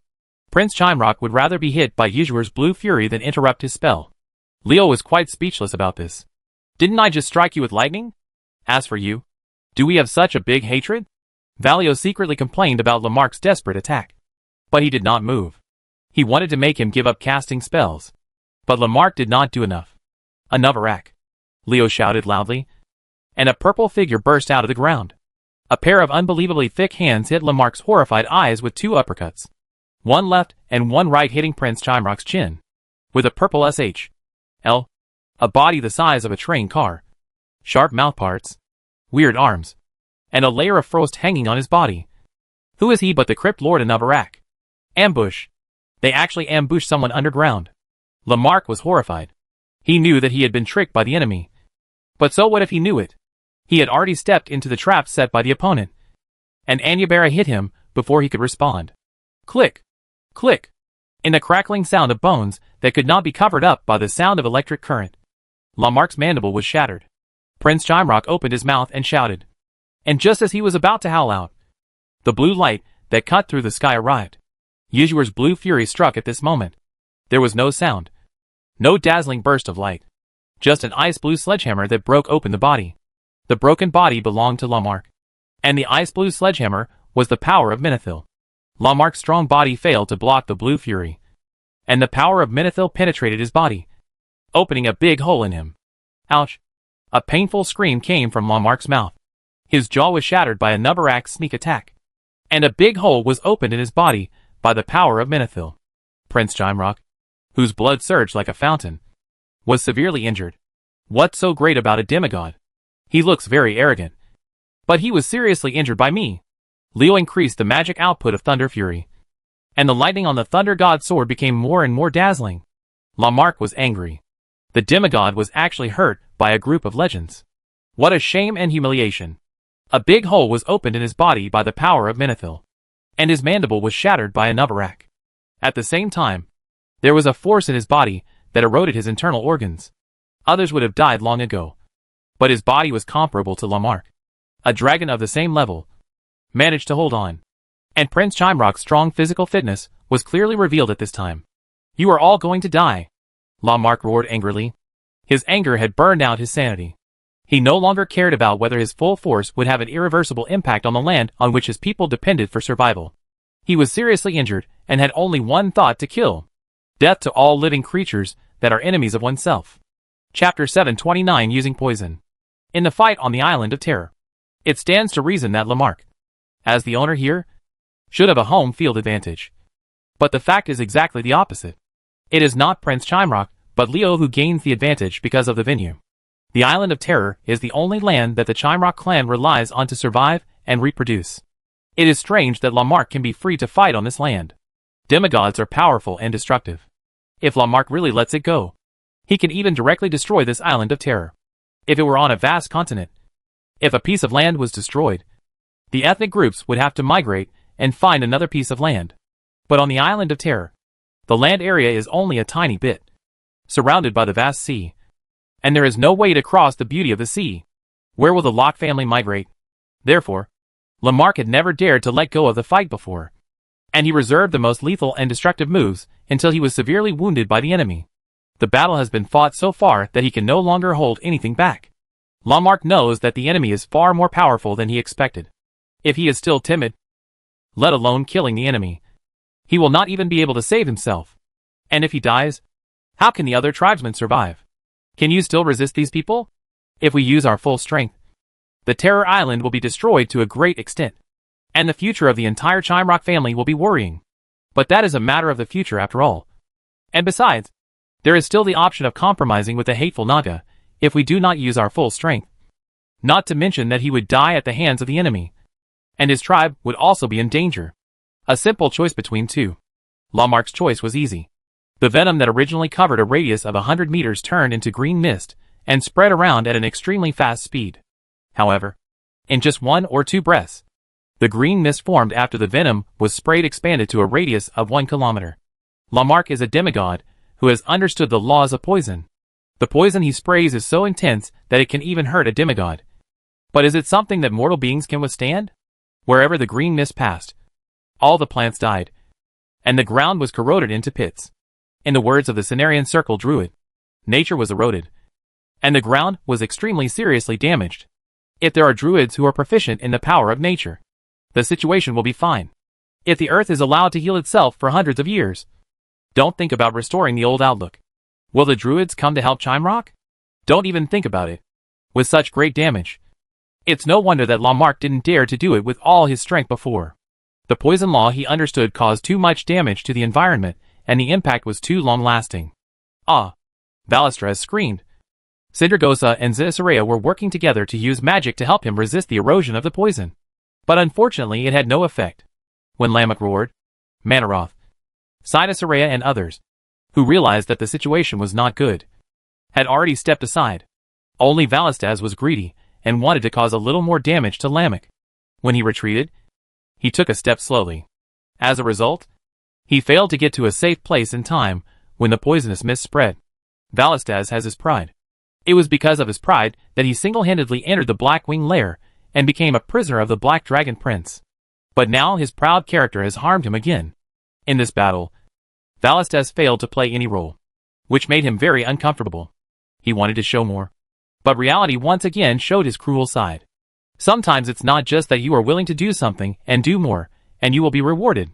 After putting in the effort, you not only get no reward, but also get into trouble. Being touched by the poisonous mist, even Valestres' power could not prevent him from being harmed by the poison. Any place on his body that was touched by the poisonous mist was rotting at a speed visible to the naked eye. And this rotting was still going on. A tendency to spread throughout the body. No. That's enough. We can't resist the poison with our current abilities. Vala, give up your body. In addition, the help of Dragonakos and Nefarian failed to prevent the poison from eroding Valestres' body. Zenitharea, who joined forces with Sindragosa, knew that the red dragon's body could not be saved. Well, Lamarck's poison is too strong. Far beyond what they can bear now. Damn beast. Valestres cursed angrily at Lamech, and his soul floated out of his body. Without the support of soul power, the transformation technique could no longer be maintained. With a crash, a giant dragon was being corroded by poison. Skeletons appear. That's the good thing about Dracolic. As long as his soul is immortal, he won't die. If his body isn't ready, he can just find another one when he can. Could this be the Keel? Lamarck's eyes widened. Could this group of enemies that suddenly appeared be the dragons in the mouths of the world-hating Nagas? What are the reasons why the giant dragons are sneaking around to deal with me and my people? The surprise in his heart caused Lamarck to hesitate for a moment. Yisuel took the opportunity to withdraw the power of Menethil, and the ice-blue sledgehammer returned to his master's hands again. Noticing Izur's actions, Lamarck raised his head and spit out a lightning bolt at him. Use poison? I don't lack poison masters here either. From Lamarck's actions against Yizur, Leo could see that Prince Chimrock's vigilance was completely lax. The poisonous mist he sprayed was indeed very powerful. If Leo didn't have the Red Nightmare in hand, he could use the help of the Lord of Terror. Diapollo's power could not stand in the green mist. Shrouded in poison, Lamarck believed that it was impossible for anyone to get close to him silently through the poisonous mist. so he naturally relaxed a lot in his own protection. After giving Izura a lightning arrow, he quickly rushed towards Leo. Lamarck's lowered vigilance does not mean that he is not vigilant at all. Leo feels that he must attract his attention in order to use his backhand. Carrying a flat-topped sword as wide as a door panel, wearing heavy armor, and with muscles like rocks, Taligaman the Hungry appeared. The demon guard knew his master's thoughts very well. As soon as he appeared, he turned on his sarcastic face and growled at Lamarck, "You inferior creature." As a prince-level figure of the Chimerock clan, Lamarck has always been proud of his blood descent from the Chimerock royal family. Now someone dares to say that he is an inferior creature.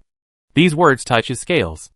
After scolding Lamarck, Taligaman felt that the provocation was not enough. He flicked one arm and threw the sword in his hand at Lamarck. "Do you want to hurt me with such an attack?" Lamarck was filled with disdain. The sword thrown by Taligaman seemed powerful, but it was far from being used against him. The current enemy is Leo holding the Fury of Thunder, and interrupting his magic is the most important thing. In terms of common sense, Lamarck's view is undoubtedly correct. But common sense is not always correct, and accidents often happen inadvertently. Puff! The sound of a sharp blade cutting into flesh sounded after Taligaman's sword came into contact with Lamarck's body. When Lamarck felt pain, Taligaman's weapon had already been inserted into his neck. The ghost, which ignored defense and acted like a normal attack, struck down a demigod. Seeing that Lamarck was injured, Taligaman provoked again. He opened his chest and roared to the sky at Lamarck. Under the latter's gaze, he cursed, "Idiot! Don't even think about touching me." Not only did he hurt someone, but he also scolded him, and his face was so slapped. The anger in Lamarck's heart could not be extinguished even if he poured out the water of the endless sea. Fortunately, he still had sense and knew that now was not the time to settle accounts with Taligaman, and that dealing with Leo was the top priority. Of course, the demon guard without weapons can't stop Lamarck. Not to mention Prince Chimerock. Taligaman can't even deal with the spreading poison. But he doesn't need to deal with it, because he has completed his mission. Successfully diverted Lamarck's energy. Crack! Crack! The bone whip with barbs appeared from the void, and the heavy whip shadow struck Lamarck, making his flesh roll. Prince Chimerock's powerful demigod body looked extremely fragile under the bone whip, which could remove Mano. The fine hairs and hard scales on Luz's body did not provide any protection at all. Okay. With a moan that was so charming that it could turn a male animal into a beast, Ilsa twisted her small waist and appeared next to Lamarck. The highly toxic green mist was ignored by her, and she was able to force Valistaz to the limit. The poisonous mist that had to give up her body failed to cause even the slightest bit of harm to Ilsa. There is also an ambush. Lamarck's eyes widened in shock. He never expected that someone could hide in the poisonous mist he cast and remain unscathed. TSK. TSK. How about my sister teaching you how to use poison? Ilsa smiled coquettishly. And suddenly, she opened her mouth and spat out a stream of green poisonous mist. Lamarck was shocked when he saw this. But with his huge size, it was too late to avoid it. Pain. Severe pain. It was also a green poisonous mist. Lamarck's poison could not cause any harm to Ilsa, but Ilsa's poison corroded Lamarck's body horribly. The sound of Zizi's objects being rapidly corroded resounded from Lamarck's body. But in the blink of an eye, Lamarck's body turned green. What a powerful poison! The force of the poisonous mist that Ilsa sprayed made Leo secretly speechless.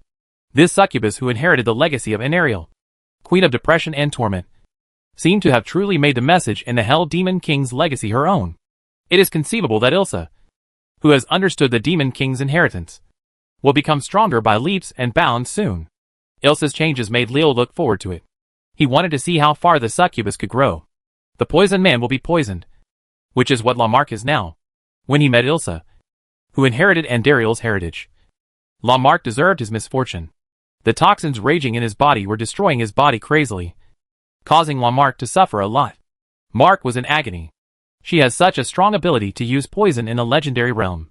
What if she is promoted to demigod?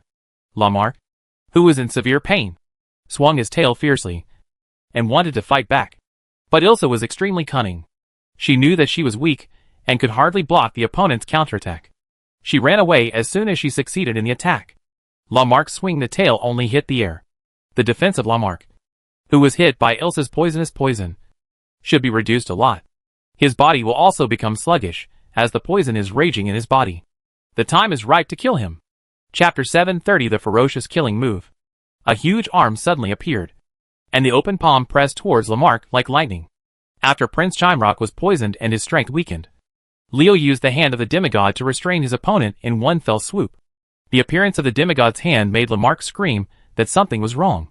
He did not expect that a demigod would attack him secretly. When he thought of a demigod watching from the side, waiting for him to reveal his flaws before delivering a fatal blow, Lamarck felt a little guilty. No wonder this group of legend-level weaklings dare to challenge me as a demigod. It turns out that there are demigods behind them. Could it be that they are really the giants the world-hating Naga said? But why do they want to deal with me? Lamarck felt very strange in his heart. He flapped his wings and twisted his body to avoid it. Since the person who attacked was a demigod of the same level as himself, it was not a shame to choose to avoid its sharp edge. But since Leo chose to take action at this time, he must be sure of hitting it. Can Lamarck avoid it? Another act rises again, and the Crypt Lord has inherited the legacy of Duriel, the Demon King of Pain. Duriel, one of the 4 demon lords of hell, is not as resistant to toxins as an Ariel, no matter how low it is. Anabarak has only had Duriel's inheritance for a short time, but his starting point is countless times higher than Ilsa's, and his understanding of the Demon King's inheritance is still higher than Ilsa's. A stream of freezing air spurted out from Anabarak's mouth, hitting Lamarck's chest. The bone-piercing cold air came to him. Prince Chimrock couldn't help but shudder, and a layer of frost quickly covered his body.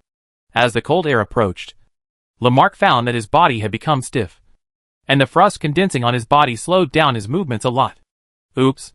Why is that insect so cold? His body stiffened and his movements naturally slowed down. Coupled with the influence of Ilsa's toxin, Lamarck could no longer avoid Leo's demigod hand when he realized that the situation was not good. He could only bite the bullet and try to resist this attack. One strike. Both claws struck against the pressing hand of the demigod. The two with demigod attack power collided together.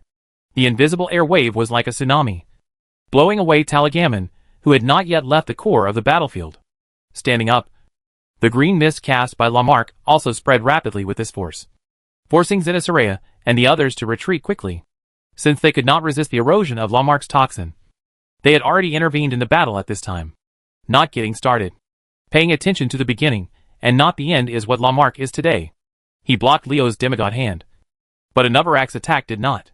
One of the thick and hard-winged bones of the wings that swept out was severely broken by Anabarak, and it was tilted to the side at an unnatural angle. The pain made Lamarck grimace, and the expression on his face was so wonderful. Without wings, Lamarck would have one less means of attack, and at the same time his defensive capabilities would be weakened to a certain extent. Anabarak once again put Prince Chimrock at a disadvantage. This disgusting insect is so disgusting. Lamarck, who had suffered 2 losses from the Crypt Lord in a row, was extremely wary of Anabarak's existence. But now, he simply couldn't free up his hands to launch an attack. Boom! A big golden fist hit Lamarck's back silently. His attention was first attracted by Leo's demigod hand, and then Anabarak distracted his attention. Lamarck ignored it for a moment. He caught Yizhur flying in the air. The fist of heaven tastes good, right? Yizhur blew his fist, and there were only 2 words that could describe the pretense. The extreme pretense. You use the upright fist of heaven so delicately and secretly, yet you have the nerve to show off. And your face is really thicker than the city wall. Leo despised Yizhur's pretense of cheating. What was supposed to be a majestic blow actually turned into a move suitable for sneak attacks and assassinations. To be able to hit the fist of heaven like this, Yizhur is really a talent. It's hard not to accept it. Unprepared to receive a punch from heaven, Lamarck felt so uncomfortable that he wanted to vomit blood. He felt that there was another power in his body, which belonged to the sacred power of light. Now the sacred power of light was burning, combining his own internal organs with the poison of the previous succubus. He accelerated the loss of his strength and became weaker. Crack! The barbed bone whip struck Lamarck again. Ilsa used the succubus invisibility to quietly approach Lamarck. Seeing an opportunity, the succubus launched another attack. After whipping the opponent several times, Ilsa did not take advantage of her, but quickly escaped to the distance and disappeared. Lamarck's counterattack once again hit the empty space. Tasting the whipping again, Lamarck was filled with hatred. Now, none of the enemies in front of him could be his opponent individually. But when these guys joined forces, he suffered losses one after another. The majestic demigod was actually beaten to a pulp by a group of legendary weaklings. Lamarck felt aggrieved in his heart. I cried for 3 days, and 3 nights, but still couldn't stop crying. You are a group of despicable and shameless villains. If you have the ability, you can attack me one by one. If I don't tear you apart, what is your ability if you rely on the strength of the crowd to beat me up? Lamarck wanted to roar. But he knew that if he really said that, what he would get would definitely be merciless ridicule from the enemy. The opponent was not a fool. Why would he play one-on-one with him when he could fight in a group? Stop talking nonsense and take advantage of his illness to kill him. Seeing that Lamarck's strength has been greatly weakened, Leo is unwilling to wait any longer. He knows that the battle here must have attracted the attention of the hateful Naga and Feather Moon Sentinel. Leo doesn't have too many scruples about the former. Although there are many strong men in the Naga race, their real core territory is the deep sea. Most of those strong men gather in the deep sea to plot against the powerful water element Lord Tidehunter Nai. Puchelon. What really worried Leo was the Night Elves in Feathermoon Fortress. Things should not be delayed. And things will change if they are delayed. Lamarck must be killed before Shandy's Yuyue intervenes. It is so easy to severely damage this powerful demigod. Leo does not want to lose this opportunity. Izuo rolled his eyes. This angel who felt extremely good about himself was very resentful of Leo for interrupting his act of pretending to be cheating. However, Leo was the real person. He was just a clone. And the real person had the final say in everything. A flash of blue pierced the sky again. And the blue fury struck down again. Following closely behind the throne power of Menethil was Yuzhur himself, pressing down with 2 big golden fists with majestic momentum, giving people the feeling of being overwhelmed by Mount Tai. This time the fist of heaven is genuine, and its momentum alone can knock down many people. Lamarck sensed the crisis coming from above his head, but he was unable to mount an effective defense because Leo's demigod hand grabbed him again and Anubarak launched another attack. Facing 3 opponents with semigod level attack power, Lamarck broke out in a cold sweat. If he couldn't deal with them this time, he might die here. Being able to become a demigod, Lamarck is certainly not a weakling. He exploded between life and death. Prince Jimrock's 2 heads looked up to the sky and roared. And 2 lightning arrows rushed towards the power of Usual and Menethil respectively. The wing that was still intact smashed at Anubarak. And it seemed that he would be hit again. He also wanted to block the Crypt Lord's attack despite the taste of broken bone wings. He slapped his 2 front paws with all their strength to meet Leo's demigod hand. There was a loud sound. The elephant was invisible.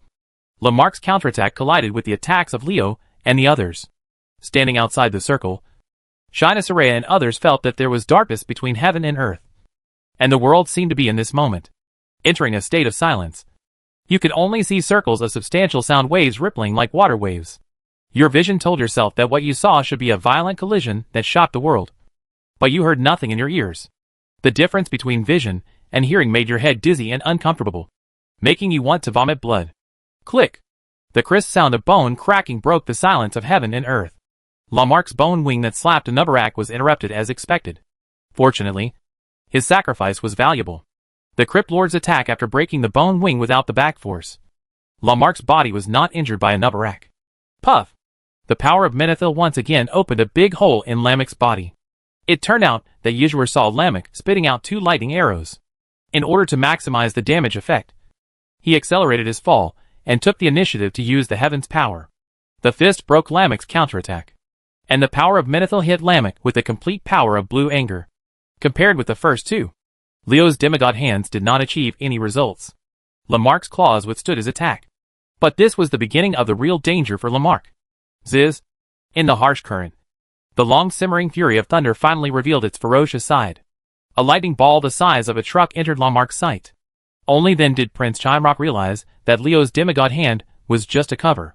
It was the demigod's hand that covered up the attack of Thunder Fury. The obstruction prevented him from discovering the fatal kill in time. It's over. Lamarck's face was ashen. And he could not avoid it at the speed of the lightning ball. He could only shrink his body to protect his vitals and minimize the damage he suffered. Ziz! The lightning ball seemed small compared to the size of Lamarck. But after the 2 parties came into contact, its size increased 100 times. Bright white lightning filled the entire world. And the entire island of terror was plated. A layer of white. Immediately afterwards, a terrifying light pillar 100 meters thick shot straight into the sky. Electric light flashed on the light pillar. The strong light made people feel an unbearable stinging feeling even if they closed their eyes and covered it with their palms. Leo closed his eyes tightly, holding the staff of disintegration in one hand, and the tip of the Thunder Fury sword in the other hand pointed diagonally at Lamarck. The red nightmare on his forehead emitted a blood-red light, protecting his whole body and preventing him from falling, injured by the dissipated electric current. The bright white electric current, as thick as an arm, that lingered around him penetrated the air and made a crackling sound, as if to set off his power, making him feel like a god of thunder. The host kills Lamarck. A sound like celestial music sounded, and Leo felt relieved. However, at this moment, a sharp arrow came from nowhere. The tip of the arrow exuded a ball of moon-white light, like a bright moon falling in the night sky. The target is exactly where Leo is standing. Chapter 731 The Furious Lakmala. With a long-awaited strike using the divine sword Thunder Fury, which harnesses thunder and lightning, he finally took advantage of Lamarck's weakened strength to kill Prince Chimrock. The excitement in his heart made Leo couldn't help but wave his fist. In the eyes of outsiders, this is just that Leo successfully jumped up and killed a demigod after a hard battle. But to Leo himself, this is a huge leap in his strength. Next, he only needs to use the Necromancer's power on Lamarck. Resurrecting this Chimrock demigod will give you a powerful demigod subordinate. The host kills Lamarck. The host level increases. After killing Lamarck, Leo's strength increased again. A demigod is a demigod. The upgrade energy obtained by killing Lamarck allowed Leo to take another small step towards becoming a demigod. This small step made Leo a demigod. He is only one step away from being a demigod. As long as Leo's strength increases again, he can officially become a demigod. After mastering the complete blood law, the barrier between legends and demigods that has made countless legendary strongmen sigh is like nothing to him. Although I am only at level 84 now, which is still one level away from the 85 level of a demigod. With my high growth rate, I am already as good as a demigod in terms of the amount of magic power. Even if a strong demigod comes under my control, there is no possibility of rebellion. In other words, I can control demigods to become my subordinates. Constantly estimating his own strength in his mind, Leo knew that this small step had made a huge change in his available combat power. Triggery could use it without any worries. Plus Lamarck, the strength has more than doubled. In the blink of an eye, several thoughts flashed through Leo's mind, and less than a second passed, just as he was waiting for Goldfinger to tell him the reward for killing Lamarck. A surge was so huge that he almost resisted. It hit him with a sudden impact, knocking his legs off the ground. Someone is attacking. Leo was shocked. If the leader's mark hadn't blocked the blow just now, he would have been seriously injured even if he didn't die. It's not that Leo's strength is not good, but that the sneak attacker is too strong. This attack happened to be stuck at the moment when Leo successfully killed Lamarck and relaxed. And the attack came without warning. The sneak attacker grasped the timing. The sensitivity is astonishing. After being attacked, Leo no longer had the intention to pay attention to Goldfinger's prompts. He didn't dare to be distracted at all with a powerful sneak attacker nearby. Another sharp arrow suddenly appeared at the side, as if it was already there. The arrow shined with a moon-white halo and hit the target again. Even though he was on full alert, he was still hit by a sneak attack. You can imagine the shock in Leo's heart. A sharp arrow suddenly appeared next to the empty place, but there was no life breath at the place where the arrow was shot. And there is no one who is sneaking or invisible. Where did this arrow come from? Leo didn't know, and had no intention of delving into it, because the third sharp arrow had already struck. Dark shield. Broken. Energy shield. Broken. Bone armor. Shattered. Magic armor is still broken. The evil armor technique is still broken. The moon-white halo on the arrow made Leo's hair stand on end. If it was a brute force attack, it would be nothing. It could only be said that the attack power of the sneak attacker was strong enough. But it was not. The shield built with magic was like snowflakes under the scorching sun when it encountered the moon-white halo, melting away without the other party doing anything. Kill demon. A terrifying attribute flashed in Leo's mind. The moon-white halo on the arrow was used to break the demon that casters hated and feared. When the magic encountered an attack with the attribute of destroying the demon, it was like when a mouse meets a cat. It's a tragedy. Boom. Boom. The sharp arrow effortlessly destroyed Leo's protective spell, and the strong impact made a loud bang in his head. He was so stunned that he once again enjoyed the feeling of being blown away. The leader's mark plays a huge role now that the magic shield has failed, with it protecting Leo. The sharp arrows shot by him cannot hurt him at all. They can only rely on its strong force to impact Leo's body. And the impact was far from enough to injure Leo, who was a great warlock. Who is it? Who is attacking me? Being hit by someone, but not knowing the identity of the other person is depressing enough in itself. And it is even more depressing when you are hit hard by the opponent's attack and your body keeps flying back. The high spirits of the queen, who had killed the demigod, had disappeared under the attack of sharp arrows. All that was left was the vigilance of this world filled with strong men and speculation about the identity of the sneak attacker. There are too many powerful people in this world. Even if they have the ability to kill demigods, it is still not enough.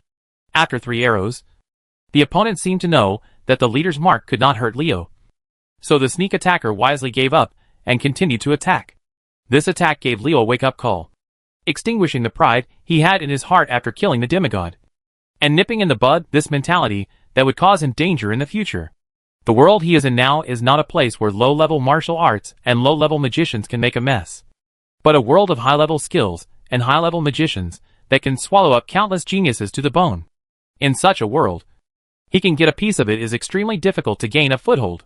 Even a god will be pulled down if he is not careful. What's more, he is just a great warlock and has not even reached the level of a demigod? Alert in his heart, Leo had already thought of the other party's identity, and also vaguely guessed the other party's purpose. The 3 arrows shot at him looked fierce, but they didn't have the slightest murderous intent, because the owner of the arrows had no intention of killing Leo. This was not Leo's random guess, but the conclusion he came to after recalling the scene in his mind. Although the target of the 3 sharp arrows was him, none of them hit the fatal vital parts. Even if they could not block it, at most it was just a serious injury. Besides, if the opponent really wanted to kill him, the first shot would not be just 1 arrow, but 3 arrows. I have no friendship with you, but you reminded me not to be complacent, which is very thought-provoking. Leo looked in the direction of Yuyue Fortress and remained silent. Shandy's Yuyue. What exactly are your intentions? The person who shot those 3 arrows was Shandy's Yuyue, the commander of the Feather Yu Sentinels, who was stationed at Feiyu Fortress during the ancient war between the Night Elves and the Burning Legion. Tyron met Chandri's Feathermoon, who was not even a trainee priestess at the time. She took in the war orphan and made Chandri's follow her. Participate in the war yourself. Tyron's kindness created an abnormally strong Night Elf Ranger, while adding a strong man to the Night Elf family. He also gave himself a strong die-hard supporter, to be able to become the commander of the Feather Moon Sentinels, and the most powerful figure in the heavily populated Feather Moon Fortress. Shandy's is so powerful that it is frightening. Even though she has not yet been promoted to demigod, she is the same as Leo. They are all characters who cannot be measured by their rank. Leo can cross the rank and kill the demigod Shani's as well. Prayer of the Moon Goddess is Chandri's unique skill. It is a skill that is gorgeous, perversely powerful, and incomprehensible. It is said that all places where the Moon Goddess shines are within the range of my bow and arrow. The Moon Goddess alone is the only true god in this world. Her light can illuminate the entire world. In this way, you can understand the degree of perversion of Chandri's. As long as you are in this world, you are within her effective range. Whoever offends her has no place to hide unless you can leave this world. Chandri's alone among the Night Elves is enough to frighten countless people with evil intentions. What Leo didn't understand was that he had never met the leader of the Feather Moon Sentinels and had nothing to do with him. Why would she take the initiative to help him? You must be the human named Leo. Seeing that you have done a good job, since you killed Lamech, then you should also deal with Lamacila. Don't think about leaving the trouble to me. A mental wave came over, which was Shandy's message to Leo. Lockmila? Leo was shocked. Is there a demigod-level chime rock on the Island of Terror? Don't play like this. I'm just a legendary warlock. And you actually want me to fight 2 demigods in a row. Is this wrong? If possible, Leo would give up his choice directly. But if this is true, the answer is obviously not true. I finally understood why Chandri showed her existence. It turned out that in addition to reminding me not to be proud and underestimate the enemy, it was also to tell me that you should not let me know about the Island of Terror. The trouble you caused must be solved by yourself. Don't ask the Night Elves to wipe your ass. Leo could have ignored it if it were anyone else. But Shandy's, who had the prayer of the Moon Goddess to bring the entire world into effective range, couldn't pretend not to hear it. If you really make this woman miss you, how will you live in the future? Just like on your wedding night. If this woman suddenly shoots you with an arrow, it will be a lot of fun. Okay, if you are ruthless. At worst, I will play a big game today and kill the demigods twice. It is useless to avoid many things. No matter what the situation is, you must have the courage to face difficulties. Leo had personal experience of this, and he immediately adjusted his mentality and prepared to face the new enemy, to control the Chimerock clan. How can we achieve effective control without completely dismantling their resistance? Roar! Roar! Two thundering roars came from the other end of the Island of Terror. And another tyrannical pressure enveloped the entire Island of Terror. A furious voice sounded. Who is it? Who killed Lamarck? Another demigod? Chimrock was able to establish a foothold on the Terror Island and allow the arrogant and world-hating Nagas to patiently negotiate with them precisely because they had two demigods. It's not surprising if you think about it carefully. Chimrock has the ability to threaten the status of dragons. If they didn't have strong strength and were destroyed long ago, how could they survive to this day? Lamarck, who was the two pillars of the clan along with Lamarck, was now both angry and sad. When Lamarck's spiritual coercion enveloped the entire island and discovered the whereabouts of Leo and his party, Lamarck did not take these legendary enemies seriously. In his opinion, these weak guys, Lamarck alone was enough to defeat them. Sweep with ease. But the result of the battle left him dumbfounded. Lamarck actually fell. He fell into the hands of a group of weak legends. And Lamarck felt a sense of absurdity, with the mindset that his perception was wrong. Lackmara continuously used mental waves to contact Lamarck, but received no response. After that, he finally confirmed that his fellow demigods had indeed died at the hands of a group of weak legends. This result was unacceptable to Lamarck. If he had been more cautious and chosen to rush over to help out at the first time, maybe Lamarck would not have fallen. Self-blame was gnawing at Lamarck's heart. He swore in the name of the entire Chimrock clan, must kill the legends who caused Lamarck's fall to avenge him. If Leo's strength had not improved after killing Lamarck, he would have almost no chance of winning against a demigod in his current state. It would be lucky to be able to escape unscathed, but he just improved by a small level. In this battle, it is not yet known who will win the battle. Chapter 732 Double Killing of Demigods. You're just a demigod. What's there to be so arrogant about? Lackmara's menacing momentum did not frighten Leo. The latter curled his lips at the roaring Chimrock demigod and snapped his fingers. There were blood-red scales all over his body and 3 triangular snake heads. A monster appears next to Leo. Demigod? Me too. Trigor the Devourer, a pet that Leo had tamed in the Wailing Cave, was a 3-headed sea serpent with more potential than the 3-headed sea serpent demigod Gazrilla. After teaming up with Vol'jin and Kael'thas to kill Gazrilla, Trigor devoured Gazrilla's body and gained enough blood power to become a demigod. During this time, its strength has been improving. After digesting Gazrilla's power, this blood-red 3-headed sea snake successfully grew into a beast demigod. Even if Trigaliai's understanding of the law is simple and imperfect, a demigod is a demigod after all. In terms of power level, he is no longer on the same level as the legendary level experts. Leo didn't let him out before because he was concerned about himself. He was not strong enough to control him. But now, he no longer had any worries. His Triggery, who was released by Leo, excitedly swallowed the snake letter and made a harsh hissing sound. Leo had not released him since he learned that he was about to become a demigod. He had not been able to breathe for a long time. Now that we finally see the light of day again, a sense of excitement arises spontaneously. Out of the telepathy between strong men, Lamarck noticed the 3-headed sea serpent the moment Trigor appeared. He now understood why Lamarck fell unexpectedly. It turned out that there was a demigod doing something weird. That 3-headed sea snake should be the culprit for Lamarck's downfall. Without his support, a group of legendary weaklings would never be able to match Lamarck, let alone kill Lamarck, who was a demigod. Lackmara identified Triggery, and the 2 heads of the Chimrock demigod roared in unison. Damn sea snake, I'm going to make you pay. Triggery's snake eyes shot out a dangerous light, and Lackmala's spirit locked onto him. Why didn't he lock onto Lackmala? Pointing at Lackmara, who was flying towards him, Leo gave Trigor an order. Kill him! After receiving the order from his master, Trigaliai was extremely excited.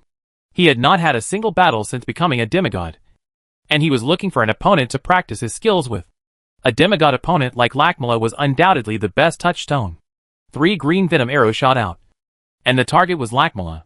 The venom arrows sprayed by Trigoliai were not simple. The green color looked beautiful, but in fact, it was extremely dangerous. If he was hit by 3 arrows, it would be Lackmala. Myra is a demigod and can't bear it. The venom arrows were shot towards the face, and Rackmack's forward speed did not slow down at all. The Chimrock demigod's mouth full of sharp teeth opened. Bright white lightning spurted out, and he breathed lightning. Trigaliai was not discouraged when the venom arrow failed to accomplish anything. He was not a demigod who was good at magic. Venom was just one of the ways he could injure his enemies. What he really used to kill his enemies was his powerful body. Trigor the Devourer is a melee beast demigod who is good at melee combat. Does it use electricity? It seems that this Chimrock demigod named Lakmra is not of the same type as Lamarck. But when you discharge it in front of me, who possesses the fury of thunder? Should I say that you are confident? Or that you are looking for abuse? With the fury of thunder in hand that can control thunder and lightning, and the huge magic power provided by Red Nightmare that is comparable to the devil. Leo's control over thunder and lightning is comparable to that of a god who understands the perfect laws of electricity. How can a very small part of the information in the law be compared with Leo? With a slanting wave of thunder's fury, Lakmak felt that the magic power in his body was out of control, and the violent electric elements began to bite back on his body, causing him extreme pain. What happened? How could my power attack me? Lakmala was horrified and inexplicable. He didn't know what was happening in his body. And something terrible like a backlash of power actually happened. Although Triggery didn't know that Lakmala was suffering from a backlash from his power. He did know that taking advantage of someone's illness could kill someone. And wouldn't it be a good opportunity to take action when his opponent has problems of his own? The three-headed sea serpent is not a kind master. When Lakmala's power backfires, he will not wait stupidly for the other party to recover. When Triggery's body slammed into Lakmala, the three snake heads also moved towards it. Lakmala's neck is eaten away, and the fangs in its mouth are already filled with poison. Once it bites through the opponent's body, it will immediately inject the poison into his body. The danger was approaching, but Lakmala was unable to respond effectively. The Lord Devourer's electrical magic was destroying his body, making his movements unable to keep up with his reactions. Leo now understood why Chandris asked him to deal with Lakmra. The root cause was his control of thunder and lightning. As a demigod who has comprehended the laws of electricity, most of Rakmak's strength comes from the electricity magic in his body. It would have been a fierce battle for anyone else to deal with him. But Leo, who holds the fury of thunder, is completely different. Looking at Lakmala now, as long as Leo has enough magic power, he can control the electric magic in his body through the fury of thunder, allowing Lakmala to taste the backlash of power. And enough magic power can be used to control Lei with the support of the Red Nightmare. It's not a problem at all for Austria. The only problem is that Leo must kill Lakmela before he can no longer withstand the endless negative impact of the Red Nightmare. Otherwise, once he loses the restraint of the fury of thunder, Lakmela will be able to exert all his power, strength. Then the battle situation will be reversed, and the victory or defeat will change hands. Killing Lamarck has put a lot of burden on Leo's body. He can only support it for 1 minute at most. If the time is extended, the Red Nightmare will cause damage to his mental power. Even with the protection of the Abyss Crown, the power of Diavolo, the Lord of Demonic Terror, cannot be compared to that of the Lich King who became a demigod with the help of Frostmourne. The crown of the Abyss cannot stop his erosion. Faced with the collision and bite of Trigalii, who is also a demigod with himself, Lakmala, who is suffering from the backlash of his power, lost the fierce momentum he had when he appeared on the stage. He decided not to fight with the three heads until the problem in his body was solved. Sea Serpent's face off. Lakmala chose to give in. But, can he back down and give in? Boom! An ice ball hit him, and Sindragos's ice tomb froze half of Lakmara's body, slowing down his movements. Anubarak's body trembled for a while as he pounced on Lakmala, and a layer of icy blue aura spread rapidly around him with him as the center. It was the frozen aura inherited from the pain demon Lord Duriel. Lakmara's speed was slowed down again by the frozen aura. The Chimrock demigod has the urge to curse, but in the face of a powerful enemy, he is inexplicably backfired by the force and continuously slowed down. Doesn't this cost him his life? But that's not all. Pound, pound, pound. Several flame blasts hit Lakmala's head, and Lakmala, whose strength was greatly reduced by the backlash, was hit so hard that stars appeared in his eyes, and he was so dizzy that he didn't know what to do. Zenitharea, Nefarian and Valistraz in the Soul State also joined in the fun at this time. Among the subordinates summoned by Leo, only Menelaus did not participate in this attack. It was not because he did not want to, but because the weakness after the violent rage made him unable to fight anymore. Being besieged by everyone, it was extremely difficult for Lakmara to even take a step, let alone avoid Triggery's attack. Boom! Boom! The dizzy Lakmala was hit hard again. Two big golden fists hit his head, and Yizhur once again used a modified version of the Fist of Heaven's sneak attack. After receiving these two punches, Lakmala was completely dazed. He shook his head. His eyes were confused. And he looked like he didn't know where he was. Wasn't this a clear target? How could Triggery be polite to him? The huge body of the three-headed sea snake used the force of the collision, while running to knock Lakmala to the ground. His three heads also took the opportunity to bite Lakmala's neck. And his fangs, the scales on Lakmala's body, broke open and penetrated into the flesh. And the deadly poison was injected into Lakmala's body from the tips of the teeth. Poof! The bone whip with barbs appeared after Lakmala fell to the ground. The whip was straight, like a spear piercing Lakmala's eyeball. Ilsa is indeed a devil. And her attacks are vicious. After receiving heavy blows continuously, Lakmala wailed in pain. But as soon as he opened his mouth, a blood-red sword was thrown into his mouth, cutting off a section of his tongue. Talagaman the Hungry finished off the attack. The pain stimulates Lakmala's nerves. The poison is eroding Lakmala's body. Fear destroyed Lakmala's fighting spirit. The shadow of death hung over Lakmala, making him angry and terrified. Realizing that she was likely to perish like Lamarck, Lamasila became timid. And the Chime Rock demigod Lamasila was frightened in the face of death. The desire to survive made Lakmara struggle. But she suffered many heavy blows. And her body was poisoned by Ilsa and Trigor. Leo controlled the Fury of Thunder, which triggered a backlash of magic power in her body. How can Lakmara escape from Triggery's entanglement? The three-headed sea snake had a fierce look in its eyes, and it bit Lakmala's neck tightly without letting go. Even though the opponent's front paws scratched his body until it was bloody and bloody, it still didn't loosen its grip. Normally I would be a little afraid of you. But now can you still kill me? Triggly-eyed snake eyes were gleaming with ferocity. And that ferocious intensity made Lakmala even more frightened. His opponent had clearly seen that his strength was greatly reduced, and was determined to bite him to death even though he was injured. Leo controlled the Fury of Thunder, and a smile broke out on his face due to excitement. It's unlucky for you to meet someone with the Fury of Thunder. Not to mention 1 minute. Half a minute is enough to kill you. The hand of the demigod appeared again, and at the same time, Yizhuar threw the power of Menethil with all his strength, and blue light pierced the sky. Lakmila suffered death. Chapter 733 Non-Transferable Abilities. The host kills Lakmila. This is the tip I've been waiting for. Leo let out a long breath, and all the blood-colored energy lines covering the red nightmare disappeared. After the battle, there was no need to rely on the power of Diavolo, the Lord of Terror. Those negative emotions would have less impact on mental power. A moment is a moment to bear. The host obtains Divinity. Soul Stone. Blue Spiritual Skeleton is being activated. Insufficient Divinity. Activation of Blue Spiritual Skeleton failed. Did it fail? Leo sighed. Even counting the gain from killing Lamarck, he still couldn't activate the Blue Spirit Skeleton. The divinity obtained by killing the demigod was completely incomparable with the gods. Even a god as desolate as Uritek could not. He can still stay away from demigods for several blocks. Do you really want to force me to kill God? Killing gods is no joke. To mortals, gods are superior. How many people will get a good end if they hunt gods with their mortal bodies? Anyone who really thinks that hunting gods is as easy as it is written in novels will turn into a miserable creature who will be wiped out until nothing is left. Fiction can be unethical, but reality, you risk your own life to try to be unethical.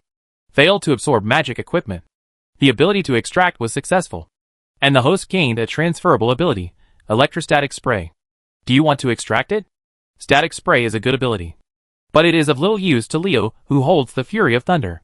Of course, this does not mean that this skill is useless. I believe that the Kobold Geomagus Flintag will use it. Flintag, the kobold who worries Leo, has not yet understood the clone skill, and he does not know when he will be able to advance to the heroic professional geomancer of the Kobold tribe. Seeing the gains from killing Lamarck, Leo then remembered that he hadn't finished reading the prompts for killing Lamarck, so he quickly checked it. The host obtains Divinity. Soul Stone. Blue Spiritual Skeleton is being activated. Insufficient Divinity. Activation of Blue Spiritual Skeleton failed. Leo had known this result for a long time. Even Lamarck, who was killed behind Lamarck, was not able to activate the divinity of the Blue Spirit Skeleton, let alone the one in front. The important thing is the next prompt. Failed to absorb magic equipment. Well, Chimerock is very poor. Even demigods are the same. Looking at their clean appearance, they can't expect to make any profit. The ability extraction is successful, and the host gains non-transferable abilities. Not transferable? This was the first time that Liu Shang heard the word untransferable in the ability drawn by Golden Finger. His heart skipped a beat. Unusual things meant he was a monster. Could it be that he could get unusual abilities this time? The incomplete law of toxicity. Hearing this sentence, Leo's mind exploded with a bang. Did you hear it correctly? You're not hallucinating. Are you? Law. Law. Leo almost jumped. Goldfinger is not playing tricks on me. He actually drew the law. Rubbing his eyes vigorously, Leo knew once again that he was not dreaming or hallucinating. Goldfinger had indeed extracted a law for him. A law is a law. Even if it is an incomplete law, it is still a law. It is a kind of understanding of a certain series of abilities. It is much more comprehensive than a single skill. And it also improves the strength even more. Extract? Smoke. How could you not smoke? Isn't it a stick if we don't even need the rules? Leo chose to extract without hesitation. And a message flowed into Leo's mind. Having had the experience of obtaining the blood law last time, Leo was ready to accept the impact of the huge information flow. But his estimation was wrong. There was not as much information about the poison law as he had imagined. Compared with the input, the blood law can only be described as pitiful. The reason for this situation is not because the blood law is more complicated than the poison law, but because the blood law obtained by Leo is complete.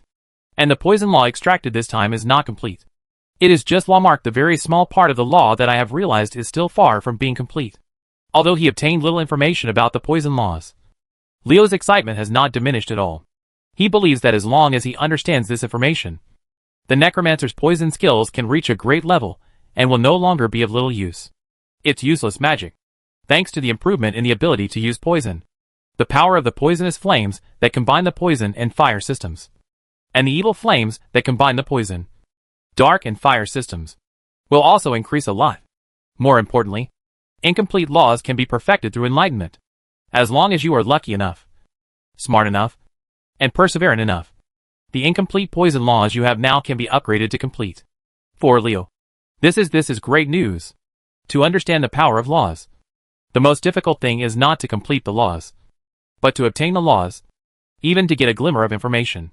The most difficult thing is to create something from scratch. This is the so-called difficulty in explaining everything at the beginning. After putting away the corpses of Lamarck and Lakmala, Leo couldn't help but smile with a flower blooming on his face even with his composure. The Island of Terror came at the right time. The harvest this time was so huge that it was unbelievable. Leo felt dizzy. The corpses of 2 demigods, plus an incomplete poison law. As long as he is given time to digest, his strength can only be described as a surge. The only drawback is that his strength will decline within half a month. In order to deal with the 2 Chimrock demigods, he extracted too much of the demonic power in the Red Nightmare and almost reached his limit. If he didn't want to damage his abilities, the caster must spend at least half a month to rest due to his basic spiritual power. If you want to gain something, you must make sacrifices. Half a month is not a long time. Anyway, the war situation in Silithus has not deteriorated to a serious point yet. In addition, Tudge gave Leo an excuse to leave. Not that anything big would happen. Does it mean that I have to go back to the Kalandor continent less than a day after arriving in Strongard? People in the tribe won't think that I am returning out of anger. Right? Leo held his chin and kept weighing whether to return to Strongard or stay in Kalandor. Master, do you want to continue the plan to capture Chimrock? Zenitharea stepped forward. The Black Dragon Queen had accumulated a lot of resentment in the previous battle. She could only exert less than 60% of her strength in human form, so she seemed vulnerable to Lamarck. If he transforms back into his true form, he won't be too weak even if he can't defeat Lamarck. She has experienced many battles in her life, but she has never been as useless as she is today. However, now that Lamarck is dead and even the body has been collected by Leo, Zenitharea cannot vent her resentment to him, so she could only able to turn his wrath on other Chimrocks. I almost forgot if you didn't mention it. Leo waved his hand. Go ahead. Chimrock shouldn't be able to stop you now. Capture everyone else on the island as quickly as possible. Leo decided the fate of the entire Chimrock family with just one sentence. Without the protection of the 2 demigods Lamarck and Lakmara, what could the Chimrocks on the Island of Terror do to resist Zenitharea? Send her capture of a strong man like Ragosa? The roar of Chimrock resounded on the Island of Terror. The mass arrests by Zenitharea and the others triggered a collective resistance among the Chimrocks. However, this resistance was of little use in the face of the powerful strength. Each and every Chimrock was beaten. He was seriously injured. And then, he was caught in front of him one by the Dracolic army released by Leo. In the end, all the Chimrocks on the Terror Island became Leo's prisoners. A whole race was captured just because of the idea of a strong man.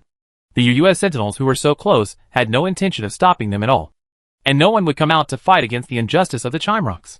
This is a world where the strong are respected. This is the rules of this world. As long as you are strong enough. As long as you do not touch the interests of the stronger. You will not be punished or get into trouble for this. Justice is something that is said with words. Justice is something that people can play with. And whoever has the bigger fist has the final say. Only the weak will pray for justice and axioms. And the strong will look down upon them. Those world-hating Nagas surrounded the island. They sent several groups of people to land on the island. Apparently they wanted to investigate the situation on the island. The capture of Chimrock did not extinguish the anger in Shinasarea's heart. After being unable to catch Chimrock on the Terror Island, she returned to Leo. When the hateful Naga hit the muzzle of the gun, Sinasarea made a killing gesture and said to Leo with a desire for killing, "Master, do we want?" Leo waved his hand and stopped the Black Dragon Queen. "We have no idea how many people there are in the hateful Nagas and how powerful they are. There are quite a few powerful Nagas in the Naga family, so the risk of going to war with them is not small." Killing the two Chimrock demigods, Lamarck and Lakmara, did not overinflate Leo's self-confidence. Shandy's Yua's reminder kept him awake. Killing Lamarck relied on hard power, while killing Lamak Malaleo took advantage of Thunder's fury. If the laws that Lakmara understood were not the electricity element that happened to be restrained by the fury of Thunder, it would be hard to say what the outcome of the battle would have been. Without Thunder's fury, a divine sword that can control thunder and lightning. Even if Leo could kill Lakmara, he would have to pay a heavy price. And it would never be as easy as it is now. Overconfidence is no longer confidence, but arrogance. A sober Leo would never be so arrogant as to start a war with a powerful race without knowing the details. "As you command, Master." Although she was unwilling to do so, Sinasarea still endured it.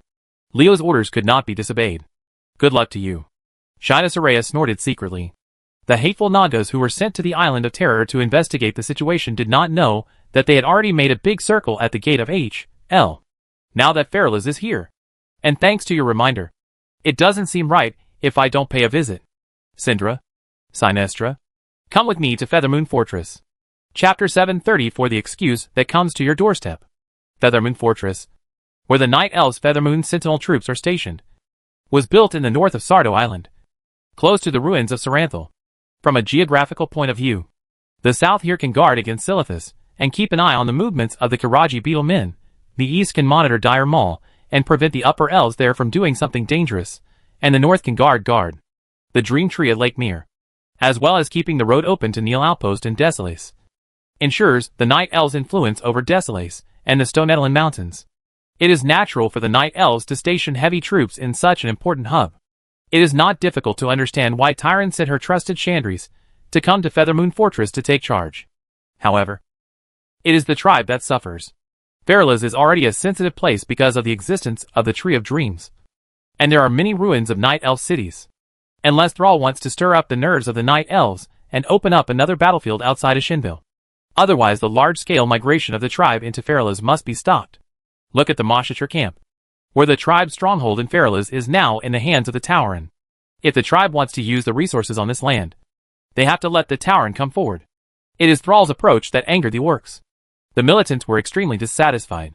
In the eyes of the militants among the orcs, Thrall's behavior is undoubtedly a sign of weakness. They cannot tolerate such a situation. In their opinion, why should the orcs go through such detours to obtain Feraliz resources? The Night Elves will fight if they are not happy. Make them happy. Palia scoffed at this kind of bellicosity. What's this called? This is a sign of brainlessness. Don't think that just because you are called an orc. Don't think that you have muscles. Don't think that you are invincible because you look scary. Do you really think that you can beat the Night Elves? The current orcs are escaped slaves who were imprisoned by humans in Durnhold Castle after their defeat. Under the circumstances at that time, could humans safely keep many orcs as slaves? Just think about it, and you know it's impossible. Based on Leo's understanding of the world, he could determine that the approximate number of orcs would never exceed 1/10 of humans.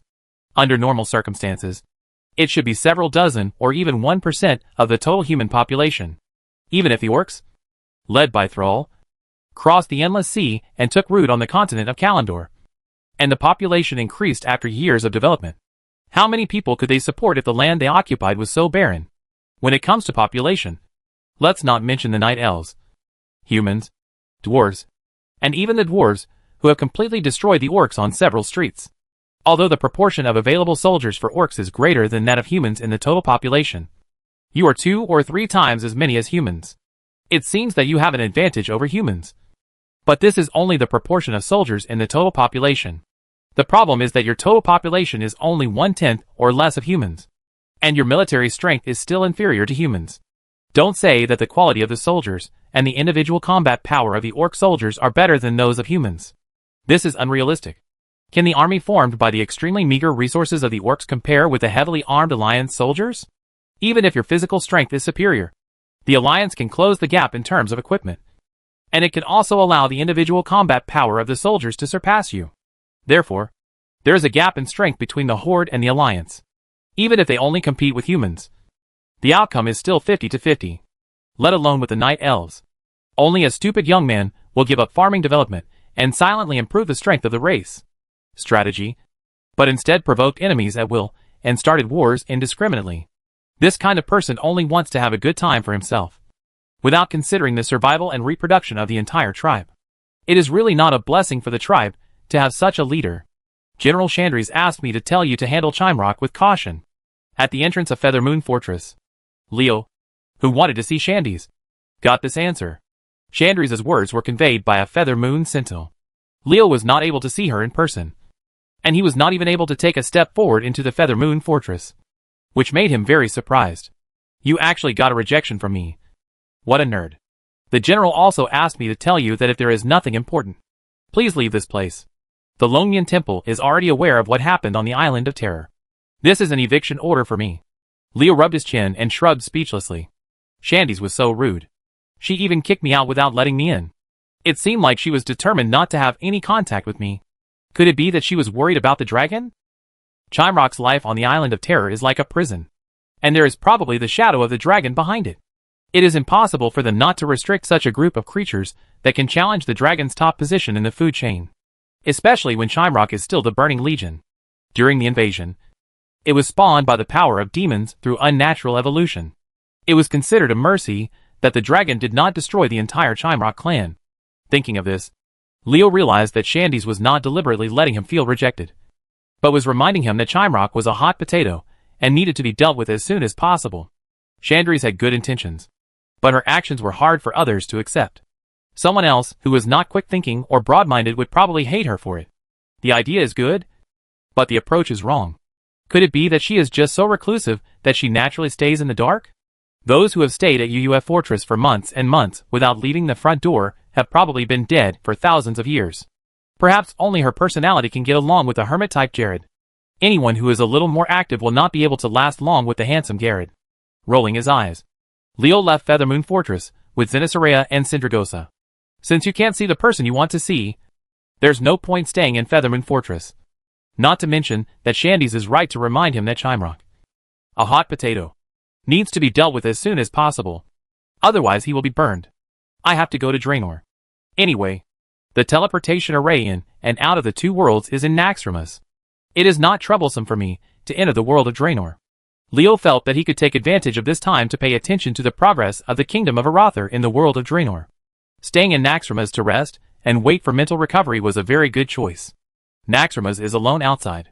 If Leo and Scarlet don't pay attention to it often, even if there are subordinates such as Goddic, Lesfrust Whisper, and Rezubio's in charge, there will be no guarantee that there will be no problems. It is very necessary to refresh your presence occasionally. Naxxramas was originally an aerial fortress used by the Scourge Legion to direct the battle in the Plague Land and deter the opposing forces in the eastern continent. However, that was all in the old calendar, and it had been replaced after the first battle of Tyr's Hand. Lord, this giant air fortress is now a large training ground for the kingdom of Arather, and a large number of soldiers are being trained here. Compared with when Leo left, Naxxramas itself has not changed much. On the contrary, the people living here are very different from before. After this period of training, the new recruits have become veterans. They have lost the greenness of newbies on the battlefield. Under the iron-fisted training of several legendary instructors, and the many wars they have experienced, they have become somewhat of elite soldiers.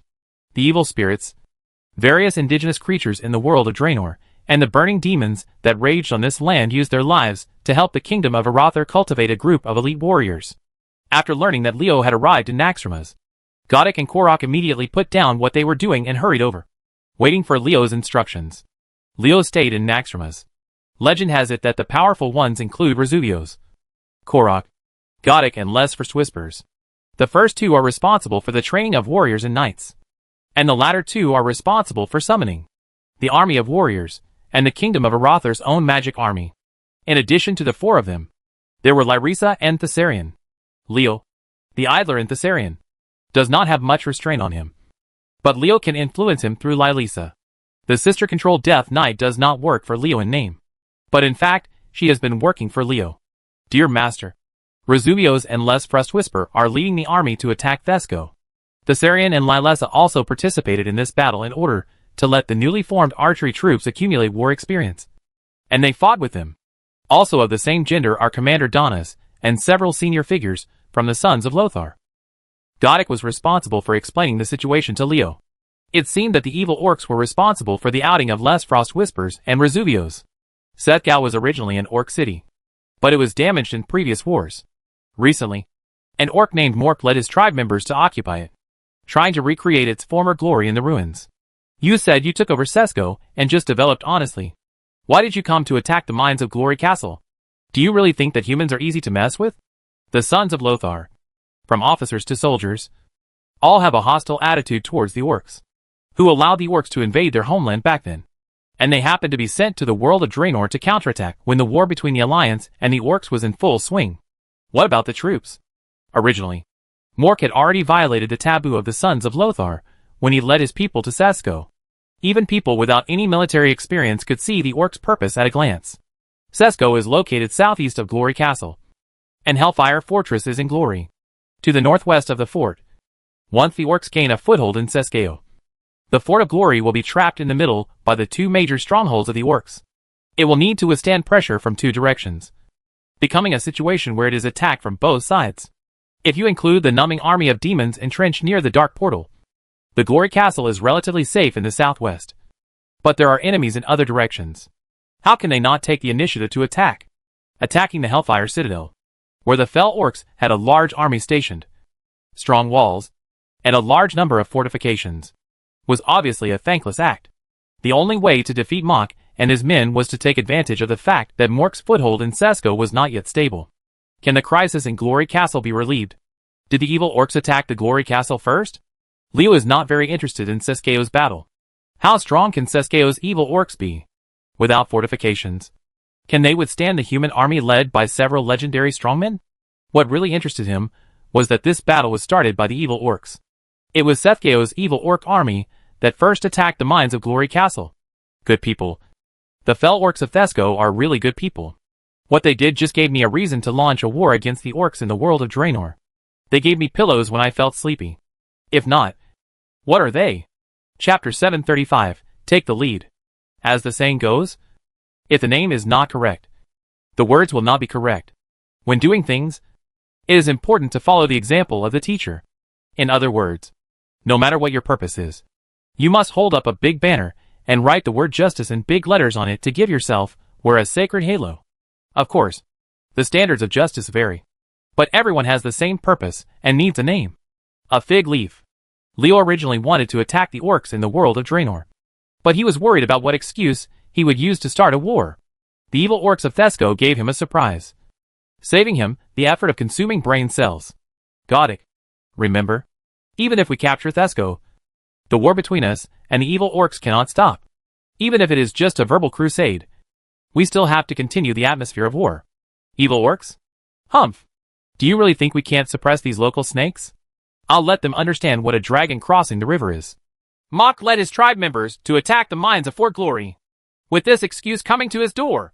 Leo had no reason to let the war end, as long as the war atmosphere between the two sides did not lift for a day. Leo had every reason to mobilize the troops launched an attack on the Fell Orcs.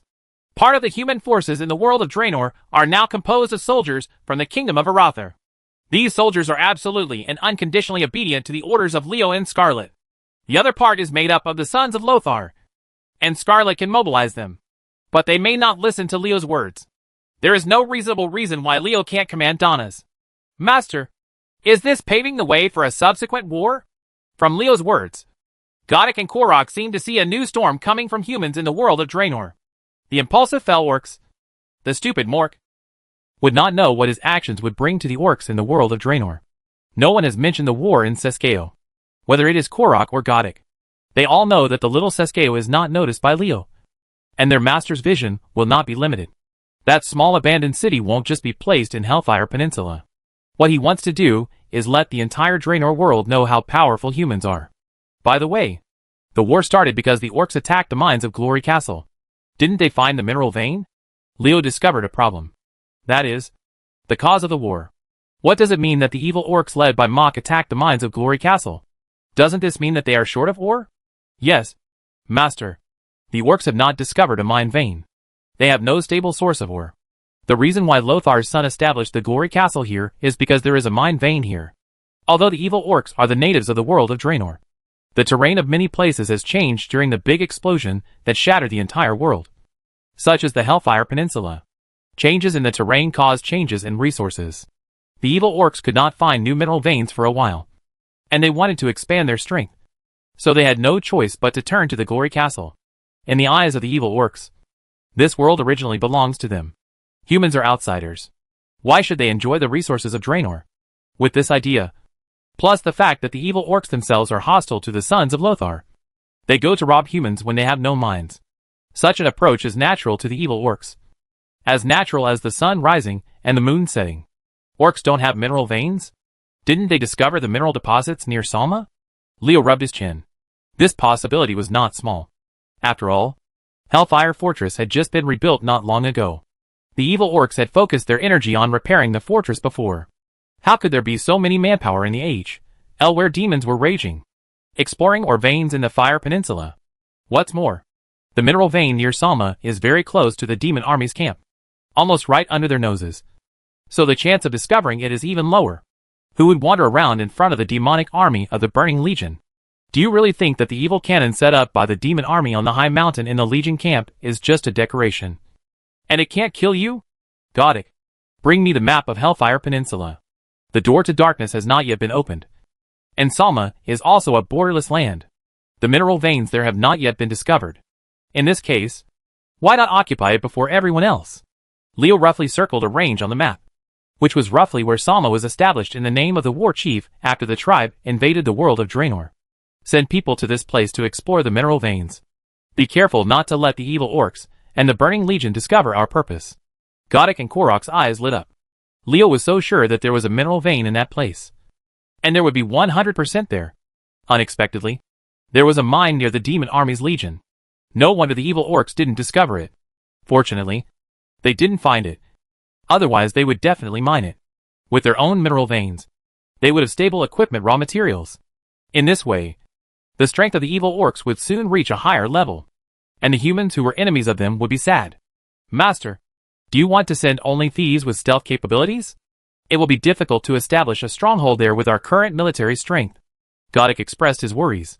It was easy to find mineral veins, but it was difficult to establish a foothold in that place. The demon army would not allow anyone to build a stronghold at the gate of their station. How could it be possible to fight against the swarming demon army with the military strength of the kingdom of Arathar in the world of Draenor? Leo shook his hand. Godok would have misunderstood. I'm not asking you to do it now. The purpose of checking that place is just to confirm the specific location of the mineral veins, so that we can discuss the best and fastest mining plan. We have to slowly look for opportunities to occupy that place. Opportunities are reserved for those who are prepared. Once the dark portal opens, the demon armies will definitely be attracted to it. At that time, it will be the best time for Godok and the others to establish a stronghold in Salma and occupy the mineral veins. If Godok and the others capture Salma, the tribe's army will have to change places to station after the dark portal opens. And Theskau seems to be a good choice. But now the army of the kingdom of Arathar is attacking Seskeo. What if I let Resuvios and the others take Seskeo too? Leo laughed. Although he had to face the pressure of the demon army after occupying Salma and Seskeo, the efforts were worth it compared with the benefits obtained. With these 3 strongholds, plus the giants that had already been conquered, most of the Hellfire Peninsula, the first land that entered the world of Draenor from the Dark Portal, fell into the control of the kingdom of Arathar. These sites will be bargaining chips that can be exchanged for profits in the future. And the current efforts are nothing compared to the future gains. At this moment, neither Sesko nor Salma is competing with the kingdom of Arather. This is the advantage of entering the world of Draenor first. Only by walking in front of others can we easily obtain the strongholds that will require huge efforts in the future. Maybe I should remind Kale that's to let the Blood Elves monopolize Falcon Post, so that someone can help share the pressure. If all the interests of Hellfire Peninsula are taken by the kingdom of Arather, people will be jealous. It is dangerous to eat alone. The Dark Portal is located on the Hellfire Peninsula. It is the gateway to Draenor from the world where the Alliance and Horde are located. If you master this place, you will have the right to speak in the world of Draenor. However, in such an important place, the two camps are different. It will be controlled by one force, with the strength of the Arather Kingdom. If you want to monopolize this benefit, the final result will be to be choked to death. But it's different when you bring in the Blood Elves. After all, the Blood Elves are now a member of the tribe. Even if they don't get along with the Orcs and Trolls, in the end the tribe still gets a lot of profits here. But the Alliance takes the lion's share. That's all. Even if the tribe has objections to this, it can't be done. As his thoughts turned, Leo had roughly planned the course of the Hellfire Peninsula. What he had to do now was to inform Goddic and other subordinates in charge of affairs here of his ideas, and let these subordinates implement them according to his wishes. Master, there is one more thing I need to report to you. After Leo's instructions, Goddic revealed new information. This news actually had little to do with Leo, but he had to pay attention to it. Illyria Fortress has made contact with the Honor Keep. They want to make Illyria Windrunner and Turayan's son, the half-elf Eretor Redeemer, their leader, and take charge of Illyria Fortress affairs. The elves there had previously sent the same message to Danaeus, son of Lothar, but these requests were rejected by Eretor. The half-elf, who lost his parents, had no interest in managing Illyria Fortress. He only wanted to find your parents. Danaeus had asked Eretor to respond to requests like this before. He had no intention of persuading Eretor, nor did he stop him from managing Illyria Fortress. He was only a half-year-old Eretor. Doesn't Danaeus know what the child will do after receiving such a request? Goddic lowered his voice. Master, I think there is a problem here. Danaeus is not willing to give this thing that belongs to him. The troops of the Alliance Expeditionary Force were transferred to someone else's hands, even if the elves of Illyria Fortress did not obey his command. Eretor is a child. Even if he takes over the management of Illyria Fortress, he will definitely not be able to handle it well. At that time, he will still have to turn to Lothar's son for help. It doesn't seem like a big deal. But children will grow up. Who can say clearly what will happen once Eretor matures? After a period of contact, Goddic discovered a characteristic of Danaeus. Although Danaeus hid it well, the Soul Reaper still saw it. Perhaps because he had been at the bottom of society for too long before becoming successful, and had a too deep understanding of power and privilege. Danaeus had an extraordinary desire for power. Goddic, go find Eretor. After speaking, Leo ordered again. Don't let others know. Skipping Chapter 736 does not affect viewing. Chapter 737, incapable of doing anything else. Seeing Eretor again, this half-elf, who was still a child in Leo's eyes, had matured a lot. They have lost a lot of their childishness. It seems that Goddic and the others have put in a lot of effort during this period. There is only one way to make a half-year-old child mature quickly, besides tempering with the minds of Goddic and Leshuangiu. Isn't it easy to train people? It's just that this would be a pain for Eretor. Anyone who was not determined enough would have given up long ago. Anyway, Goddic and the others had no right to control him. If Eretor did not accept their training, Goddic could not force him. But Eretor did not flinch. And this alone was enough for Leo to appreciate him. There are many talented people, and there is no shortage of geniuses in the world. But why are there so few geniuses who can reach the top? There are many answers, including natural and man-made disasters, untimely birth, etc. You can make up reasons to explain your failures and annotate your failed life. As long as you think about it, you can always find various reasonable explanations. In Leo's opinion, the reason why most geniuses become mediocre is not other things, but the most critical problem is themselves. Perhaps it is because of their extraordinary talents that geniuses always get ahead of others. People who are used to smooth sailing suffer setbacks far more than ordinary people. Many geniuses fall to this.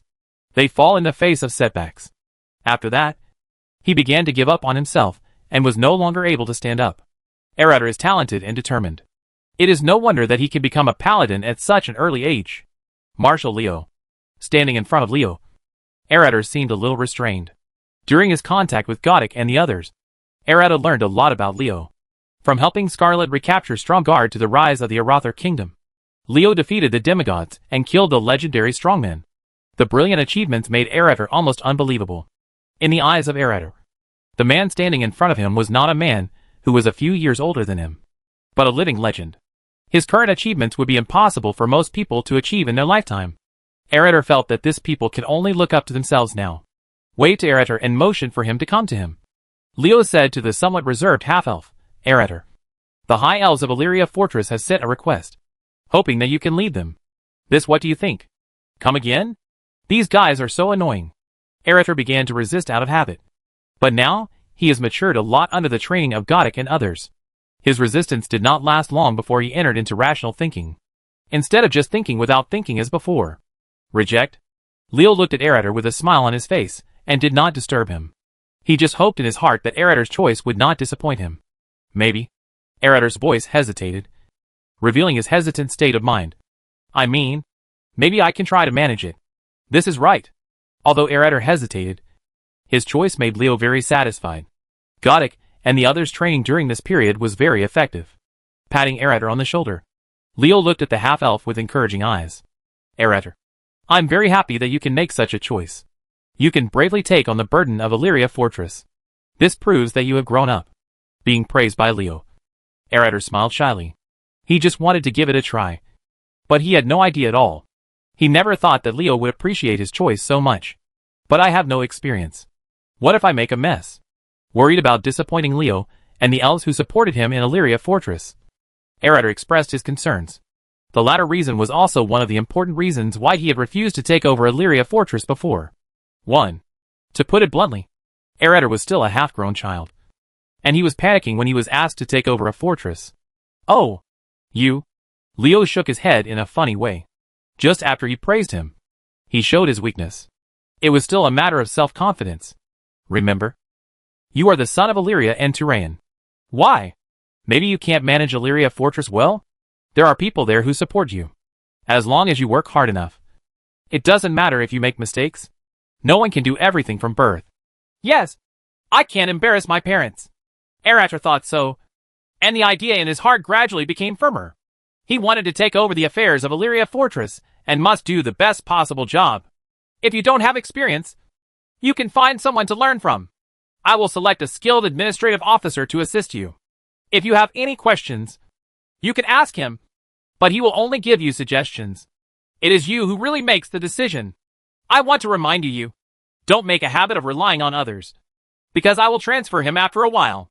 Leo is not greedy for Illyria Fortress in Terakar Forest, but he is greedy. That place is in the hands of the High Elves, and it is impossible for them to accept the leadership of the Kingdom of Arather. Just looking at the behavior of the High Elves there after Illyria disappeared, it was clear that they would not accept human leadership. Maybe Kaldats can win their allegiance, but the Kingdom of Arather has no chance. There is no need for the High Elves there to be loyal to Leo, as long as he maintains a good relationship with Erater. With Leo's words, Erater felt much more at ease. What he was most worried about was making stupid mistakes when he first took over because he didn't know anything. If a skilled administrative officer could give him some advice, it would undoubtedly be of help to him. Huge. Thank you so much, Marshal Leo. Erater thanked Leo repeatedly and walked out of Naxxramas with the latter's words of encouragement. This kid is an action person, and he is very fickle in his work. Now that he has made up his mind to take over Illyria Fortress, he immediately went to reply to the High Elves. Watching Erater leave, Leo snapped his fingers, and Godic walked over from the side. You heard the conversation I had with Erater just now. I assigned you to assist Erater. You don't need to make decisions for him, as long as you remind him when he makes a mistake. When it comes to handling affairs, although Godic is not as good as professional political talents, his ability is undoubtedly incomparable to Erater, who knows nothing. During the time when Leo left Naxxramas, here Godic is handling almost everything. Les Whisper and Resuvios are just helping Godic. Alatorio is relieved to have him assist him. As you command, Master. Godic didn't complain about having an extra burden on him. Listening to Leo's words, he didn't need to accompany Erater to Illyria Fortress at all. He didn't need to worry about too many things at ordinary times. He only needed to be there at critical moments. Just mention it whenever or when Eretor has any questions. Eretor accepted the request from the High Elves of Illyria Fortress. Please pay attention to Donna's reaction. Leo then gave Gothic another instruction. In Leo's heart, Danaus of the Trollbane family could never reassure him. This man with a mercenary background behaved extremely after learning that the heir of the Trollbane family had died. He was upright. But it was too upright that made Leo feel uneasy. When a person's offspring dies, and both his sons die, no one can bear the pain of losing a child. But Danaus actually accepted it without changing his face. Not only did he accept it, he also showed extreme indignation at Galen's behavior. He seemed to hate Galen even more than Scarlet. In Leo's opinion, this was abnormal. No. How a person should react. A person like Danaus is either a loyal person or a traitor. These are two completely opposite extremes. If Leo was still not sure of Danaus' loyalty and treachery based on the above, the source of order of the Code of Light obtained in the Molten Core allowed him to make a judgment. There was something wrong with Danaus. A big problem. In addition, Gothic's evaluation of this person was extremely power-hungry. And Leo had an even less favorable impression of Danaus. This is a dangerous person. You must be extremely vigilant about him and be on guard against him at all times. Otherwise something bad will happen. For this reason, Gothic had another task, which was to help Leo pay attention to Danaus' movements. Les Frostwhisper is a research talent. Razuvios is a carefree warrior. Korok, can you expect Danaus, who hates orcs, to have more contact with him? Lilisa needed to train the newly formed archer army, and had no time or energy to do other things. As for the Plaguebringer North and Farina, Leo was not prepared to disturb the young couple. He had to remove the toxins from the plague land, purify the land there again, and restore the original richness of the plague land. This was a major event that could not be delayed. Except for Gothic, none of the strong men left in Naxxramas were suitable. And the Soul Reaper could only share the burden for Leo based on the idea that the capable would work harder. Master, I feel very honored to be able to share your worries. But I'm afraid I won't be able to handle it all. Leo was showing great respect to himself by adding a burden to him. Gothic was very happy. But he knew how far he could go with his abilities. He also had to train the Summoner Legion and help Les Frostwhisper form a Magic Legion. He also had to deal with matters in Necromancer. And now, he had to help Altora make plans and monitor Danaus. With so many things falling on him, Gothic felt that he couldn't take care of them with his ability. If Leo's affairs were ruined because of his limited ability, and something big went wrong, he would definitely bear Leo's anger, which was not what he wanted to see. When Gothic said this, Leo also felt that the burden he gave him was too heavy, and there were too many things to do, which made him unable to do anything. After taking a few steps, Leo made a decision. I'll leave Anubraken behind, and he will carry out the usual task of tracking Danaus. You only need to pay attention to Danaus' reaction when something big happens. Chapter 738 A Golden Opportunity. Coming out of the teleportation array, Leo used magic to block the scorching heat, and the translucent magic shield became a barrier against the heat wave. This is Leo's second time coming to Silithus. Last time he took a quick glance and left immediately. But this time he will stay longer, and may not leave until the danger of the Karaji beetle men is eliminated. The weather in Silithus is still so hot. Leo didn't like the hot desert climate. Every time he encountered such a situation, he would be glad that he was a spellcaster and not a warrior. Otherwise, there would not be enough magic power to maintain the existence of the magic shield. I thought you weren't coming. A slightly dissatisfied voice came from the side. And several trolls, who had been waiting beside the teleportation array, entered Leo's sight. Leo knew those trolls. Not only did he know them, but he was also very familiar with the leader. They were Wajin and his tribe. Shrugging, Leo replied with a puzzled look on his face. How could it be? The purpose of my coming to Silithus is to do my part to fight against the Karaji beetles. How could I not come? Pack. Just keep pretending. Do you still know what you came to Silithus for? Baljin felt that Leo's face didn't deserve a beating, and he really wanted to rush up and give him a few punches. This guy said he came to Silithus to help the tribe fight against the Karaji beetles, but he disappeared less than a quarter of an hour after arriving and continued to play for more than half a month. Others might think that Leo left in anger because of Tugger's provocation, but Wajin didn't think so. He has been in contact with Leo for a long time, and the two have cooperated several times. He knows the character of this human warlock. Leo is definitely not someone who just ignores important things after being provoked. It would be difficult for it to happen to him. Not telling lies in front of a real person. Leo was clearly unwilling to help. But what was hateful was that before he came, He spoke very pleasantly. You know best whether you are really here to help. He resented Leo for saying he would not practice Valjean. And he couldn't please him if he was a talkative guy. Facts speak louder than words. Time will tell. Leo doesn't want to quarrel with Valjean. Although quarrels can enhance feelings at some times. This situation obviously will not happen between Valjean and Leo. Needless quarrels will only reduce each other's goodwill and destroy the connection that was finally established after several cooperations. This was a loss-making business. Leo wouldn't do that. And he knew that Valjean wouldn't do it either. The reason why the leader of the Dark Spear clan said that was just to express his attitude to him. And it was mostly for show. Valjean is, after all, one of the leaders of the Horde. Facts have proved that Leo's idea was correct. After complaining for a few words, Valjean did not dwell on the war in Silithus, but changed the subject and talked about Jindu. The guy from Gurubashi took advantage of my attack on the Echo Islands, and was delayed by Zalazane and ran away. This will have a negative impact on our plan. Jindu ran away? Leo raised his eyebrows. This was not good news. But he was not too surprised. If Jindu would stay under the control of Valjean, he would not be Jindu. So, what do you want to say? The responsibility for this matter lies with you. You are in charge of Jindu. And I did not interfere. Valjean did not refute Leo's accusation. He was indeed responsible for Jindo's escape. He also knew that if he used strong words and acted rogue, the long-planned plan with Leo against the Gurubashi Empire would fail. People are willing to take on such a partner because it is irresponsible to themselves. Valjean, who wanted to expand his tribe's strength and make the Dark Spear tribe grow stronger, would not let this happen. This matter is my responsibility. I will take responsibility. All the spoils obtained after attacking Zul'Gurub belong to you. I only want prisoners of war. Although Zul'Gurub was dilapidated, it was once the capital of the Gurubashi Empire. The treasures and valuable items inside were not a small amount. And Valjean made great determination to abandon them. I don't have a problem with that if that's the case. Leo rubbed his chin, finally agreeing to expose Jindu's escape. No matter how low the value of the loot given up by Valjean is, it will allow the kingdom of Arathor to equip half an additional legion.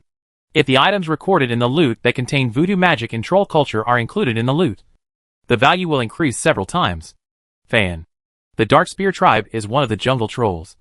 And the inheritance of troll culture has never been cut off. They have their own wizards for voodoo magic.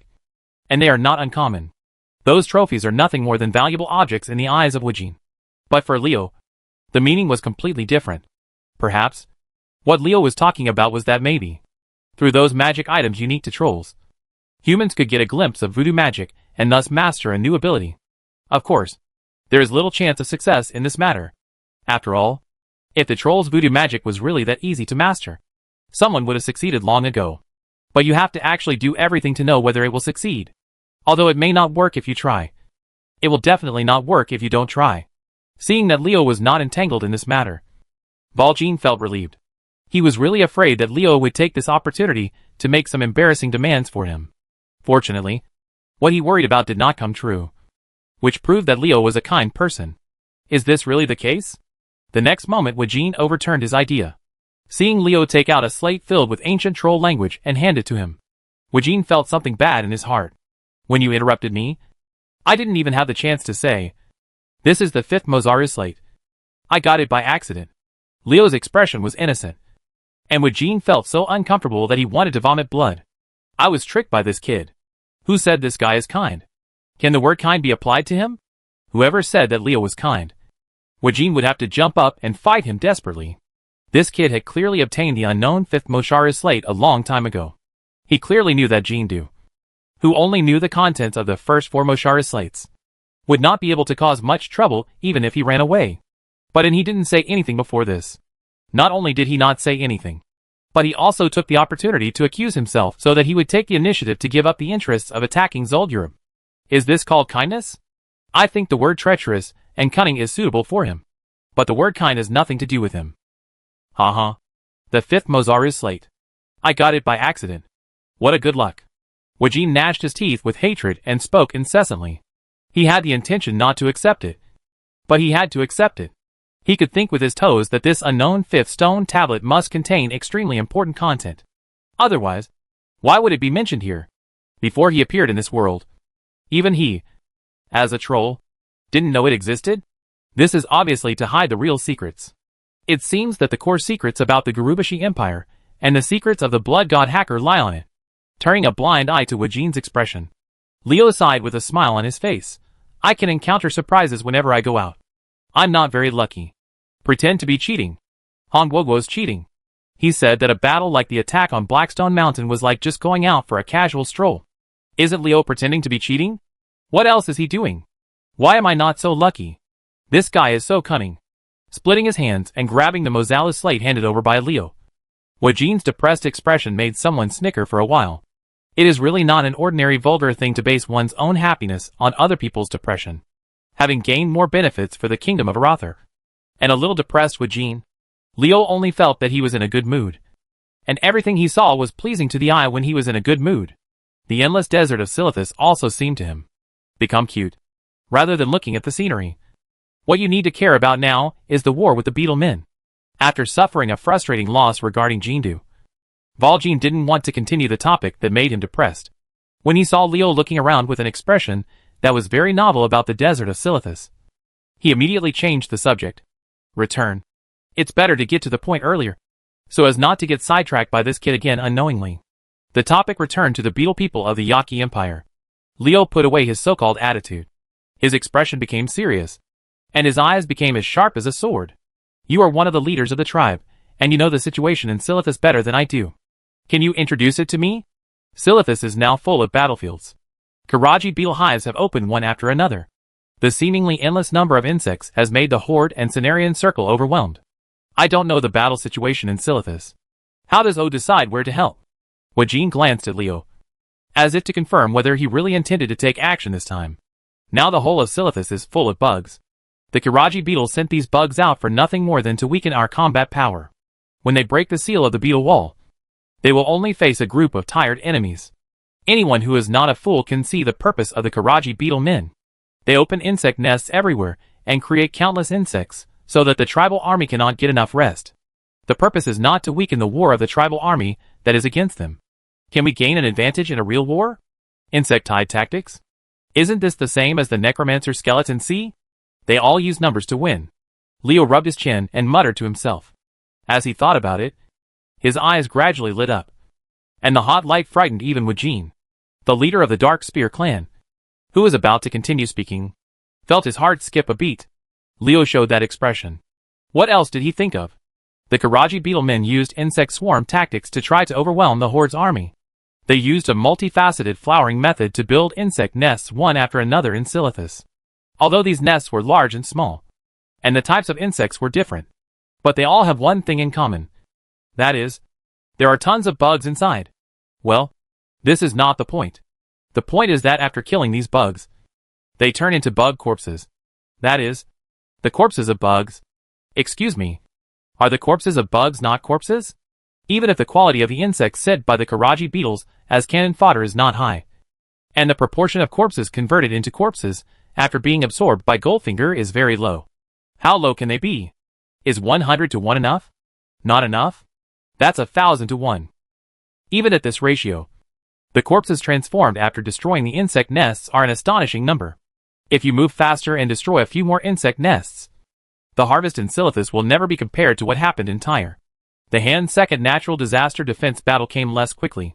Thinking of the gains after destroying the insect nest, Leo became uneasy. Isn't the Karaji beetle man's insect swarm tactics a golden opportunity for him to increase the size of the skeleton sea? Chapter 739 Yush Nest. No matter in any world, becoming bigger and stronger is the only way to develop. The tribe and the Cenarian Council hate the abnormal insect nest. But in Leo's eyes, it is a priceless treasure. This kind of treasure can make a sea of skeletons bigger and stronger. Even if it is given to him as a demigod, he would not exchange it. If you decide to do something, you should try your best to make it the best. If you want to destroy the insect nest, of course you must choose a big one. Although the Karaji beetles have opened many insect nests in Silithus, there are only a few giant insect nests. 3. They are the Ash Hive in the north of Silithus, the Rigo Hive in the southeast, and the Zora Hive in the west. Among the 3 giant insect nests, the Yush insect nest in the north is the smallest. The reason for this is that the Yush nest is closest to the stronghold established by the Cenarian Council in Silithus. The area of the Yush nest, which has been cleaned up by the druids, is gradually shrinking. if it were not for the insects. The appearance of the pillars of the swarm alarmed the druids of the Cenarian circle and mobilized a lot of power. The Yush hive had long been destroyed. Leo didn't want to waste time on small insect hives for the time being. With his current strength, it would not be a problem to challenge the 3 major insect hives. Even if it didn't work, he could escape unscathed. In line with the principle of picking the weakest persimmons, Yush's insect hive became the first target to be eliminated. What? Are you saying that I bully the weak and fear the strong? Leo expressed his innocence and just chose the nearest Yush insect nest. How could it have anything to do with bullying the weak and fearing the strong? In the field of vision, there are only bugs except bugs. Bugs are bugs. And there are no other creatures except bugs. This is the scene of the bug nest. Since Ash's nest was very close to the Cenarian Council's stronghold, Leo didn't spend much time on the journey. But he had to think a lot about choosing a place to stay. Standing on Nefarion's back and looking down at the ground, there was a sea of insects within his field of vision. Not to mention open space. There was not even a place to stay. The countless insects made one's scalp feel numb. Could it be that you want me to fall directly into the sea of insects and kill them? Leo, who still couldn't find a place to stay, finally made the decision to kill. After all, he was here to kill the insects. So why not go on a killing spree? A crimson cloud suddenly appeared in the sky. The fire element became restless when the crimson cloud appeared, causing the sea of insects on the ground to commotion uneasily. Some insects with wings even flew into the sky, trying to find it. The source of restlessness in the fire element. These bugs seemed to be intelligent. Leo was surprised by the performance of the bugs. They actually thought of looking for the source of danger, which showed that these bugs were not completely brainless creatures. They should have been born with intelligence. But the extent of it remained to be seen. With large numbers and intelligence, it's no wonder that the Horde is struggling. The Cenarian Council is also eager to urge the Alliance to send troops. The insects of the Yakkar Empire are much more difficult to deal with than imagined. And these are just the cannon fodder troops sent by the beetle men. The insects flying up to the sky in search of the source of the fire element's restlessness formed a dark cloud. There were at least 30 to 40,000 of them densely packed. Leo couldn't help but sigh. The sea of insects is the sea of insects. And there were only so many of them flying into the sky in the first batch. Look, I really came to the right place this time. Others might hope that there would be as few bugs in the nest as possible. But Leo would not reject anyone who came. And the more bugs he had, the happier he would be. Hundreds of huge fireballs, with a diameter of 10 meters, poked their heads out from the red clouds. These fireballs fell rapidly with the aura of destruction. And their target was the sea of insects below. The bugs looking for the source of the fire element's restlessness felt the lethality of the fireball earlier than their compatriots on the ground. The hot flames ignited their bodies and destroyed them physically. At the same time, the fire magic contained in the fireball breaking their souls, annihilating them spiritually. Both body and spirit collapsed. And the poor bug could not die any longer. If these bugs looking for the source of the restlessness of the fire element knew that they would die earlier than their companions on the ground, would they still fly into the sky? It can be seen that being able to fly is not necessarily a good thing. Even if an insect flying in the sky is just brushed by a fireball, it will burn instantly, and then turn into a pile of fly ash, which will disperse with the wind. Hundreds of fireballs will not leave any survivors wherever they pass. When Leo saw this, he secretly thought it was a pity. The insects flying in the sky alone killed tens of thousands. When the fireball landed, the number of insects burned to death would increase several times. These were all corpses. They could be transformed into corpse expansion. The corpses in the skeleton sea are now burned by a fire. Isn't it a pity? It's just a pity. Leo knew that if he wanted to stand still in the sea of worms, he would not be able to clear enough space for himself to perform. So he did not show mercy at all. The magic halo at both ends of the disintegrating staff flashed. And he came up again. Hundreds of fireballs poked out murderously from the red clouds. Rain of Fire enhanced with Doomsday Battlefield not only has the powerful explosive power of instantaneous high damage in Doomsday Battlefield, but also has the long-lasting attack of Rain of Fire. The fused magic has the advantages of both spells, and is more advantageous than a single spell. Seeing the huge fireball falling from the sky, the bugs on the ground immediately fled in all directions. However, the fireball fell too fast. Except for a few bugs at the edge of the Rain of Fire's attack range, no one else could escape. Bang bang bang. The fireball exploded immediately after falling into the sea of bugs. Sparks were flying in the flames. Some unlucky bugs were caught by the sparks and screamed miserably. However, the screams could not last more than 5 seconds at most. because after 5 seconds, no bugs would be alive. A pile of black ash remains. From Leo's perspective, a small area of the insect sea became empty after a burst of crimson fire. Although it was only a small area, it was enough for a foothold. Victor, get down. Pointing to the ground, Leo asked Nefarian to land on the ground. Where he would land on the area he had cleared with rain of fire. The sharp sound of insects sounded, and the sea of insects on the ground discovered the enemy. Their whereabouts were exposed after Leo cast the rain of fire. Knowing that the man and the dragon in the sky were the culprits of the fireball attack just now, the sea of insects began to fight back. Amidst the buzzing sound of rapidly flapping wings, groups of insects with the ability to fly took to the sky. This batch of insects flying into the sky is about twice smaller than the previous batch. In terms of individual combat power, they may not be as good as those companions who died in the rain of fire, but their numbers make up for the difference. They are petite. There are 3 times as many bugs as their counterparts. The first insect that flew into the sky was the ash scorpion, and now it was the ash bee swarm that was rushing towards Leo. The beetles of the Yakker Empire are so strange that even poisonous scorpions can grow wings and fly into the sky.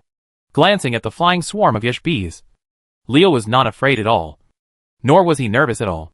He just heard him whisper, "If you don't do it, there is a way to heaven, and there is no way to L to break in.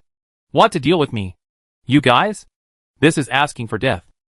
With Leo at the center, a cold current with suction blew up, and countless bloody energy lines as thick as hair were woven into a large net, covering Leo and Nefarian. The cold current with suction is the cold grip, which is the group version of the death grip. Its function is to attract enemies within the spell range to itself. And the large net woven by the blood-colored energy lines is what Leo uses. Improved energy extraction from the blood law, using the cold grip as a suction source for group pulling, and supplementing it with energy extraction. This is a new tactic that Leo came up with to deal with a large number of enemies. Now he wants to test the feasibility of this tactic in actual combat. Yeah, the swarm is that touchstone, pulled towards Leo by the suction of the icy grip. The Yush swarm hit the big blood-colored net one by one like moss flying into the flames, and then turned into an insect corpse in the wriggling of the blood-colored energy lines. And then again, it became a pile of crystal-fine particles. Death. Only in an instant. It only takes a blink of an eye to destroy the corpse and eliminate all traces. From the time the Yush swarm was pulled by the icy grip to the time they hit the blood-red net, and finally turned into a pile of useless crystals, the whole process would not take more than 2 seconds. These bugs died so quickly when they encountered Leo, an enemy who was good at killing in large groups. Before Nefarian landed, all the Yush swarms flying into the sky disappeared. After dedicating their bodies to the growth of Leo's skeleton sea, they turned into crystals floating in the air. The number of corpses has increased by more than 60,000. The conversion rate of these insects is not low. Leo's eyes became hot. The number of Ash's swarm would never exceed 100,000. Goldfinger gave him 60,000 corpses after completing the transformation. Such a high transformation rate was beyond Leo's expectation and made him very motivated. Standing in the middle of the sea of insects, facing the endless swarm of insects, Leo had no idea that he was trapped in a tight siege. He glanced around, and the look in the eyes of a predator after spotting its prey made the insect that screamed and rushed towards him tremble, and its movement slowed down. A kind of panic from the heart touched Leo. The bugs in their eyes were born in their hearts, making them so frightened that they wanted to stay away from this human being immediately. The bugs rushing at the front sensed the danger of Leo and wanted to escape. But the bugs behind didn't know this and still rushed forward with all their strength. Under their push, the bugs in front couldn't help but rush towards Lei. As Ao came closer, they screamed in fear. They actually know how to be afraid. These guys crawling on the ground are also smart. Leo nodded with satisfaction. Making the enemy afraid is the best complement to his strength. If you can escape danger by being afraid, then you have to die. What to do? The disintegration staff slammed on the ground, and as the magic halo on the staff flashed, a ring of green flames quickly spread around with Leo as the center. A poisonous flame nova. Looking at the oncoming poisonous flames, the insects pushed towards Leo by their companions screamed in despair. The green flames, like newly sprouted grass, gave them a sense of fatal danger. It was the animal instinct deep in their souls that reminded them that the flame could not be touched. The bugs in front knew that the poisonous flames could not touch them, but they could not help themselves. Those companions in the rear who knew nothing drove them to a dead end, and also sent themselves to death. Chapter 740 Massacre. Poison Flame Nova.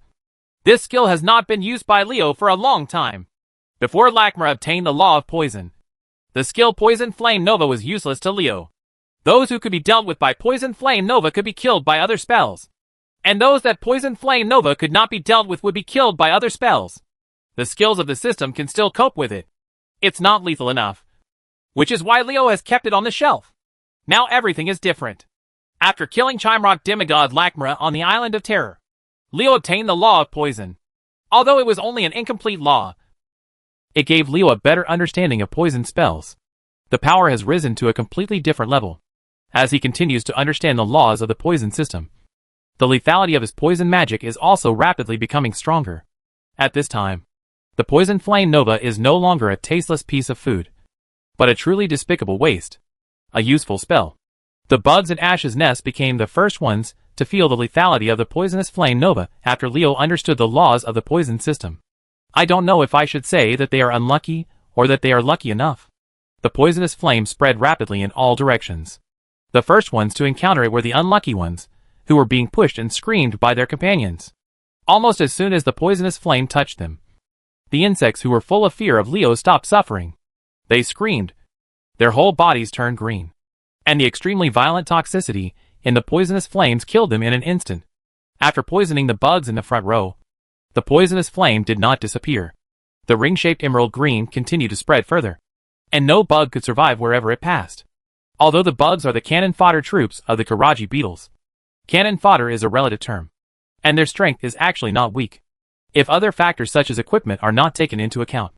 In a one-on-one battle, a warrior may not be an opponent of a bug, which is why they cause headaches for the tribe and the Cenarian circle, when the numbers are not much different.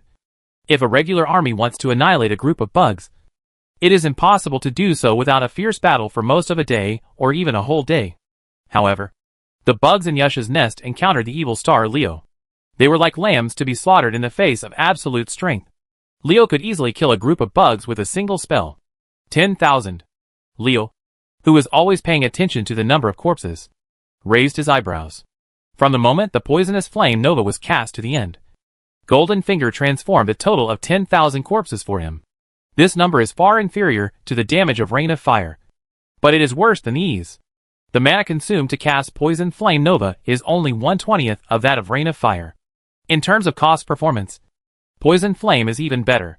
Compared to pure fire spells, Poison Flame is inferior in terms of instantaneous lethality, but it consumes less and contains highly toxic substances, which can have unexpected effects when dealing with powerful enemies. Although the bugs are intelligent, their level of civilization is still very low. It is their nature to be ferocious and violent. Their uncivilized wisdom cannot resist the drive of their nature. The death of their companions does not scare them, but makes them crazy. Crazy bugs are terrifying, especially when these bugs form an endless sea of bugs, which further increases their danger. Almost as soon as the poisonous flame Nova disappeared, the crazy bugs filled the empty space and rushed towards Leo quickly. The emerald green poisonous flame appeared again. Another new star of poisonous flame. The insect sea is not scary in the eyes of the strong, especially a great warlock like Leo who is proficient in group attack spells. His attitude towards it can only be described as disdainful. The number of insects in Yush's insect nest seems to be very large. But if Leo is determined to destroy this insect nest, how many times can the insects withstand his attacks? Not to mention that the insect sea tactic can exhaust Leo's mana and then kill him. With Leo's current battery life, there is no problem in combat endurance, unless there is a strong enough person to fight against him. Just these cannon fodder. No. It's Chongwei. There's no way he can stop Leo. 10,000. 20,000. 30,000. 100,000. 300,000. The insect swooped forward and died. Leo's poisonous flame Nova was released one after another, and the number of corpses transformed by Golden Finger also gradually increased. Slowly, Leo's harvest had exceeded 300,000, and was heading towards 500,000. This is a massacre of a pair of millions. It was not the millions of insects that wielded the butcher's knife to harvest life, but Leo. Facing millions of enemies with your own strength, you can wield a butcher knife and kill your opponents in groups. This is a war between the strong and the weak. This is why this world respects the strong. When an individual's force reaches this level, the rules of the world will naturally favor him. And the weak, who cannot compete with the strong even if they gather together, can only hope for mercy from the strong. In a world where the strong are respected, the weak are pitiful. On the second day after coming to this world, Leo, who almost died at the hands of the Defias thief, understood this truth. Because he had personal experience and knew the helplessness and sorrow of the weak, he never slowed down in becoming stronger. Footsteps. Leo, who could kill a wild wolf in the past, is now a great warlock who is only one step away from becoming a demigod. The group of Defias thieves played a major role in this. Leo went on a killing spree in the Sea of Insects, killing and injuring countless insects. But the scale of the Sea of Insects did not decrease at all. The Yush insect nest was worthy of being one of the 3 giant insect nests in Silithus. The Sea of Insects is endless, which is exactly what Leo wants. The more cannon fodder insects that come, the better. The purpose of his coming is to expand the Sea of Skeletons. The cannon fodder tactics of the insects make him happy. A weird low roar came out. Leo's mass killing alarmed some beings deep in the insect nest. But the other party did not show up, but tried to consume him to death with the Sea of Insects. Leo was also happy with this. And when the other party appeared, he can take the opportunity to kill more bugs before. The battle dragged on like this. And the bugs transformed by Goldfinger had increased the number of corpses by millions. In other words, Leo had killed more than 1 million bugs by himself. Millions of people were killed and injured. And the Sea of Insects was still endless. Its area had not been reduced. And the density of the insects had not been reduced. This situation was very shocking. I had tried my best, but had not achieved any results. If it were a weak-willed person, it's easy for people to retreat early. But the insect met Leo. The more bugs died, the more corpses Goldfinger transformed. Leo was too excited to see the number of corpses rising. So how could he think of retreating? As the number of corpses increased, Leo's mood became better and better. In his eyes, the bugs in the ash hive also became cute. These creatures that were completely inconsistent with human aesthetics were just moving honors in Leo's eyes. No. They are moving corpses. They are the raw materials for him to expand the skeleton sea. And they are the stepping stones for him to become stronger. In the eyes of others, the endless sea of insects in Ash's nest, the insects that make people vomit and chop them with soft hands, are valuable treasures to Leo. Every 10,000 more corpses transformed by Goldfinger can make the smile on Ao's face grew even more. If I continue killing like this, a single Yush insect nest can double my skeleton sea, or even more. If all 3 giant insect nests are destroyed, how many corpses can be transformed by Goldfinger? The more he thought about Leo, the more motivated he became. And the more he thought about Leo, the more ruthless he became. In addition to Poison Flame Nova, various spells such as Shadow Fury, Poison Explosion, and Shadow Arrow Rain were fired continuously. And the red flame dyed the sky red. The emerald green poisonous flames eroded countless potholes on the ground. The green poisonous mist covered the battlefield with a hazy veil. And the shadow arrows were black gems dotted on the veil. This scene seemed beautiful. But there was something inside only the insect swarm attacked by Leo could understand the danger. None of the insects that tried to get close to Leo's kilometer range could survive for more than 3 seconds. The more Leo kills, the more powerful he becomes. And the more insects die, the crazier he becomes. One was full of killing intent, and the other was fearless of death. The battle between the two never stopped from the moment it started. It had been 2 full hours since Leo landed. 3 million. A full 3 million corpses. This is what Leo achieved in the Yush nest in 2 hours.